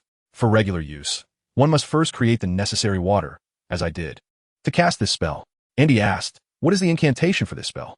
Moody cast a glance at him. The incantation is Water Prison, but do not expect the spell to assist you. When you are submerged, you will not have the opportunity to articulate the entire incantation. The bubblehead charm will also affect your speech and sound. The essence of the Water Prison charm lies in establishing a connection with the body of water you wish to control and manipulating it. The overall process resembles transfiguration, though the Water Prison charm is more challenging to master. This is because the objects of transfiguration typically possess volume, while water is shapeless, elusive, and free-flowing. And he gained some insight and practiced several times in Moody's space. With the eye of the Almighty in hand, summoning and controlling the water flow became exceedingly simple for him. This, in fact, was the most challenging aspect of the Water Prison charm. After a few repetitions, Andy was able to shape the water sphere into a cohesive mass. Moody provided additional guidance on Andy's spell-casting technique. The essence of the Water Prison charm lies in the gentle finesse of the wrist during casting, akin to flowing through rippling waters while maintaining oneself amidst the currents. Andy quickly grasped the sensation, successfully entrapping a small spider within the water sphere, which remained unbroken even when prodded with his fingers. "Very well, you are progressing rapidly," Moody remarked, a blend of surprise and admiration in his tone. "Typically, this charm can only be broken through sheer brute force. In other words, if one is unaware of the silent countercharm, their opponent is doomed." "Thank you, Professor," Andy said earnestly. To be candid, perhaps due to ulterior motives, Moody had not held back any secrets during his instruction of Andy. Were it anyone else, they might not have perceived any issues with Moody. Andy was aware that Moody surely had a contingency plan, but it was paramount to reap the benefits first. Other considerations could wait. "By the way, apart from you, does anyone else know about the second task?" Moody suddenly inquired as Andy was about to exit the office. "I think not. Why do you ask, Professor?" Moody replied, "I merely feel that as champions of Hogwarts, you must seize the initiative in this bizarre competition. I know Karkaroff. He was once a Death Eater, apprehended by me personally and imprisoned in Azkaban. He is cunning and has long prepared an alibi for himself, which is why he was released later. With Karkaroff around, Crumb will surely seek all the assistance he can obtain, regardless of the formality." Andy contemplated Moody's implication. "Harry is not my enemy, and if possible, I would inform him of this news." Moody forced a smile. "You are quite gracious, Andy. I respect you greatly, Professor. I shall comply with any request you make," Andy responded with a smile. "I could also share the bubblehead charm with him, if necessary." Andy added. Moody declined. "No, that would be excessive. Potter is, after all, your rival, and I cannot allow you to extend such generosity. You need not worry about that. Leave it to me. With your capabilities, you should not be concerned about Potter posing a threat to you, correct?" "Of course," Andy replied. "Harry and I have a good relationship." "Very well.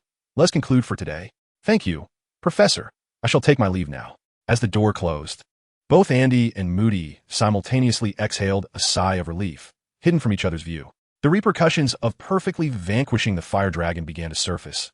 Moody was no fool, and opportunities to benefit from charms without cost would dwindle, such as the nature of gain and loss. With a hint of regret, Andy cast a lingering glance at Moody's office door as he made his way down the corridor, the path leading out. However, after only a few steps, he spotted someone standing at the corridor's end with their back to him, seemingly waiting deliberately. It was a tall figure, adorned with cascading silver hair that flowed like a waterfall. "How slow you are. I've been waiting for quite some time," she said, turning around at the corridor's end.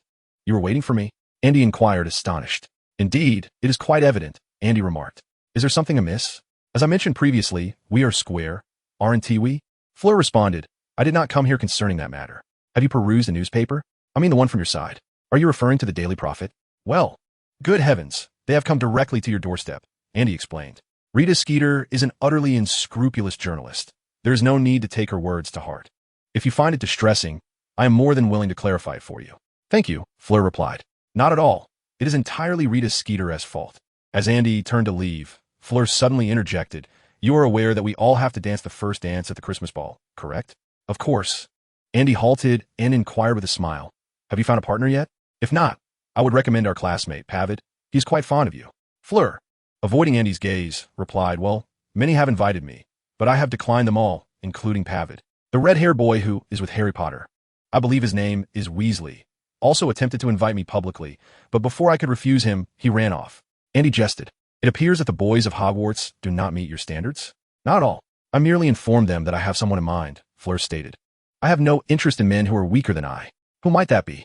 Andy inquired casually. At that moment, their eyes met, and a look of surprise crossed Andy's face.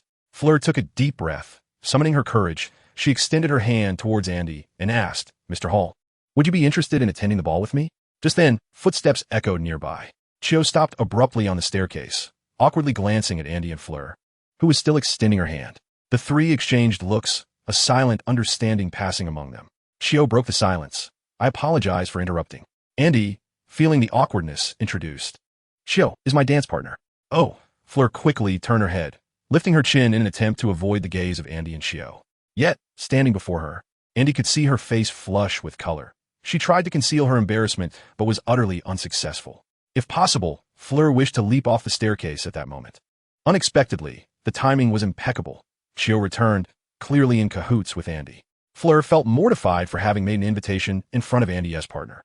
She wished for nothing more than to vanish.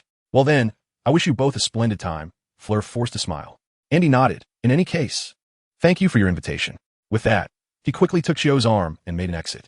The scene was utterly daunting. Andy suspected that if he lingered any longer, Fleur might very well draw her wand and unleash her wrath upon him. The two hurried down the corridor until Fleur's figure was out of sight, and only then did Chiu and Andy share a glance. "She must despise me," Chiu remarked with a chuckle. "How could that be?" "I was the one who chose to invite you first," Andy replied. "Chiu Zhang, if you hadn't sought me out, would you have agreed to her?" Andy rested his chin on his hand, feigning contemplation. Chiu Zhang, annoyed, retorted, "Are you still hesitating?" Andy defended himself, chuckling. "Of course not. I'm not particularly interested in the ball, but I never considered inviting anyone else." You better not." As Chiu Zhang and Andy exited the corridor, they arrived at the hall and traversed an east-west passage, preparing to attend Professor Sprout's herbology class in the southern section of the castle. Turning a corner, they unexpectedly spotted another figure waiting at the end. This time, the silhouette was devoid of silver-white long hair, instead sporting a neat head of brown short hair. Upon seeing this figure, Andy couldn't help but exclaim, "Did you have a date today? What on earth is going on?" Ahead, Cedric heard the voice and slowly turned around. Just as he was about to speak, the sight of Andy's face caused him to falter, incredulity written all over him. "What are you doing here? Why is it always you? Didn't this fellow stay in Moody's office after the defense against the dark arts class?" Andy replied, "Shouldn't I be the one asking that?" Chiu Zhang, intrigued, inquired, "Cedric, who are you waiting for?" "Waiting for you, Chiu. I have something to discuss." Cedric, caught between laughter and frustration, mustered the courage to say. Chiu Zhang glanced at Andy, then continued, Cedric, actually I." At that moment, hurried footsteps echoed from the corridor behind them. Harry, having sprinted from the infirmary, finally caught up, breathless as he called out to Chiu Zhang. "Chiu, I have something to tell you." Cedric, on the verge of a breakdown, thought to himself, "Is this never-ending?" He decided to voice his inner thoughts without restraint. Meanwhile, Harry, in his haste, failed to notice that Cedric and Andy were also present. Thus, the two of them, flanking Chiu Zhang, exclaimed in unison, "Will you be my dance partner?" As their words hung in the air, both Cedric and Harry gaped in disbelief at one another. Chapter 81. The ugly duckling aspires to become a swan. If this were a romantic drama, a gust of wind carrying fallen leaves would sweep through, providing close-ups of the petrified expressions on Cedric and Harry's faces. The corridor fell into a profound silence, with no one daring to speak for what felt like an eternity. Were it not for the occasional passerby, one might have wondered if time itself had come to standstill. And he glanced at the stunned Cedric, and then back at the breathless Harry. He lightly tapped Chiu Zhang's arm and, emulating her tone, suppressed a laugh. "Am I interrupting something?" Chiu Zhang covered her face. "You win." "I thought Furong's earlier display was already painfully awkward, but it seems there's always a higher level of embarrassment." She herself was that level. Quickly regaining her composure, Chiu Zhang cleared her throat and lifted her head. Cedric and Harry snapped back to reality, their movements synchronized, looking at Chiu Zhang with bewilderment, words caught in their throats. Chiu Zhang gently linked her arm with Andy's, carefully choosing her words while avoiding eye contact with either of them, and said, "Thank you for the invitation, but I will be attending the ball with Andy." Upon concluding her words, Cho Chang hastily grasped Andy's hand, urging him to leave. For the chill in the air was biting. They needed to seek warmth in the greenhouse. This left Cedric and Harry standing still, locked in a gaze, both remaining motionless, staring at each other in a state of bewilderment. This scene felt oddly familiar. Neither Andy nor Cho paid any heed to the invitations extended by others. The following day, as Andy entered the great hall, he found Cho already seated at the Ravenclaw table, surrounded by Marietta and a throng of students, all wearing expressions of excitement tinged with gossip. "What you all up to?" Andy inquired as he approached. Cho promptly held up the latest edition of the Daily Prophet directly before him. The ugly duckling aspires to be a swan. She prides herself as a social butterfly, yet juggles 3 suitors. What is this nonsense? The article proclaimed, Hermione Granger, once merely an ordinary 4th-year student at Hogwarts, has recently begun to entertain thoughts that are decidedly unbecoming. From her first year, she had sought the attention of the boy who lived, Harry Potter, and during the recent Triwizard Tournament, she successfully ascended to the status of his girlfriend. However, a singular hero proved insufficient to satisfy her ambitions. According to an anonymous source, Mr. Draco Malfoy, Miss Granger is known for her lofty aspirations, often disdainful of her peers, focusing solely on those who could offer her substantial advantages. Thus, upon encountering the renowned seeker Victor Crumb, she swiftly grew weary of Harry Potter and shifted her affections toward Crumb. Undeniably, she succeeded. Victor Crumb, the representative of Durmstrang, has recently become infatuated with her, eagerly pursuing her affections. As if this were not enough, she also schemed to capture the attention of another Hogwarts champion, Andy Hall, even audaciously confessing in Harry's presence that she was simultaneously considering him. She publicly declared that unless Andy Hall extended an invitation, she would not attend the Yule Ball. At this juncture, Marietta and several other girls emitted a collective gasp, followed by raucous laughter. Goodness, her delusions are quite grand. Does she truly believe Crumb would fancy her? Fortunately, Draco is not male. Otherwise, she might be in trouble. They erupted into laughter. Cho interjected, "Do not be so harsh. Rita Skeeter is nothing but charlatan." Marietta retorted, "Why are you defending her, Cho? She aims to be Andy's partner." A girl nearby nudged her shoulder, whispering, weren't you hoping for that too?" Marietta, indignant, replied, "I'm nothing like her." At that moment, a sob echoed from the entrance of the Great Hall, followed by a heavy thud as something fell to the ground. Andy turned to see Harry and Hermione standing at the doorway, evidently having overheard Marietta and the others. Hermione's eyes were red-rimmed, glistening with unshed tears. Her backpack strewn across the floor, its contents scattered chaotically. Upon catching sight of Andy and the others, Hermione pressed her lips together, lifted her chin, and swiftly turned to exit the hall. Her pace quickened from brisk walking to a light jog, ultimately escalating to a full sprint. Along her path, numerous students observed Hermione, erupting into raucous cheers. Without uttering a word, she vanished from their view. Harry wished to call out to her, yet his attempt was futile. Torn between pursuing Hermione and the presence of Andy and Cho Chang, Harry's expression betrayed his embarrassment. It was evident that he endeavored to appear unfazed, but his facade was far from perfect. The events of the previous day had left a profound psychological impact on Fleur, Cedric, and Harry alike. Yet, at least everyone was now aware that Cho was Andy's partner. "Hey, everyone," Harry remarked, gesturing toward Hermione. "She's not that kind of person. Don't believe what the papers say." Andy chuckled. "Let me believe Hermione is as the papers portray her, unless you believe I am the heir of an ancient family." Harry gasped, "What? You're not?" Cho was in fits of laughter, while Andy could only gaze skyward in exasperation. Harry glanced outside, urgency tinging his voice. "I fear I must leave. I need to see how she is." With that, he hurriedly picked up the bag Hermione had left behind and followed in her footsteps, departing the hall. Cho, puzzled, inquired, "Isn't Rita Skeeter already banned from entering Hogwarts by Professor Dumbledore?" In truth, following Rita's first article about Harry, she had indeed been prohibited from freely entering the castle. This was Dumbledore's directive. Andy replied, "Perhaps she has alternative channels for information or her own methods." He was aware of how Rita managed to do so, and in his heart, he had already resolved to address this nuisance. Rita had become quite bothersome, originally, and he had not cared how she depicted him. However, now she had overstepped her bounds, exacerbating rumors that extended to those around him. An opportunity to resolve this matter must be sought. Chapter 82, Christmas Eve. Upon awakening in the dormitory, Andy found his bedside piled high with gifts.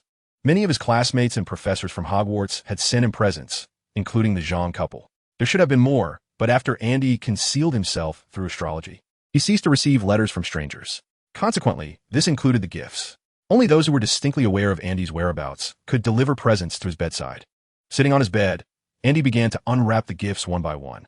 Luna had gifted him a hat woven from branches and straw, adorned with several colorful feathers, the origins of which were unknown. He placed the hat alongside the necklace Luna had previously given him, finding them a delightful match. Pavard and other Ravenclaw students also bestowed upon him numerous items, primarily snacks and sweets. Hagrid and the Weasley twins contributed to the collection of treats as well.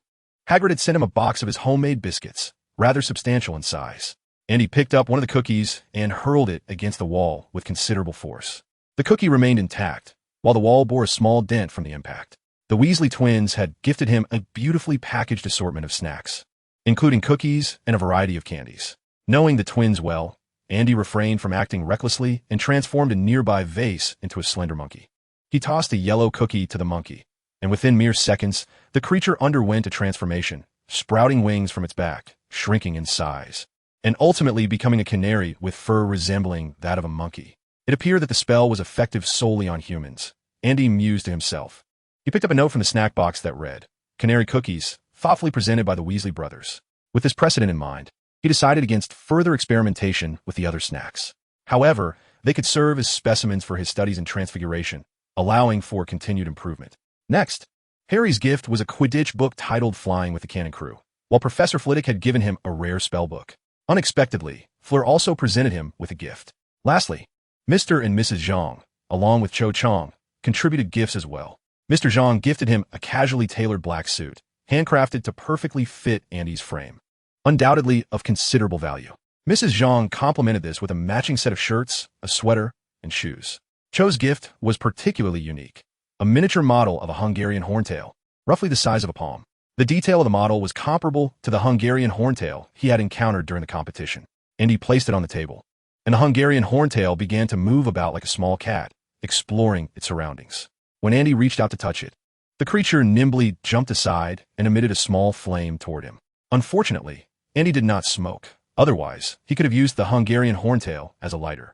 Time was running short, and with many gifts still unopened, Andy organized everything neatly before descending from the common room to meet Cho, and together they headed to the Great Hall for dinner. After the afternoon, the professors would close the hall's doors and prepare it for the banquet. At 8 o'clock in the evening, the grand doors would reopen punctually. The Weasley twins, along with Harry and Ron, had ventured outside to engage in a snowball fight, while Hermione sat nearby, observing. She appeared to have recovered from her earlier troubles. As Andy and Cho passed by, they were provoked by the twins and promptly joined in the fun.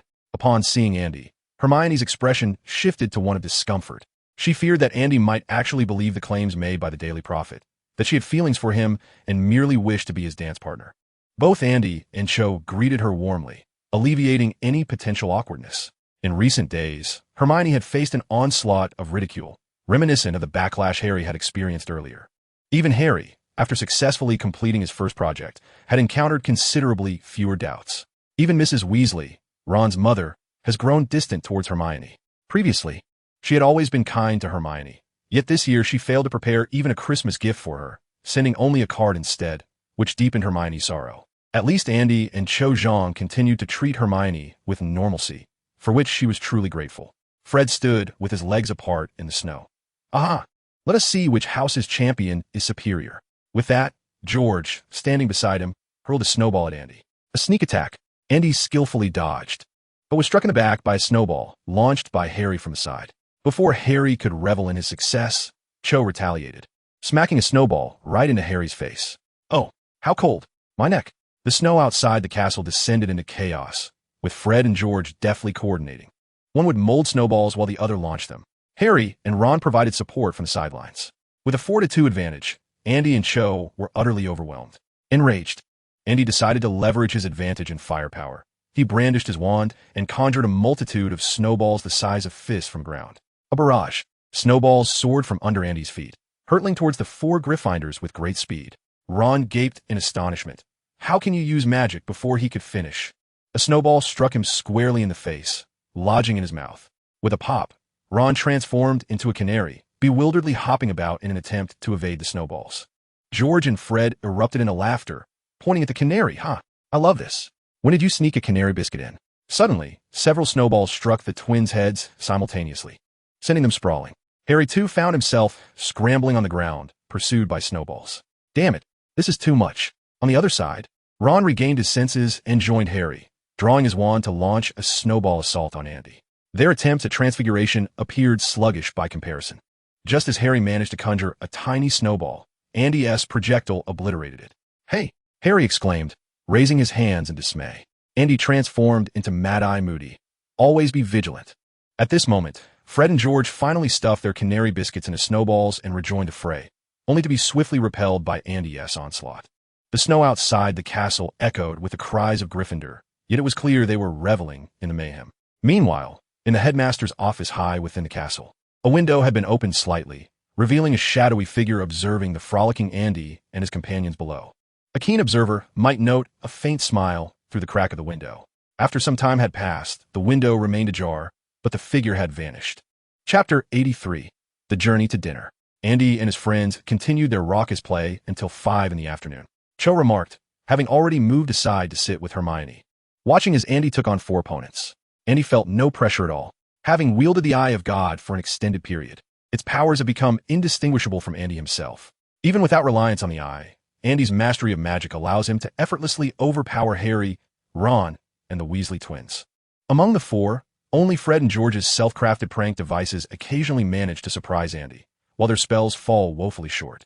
Andy paused, questioning the early hour. So soon? The ball doesn't commence for another 3 hours. Autumn replied, that's typical of you boys. We still need to apply our makeup and try on our outfits. There's a multitude of tasks ahead. Without even glancing her way, Andy waved his hand dismissively, scattering the snowball that had attempted to ambush him. Very well, I shall play a bit longer. I have just discovered a brilliant application for a summoning spell. As he engaged in playful antics, Andy soon realized that conjuring snowballs with magic is no simple feat.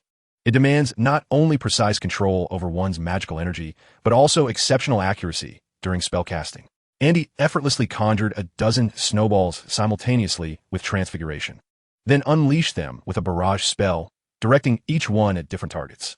Fred and George, however, lagged considerably. One could conjure a snowball while the other countered with a spell. Fortunately, their impeccable teamwork allowed them to withstand some of Andy's onslaught while attempting to retaliate. Harry and Ron, on the other hand, fared miserably. Struggling with Transfiguration, they often produced square, brick-like snowballs, limited to transforming single objects. Harry and Ron found themselves perpetually on the receiving end of Andy's playful assault. Ron, the least adept, frequently lost his composure, shouting in frustration, only to be met with an opportunity for Andy to stuff his mouth with snow, sometimes including a piece of canary-flavored biscuit that would transform him into a small bird. Occasionally, other surprises were added, such as rotten eggs, exploding candies, or booger-flavored Birdie Bott's every flavor beans. The latter mischief was orchestrated by his two older brothers, who exchanged knowing glances with Andy as they engaged in their snowball fight. Andy, fully aware of their intentions, discreetly summoned the snowballs they had crafted to his side before launching them back. Only poor Ron remained oblivious, walking around and incessantly belching. I feel a burp. I don't think I need to attend the banquet anymore. Everyone wishing to attend the ball was required to don formal attire. Wearing school uniforms in such a setting would be considered exceedingly rude. The fabric of Andy's ensemble was exquisitely chosen, tailored specifically for him. He retrieved a pure black formal robe from his wardrobe, draping it elegantly over his shoulders. The robe resembled a cloak of darkness, enveloping him in an air of mystery. With a few tousles of his hair, Andy emerged transformed, exuding a casual yet formal demeanor. This harmonious blend of contrasting qualities captivated onlookers. Dressed predominantly in dark tones, he layered a black coat over a shirt adorned with subtle embellishments. The hem of his formal robe brushed just below his knees, swaying gently with each step he took. Andy did not don a bow tie. Instead, he casually fastened his buttons, exuding an air of languor and poise. His demeanor had undergone a remarkable transformation. Indeed, one's attire can greatly influence perception. Typically clad in school uniforms and woolen sweaters, Andy often appeared rather youthful and unassuming. Coupled with his inherently reserved nature, he seldom attracted attention. However, the current version of Andy was strikingly different, although his outfit lacked vibrant colors. Merely standing amidst the crowd was sufficient to draw all eyes towards him. Having completed his preparations, Andy descended from the common lounge and settled onto a sofa, awaiting his companion.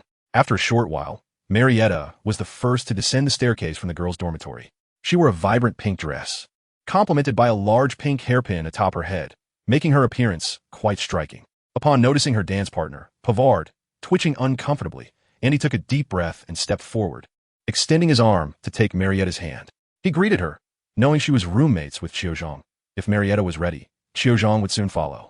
The moment Marietta spotted Andy, her eyebrows arched in amusement as she let out a playful whistle and smiled at him with satisfaction. Not bad at all, you lucky fellow. Just wait and see. Andy inquired, how did you two become a pair? Pavard, with a hint of exasperation, replied, I was rehearsing in a lounge on how to invite a girl to the dance, and Marietta just happened to overhear. She agreed almost instantly. Marietta erupted into a sharp laugh, playfully patting Pavard's shoulder. I don't believe that for a second. You were just waiting around for me. Pavard leaned closer, glancing at the staircase, and whispered, don't tell her, but I actually wanted to invite. He trailed off abruptly, his gaze becoming vacant. What's wrong? Andy followed his line of sight. There, descending the staircase, was Qiuzhong, clad in a sleek black evening gown. The exquisite black strappy heels accentuated the whiteness of her feet, her toes adorned with black nail polish, exuding a slight charm amidst her nervousness. Sorry to keep you waiting, Andy, she said, her makeup light and luminous, drawing attention to her bright, dark eyes. Qiuzhong lifted the hem of her gown, slightly turning as she navigated the stairs. The gown's design was distinctive, with a slit in the back that gracefully highlighted her waistline. Her long, silky black hair was elegantly styled into an updo, with part of it secured by a delicate pin, while the remaining strands cascaded down, artfully veiling her exposed back. The skirt's hemline cut diagonally from a side, revealing her slender ankles and long, straight calves. As Andy watched Qiuzhang approach him, he momentarily regretted his keen observational skills. At that moment, he could have used Moody's resounding reminder, always stay vigilant. Never mind. Andy shook his head. It would be best if Moody never appeared. As he approached Qiuzhang, she radiated brilliance in her evening gown, akin to an ethereal being against the night sky. The reactions of others in the Ravenclaw common room mirrored Andy's astonishment. They were all utterly spellbound. The meticulously adorned Qiuzhang was undeniably captivating. Pavard's mouth hung agape, rendered speechless for an extended moment. Marietta gazed proudly at Qiuzhang, acknowledging the considerable effort she had invested in this outfit. Soon, she noticed Pavard's foolish expression and, in exasperation, slapped him, ushering him out of the common room. All right, I understand. Just don't tug at my ear. Chapter 84, The Opening Dance. Qiuzhang's cheeks flushed as she gracefully approached Andy and took his hand. You look truly beautiful today, Andy exclaimed, quickly adding, you have always been beautiful, but today is exceptionally so. Qiuzhang chuckled softly. Pleased with Andy's reaction, I'll give you credit for your quick response. After saying this, she awkwardly tugged at the hem of her skirt, clearly still unaccustomed to the high heels, and whispered, thank you for your gift. This was not the outfit Qiuzhang had originally chosen for the gala. She had intended to wear a qipao that once belonged to her mother. The sleek black evening gown was a Christmas gift from Andy. Oh, I apologize. Andy suddenly realized that while Qiuzhang looked splendid, she was not adequately shielded from the chill. He quickly removed his jacket and draped it over her shoulders. Qiuzhang gently shook her head, signaling that it wasn't necessary, and ascended the stairs once more. A short while later, she returned, now adorned with a fitted black women's coat, reminiscent of Andy's own style. Did your uncle and aunt send that? Andy immediately recognized it and inquired, why didn't you wear it from the start? Qiuzhang flashed a triumphant smile, replying, I merely wanted you to see it first. I sent it lovely? Andy nodded with a smile. When did you purchase this outfit? We spent all our time together. How did I not know? Qiuzhang asked, her brow furrowed in confusion. We did so during our trip to Hogsmeade, Andy explained. We happened to pass by the elegant wizarding attire store, and although you didn't notice, I thought this dress would suit you perfectly, so I discreetly placed an order. Do you like it? Qiuzhang laughed. Of course I do. But where did you get the money? Even if you saved all your pocket money, it wouldn't be enough. Where did Andy acquire the funds? In truth, he hadn't paid anything. He had merely sent a letter to the elegant wizarding attire store inquiring about the price. The following day, the dress and matching ensemble arrived at Andy's doorstep. The only stipulation from the store was that whenever someone inquired, Andy must mention the store's name and send a few photographs after the ball for promotional purposes to let everyone know that the partner of Andy Hall, who had successfully defeated a fire dragon, was also donned in elegant wizarding attire. Upon hearing this, Qiuzhang looked at Andy in disbelief. Who would have imagined that? Unbeknownst to him, Andy had unwittingly accepted an endorsement. For both Andy and Qiuzhang, it was a surprise, revealing that they had underestimated the influence of being champions in the Triwizard Tournament. Andy and Cho Chang arrived punctually at the entrance of the hall before 8 o'clock, where a throng of people had already gathered. Some were searching for their dance partners amidst the cacophony, as if Hogwarts had transformed overnight into a grand social venue. Among the crowd, Andy spotted Fleur, adorned in a silvery gray satin robe, beneath which lay a gown of the same hue, flowing and soft like the surface of water. To her side stood Cedric, and the two strikingly handsome figures appeared equally captivating, yet for some inexplicable reason, their smiles seemed forced. Upon seeing Andy and Cho linked arm in arm, their expressions grew even more melancholic. Harry, too, wore a frown, though his disposition was considerably better than that of Cedric and Fleur, as he had never had much opportunity to converse with Cho. It was merely a one-sided infatuation on his part. Harry's dance partner was Parvati from Gryffindor, whose name bore resemblance to Padma, her twin sister from Ravenclaw, who was a year below Andy and Cho and was currently paired with Ron. Have you seen Hermione? Harry inquired as he approached. No. Isn't she supposed to be with you? Ron replied, somewhat impatiently waving his hand. No, she still refuses to disclose who her partner is. Whatever. Maybe she simply doesn't wish to attend. At that moment, the grand doors of the castle swung open, and the students from Durmstrang entered under Karkaroff's leadership. Krum led the way, his expression as somber as ever. His partner was not Hermione, but a striking girl from Beaux Batons. However, the two appeared mismatched. As Krum's partner incessantly shook his arm, attempting to coax a smile from him. Yet Crumb remained utterly unresponsive. Professor McGonagall entered, instructing all champions and their partners to gather together while the rest of the attending students proceeded into the hall. A pathway formed through the crowd, allowing Andy and his companions to approach the entrance, before merging once more to flow into the hall. Under Professor McGonagall's guidance, once everyone was seated, Andy and the others lined up with their partners and followed her in a single file. At the front of the hall, a large round table was occupied by Dumbledore and the judges, with more than half the seats remaining unfilled, reserved for Andy and his cohort. Barty Crouch was absent, replaced by a red-haired youth who bore resemblance to Ron. This was Percy Weasley, another brother of Ron, now serving as Barty Crouch's personal assistant. The hall had undergone a remarkable transformation, its walls adorned with shimmering silver frost. The ceiling unveiled a starlit night sky, embellished with hundreds of garlands meticulously woven from mistletoe and ivy. The original 4 house tables had vanished, replaced by 100 small tables adorned with lanterns, each encircled by a gathering of 10 or so individuals. Without much preamble, Dumbledore welcomed everyone briefly before clearly stating his choice from the menu: pork chop. In an instant, a perfectly cooked pork chop appeared on his plate. Observing this, others followed suit, ordering their preferred dishes in the same manner. The house elves of Hogwarts maintained their exceptional culinary skills, and once everyone had feasted to their satisfaction, Dumbledore signaled for everyone to rise. The main event of the ball was about to commence. He drew his wand, conjuring a stage at the far end of the hall and moving all the tables to the corners. The renowned band, the Weird Sisters, ascended the stage amidst the thunderous cheers of the audience, commencing their performance. Andy stood up and extended an invitation to Cho Chang. Without hesitation, she grasped his arm tightly, leading him to the dance floor. The Weird Sisters began their performance with a soft melody. The lights in the dance area dimmed, leaving only the lanterns on a few surrounding tables aglow. Hand in hand, Andy and Cho entered the dance floor, gradually swaying to the music. As the melody played, Cho instinctively guided Andy into a rhythm. She had already shed her outer coat, placing her hands delicately on his shoulders. They surrendered to the moment, moving in harmony with the music, closely attuned to each other's warmth and breath. For a fleeting moment, all eyes were fixated on Cho and Andy, standing in the center of the dance floor, radiating an ethereal glow as if they were destined to be together. The Weird Sisters noticed the enchanting couple and spontaneously altered their chords to complement the emotions unfolding on the dance floor. Dumbledore, seated comfortably, applauded gently, his eyes sparkling with joy. "Ah, youth, how splendid it is," Hagrid murmured, rubbing his eyes as he fought back tears. Madame Maxime, seated beside him, offered a gentle pat on his shoulder in consolation. The romantic atmosphere had captivated more than just Hagrid. Professor Flitwick sighed wistfully at the sight. "Professor, what troubles you?" Pavarti inquired.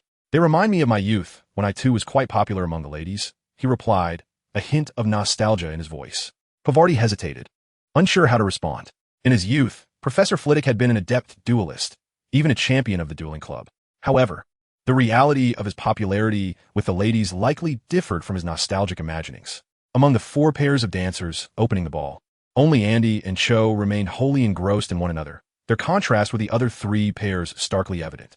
Harry, despite his athletic prowess, appeared somewhat clumsy on the dance floor, focusing intently on his feet, striving not to step on his partner Pavarti's toes, yet failing repeatedly. Crumb and his partner seemed disconnected, caught in a world of their own. He was absent-mindedly gazing around the tables, attempting to catch a glimpse of Hermione, avoiding the sight of his own dance partner. Meanwhile, Fleur and Cedric wore the most forlorn expressions. Though they were diligently dancing, neither of them looked at each other. Instead, they were in perfect synchrony, intently fixated on Andy and Xiao Zhang's figures. The 6 of them encircled Andy and Xiao Zhang in the center of the dance floor. After a while, Fleur could no longer contain herself and turned to Cedric, exclaiming in irritation, "You've squeezed my hand until it's swollen." "My apologies," Cedric replied, yet his gaze remained affixed beside him. Fortunately, by this time, the piece had progressed halfway, allowing others to join the dance floor, rendering Fleur's departure less conspicuous. Dumbledore first invited Madame Maxime for a dance. His tall stature still appeared quite disproportionate in her presence. He wore a tall pointed hat, the tip barely reaching her chin. Nevertheless, Dumbledore and Madame Maxime were thoroughly enjoying themselves. Moody and Professor Sinistra, the astronomy instructor, were engaged in an archaic 2-step dance. His wooden leg did not hinder his performance, though his lack of dancing skills rendered him somewhat clumsy. As they crossed paths, Moody quietly inquired, "How is it going, Andy?" Andy understood he was referring to Harry. I'm doing my best. Rest assured, Professor. Your dance partner is quite lovely, Moody remarked, nodding before departing with Professor Sinistra to the other side. Unbeknownst to them, the dance concluded, and the applause for the weird sisters was thunderous. The sisters cheered from the stage before swiftly commencing the second piece. Each table was laden with tea, snacks, and an array of non-alcoholic beverages. Andy poured 2 glasses of mango juice for himself and Qiu Zhang, quietly enjoying the ball. I am very happy tonight, Qiu Zhang said, cradling her chin and gazing into Andy's eyes. So am I, Andy replied, but I may need to step away for a moment. He glanced at his juice, where stars began to shimmer, a silvery thread connecting them to form a pattern reminiscent of their divination class. The capabilities of the constellation were somewhat unexpected for Andy, yet not surprising. The future never arrives only after one has made all their preparations. Divination signifies not just the unforeseen, but also opportunity. What Andy might seize from this chance was anyone's guess. Qiu Zhang remarked, as long as you're not using this as an opportunity to abandon me for another dance partner. How did you know? Andy exclaimed, I do have a penchant for losing the watermelon to pick up the sesame seeds. Qiu Zhang smiled contentedly. Go ahead. Suddenly, Andy felt an inkling and turned his gaze toward the entrance of the hall. The star map in his juice shifted abruptly, conjuring a scene in his mind. In this vision, a vividly dressed woman with curly hair transformed into a beetle and blended into the ballroom. Ingtian and Andy are one entity, sensing Andy's thoughts and revealing the answers he seeks. Apologizing, Andy quickly rises and makes his way outside. As soon as he departs, other boys approach Qiu Zhang, inviting her to dance, only to be met with her unyielding refusals. Chapter 86, Her Secret. On the other side of the dance floor, the conclusion of the first piece brings a collective sigh of relief from many, including Harry. His mind is in disarray, standing beside Andy, feeling as though he has made endless blunders this evening. Ron, next to him, is no better off. His demeanor is even more erratic, restless, and distracted, much like Crumb, who gazes around, neglecting his partner Padma entirely. He hasn't even asked Padma for the first dance. With her arms crossed and legs crossed, Padma sits beside Ron, her disdain unmistakable. Soon, Pavati and Padma are swept away by others eager to dance, eagerly accepting invitations without a thought for Harry and Ron. The two boys, indifferent, sit at a table, each lost in their own thoughts. Suddenly, Ron's face lights up as he slaps Harry on the shoulder. Look, that seems to be Hermione. Harry, incredulous, replies, no way. It can't be, but it is. I swear I'm not mistaken. Ron exclaims, leaping to his feet, only to hesitate. Well, perhaps I could be wrong. Harry, puzzled, asks, what is going on? Ron hesitantly responds, I think I just saw Hermione, but she looked completely different, stunningly beautiful in a blue dress. Harry, disheartened, retorts, that's impossible. Hermione explicitly said she wouldn't attend the ball. Moreover, she has found a partner, so why would she dress up and come here? At that moment, Crumb approaches them, inquiring, have you seen Hermione? Ron irked replies, no. Why? Is she important to you? Harry is taken aback by Ron's reaction. During the World Cup, Ron was an ardent fan of Crumb, thrilled to see him in the castle. A moving Crumb figurine sits on Ron's bedside. However, ever since Crumb attempted to invite Hermione as his partner, Ron has been acting strangely. Crumb, with a glum expression, states, fine, I will ask all. He surely knows. All right, go ahead, but don't expect to glean any information about the other champions or Hogwarts from us. Ron interjects, only for Harry to cut him off. Ron? Ron quickly turns, what is it? Harry, with an odd expression, gazes at the hall's entrance. I think I also saw Hermione. She walked into the hall, and then out again, and he was right behind her. It is primarily Andy's silhouette that lends credence to Harry's belief. Andy is more convincing than any other evidence. Following the door, Andy slips outside, entering a small garden.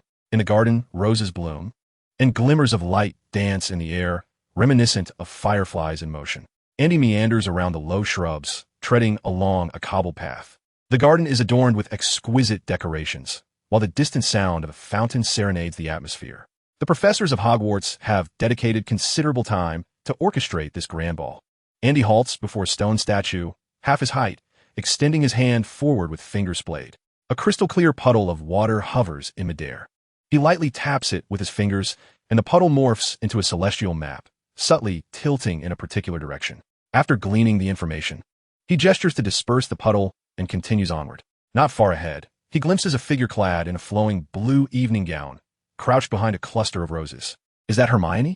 Her dress fits her impeccably, her chestnut hair elegantly styled and neatly arranged at the back of her head, presenting a refined appearance befitting a soiree. Yet, she stands there without a partner. Andy? Hermione exclaims, startled, as she swiftly turns around. Her cheeks flush slightly, and she adjusts her breath with a hint of urgency, beads of perspiration forming at her neck. The meticulously groomed Hermione is a striking contrast to her usual self. Her features, already pleasing, are now accentuated with makeup, rendering her even more exquisite. "What brings you here?" Andy inquires. She had lingered in the dormitory for a considerable time, contemplating her decision, ultimately choosing to attend. For Andy would also be present. Could she admit that? Curiosity piqued, Andy asks, "Who is your dance partner?" It's Roger Davies from your house." She replies hastily, uttering the name in a moment of panic. Roger Davies is the captain of the Ravenclaw Quidditch team. "Is that so?" "He lacks discernment," Andy remarks, choosing not to expose her fib, having just witnessed Roger dancing merrily in the ballroom. He cannot possibly be Hermione's partner. Continuing the conversation would unveil the truth, prompting Hermione to grasp Andy's arm firmly, pleading, "Andy, you must tell me. What's the matter?" He replies, "Thank you," she says, warmth flooding her heart. "But that is not what I intended to convey. Listen, I've uncovered a secret about Rita Skeeter." "A secret?" Andy echoes, already privy to Rita Skeeter's clandestine truth. She is an unregistered animagus. An animagus is a rare form of transfiguration that allows one to transform into an animal without the use of a wand. Only a select few can master this skill proficiently, as the magic is notoriously difficult to learn and poses significant risks. Consequently, the Ministry of Magic mandates that every animagus must be registered. Unauthorized practice of this transformation is deemed illegal. Professor McGonagall is a well-known animagus, capable of transforming into a cat. Just moments ago, the outcome of his water divination had revealed this entire truth to Andy. Rita Skeeter can transform into a beetle. Andy is not surprised by this revelation, as the recent divination had confirmed it. What astonishes him is Hermione's ability to have discovered this information. In the original narrative, Hermione would not uncover a clue until several months later, ultimately exposing Rita Skeeter. However, under Andy's influence, Hermione astonishingly discovers traces of Rita Skeeter. Is it not fitting to say that she is indeed the wise pillar of the trio? While Harry and Ron are preoccupied with merriment and searching for dance partners, only Hermione perceives that something is amiss. Andy nods, asserting this cannot possibly be true. Hermione feels a flush rise to her cheeks and decides to bypass this topic, deeming it inconsequential. The crux lies in how she came to know of this matter. What I mean is at that time, Harry, Ron, and I were in the hospital wing, with no one else around, yet she was able to glean some details of our conversation. Moreover, she was not just aware of it. She could explicitly recount what I had said to Harry and the others. This is evidently abnormal. Harry and Ron would never voluntarily disclose such information, nor could they all be agents of Rita Skeeter. Thus, I began to observe my surroundings for any anomalies that might enable Rita Skeeter to accomplish this feat. Andy inquired. "What have you discovered?" Hermione took a deep breath and slowly replied, "Rita Skeeter, she might be an animagus." Chapter 87. It is time to make a call. Andy gazed at Hermione and asked, "Do you have any evidence?" Hermione shook her head and said, "Not at the moment, but I have my reasons. Last year, before you arrived at Hogwarts, Harry and I discovered an illegal animagus at school. His name was Peter Pettigrew. He could transform into a rat named Scabbers, hiding in Ron's home for over a decade. An animagus cannot completely shed the emotions and behavioral traits of a human. They simply go unnoticed most of the time. I understand you might think I am dreaming, speaking of the implausible, but I know you can comprehend my perspective. Please trust me. This is part of the classic Harry Potter narrative. Harry's father, James Potter, once shared a close bond with Peter, Sirius Black, and Remus Lupin. Among the four, Remus is a werewolf, while the other three are self-taught animagi. During the rise of Voldemort and the Wizarding War, they all joined the fight against him. The information available to the world suggests that Sirius betrayed Harry's parents. But in truth, it was Peter Pettigrew who was the genuine traitor, leading to the murder of Harry's parents by Voldemort, which directly resulted in Harry's immensely painful childhood. Sirius Black, meanwhile, bore the blame and was imprisoned in Azkaban for over a decade. It was only last year that Sirius escaped from Azkaban, infiltrated Hogwarts, seeking revenge on Peter. This is how Harry and Hermione came to learn the truth. However, Sirius Black ultimately has not been able to clear his name and is currently on the run. Andy, taken aback, exclaimed, "Peter Pettigrew? Was he not already dead?" Hermione's expression faltered. "The story is lengthy, but I have faced an animagus before. I am certain that even if Rita Skeeter is not an animagus, she undoubtedly possesses the ability to conceal herself exceptionally well through transfiguration. It was during the wand-checking ceremony, after Harry was chosen as a champion, that I first noticed it." Subsequently, peculiar little creatures would frequently appear around Harry and me. Perhaps I was being overly cautious, but if Rita Skeeter truly is an animagus, her methods could only be described as masterfully seamless. She could disguise herself as an entity that would never draw attention. Andy chuckled. I believe you. His unwavering faith left Hermione astonished. You believe me? You don't think I'm being ridiculous? Andy nodded. Indeed, I believe you. Hermione's intentions aligned perfectly with his. Both aimed to capture Rita Skeeter. Since Hermione had now uncovered this insight, Andy felt no need to further elaborate. Hermione was so taken aback by this unexpected trust that the words she had prepared to persuade Andy simply escaped her. Hermione. Andy beckoned, puzzled. What is wrong? Why are you so stunned? Regaining her composure, Hermione exclaimed with delight, I actually have several theories regarding Rita Skeeter's animagus transformation. I didn't want to miss this opportunity, so I came out again. Andy inquired, do you suspect it is Rita Skeeter? Hermione replied despondently, yes, but I lost track of her. If she truly is Rita Skeeter, then she's exceedingly cunning, transforming into a beetle and infiltrating this garden. We may never find her. Don't worry, Andy said. Can you describe the beetle you saw? Hermione hesitated, but replied, it appeared to be an ordinary beetle, with distinctive patterns only on its head, resembling a pair of glasses. After speaking, Hermione was taken aback by her own words. How could a beetle wear glasses? Yet, that was indeed what she had seen. I'm not certain. I'm merely speculating. Why do you wish to know what the beetle looked like? Andy smiled, of course, to locate it. How? Hermione gazed at Andy in astonishment, confronted with a type of magic she had never witnessed before. The shadow of fate reflected in the water. Andy lightly tapped his finger. In the starlight on the water divination plate began to shift rapidly, transforming into the shape of a beetle. The starlight concentrated on the beetle's head, manifesting the patterns Hermione had just described, accurately portraying its form. As the beetle materialized, the entire star map erupted in brilliance, and a wave suddenly surged forth, creating a bulge that coalesced into an arrow at the edge of the water plate, pointing behind Andy. Simultaneously, Andy's mind received the information. Rita Skeeter was indeed somewhere within this garden. Let us proceed. Andy turned to walk away. Hermione, astonished, lifted her skirt and hurried to catch up, questioning as she walked, what kind of magic is this? Divination. Divination? Hermione found it hard to believe. How could one trust divination?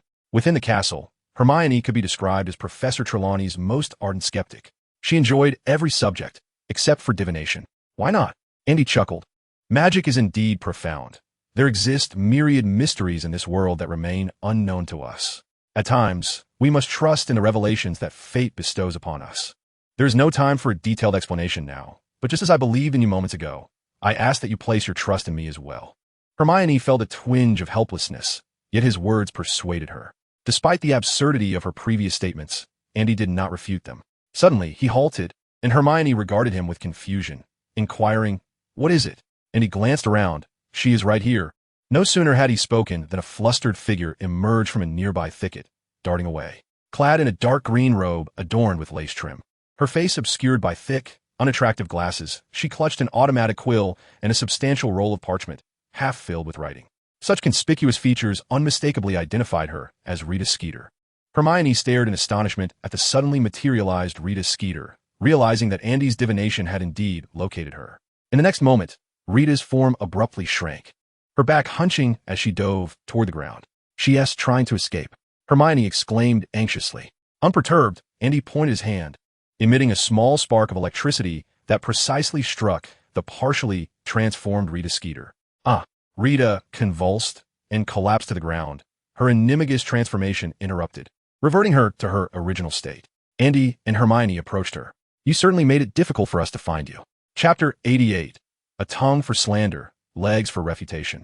Rita lay on the ground, her body trembling in a rather animated fashion. She looked up at Andy. What do you want from us? That is precisely what I wish to ask you, Andy replied. What are you doing here? Rita protested. I was merely out for a stroll. What gave you the right to attack me? Hermione retorted. A stroll? Professor Dumbledore has long since prohibited your entry into Hogwarts. And what of it? Rita snapped back. Is that your justification for assaulting others? Hogwarts students are becoming increasingly uncivilized. I will write an expose to unveil your vile nature for all to see. By all means.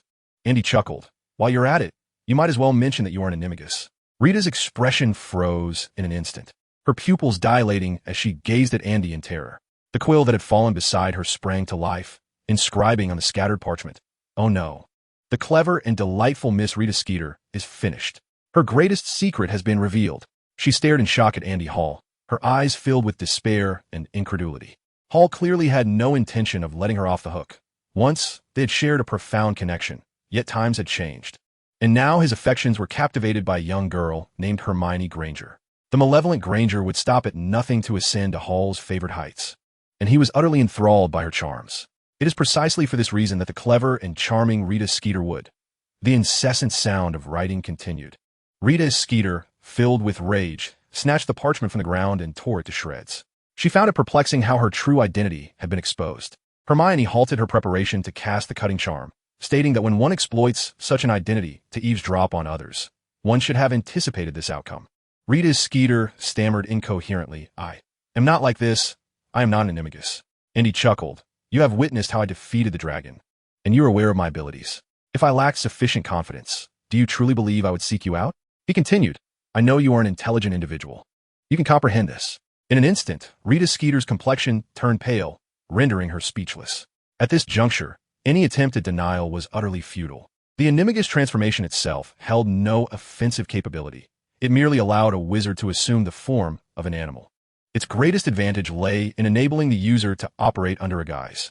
However, once an adversary becomes aware of one's animagus transformation, this magic transforms into a double-edged sword, threatening the user. Animals cannot wield magic, and a wizard without their wand is at their most vulnerable. Now, both Andy and Hermione had uncovered Rita Skeeter's animagus form.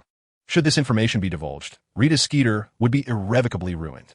An unregistered animagus is deemed illegal within the Ministry of Magic. Once it is confirmed that she is an illegal animagus, her disgrace would be merely a matter of time. Her only recourse would be to abandon the use of her animagus form altogether. Yet, this would signify that Rita Skeeter relinquished her most potent weapon as a journalist. For her, this was a fate more unbearable than death. After a considerable pause, Rita Skeeter finally inquired, What do you truly desire? Sighing in relief, she rose from the ground and resolutely stated, I apologize sincerely for all I have done. I should not have acted in that manner. Hermione regarded her with skepticism. Really? Rita Skeeter's expression appeared genuinely contrite. Andy exposed the facade. It is glaringly evident that this is insincere. She cares not in the slightest. Hermione was taken aback as she observed the shift in Rita Skeeter's demeanor, which now bore a mocking smile, as if she had always harbored such thoughts. He is correct. This is merely business. Do you not understand? Young lady, I harbor no ill will towards you. I merely cater to the desires of my readers, writing what they wish to read. Hermione's face flushed with indignation. So for the sake of your so-called business, you can recklessly malign others and fabricate the truth? How can someone so despicable exist? Rita Skeeter shrugged nonchalantly and replied, Welcome to the harsh realities of adulthood. Rita Skeeter hesitated. Hermione immediately raised her voice. What? Are you unwilling? After contemplating, Rita Skeeter reluctantly acquiesced.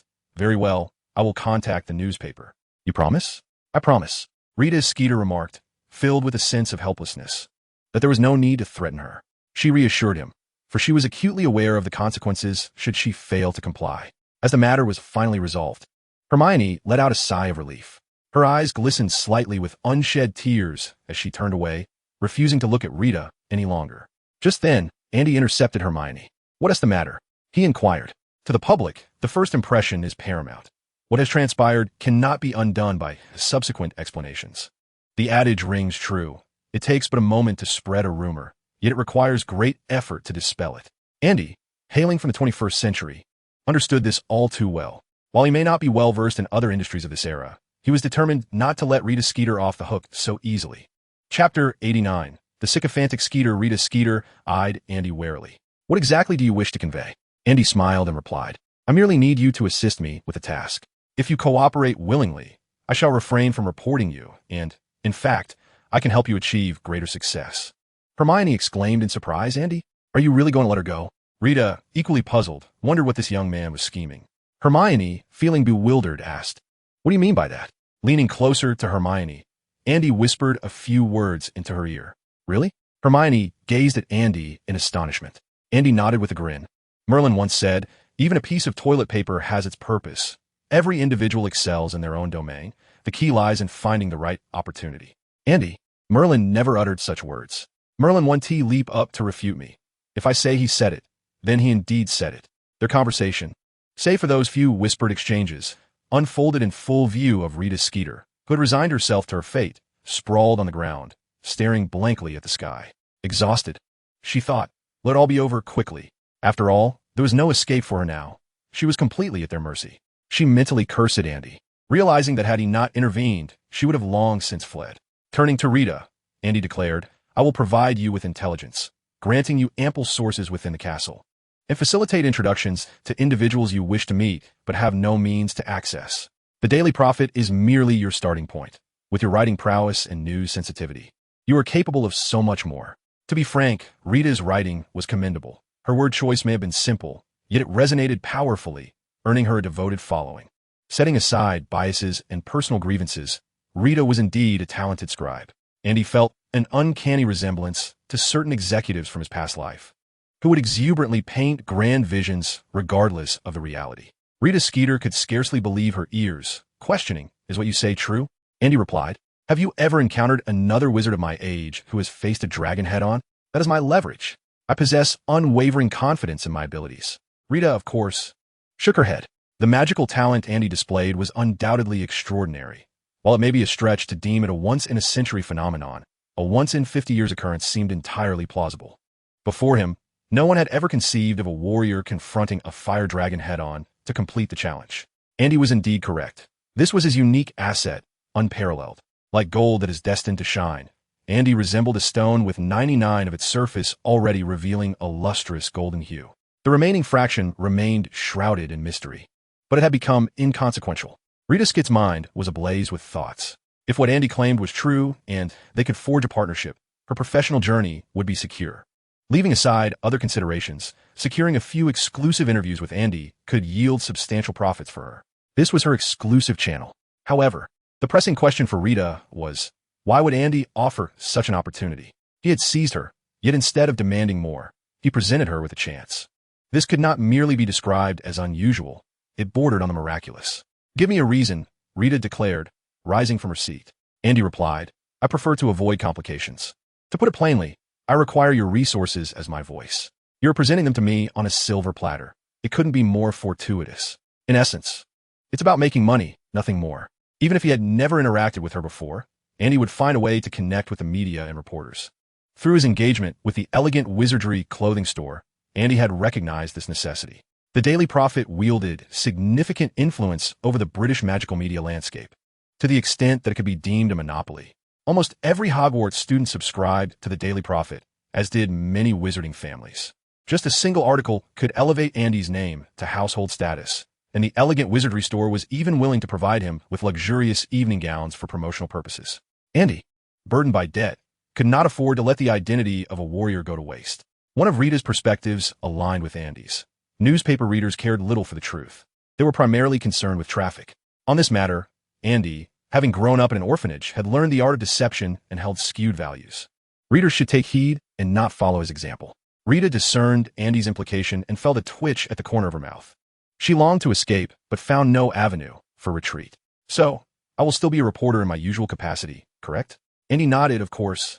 You will continue your work, as usual. When I require your assistance, just write a few articles for me, nothing more. Andy spoke lightly, but Rita understood that it was far from simple. Yet, she had no alternative. Do you require me to cast an unbreakable vow? Rita inquired. Andy chuckled. That is certainly an option, provided you believe you have an escape route. Well, then perhaps that one be necessary. In mere exchanges, an agreement was reached between Rita and Andy. He turned to Hermione. Hermione, can you keep this matter confidential for the time being? Don't inform Harry and Ron. Huh? Hermione replied, taken aback. Why? Andy, the two of them are incapable of keeping secrets. Informing them would only disrupt our plans. You can comprehend my actions, but they cannot. Very well, Hermione replied. I shall not divulge anything to them. However, regardless of what you intend to do, you must exercise caution. I do not trust that woman. Hermione shot a glare at Rita Skeeter, who merely responded with a feigned smile. Hermione had no objections to Andy's intention to utilize Rita Skeeter. On one hand, Andy's reasoning was sound. Hermione was not naive. She understood that both she and Andy had secured a firm grip on Rita Skeeter's vulnerabilities. For someone like Rita, this was an absolute Achilles heel. As long as there were no unforeseen circumstances, Rita would never dare oppose their wishes again. Furthermore, tonight, It was solely reliant on Andy that they could apprehend Rita. Hermione had initially tracked Rita's whereabouts, but had quickly lost her trail. Let us proceed with the plan for today, then. Suddenly, voices emerged from the other side of the path beside the flower bushes. Rita was alarmed. She was not permitted to enter Hogwarts. If anyone else saw her here, it would spell disaster. In that critical moment, Andy extended his left hand, palm open, transform. Come forth. Rita's body lunged forward, rapidly shrinking before touching the ground, transforming mid-air into a beetle. The beetle flapped its wings and deftly flew into Andy's palm. He swiftly closed his hand, concealing her within the pocket of his coat. Just as Rita nestled into Andy's coat, the flower bushes parted, revealing Harry and Ron stepping through. Hermione? Andy? They exclaimed in surprise. Why are you here? Hermione asked, equally astonished as she glanced at Andy and then at the bewildered Harry and Ron. What on earth is happening tonight? Is everyone flocking to the garden? Chapter 90. The Shift of Hatred. Harry exclaimed, Why are you here? Hermione. Ron and I just encountered Snape and Karkaroff. They are undoubtedly plotting something sinister. Karkaroff appeared terrified. He has known Snape before. As Harry spoke, he suddenly noticed Ron had fallen silent, his expression complex as he stared at Andy and Hermione. Harry nudged Ron. What is the matter? Ron offered no response, instead turning to Hermione and asking, Is he your dance partner? Only then did Harry realize that Hermione looked particularly stunning tonight. In the urgency of the moment earlier, he had failed to notice her meticulous preparations for the ball. Her curled brown hair appeared exceptionally smooth, and her teeth were strikingly neat and beautiful. The blue dress, under the night sky, exuded a gentle touch reminiscent of moonlight, complementing Hermione's face in a way that rendered her utterly captivating. Harry couldn't help but exclaim, Hermione, you look beautiful tonight. Thank you, Hermione replied, her expression stoic as she turned to Ron. What does it matter to you whether he is my dance partner? Ron exclaimed in exasperation, Of course, it has nothing to do with me. First it was Crumb, and now it's Andy. Why should I care?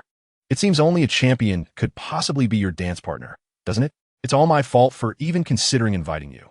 What an overestimation of my own worth. Hermione, her face flushed with anger, retorted, Ron Weasley, don't get it twisted. My choice of dance partner is entirely my own affair and has nothing to do with whether they are a champion or not. If you wanted to attend the ball with me, you should have invited me before someone else did. As a friend, I might not have turned you down then. But now, it is utterly impossible. You are simply unreasonable. Even if I accepted Crumb's invitation, what would you have to say? Unable to retort, Ron threw his hands up in frustration and swiftly turned to leave. Ron. Harry gaped at the scene unfolding before him, perplexed as to why Hermione and Ron were quarreling. He glanced between Ron and Hermione, ultimately deciding to pursue Ron. Andy, wishing to avoid intervening in the quarrel of the adolescents, called out to Harry, just in time. Harry halted, looking at Andy with confusion. Have you uncovered the secret of the golden egg? Andy asked. Harry shook his head. No. I see. If you're free tomorrow, come find me by the Black Lake, Andy said with a smile. Bring your golden egg. Professor Moody said we should work together. Is it really that straightforward? Harry asked in astonishment. Isn't that inappropriate? Why are you helping me? Andy chuckled. Simply because I am in a splendid mood tonight. Harry neither agreed nor disagreed, his expression one of bewilderment. Though he had come to realize that the Triwizard Tournament was hardly fair, receiving such a direct invitation was a novel experience. He and Andy were rivals, yet here was Andy offering to assist him with the mystery of the golden egg. Just kidding, Andy added, don't feel too pressured. When you told me about facing the dragons in the first task, although I already knew, I wanted to return the favor. Harry scratched his head, forcing a smile to acknowledge Andy's explanation. He bid a hasty farewell and turned to chase after Ron. Thus, the group parted ways in discontent, leaving only Hermione and Andy standing in place. Are you all right? Andy inquired. Hermione shook her head, pursing her lips. I'm fine. Since Andy had subdued Rita's Skeeter, Hermione's eyes had been red-rimmed as she struggled to contain her emotions. So much had transpired that evening. After finally resolving the trouble with Rita Skeeter, she had found herself in a quarrel with Ron. In a gentle tone, Andy reassured her. They do not know what you have done. This is not your fault, Hermione. Finally, unable to hold back, a few tears escaped from the corners of Hermione's eyes. She bowed her head, quietly weeping. Andy did not interrupt her, patiently waiting in silence. After a while, Hermione collected herself, rubbing her eyes as she spoke. I'm truly fine now. As for that fellow in your pocket, I trust you. She lifted her gaze to find Andy, smiling warmly as he gazed at her. Hermione gasped, suddenly realizing that her makeup had run.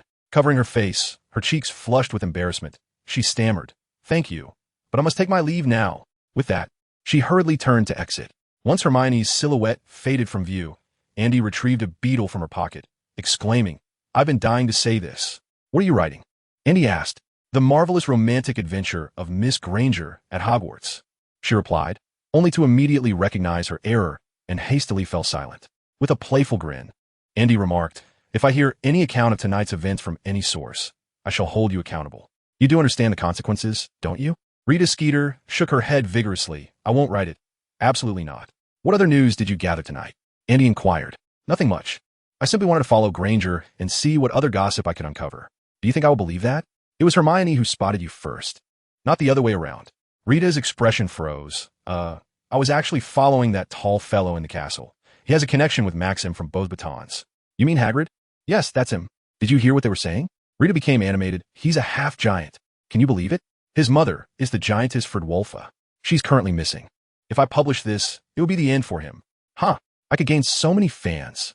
"Oh, I see. In that case, do not write it." Rita's face fell. "Why not?" "Hagrid is my friend, and like Hermione, I do not wish to see any mention of half-giants in the newspaper." Rita was nearly beside herself. "You won't let me write this, nor that. So what exactly am I supposed to write? Provide me a list of your friends. I won't touch anyone with a name." "All right." Andy chuckled. "I will just be patient. I've already said I have a big scoop to share with you." Leaning closer to Rita, Andy whispered conspiratorially. Chapter 91. An unusual day for Draco Malfoy. The following day, Draco Malfoy awoke as per his usual routine.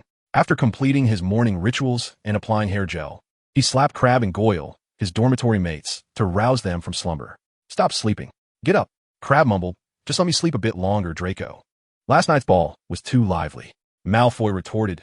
"Even if it were lively, what does it have to do with you? Neither of you had a dance partner nor stepped onto the dance floor. You were merely indulging in food. How can you be tired?" Crabbe and Goyle had been Malfoy's lackeys since their first year, a tradition passed down from their fathers, who had also served as followers of Lucius Malfoy. When Malfoy made his entrance, Crabbe and Goyle stood behind him like two sentinels. In comparison to them, Draco Malfoy appears as slender as a mere twig, his waist seeming scarcely as robust as Crabbe's thigh. His stout physique is indeed the sole advantage shared by both Crabbe and Goyle. Each time Andy encounters these two, he is invariably struck by the uncanny resemblance to the green-skinned deity from Warhammer, reminiscent of a brutish character. In both physique and temperament, they bear a striking similarity to the Orcish visage.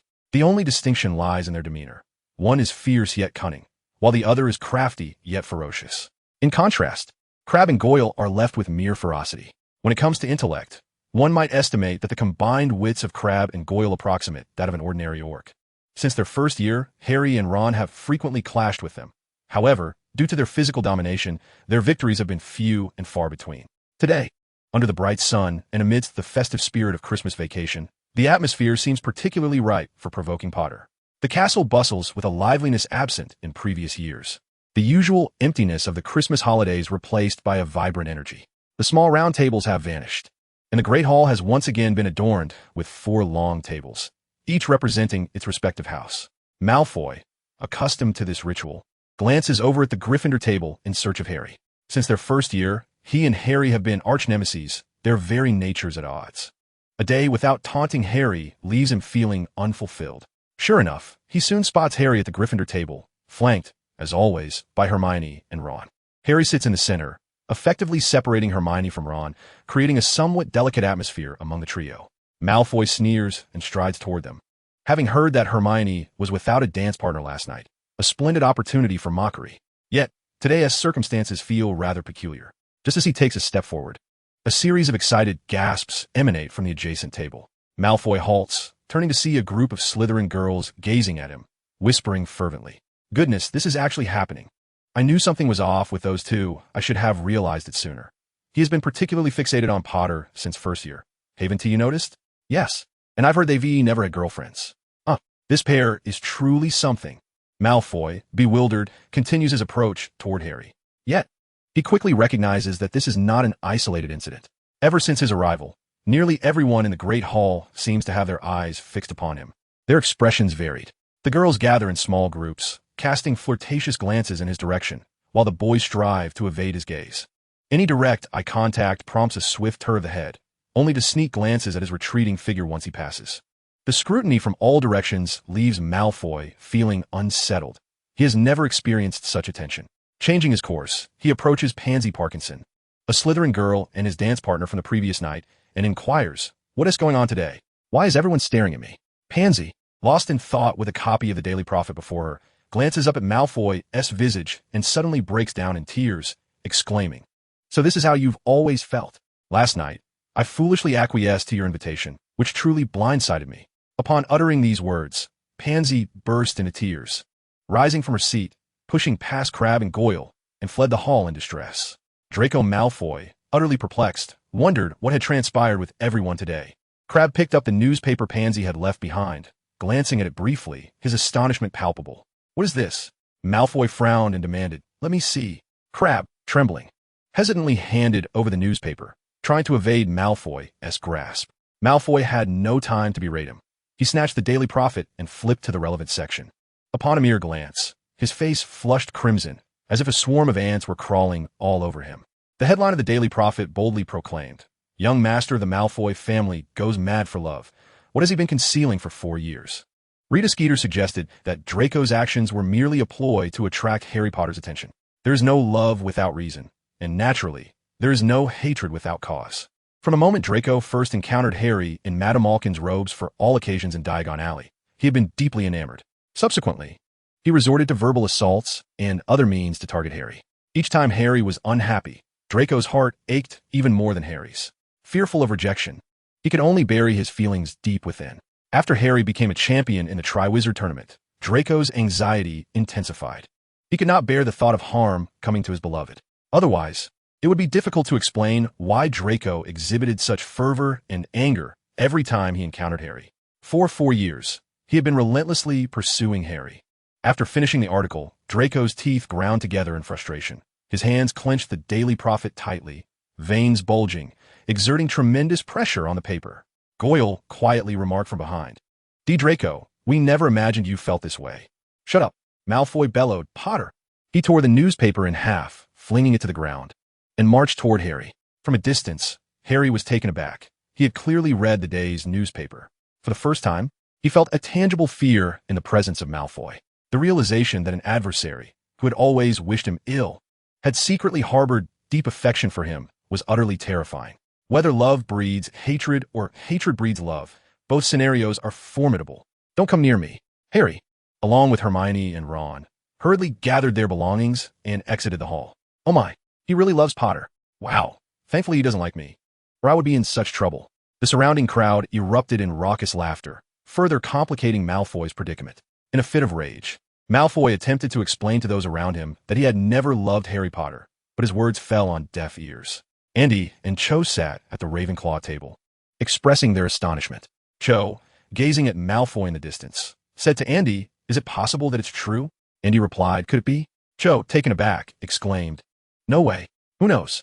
Chapter 92, The Secret of the Golden Egg. In the hall, Malfoy was on the verge of madness. Every pair of eyes was upon him, every soul questioning whether he had truly fallen for Harry Potter. "I haven tea," Malfoy shouted at a passing Gryffindor girl. Startled, she stepped back yet became even more exhilarated. "Cheering, go for it. True love conquers all." Malfoy, seething with indignation, departed the hall alongside Crabbe and Goyle. Witnessing the spectacle, Andy and Cho Chang could hardly contain their laughter. Meanwhile, Hermione's predicament was glossed over. Strangely, the attention garnered by Malfoy's infatuation with Harry eclipsed that which Hermione received. For 4 long years, Malfoy had lurked in Harry's shadow, silently yearning for his affection.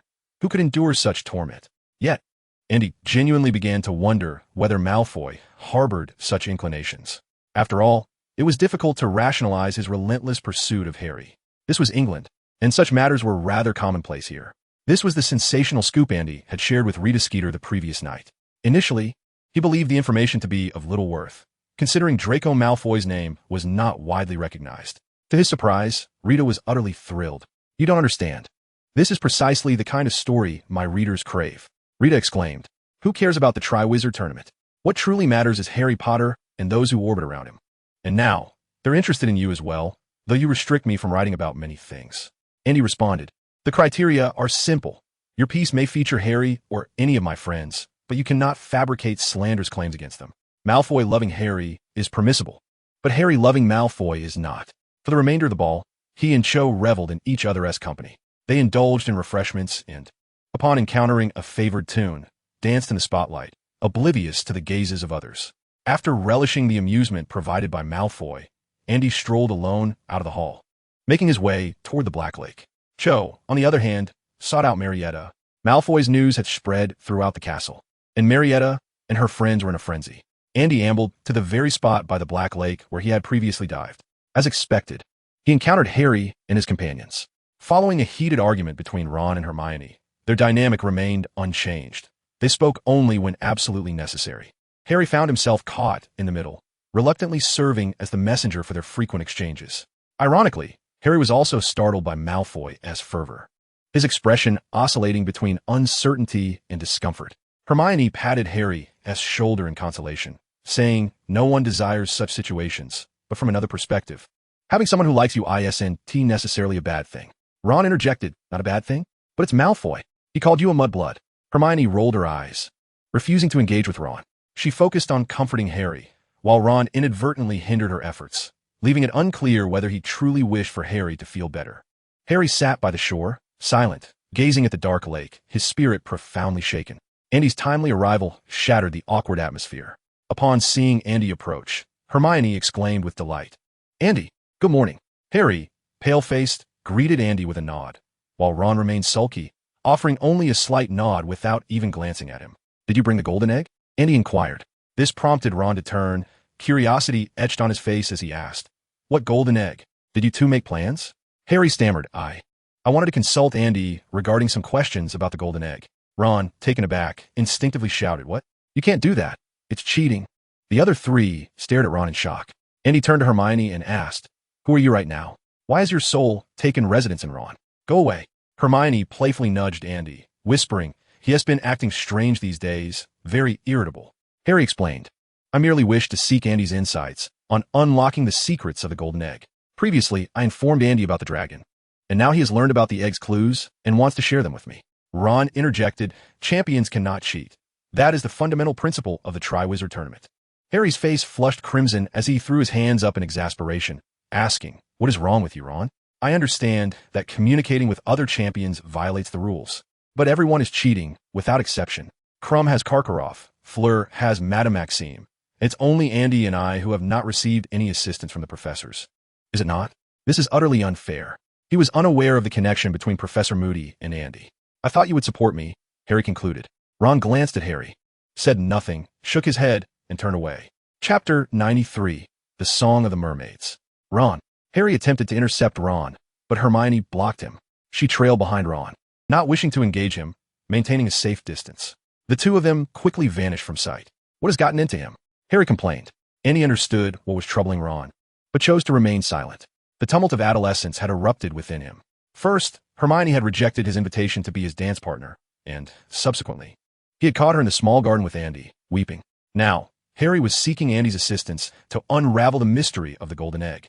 The two closest friends in the castle had suddenly gravitated towards Andy, leaving Ron feeling deeply unsettled. When Harry became a champion, Ron had already experienced an emotional outburst.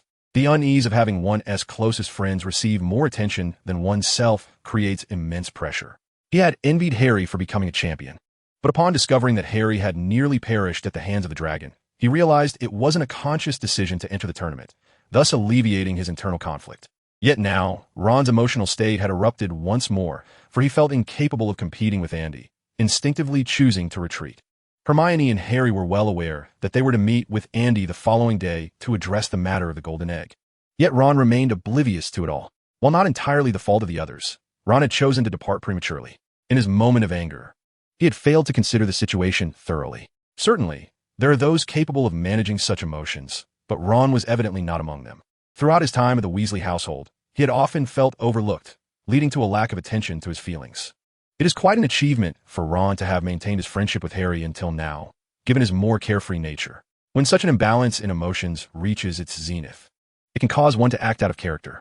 For instance, just moments ago, Ron uttered the seemingly uncharacteristic statement that cheating is wrong. Ultimately, he merely wished to extricate himself from the current situation, and his attitude was directed squarely at Andy. Yet, Andy remained unfazed. He understood Ron's mindset, but felt no inclination to sympathize with him. He was not at Hogwarts to coddle children, and his interactions with Ron had been minimal. Thus, whatever antics Ron chose to display were of little concern to him. "Shall we begin?" Andy proposed. "Very well. I will seek him out once I have clarified this matter." Harry, shaking off a tumult of chaotic thoughts, retrieved his backpack and pulled out the golden egg, exclaiming in exasperation, "Do you have any suggestions, Andy?" "I haven't the faintest idea what to do with it." Fred and George had previously opened the egg in the common room, and it emitted some piercing, ghastly screams. No one could discern what the voice was saying. Was there something amiss with our ears? Andy chuckled. "Your ears are perfectly fine. You merely selected an unsuitable environment." A curious inquiry. "Did you bring your swimsuit?" "No," Harry replied, taken aback. "Why would I need a swimsuit?" "Oh, well, it seems today is not your lucky day. You're bound to get wet." With that, Andy brandished his wand, gesturing toward the nearby Black Lake, and incanted a spell, summoning a substantial mass of water to the shore. The water prison charm, simple yet effective. Harry jumped back in surprise. Andy flicked his wand, shaping the water mass into a massive, floating water sphere. "Strip down, take your golden egg, and dive in." "What?" Harry thought he must have misheard. Andy nodded and reiterated. "You heard correctly. The egg speaks in the language of mermaids, and only underwater can you discern their words. If you wish to unravel the mystery of the golden egg, you must obediently plunge in. By the way, you do know how to swim, don't you?" "What else can I do if I don't?" Harry exclaimed in frustration, as Andy had completely shattered his last glimmer of hope. "Do we all have to go in?" Harry hesitated in place, and Andy encouraged him. "It isn't as dreadful as you imagine. Just the other day, I saw Crumb leap into the Black Lake wearing nothing but shorts. You do realize that it was Crumb. Durmstrang is far colder than here." Harry, on the brink of tears, lamented, "I've never swum in such atrocious weather." He looked at Andy with a pitiful expression and pleaded, "Could you conjure up a couple of spells to warm me up a bit? I know you have the means." Andy chuckled. "I could. But when it comes to the actual competition, you'll have to rely on yourself." "Do you expect me to assist you indefinitely? We are rivals, after all." With his demeanor, it hardly seemed as though Harry regarded him as a true opponent. From the moment Harry, Crumb, and Fleur realized they would face a dragon, all fanciful notions of play had evaporated. They understood that the Triwizard Tournament was a serious affair. The mortality rate of this event is no mere jest. Only Andy seemed to navigate the trials with effortless ease, displaying no signs of pressure. He breezed through the first task, and it appeared that the second would pose no challenge to him either. Yet, Harry felt no jealousy regarding this. Anyone capable of subduing a Hungarian horntail surely did not need to consider Harry a genuine adversary. Even Harry himself acknowledged that he posed no threat to Andy. He had long abandoned any aspirations of achieving notable results in the Triwizard Tournament. Now, his foremost goal was simple survival. If that was the case, perhaps seeking Andy's aid wasn't entirely out of the question. With a resolute heart, Harry began to shed his clothing, quickly stripping down to just his shorts. The winter breeze sent shivers coursing through him. He clutched his golden egg, took a swift step, and plunged into the massive water sphere hovering above. With a splash, the sphere rippled, enveloping Harry entirely. Upon contact with the water, he felt as though he had plunged into an icy abyss, remaining submerged for mere seconds before his legs threatened to go numb. "Harry, open the golden egg," Andy's voice echoed faintly from outside, barely discernible. With great effort, Harry pried his eyes open, his fingers fumbling at the seam of the egg, and with a sudden force, he cracked it open. In that instant, a melodious song filled his ears, identical to the sound Andy had heard. Harry was momentarily stunned. He had never anticipated that the rasping wails would actually sound like this. After a moment, as he looked back at Andy, gesturing anxiously with his hands, Andy understood that Harry had comprehended the entirety of the song's message. With a flick of his wand, Andy dispelled the enchantment. With a resounding crash, the enormous water sphere burst, cascading Harry to the ground. He landed with a shudder, freezing and utterly disheveled. Yet he excitedly exclaimed to Andy, "I heard it. I know what they want us to do. Congratulations." Andy responded, retrieving Harry's clothes to drape over him, and using magic to dry off the water from Harry's body. "Thank you, Andy." Harry sincerely expressed his gratitude. Andy replied with a smile, "You help me, and I help you. We are even now." Chapter 94. The second challenge begins. Harry felt a blush rise to his cheeks, saying, "I haven't really done much." The information about the dragon was first-hand knowledge that Hagrid had shared with him. He merely related to Andy. To be honest, he had considered abandoning the task altogether, allowing Andy to prepare for the competition on his own. However, it was a dragon, and the danger was all too real. Given Andy's amicable demeanor, Harry felt compelled to share the information with him. Thus, an unspoken alliance formed between the two champions of Hogwarts. The disparity in their abilities was significant, with their scores reflecting a clear divide, leaving little room for competition between them. Harry, wrapped in his robe, mused. The song speaks of seeking treasure. It sounds like a person. Who might our treasure be? He harbored a fantasy that it could be someone from Ravenclaw, though he dare not voice it. Andy, seeing through his thoughts, suggested, choose Ron. Harry paused, bewildered. Why? Andy explained, if you choose Ron, he will understand your intention and cease his petulance. Selecting anyone else would only exacerbate his discomfort. Harry pondered this for a moment, conceding, that makes sense. Besides, Andy added, you certainly can't choose Malfoy. Harry retorted angrily, to hell with Malfoy. How could he even entertain such thoughts about me? Andy chuckled, waving as he turned to leave. Very well then, I shall take my leave. Take your time to ponder this. I personally advise you to master some techniques for moving in water. Someone will assist you. Cedric is watching closely. And even if Cedric falters, there's always Professor Moody. ISNT there? Ding. Long time no see. Issuing Series Task 2. Participate in the second event of the Triwizard Tournament and achieve the highest score. Task Reward, the Eye of the Divine Phoenix, plus the option to select any spell taught in a Hogwarts course. Andy barely had time to comment on the system's peculiarities and the randomness of its timing before his attention was captivated by the task rewards. The option to select a spell? How intriguing. 2 months flew by swiftly, and before long, it was February. The second challenge of the Triwizard Tournament arrived punctually. The arena from the first event had been completely dismantled, and the stands had been relocated to the edge of the Black Lake. Over the past 2 months, the fervor surrounding the Triwizard Tournament had only intensified, and the details of the second challenge had been largely leaked. Professors and Ministry of Magic officials gathered incessantly by the Black Lake, unable to conceal their activities from others. That morning, Andy descended from the common room, as usual, taking his place on the sofa to await Cho's arrival so they could head to the Great Hall together. Marietta came down and informed him. Cho asked me to tell you that you needn't wait for her today. She has been summoned by Professor Flitwick. After a moment's reflection, Andy thanked Marietta and set off alone. By the time he leisurely finished his breakfast and arrived at the venue, nearly everyone else had already gathered. The judging panel had changed. Ron's brother Percy was now seated in place of his superior, Barty Crouch. He wore an air of arrogance, exuding a sense of pride.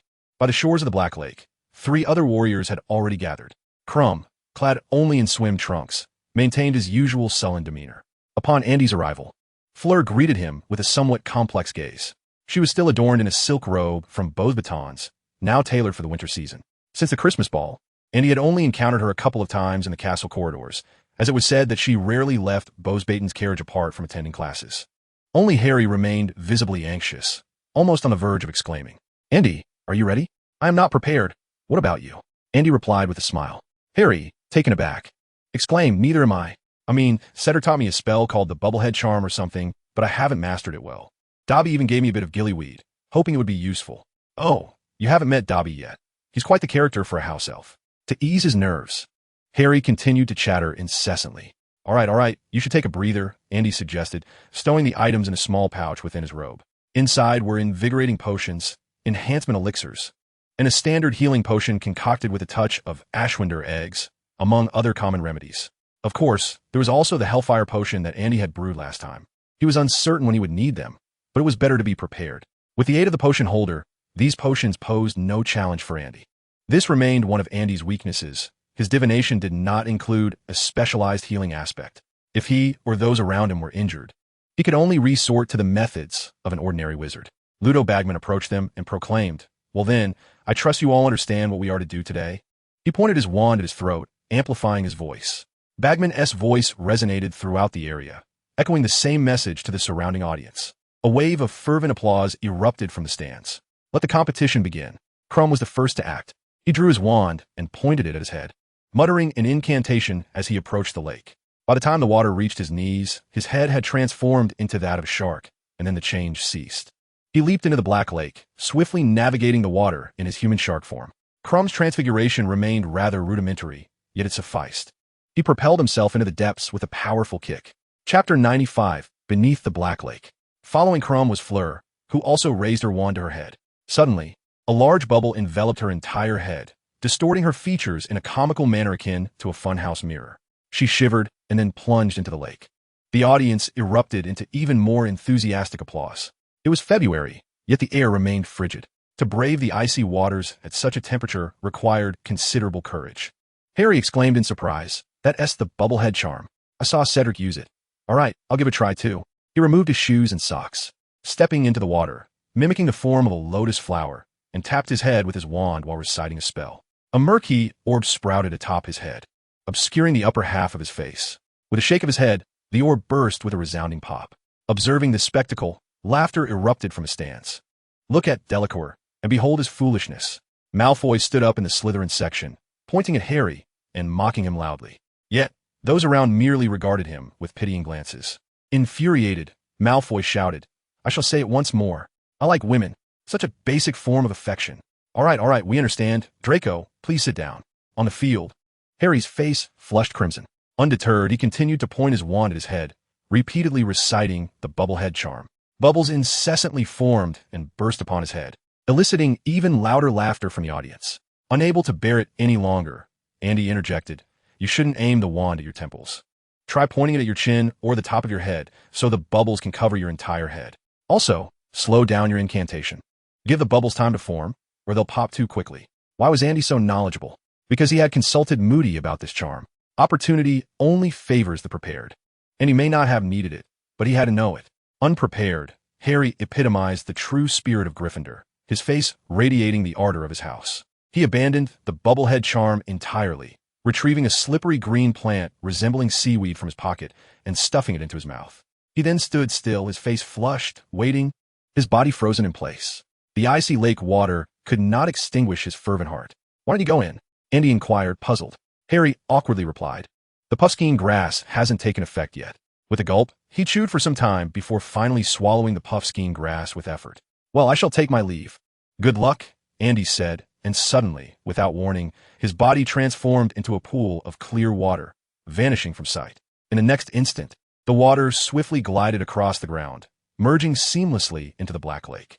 The Eye of the God, Phantom Flow, is a water attribute divine eye, lacking direct offensive capabilities. However, its skills for self-assistance are nothing short of divine. Phantom Flow is one such ability, allowing Andy to elementalize his entire being, transforming into a torrent, moving rapidly across the water-esque surface. It can also be effective on land, albeit at a reduced speed. This maneuver left everyone momentarily speechless.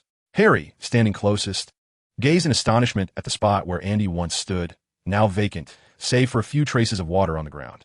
Moments later, a deafening gasp arose from the audience. Ludo Bagman shouted from the commentary box, "He has vanished. A living person has disappeared right before our eyes. Hogwarts forbids the use of apparition, yet I am baffled by how he managed to vanish. It is nothing short of miraculous.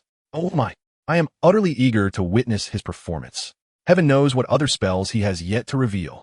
Harry stood frozen in place, unable to see Andy within his line of sight. He inhaled sharply, a pain searing through his throat as if it were ablaze. Hastily, Harry reached for the sides of his ears, feeling two slender fissures, his gills. Without a moment's hesitation, he plunged into the water. By this time, Andy had already submerged deeply into the lake, completely oblivious to Ludo Bagman's utterances. With remarkable speed, he propelled himself using the enchanted broom, manipulating the surrounding water currents to envelop him, driving him deeper. Within mere seconds, he spotted Victor Crumb and Fleur, who had set off ahead. With a swift whoosh, Andy glided past them, the resulting wave sending Crumb and Fleur tumbling in the water. Startled, Crumb wore a perplexed expression on his shark-like face. Would it pass by so swiftly? Was someone riding a broomstick? No, that could not be. There could be no broomsticks in the water. Shaking his head, Crumb dismissed the thought, attributing it to an illusion, and continued his descent. Andy attentively listened to the ethereal songs of the mermaids that echoed faintly from the distance. Effortlessly, he executed a turn in the water, swimming towards the source of the enchanting melodies. Soon, he reached the lake bed, propelling himself forward with great speed. As he passed a large boulder, a swarm of Grindylows suddenly emerged, lunging towards him with horns protruding from their heads and long, dark claws poised to strike. With a swift motion, Andy brandished his wand and cast the Banishing Charm, a spell specifically designed to repel Grindylows. A robust, bubbling column of water surged forth, striking several of the creatures, who emitted piercing cries as their skin flushed crimson. Realizing that Andy was not to be trifled with, they retreated hastily. The Grindylows' assault failed to impede Andy in any way. Minutes after setting off, he beheld a multitude of low stone houses rising from the lake bed ahead of him. These abodes were unmistakably the dwellings of mermaids, forming a quaint village. Numerous Grindylows were tethered outside several of the houses, serving as the mermaids' pets in the depths. Simultaneously, the siren songs grew ever closer. Andy navigated past several stacked stone houses, arriving above a spacious plaza. A large congregation of mermaids gathered in the square, singing in unison. At the center stood a colossal stone statue of a mermaid, its visage unflattering, wielding a long spear. Tied to its tail were 4 individuals: Cho Chong, Ron, Fleur's sister Gabrielle, and a girl clad in Beauxbatons robes, none other than the one Andy had encountered at the Yule Ball, who accompanied Chrome. The 4 were securely bound to the mermaid statue's tail, unconscious and unresponsive. They're the treasures that the brave warriors must rescue. Chapter 96, Beloved Treasures. Seek us where our voices resonate. We cannot sing upon the earth. We have taken your most cherished possession, and you have but 1 hour to reclaim it. Though time is still on your side for now, once the hour has passed, hope will vanish entirely, never to return. Andy swam before the enchanting mermaids, startling them with his sudden appearance. Gwa! The melody ceased abruptly as the mermaids, upon seeing Andy, hastily retreated. This was Andy's first encounter with mermaids. Their skin bore a peculiar iron-gray hue, as if untouched by sunlight, while their ink-green hair cascaded in wild disarray. Their eyes were a waxy yellow, and some adorned their necks with various stone ornaments. "Who are you?" inquired a mermaid, her neck laden with smooth pebbles, as she approached, spear aimed at Andy. "I am a warrior from Hogwarts, here to rescue the hostages," Andy replied. The lead mermaid emitted a peculiar cry. "Impossible. Your contest has only just begun." In a swift motion, Andy darted behind the mermaid leader, grinning, "I am rather swift." Gwa! The mermaid leader was taken aback, fleeing as if confronted by a specter. The surrounding mermaids gazed at Andy in astonishment. They had never witnessed a human swim with such speed. Andy appeared to wield no magic, yet his movements surpassed those of the mermaids born to the water.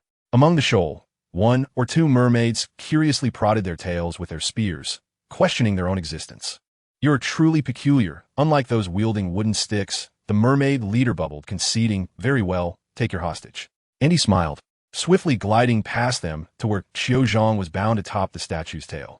Submerged in water, her skin had become even more alabaster. Andy aimed his wand at the ropes binding Qiu Zhang and cast a severing charm, causing the cords to snap instantly. He embraced her waist and turned to swim upwards. Once he departed, the mermaid leader exhaled in relief, gesturing with her spear for the others to resume their song. "We have taken what you hold dear." Gwa! Just as the mermaids began to sing again, they were interrupted once more. "What do you intend?" the leader demanded, her tone unfriendly as she brandished her spear. Andy pointed with a smile towards Gabrielle, who was also bound to the statue. "I must take her as well." The mermaid leader firmly rejected. "That is not possible. You may only take your own hostage. This little girl is also my friend. As for Ron, he shall remain. He is too heavy, whereas Gabrielle's weight is more manageable." The mermaid leader revealed a cruel smile. "That is of no concern to me. Once time runs out, if her rescuer has not arrived, they shall never see each other again." Andy regarded the mermaid leader with bemusement. "Dumbledore is right on the shore. Do you really believe I would trust you to handle students unrescued?" The merfolk leader appeared somewhat awkward as he violently thrust his spear before Andy, attempting to salvage the situation. "In any case, you should leave promptly," he admonished. "What if I choose not to?" Andy retorted. This statement triggered a surge of vigilance among the surrounding merfolk, who swiftly converged, encircling Andy and the unconscious Qiu Zhang. At that moment, a small group of merfolk, consisting of 3 or 4 members, joyously emerged from the outskirts of their village into the square. "Ha ha ha, leader!" A long-haired human tried to dive beneath the surface, but was ensnared by Grindylow. She was utterly powerless against it, and her wooden stick was wrested from her grasp. They swam along, exclaiming with exuberance. The merfolk leader was taken aback. Which school-S warrior is this? How could one be so foolish as to be repelled by Grindylow? These creatures were strategically placed by the merfolk under Dumbledore's orders, designed to create trouble for any brave souls. Yet, he never anticipated that someone would genuinely struggle against Grindylow. It was evident that Andy had overheard the news relayed by the merfolk squad. Wasting no more breath, he decisively declared, "Then I apologize." With a flick of his wand, a radiant light emanated from the potion vessel. Wind Spirit Formation, Earth 308. The lake waters around Andy erupted violently as a whirlwind detonated in place, sending waves cascading outward like a bomb explosion. Boom! The thunderous sound and the forceful surge of water converged, propelling all nearby merfolk, including the leader, away in chaotic disarray. They spun uncontrollably in the water, entangled and scattering in every direction. Two unfortunate merfolk were directly struck to the lake bottom, their faces hitting the ground as their upper bodies sank into the silt. The others fared little better, utterly overwhelmed by Andy's single, devastating strike. Before embarking on this venture, Andy had already switched the first obtained Hourglass Eye of the Divine to the background. The second competition took place primarily underwater, rendering the lightning attribute Hourglass ineffective. Should he dare to wield lightning in the water, it was likely that the Merfolk Protection Association of the Magical Realm would issue a bounty on him by the next day, with the same finality as the obliterated Black Lake Merfolk tribe. By the way, does such an association exist in the magical world? Andy mused that anything was possible. He had heard that Hermione had established a society for the protection of house elf rights. Thus, it was not beyond comprehension for someone to advocate for the merfolk as well. Wait, let us discuss this calmly. Do not resort to violence. The merfolk leader, in a state of terror, clutched his head, halting his advance as he shouted. Andy had not specifically targeted him. He had merely knocked the spear from his hand. However, the sheer display of power was enough to convey that any continued resistance would lead to dire consequences. Now's the time to talk, Andy inquired. Why did you not do so earlier? The merfolk leader was at a loss, gesturing frantically towards Gabrielle, waving his arms. Leave quickly. I shall pretend I have not seen you. Andy chuckled softly, approached Gabrielle to rescue her, and then turned to depart. Chapter 97, Undeniably Worthy. Andy's insistence on forcibly taking Gabrielle away stemmed from his sudden recollection that, according to the original storyline, Fleur had not completed the second task. Gabrielle was ultimately rescued by Harry later on. The reports from the mermaid squad corroborated this fact. Fleur had been ensnared by the Grindylows, rendering her incapable of reaching the mermaid village on her own. This predicament was not overly concerning for Andy, as he knew Dumbledore would not allow any harm to befall the champions' loved ones. All the champions, except for Harry, had willingly entered the competition. However, if Ron, who was being held as a hostage, encountered any misfortune, the parents would undoubtedly demand the dismantling of Hogwarts. The combative prowess of student parents, regardless of school or nation, has always remained at the forefront of societal concerns. Yet, Gabrielle was far too young. Prolonged exposure to the water, even though he understood she was not in mortal danger, compelled Andy to take action. After all, Gabrielle had gifted him a delightful Christmas present, delicious chocolate. Stowing away his wand, Andy cradled Cho in his left arm and Gabrielle in his right, propelling himself swiftly through the water. At that moment, only 10 minutes had passed since the commencement of the task, which included the time spent negotiating with the mermaid leader. Otherwise, he could have been even faster.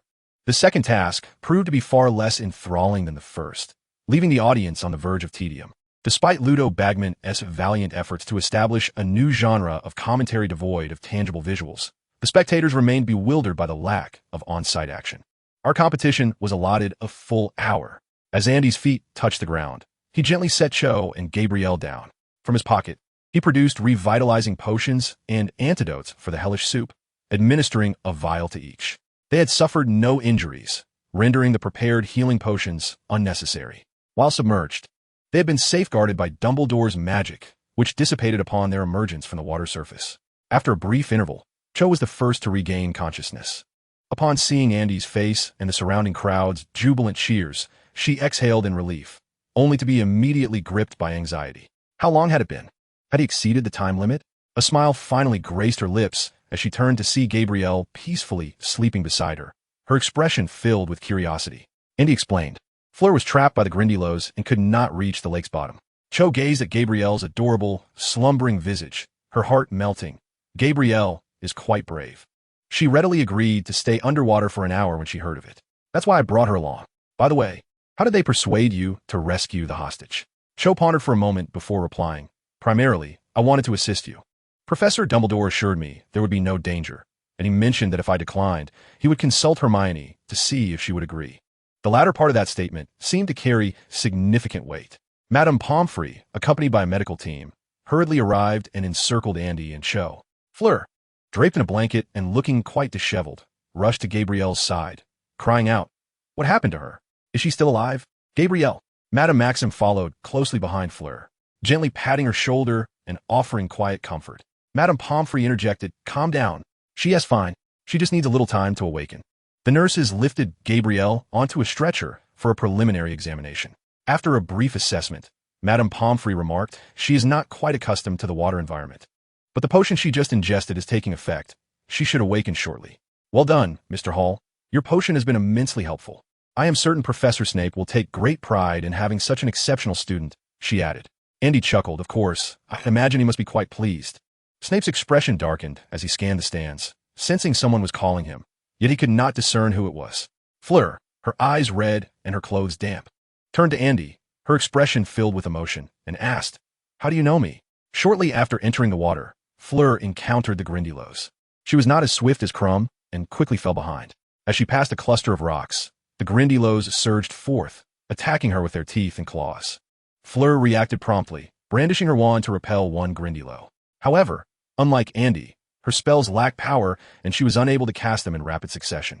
Moreover, the Grindylows, already incensed by Andy's earlier actions, fought tenaciously. Fleur, unaccustomed to aquatic maneuvers, could only hold them off for a brief moment before being encircled. The Grindylows, swift in the water, took advantage of her distraction and punctured her bubblehead charm. Consequently, Fleur lost her bearings entirely. Water rushed in her lungs, rendering her unable to breathe, and her wand was snatched away. As she had lost her wand, she was deemed to have failed the second task. Andy recounted, "When I went to rescue Cho, the mermaids mentioned the long-haired wizard was intercepted by Grindylows. Thanks to their gossip, I immediately knew you and Gabrielle were in trouble." For the first time, Madame Maxim bestowed a gentle smile upon Andy, saying, "On behalf of Beauxbatons, I thank you, Mr. Hall. You have demonstrated remarkable character. Beauxbatons will always support her friends." "Just call me Andy," he replied. Madame Pomfrey interrupted their exchange, stating, "We must attend to them. They need to rest now." Madame Maxim nodded at Andy, preparing to follow Madame Pomfrey with Fleur and Gabrielle in tow. "Thank you. You saved Gabrielle," Fleur exclaimed, her eyes red as she clung to Andy, sobbing. Chapter 98. The Consequences of Actions. A collective gasp arose from all witnesses, who stood in stunned silence, gazing at the embrace between Fleur and Andy. Cedric, seated among the Hufflepuff contingent, could not contain his excitement and raised his fist in cheer. The surrounding students regarded him with puzzled expressions, prompting him to awkwardly explain, "Ahem, Fleur is my good friend, and I hope she finds true love." "Indeed, that's it," he insisted. Caught off guard, Andy hastily pushed Fleur away. He felt a chilling sensation at his back, as if a knife were incessantly gliding across his skin. A mere verbal expression of gratitude sufficed. Andy awkwardly shifted Furong's face away from his neck. Rather than feeling embarrassed, Furong generously displayed a warm smile. Madame Maxim, standing behind her, observed the exchange with a beaming countenance, showing no intention of intervening. Is this the essence of French romance? After Furong and Madame Maxim departed, Qiuzhang, with a sweet smile, inquired, "Do you like it?" Andy, with righteous fervor, declared, "My heart is solely filled with magic." Qiuzhang's expression shifted, twist the spell. "Ah." Andy was suddenly attacked at his side. Unable to evade, he could only endure the assault. It seems that even a warrior capable of defeating a fire dragon possesses a vulnerable spot. Lido Vagman, on the commentary stage, jested at this scene, while Qiuzhang blushed and hastily released his grip. Such a situation was truly unprecedented. His time was so ample that he could assist another warrior. Remarkably, he appeared to be unscathed. I could not help but wonder where the remaining two warriors had reached at the bottom of the lake. If time dragged on too long, it would undoubtedly become a crucial factor in evaluating their performance. For Andy's display was nothing short of flawless. As Lido Vagman reveled in excitement, Crumb and Harry at the lake's depths were oblivious to the unfolding events. Crumb found himself in dire straits. He was lost in the deep recesses of the lake. Crumb paused, bewildered, glancing around.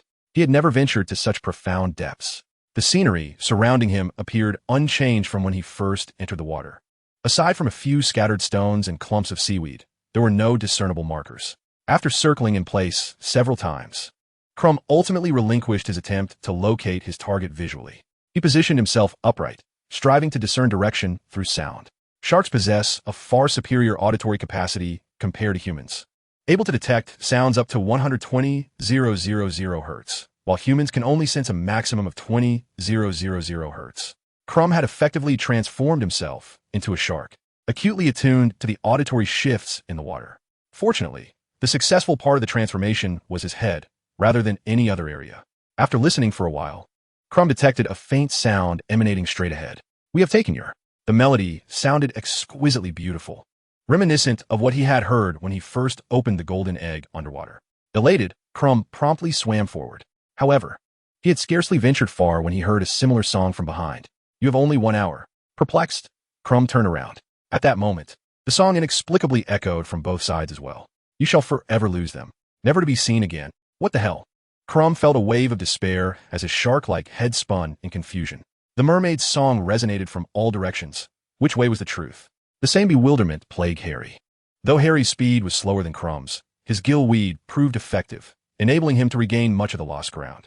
Harry's hands and feet had sprouted webbing akin to that of ducks, resembling a mermaid's, which significantly enhanced his agility in the water.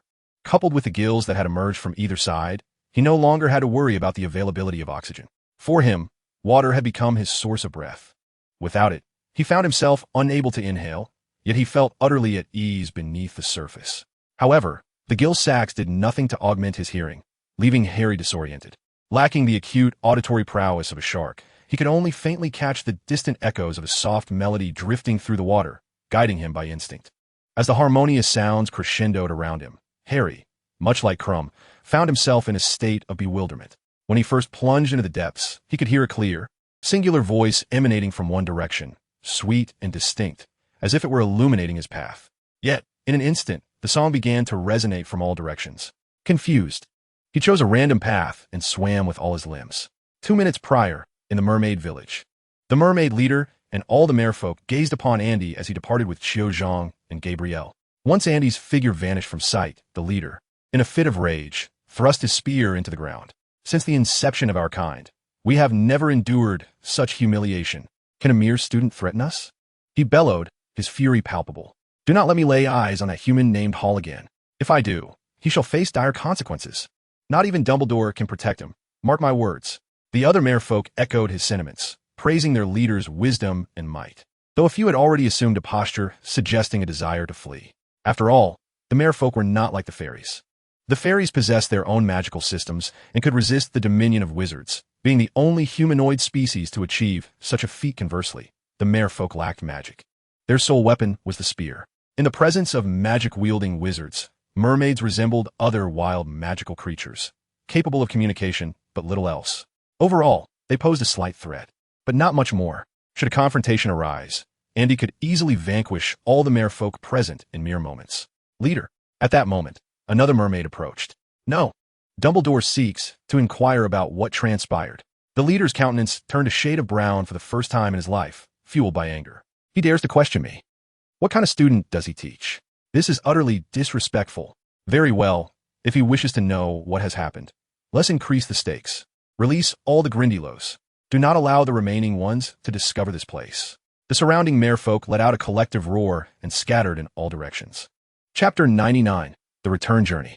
The merfolk's retaliation was immediate. Andy's actions had thoroughly incensed them.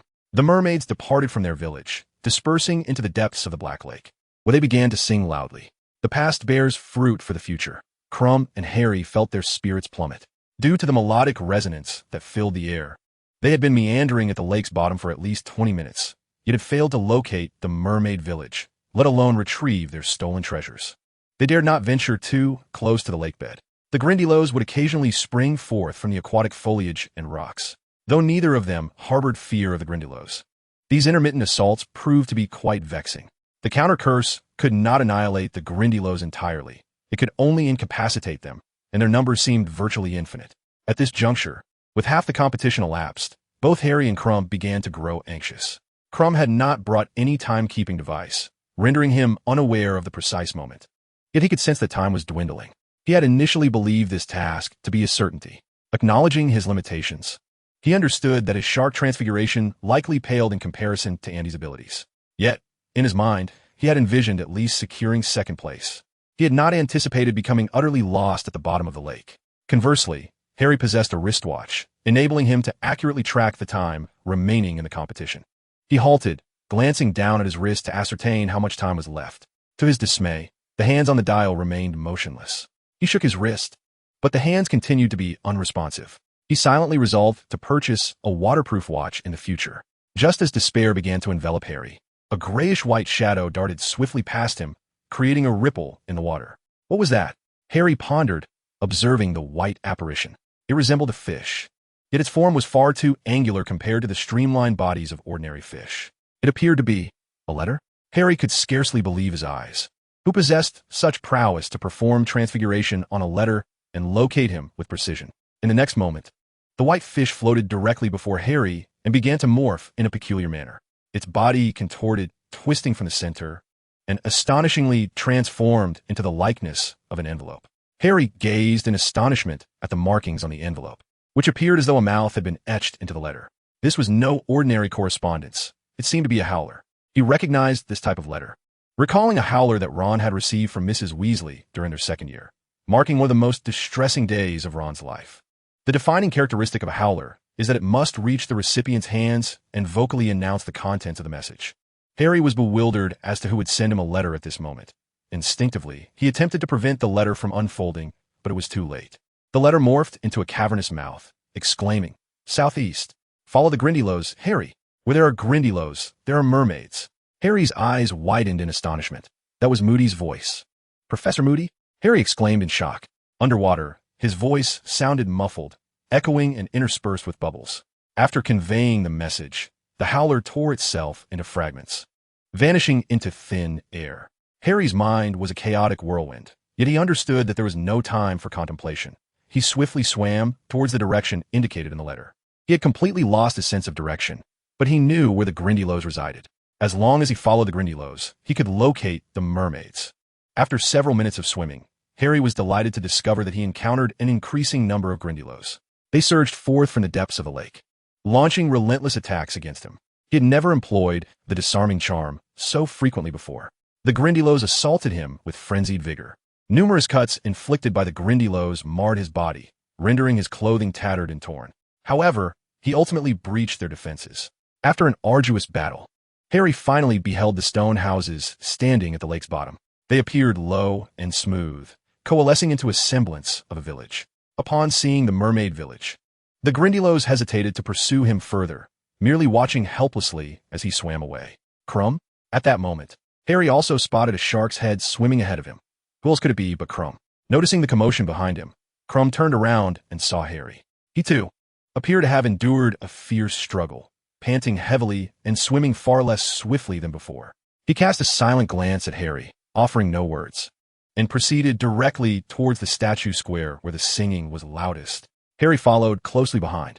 Before long, they arrived at the monumental mermaid statue.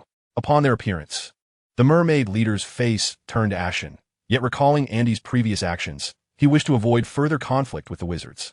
He gestured with his spear, signaling the other mermaids to step aside. Harry and Crumb cautiously approached the tail of the mermaid statue, under the watchful eyes of the mermaids. Bound to the statue's tail were Ron and Crumb's partner, the girl from both batons, both utterly motionless. Their positions were vacant, and the ropes binding them had been neatly severed. They exchanged a glance, and both instantly realized that they were the last to arrive. Panic surged in their eyes. Andy and Fleur had already rescued their hostages. Crumb and Harry lunged forward frantically, attempting to free the captives from their bindings. The ropes were tied exceptionally tight, and despite Harry's vigorous efforts to tear them apart, he found it utterly ineffective. He drew his wand and aimed at the ropes. Reducio! A large bubble escaped his lips, and underwater, he struggled to enunciate the incantation clearly. A faint white shadow shot from his wand, completely missing its target and striking the statue instead, leaving the ropes unscathed. Frustrated, Harry stowed his wand and seized a sharp stone from the ground, striking the ropes with fervor. The surrounding mermaids observed their antics, chuckling, particularly at Harry's flippers, which added to the absurdity of the scene.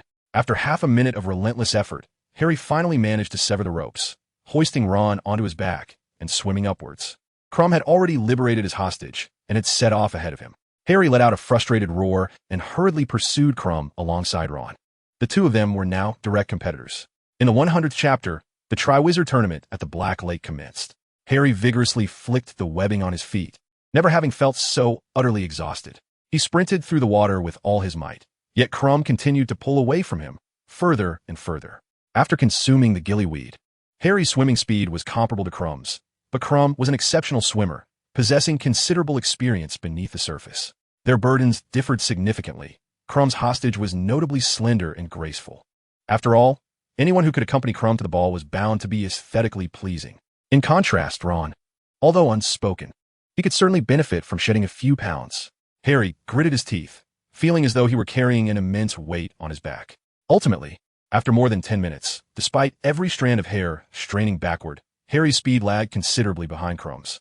Gasping, Harry raised his head above the water, greedily soaking in the sunlight. Even though his throat felt as if it were ablaze, he paid it no mind.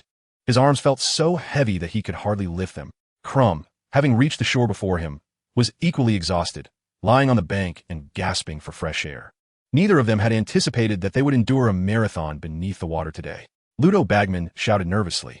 Although they had exceeded the time limit, they had still completed their task. Both hostages were unharmed. The audience erupted with excitement, everyone rising to catch a glimpse of Harry and Crumb. Thus, the second event finally concluded. Ludo Bagman continued narrating the competition, and the spectators were aware of how Harry and Crumb had repelled the Grindylows, eagerly awaiting the final outcome. For this reason, the audience generously bestowed their applause upon them. Indeed, Harry and Crumb had delivered an exhilarating performance.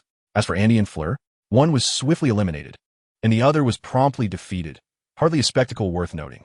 The crowd cheered fervently for Harry and Crumb. Madame Pomfrey led the medical team to rescue Harry and Ron, with Harry collapsing onto the shore from sheer exhaustion. Percy, from the judges' panel, rushed down, frantically dragging the now conscious Ron toward the bank. Ron struggled and shouted, "Let go of me. I'm fine." Percy, in a state of panic, exclaimed, "Mother must be worried sick," to which Ron retorted, "If you don't tell her, she won't worry." Had he missed the mark? Harry, in frustration, looked ahead and saw Andy approaching him. "You did remarkably well," Andy said, holding a bottle of raspberry juice and smiling. Harry lifted his head and glanced at Andy's attire, only to feel a wave of despair wash over him. Andy appeared as if he had just returned from a vacation, looking completely dry, devoid of any moisture. Unlike him, whose hair was tangled with seaweed and mud, one shake of his head resembled the effects of a cleansing charm. "I have good news and bad news. Which would you like to hear first?" Andy inquired. Ludo Bagman has revealed the unfortunate news. Pale-faced, Harry inquired, "How long have I delayed?" Andy replied, "The allotted time was 1 hour. You exceeded it by 3 minutes." This meant that Harry was in despair, realizing that Crumb had surfaced ahead of him. "What about Fleur?" Harry asked, taken aback. Andy informed him that Fleur had not even reached the Merfolk village. According to the scoring rules of the Triwizard Tournament, Fleur would undoubtedly be at the bottom, as she had failed to attempt a rescue of her hostage. The scoring criteria primarily considered whether one had completed their assigned task. After hearing this, Harry felt a mix of shock and relief, as if a weight had been lifted from his heart. Just as he was about to speak, a wave of weakness washed over him. His stomach churned, his vision darkened, and he saw stars. Before succumbing to unconsciousness, he could still hear Ludo Bagman exclaiming, "What an extraordinary match!" Dumbledore descended from the judging panel and approached the lakeside. The Merfolk leader emerged from the water, his expression grim, to convey everything that had transpired. Once the Merfolk leave the water's surface, their speech becomes indistinct, resembling the fragmented sounds heard from the Golden Egg. Hoarse growls, murmurs, and sharp, incomprehensible tones. While conversing, the Merfolk leader cast a glance at Andy. Unfazed, Andy thought, "Why are you looking at me? I do not know you. This juice is delightful." After listening, Dumbledore smiled and reciprocated with words in the Merfolk language, expressing his gratitude. The judges gathered for a brief discussion. "Now, let us assess the performances of our champions and assign scores." As in the first task, the maximum score was 50 points, and each judge had submitted their evaluations. First up was Miss Delacour. She was repelled by the Grindylow before she could encounter her hostage and lost her wand, earning a score of 23 points. Applause erupted, though not fervent. Many cheered for Fleur. Next, Victor Crumb and Harry Potter, whose experiences were similar. Both successfully repelled the Grindylow and rescued their hostages after losing their way. Thus, Harry Potter received a score of 40 points, while Victor Crumb scored 43 points. Finally, Andy Hall received unanimous acclaim from the judges, achieving a score of 49 points. Chapter 101, The Celestial Unicorn, Eye of the Ice God. The Gryffindor cohort erupted in jubilant applause for Harry. Despite some imperfections compared to Crumb, he ultimately completed the task and fully deserved his score. The reason he did not achieve full marks was due to the Merfolk leader, Marcus, asserting that Mr. Hall's treatment of the Merfolk underwater was somewhat rough. This was deemed accurate, and the judges believed he could have performed better.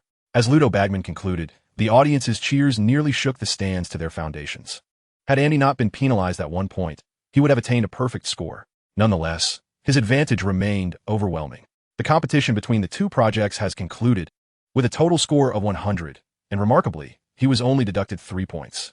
Even Kakarov awarded Andy full marks today, while the solitary point lost was at the behest of Dumbledore. There was no choice. If he did not make some show of authority, the merfolk would surely revolt. Kakarov initially intended to assign 6 points, but upon meeting Madame Maxime's icy gaze, he ultimately changed it to 10 out of a primal instinct for self-preservation. Kakarov remarked, "I wish to survive." Ludo Bagman then announced, "Let us give a rousing round of applause to our 4 champions. The third challenge will take place on June 24th, at which time the champions will be informed of the trials they must face. Let us wish them good fortune." The second project concluded amidst a cacophony of noise. The atmosphere in Gryffindor was also vibrant. Harry had done his utmost, and they had not been disgraced. The students of Beauxbatons, however, were in the lowest spirits. Fleur found herself at the bottom of the standings, especially with a significant gap separating her from the current leader, Andy. Unless a remarkable turn of events occurred, Fleur's chances of contending for the Triwizard Tournament trophy seemed bleak. Madame Maxime, however, maintained a positive demeanor. As long as Fleur and Gabrielle were unharmed, she felt content. She did not dwell on the outcome of the competition. The results were already determined. And Fleur's lack of experience in handling danger was not something for which others could be blamed. Having grown accustomed to Andy's extraordinary performances, everyone descended into an unusual calm. They were no longer as exhilarated as they had been during the first task when they witnessed Andy vanquish the dragon. Now, all of Ravenclaw had become ardent supporters of Andy. They were filled with unwavering confidence in him, instilling a sense of trepidation within Andy himself. After all, or dragons and merfolk, they appeared far from terrifying. He had never doubted Andy's capabilities. In my view, Dumbledore should transform the competition into a one-on-one duel format. With a single spell, Andy could vanquish them all. Perhaps next time, they should introduce a more formidable challenge, such as resurrecting the Dark Lord to serve as the guardian of the Triwizard Cup. However, could he withstand more than a dragon? That would lack challenge and excitement. Andy listened, breaking into a cold sweat. Such extravagant praise was unbearable. The rewards for the second task arrived punctually on the evening following the competition. Ding! Congratulations on completing Task 2, participating in the second match of the Triwizard Tournament and achieving the highest score. Task Reward: Eye of God, Constellation of the Celestial Unicorn, along with the option to select any spell taught in a Hogwarts course. In the next moment, an ice-attributed Eye of God, the Constellation of the Celestial Unicorn, materialized before Andy's eyes. The Eye of God gleamed in pure white, its overwhelming power evoking an aura that made it seem almost untouchable. This was the eye belonging to the renowned Liyue celestial beast, Xiaomei. Andy now faced a plethora of choices, yet found himself grappling with decision fatigue. He possessed 5 Eyes of God, each representing a different attribute and suited to various situations. For instance, the constellation of the flask would allow him to roam freely in the potions classroom. With the protective charm of the flask constellation, Snape has yet to catch Andy in any error or misconduct regarding potion making, which has nearly driven him to the brink of frustration. In recent days, Snape's complexion has grown increasingly sallow, and he frequently subjects students to detention. Nevertheless, Snape's efforts have proven remarkably effective. Regardless of the points Andy accrues in other classes, Snape finds fault and deducts them. Even when Andy's performance is impeccable, Snape can still penalize him by targeting other Ravenclaw students. This relentless scrutiny is the reason Ravenclaw's scores in the House Cup have stagnated. Consequently, Professor Flitwick and Snape have found themselves at an impasse, yet Snape remains unyielding. The Flask constellation further enhances Andy's agility, allowing him to manipulate the elemental winds. Each eye of the divine possesses formidable abilities. There are no useless eyes, only inept wielders. However, Andy is limited to 3 equipment slots, and even considering one that can be swapped at any time, he can only occupy 4 slots in total, making it impossible to utilize all abilities concurrently. This scenario aligns with Andy's expectations. As his mastery over the Eye of the Divine deepens, he will inevitably need to select the most suitable abilities for specific situations. The Eye of the Divine is not omnipotent. Over-reliance on it could one day lead to dire consequences. Andy is determined to avoid such a predicament. After all, when both elemental skills and elemental bursts are on cooldown, he must rely solely on his own capabilities. His studies in magic must not be neglected. Andy habitually reflects and realizes he has become somewhat complacent recently. Such a state cannot persist. He must seek out another professor for guidance on magic. After careful consideration, Andy equipped the Celestial Luminance, replacing the Geo Archon.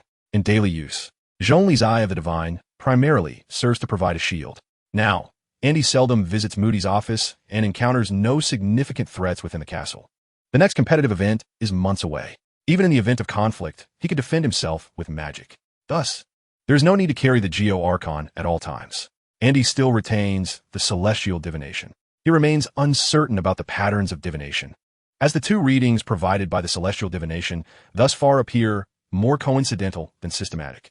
Or perhaps divination itself is inherently capricious. This phenomenon is corroborated by Professor Trelawney. She herself cannot predict when she will utter a correct prophecy. To err on the side of caution, Andy decides to equip the celestial divination. For one can never tell when another successful reading might occur. In the remaining 2 equipment slots, Andy has chosen the Hourglass constellation and the newly acquired celestial luminance. The comprehensive abilities of the Hourglass constellation will aid him in navigating daily courses and deepening his understanding of magic, making it irreplaceable. The decision to use the celestial luminance stems purely from Andy's curiosity. He has yet to experience the ice elemental eye. The moment he equipped the celestial luminance, he instinctively felt the surrounding temperature drop several degrees. He raised his hand, a layer of frost having formed upon his fingers. Yet he felt no pain, only a profound sense of comfort. Simultaneously, he surveyed the objects within the room. His focus sharpened, firmly locking onto his objective. Andy now perceived that no matter from which angle he cast his spells, he could strike with precision. Satisfied, he stowed away the celestial seat. System. I wish to redeem my task reward. All right. Andy's vision transformed, revealing an ornately decorated parchment scroll before him. As Andy concentrated, the scroll began to turn its pages, each corresponding to a different incantation. The scroll was filled with cryptic script, some adorned with illustrations vividly depicting the respective effects. Chapter 102, Apparition. Please silently contemplate and select your task reward. The magic you choose to learn must meet one condition. It must have been publicly taught in Hogwarts curriculum. Magic demonstrated privately by professors is not within the selection range. A sudden thought struck Andy. Could I select magic that was taught in the past at Hogwarts? The curriculum of Hogwarts is not immutable. In an era before dark magic was defined as such, every magical institution taught it. During that time, magic was devoid of the dichotomy of light and dark. It was also a period marked by fierce clashes among magics. No, there are temporal constraints. The selected magic must have been publicly taught in Hogwarts during the current academic year. The current academic year. A smile crept across Andy's face as he realized what he would choose. This was in essence a matter of addressing a need. This opportunity was rare, allowing Andy to remedy his own shortcomings. Presently, Andy's offensive capabilities were formidable, far surpassing that of an ordinary student. With the Hourglass Seat and the Celestial Seat, even the most seasoned wizards would find themselves at a disadvantage against him. His defenses were equally impressive. Even a fire dragon could not breach a shield. Given this, it would be prudent for him to select a spell that could assist him in other aspects. With so many restrictions, Andy's long-desired unforgivable curses and the Patronus charm were out of reach. Such spells could not be publicly taught at Hogwarts at this juncture. Thus, only one choice remained. I wish to select Apparition. You heard correctly. I wish to learn Apparition, Andy reiterated. Apparition is the very spell Lucius Malfoy employed to flee before him. This magic is akin to what Andy understood as teleportation, allowing the caster to instantaneously appear in another location. It is indeed an essential spell for both domestic travel and more nefarious endeavors. Crucially, it is also a spell that is taught within the Hogwarts curriculum, although it does not appear on Andy's class schedule. Every wizard who has reached the age of 17 is eligible to enroll in the Apparition course offered by the Ministry of Magic at Hogwarts.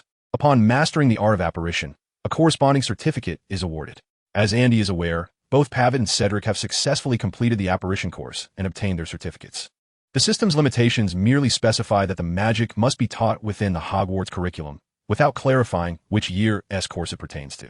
Seizing this loophole, Andy rendered the system mute as silence enveloped London Bridge that evening. Give it to me, Andy extended his hand. Damn, I forgot to include the condition that one must personally complete the corresponding course. Andy remarked, you know I can hear you, right? In the next moment, the parchment before Andy began to shift, flipping to a specific page. This page was densely filled with incomprehensible text, forming an enigmatic formula, accompanied by 2 illustrations of a wizard beneath it. In the first illustration, the wizard stands still, focused and gazing ahead, only to vanish, reappearing in the second illustration. Upon witnessing this, The page detailing apparition was torn away and transformed into a stream of light that entered Andy's body. A torrent of information flooded into Andy's mind, and he instantly grasped the methodology of apparition. Strictly speaking, this magic consists of 2 steps. The first step, apparition, involves compressing one S-body to disappear from the original location. The second step, apparition reappearance, allows the user to manifest at the intended destination. The distance of apparition is constrained by the user's magical power and willpower. In simpler terms, the stronger the wizard, the farther they can apparate. With great enthusiasm, Andy attempted to perform apparition, aiming to shift to the opposite wall of his dormitory. However, his body remained utterly still. After a brief silence of 2 seconds, he felt a wave of embarrassment, relieved that no one was watching. Too excited, he had forgotten the prohibition against apparition within Hogwarts. It seemed he would have to wait until he exited the school gates to try this magic. The following day, Andy strolled out of the common room, his destination set for the hospital wing. Autumn Zhang and all the students serving as hostages were to gather there for another checkup by Madame Pomfrey. Despite Dumbledore's magical assurances, Madame Pomfrey insisted on this procedure. As he walked, many greeted Andy with excited shouts.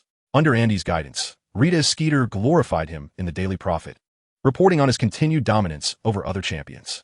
Many were puzzled as to why Rita, who had been banned from Hogwarts, could still procure first-hand information punctually. Meanwhile, she focused her reports on Andy and his companions' efforts to rescue the hostages during the competition. As for the essential gossip column, she found a new target in Crumb and the girl from Beauxbatons who was ardently pursuing him. Her readers swiftly abandoned Hermione, shifting their attention to the fervently pursued Crumb. There is no doubt that Crumb garners more attention than Hermione. Overall, the outcome is pleasing for all. Hermione will no longer be subjected to harassment. The Warriors have gained fans and enhanced their notoriety, and both Hogwarts and the Ministry of Magic have significantly increased their visibility. A bright future lies ahead for everyone. Chapter 103. Professor Moody's actions undoubtedly carried deeper significance. As Andy entered the infirmary, before he could discern who was present, a petite figure swiftly leaped into his embrace. Before him was a cascade of silvery hair, accompanied by a hint of floral fragrance, rushing towards him. Andy was taken aback when Fleur shrunk. Andy! It was Gabrielle, Fleur's sister, who affectionately wrapped her arms around him. She appeared to be completely recovered, her silver locks elegantly tied into twin ponytails, exuding an undeniable charm. Andy gently lifted Gabrielle, playfully admonishing, "Do not emulate your sister. Steer clear of me, lest misfortune befalls you." Gabrielle gazed at him with innocent eyes. "I merely wish to express my gratitude. My sister has told me everything. You vanquished an entire tribe of merfolk from the depths of the lake to rescue me. You truly need not have gone to such lengths. My sister claims you are my hero." With starry-eyed admiration, Gabrielle looked upon Andy, who in turn regarded Fleur. Was this a ruse to enchant the child? Fleur averted her gaze towards the ceiling. Unfazed, Gabrielle nestled deeper into Andy's chest. Well, Andy accepted the affection graciously. He finally understood that sometimes there exists a vast chasm between reality and ideals. Reason dictated that Fleur sought to bridge the gap between them through Gabrielle. Yet, when a charming little girl gazes at you with adoration, it becomes exceedingly difficult to refuse, especially when her sister is equally enchanting. Andy barely dared to meet Gabrielle's gaze. Whose child is this, so captivating in appearance? How do others manage to endure? He set Gabrielle down and shifted the topic, inquiring, "Where are Crumb and Harry?" Fleur responded, "Crumb just left, and Potter is over there in that bed." Turning around, Andy then noticed Harry and his companions in another semi-open ward. Through the translucent curtain, he could see Harry lying on the bed, with Ron and Hermione seated beside him. After the match, Harry was utterly spent, having slept for half a day before being forcibly retained in the hospital by Madame Pomfrey. Crumb, on the other hand, had completed his examination and departed. This exemplifies the disparity. Crumb truly lives up to his reputation as a star seeker, possessing unparalleled physical prowess. Both Harry and Crumb had endured the marathon beneath the lake, yet Crumb seemed unfazed, bouncing back the very next day, while Harry had yet to regain his mobility. Fleur succinctly recounted the events of the day.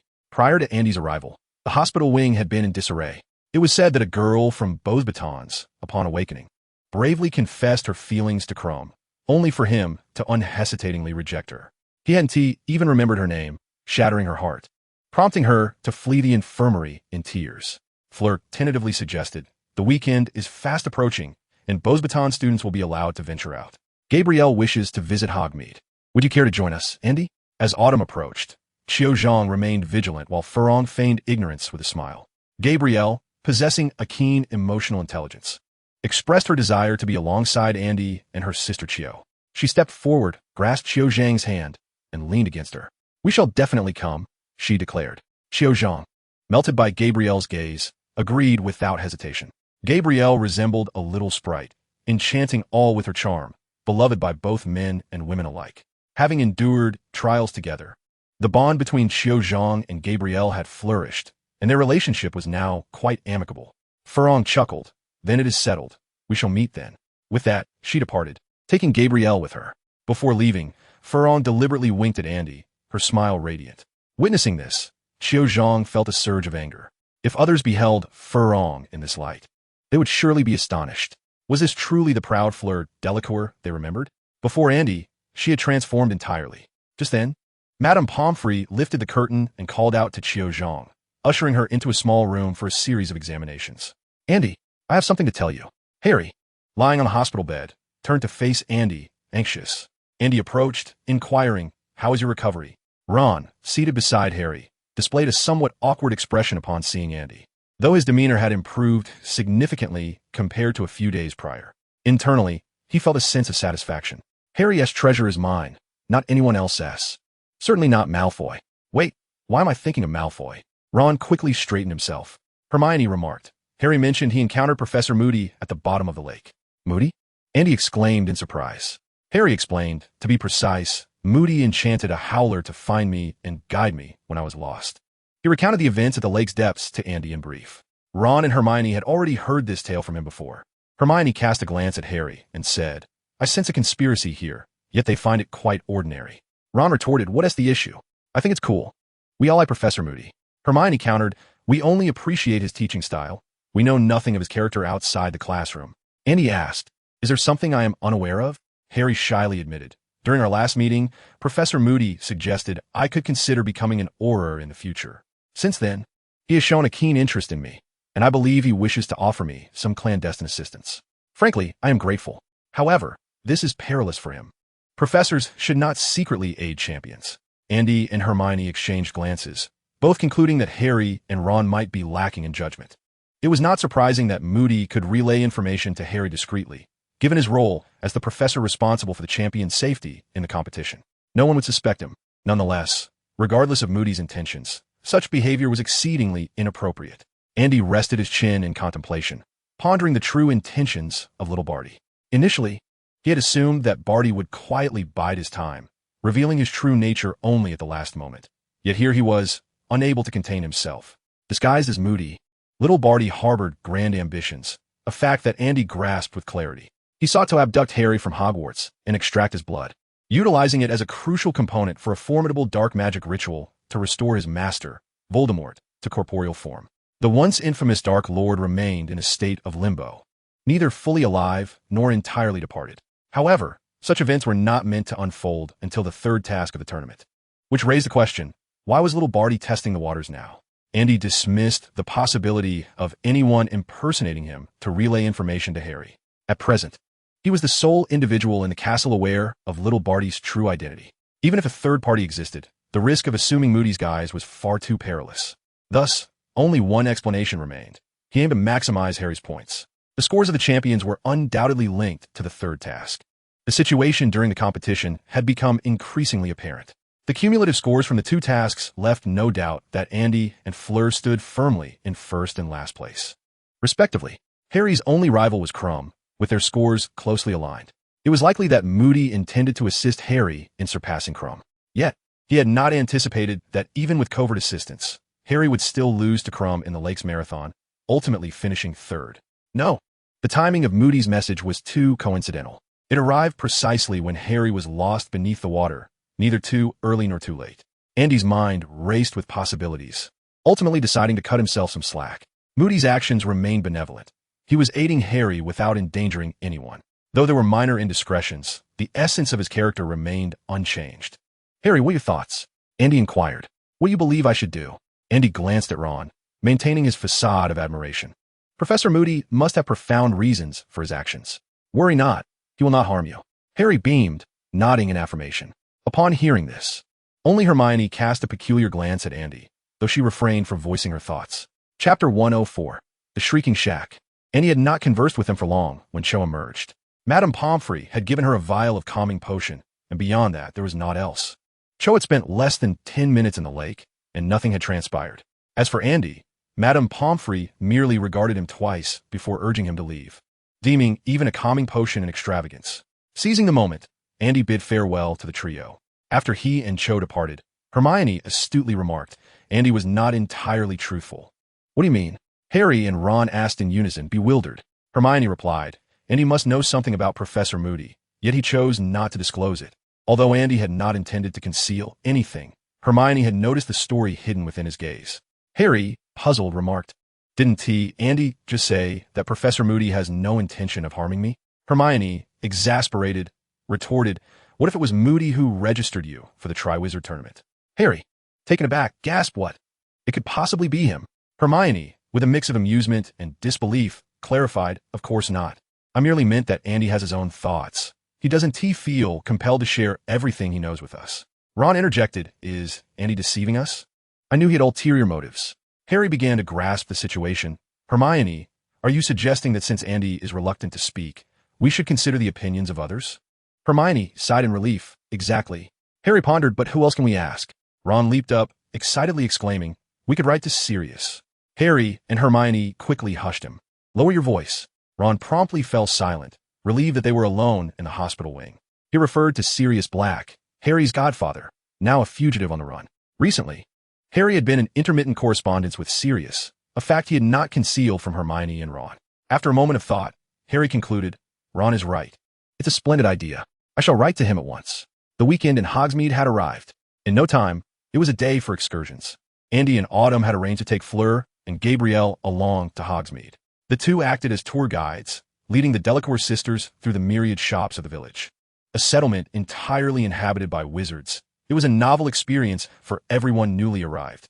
The houses in Hogsmeade were peculiarly shaped, some leaning at odd angles, with doors facing east while attics twisted in the opposite direction, adorned with tufts of fluff on their walls.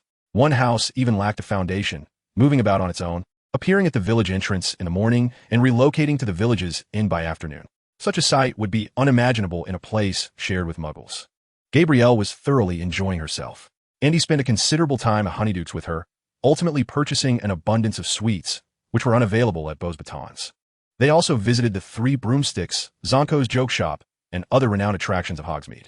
Although Andy and Autumn had frequented these places many times, they were fresh and exciting for Fleur and Gabrielle. Eager to indulge the charming Gabrielle, Andy and Autumn willingly accompanied them on their shopping spree. Fleur, having been immersed in classes and preparations for the tournament for the past few months, was perpetually busy, leaving little time for leisure. Today, however, she completely let go. Traditionally, both she and Andy were warriors, and given their close proximity, rumors were inevitable.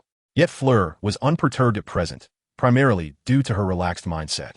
With her points at the bottom and her chances of winning minimal, she herself did not believe she had any opportunity. Being at rock bottom, any direction she took was bound to be upward. Fleur now maintained a serene disposition, entirely free of pressure. The group spent the morning in Hogsmeade, and, ultimately, Autumn suggested a visit to the Shrieking Shack. It was a dilapidated house situated on the outskirts of Hogsmeade, long uninhabited and rumored to be haunted. In the previous semester, the trio of Harry, Ron, and Hermione had unveiled the true identity of Sirius Black within the confines of the Shrieking Shack, revealing him to be an illegal animagus. They also uncovered numerous secrets that had long remained hidden in the shadows. For instance, the former defense against the dark arts professor, Remus Lupin, was actually a werewolf, and Peter Pettigrew had been hiding as a rat in the Weasley household for a decade. However, those events belonged to the past. The Shrieking Shack remained as it always was, ramshackle, crooked, and enveloped in an eerie atmosphere that deterred all but the bravest souls. Gabrielle's eyes sparkled with excitement upon hearing about it. "I must go. I absolutely must." The group promptly set off. They followed the main road of the village, traversed a stone bridge, and ventured through the woods, eventually catching sight of the roof of the Shrieking Shack atop a slope. Taking a narrow path, Andy and Xiao Zhang led the two sisters toward the shack. At that moment, Andy suddenly glanced towards the opposite side of the forest, his expression one of surprise. After a moment's contemplation, he exchanged a knowing look with Xiao Zhang and said, You all go ahead. I need to use the restroom. Gabrielle protested. But it won't be as fun without you, Andy replied. It will be less enjoyable with me around. It's a haunted house, and the ghosts flee at the sight of me. Which is stronger, ghosts or Hungarian horntails?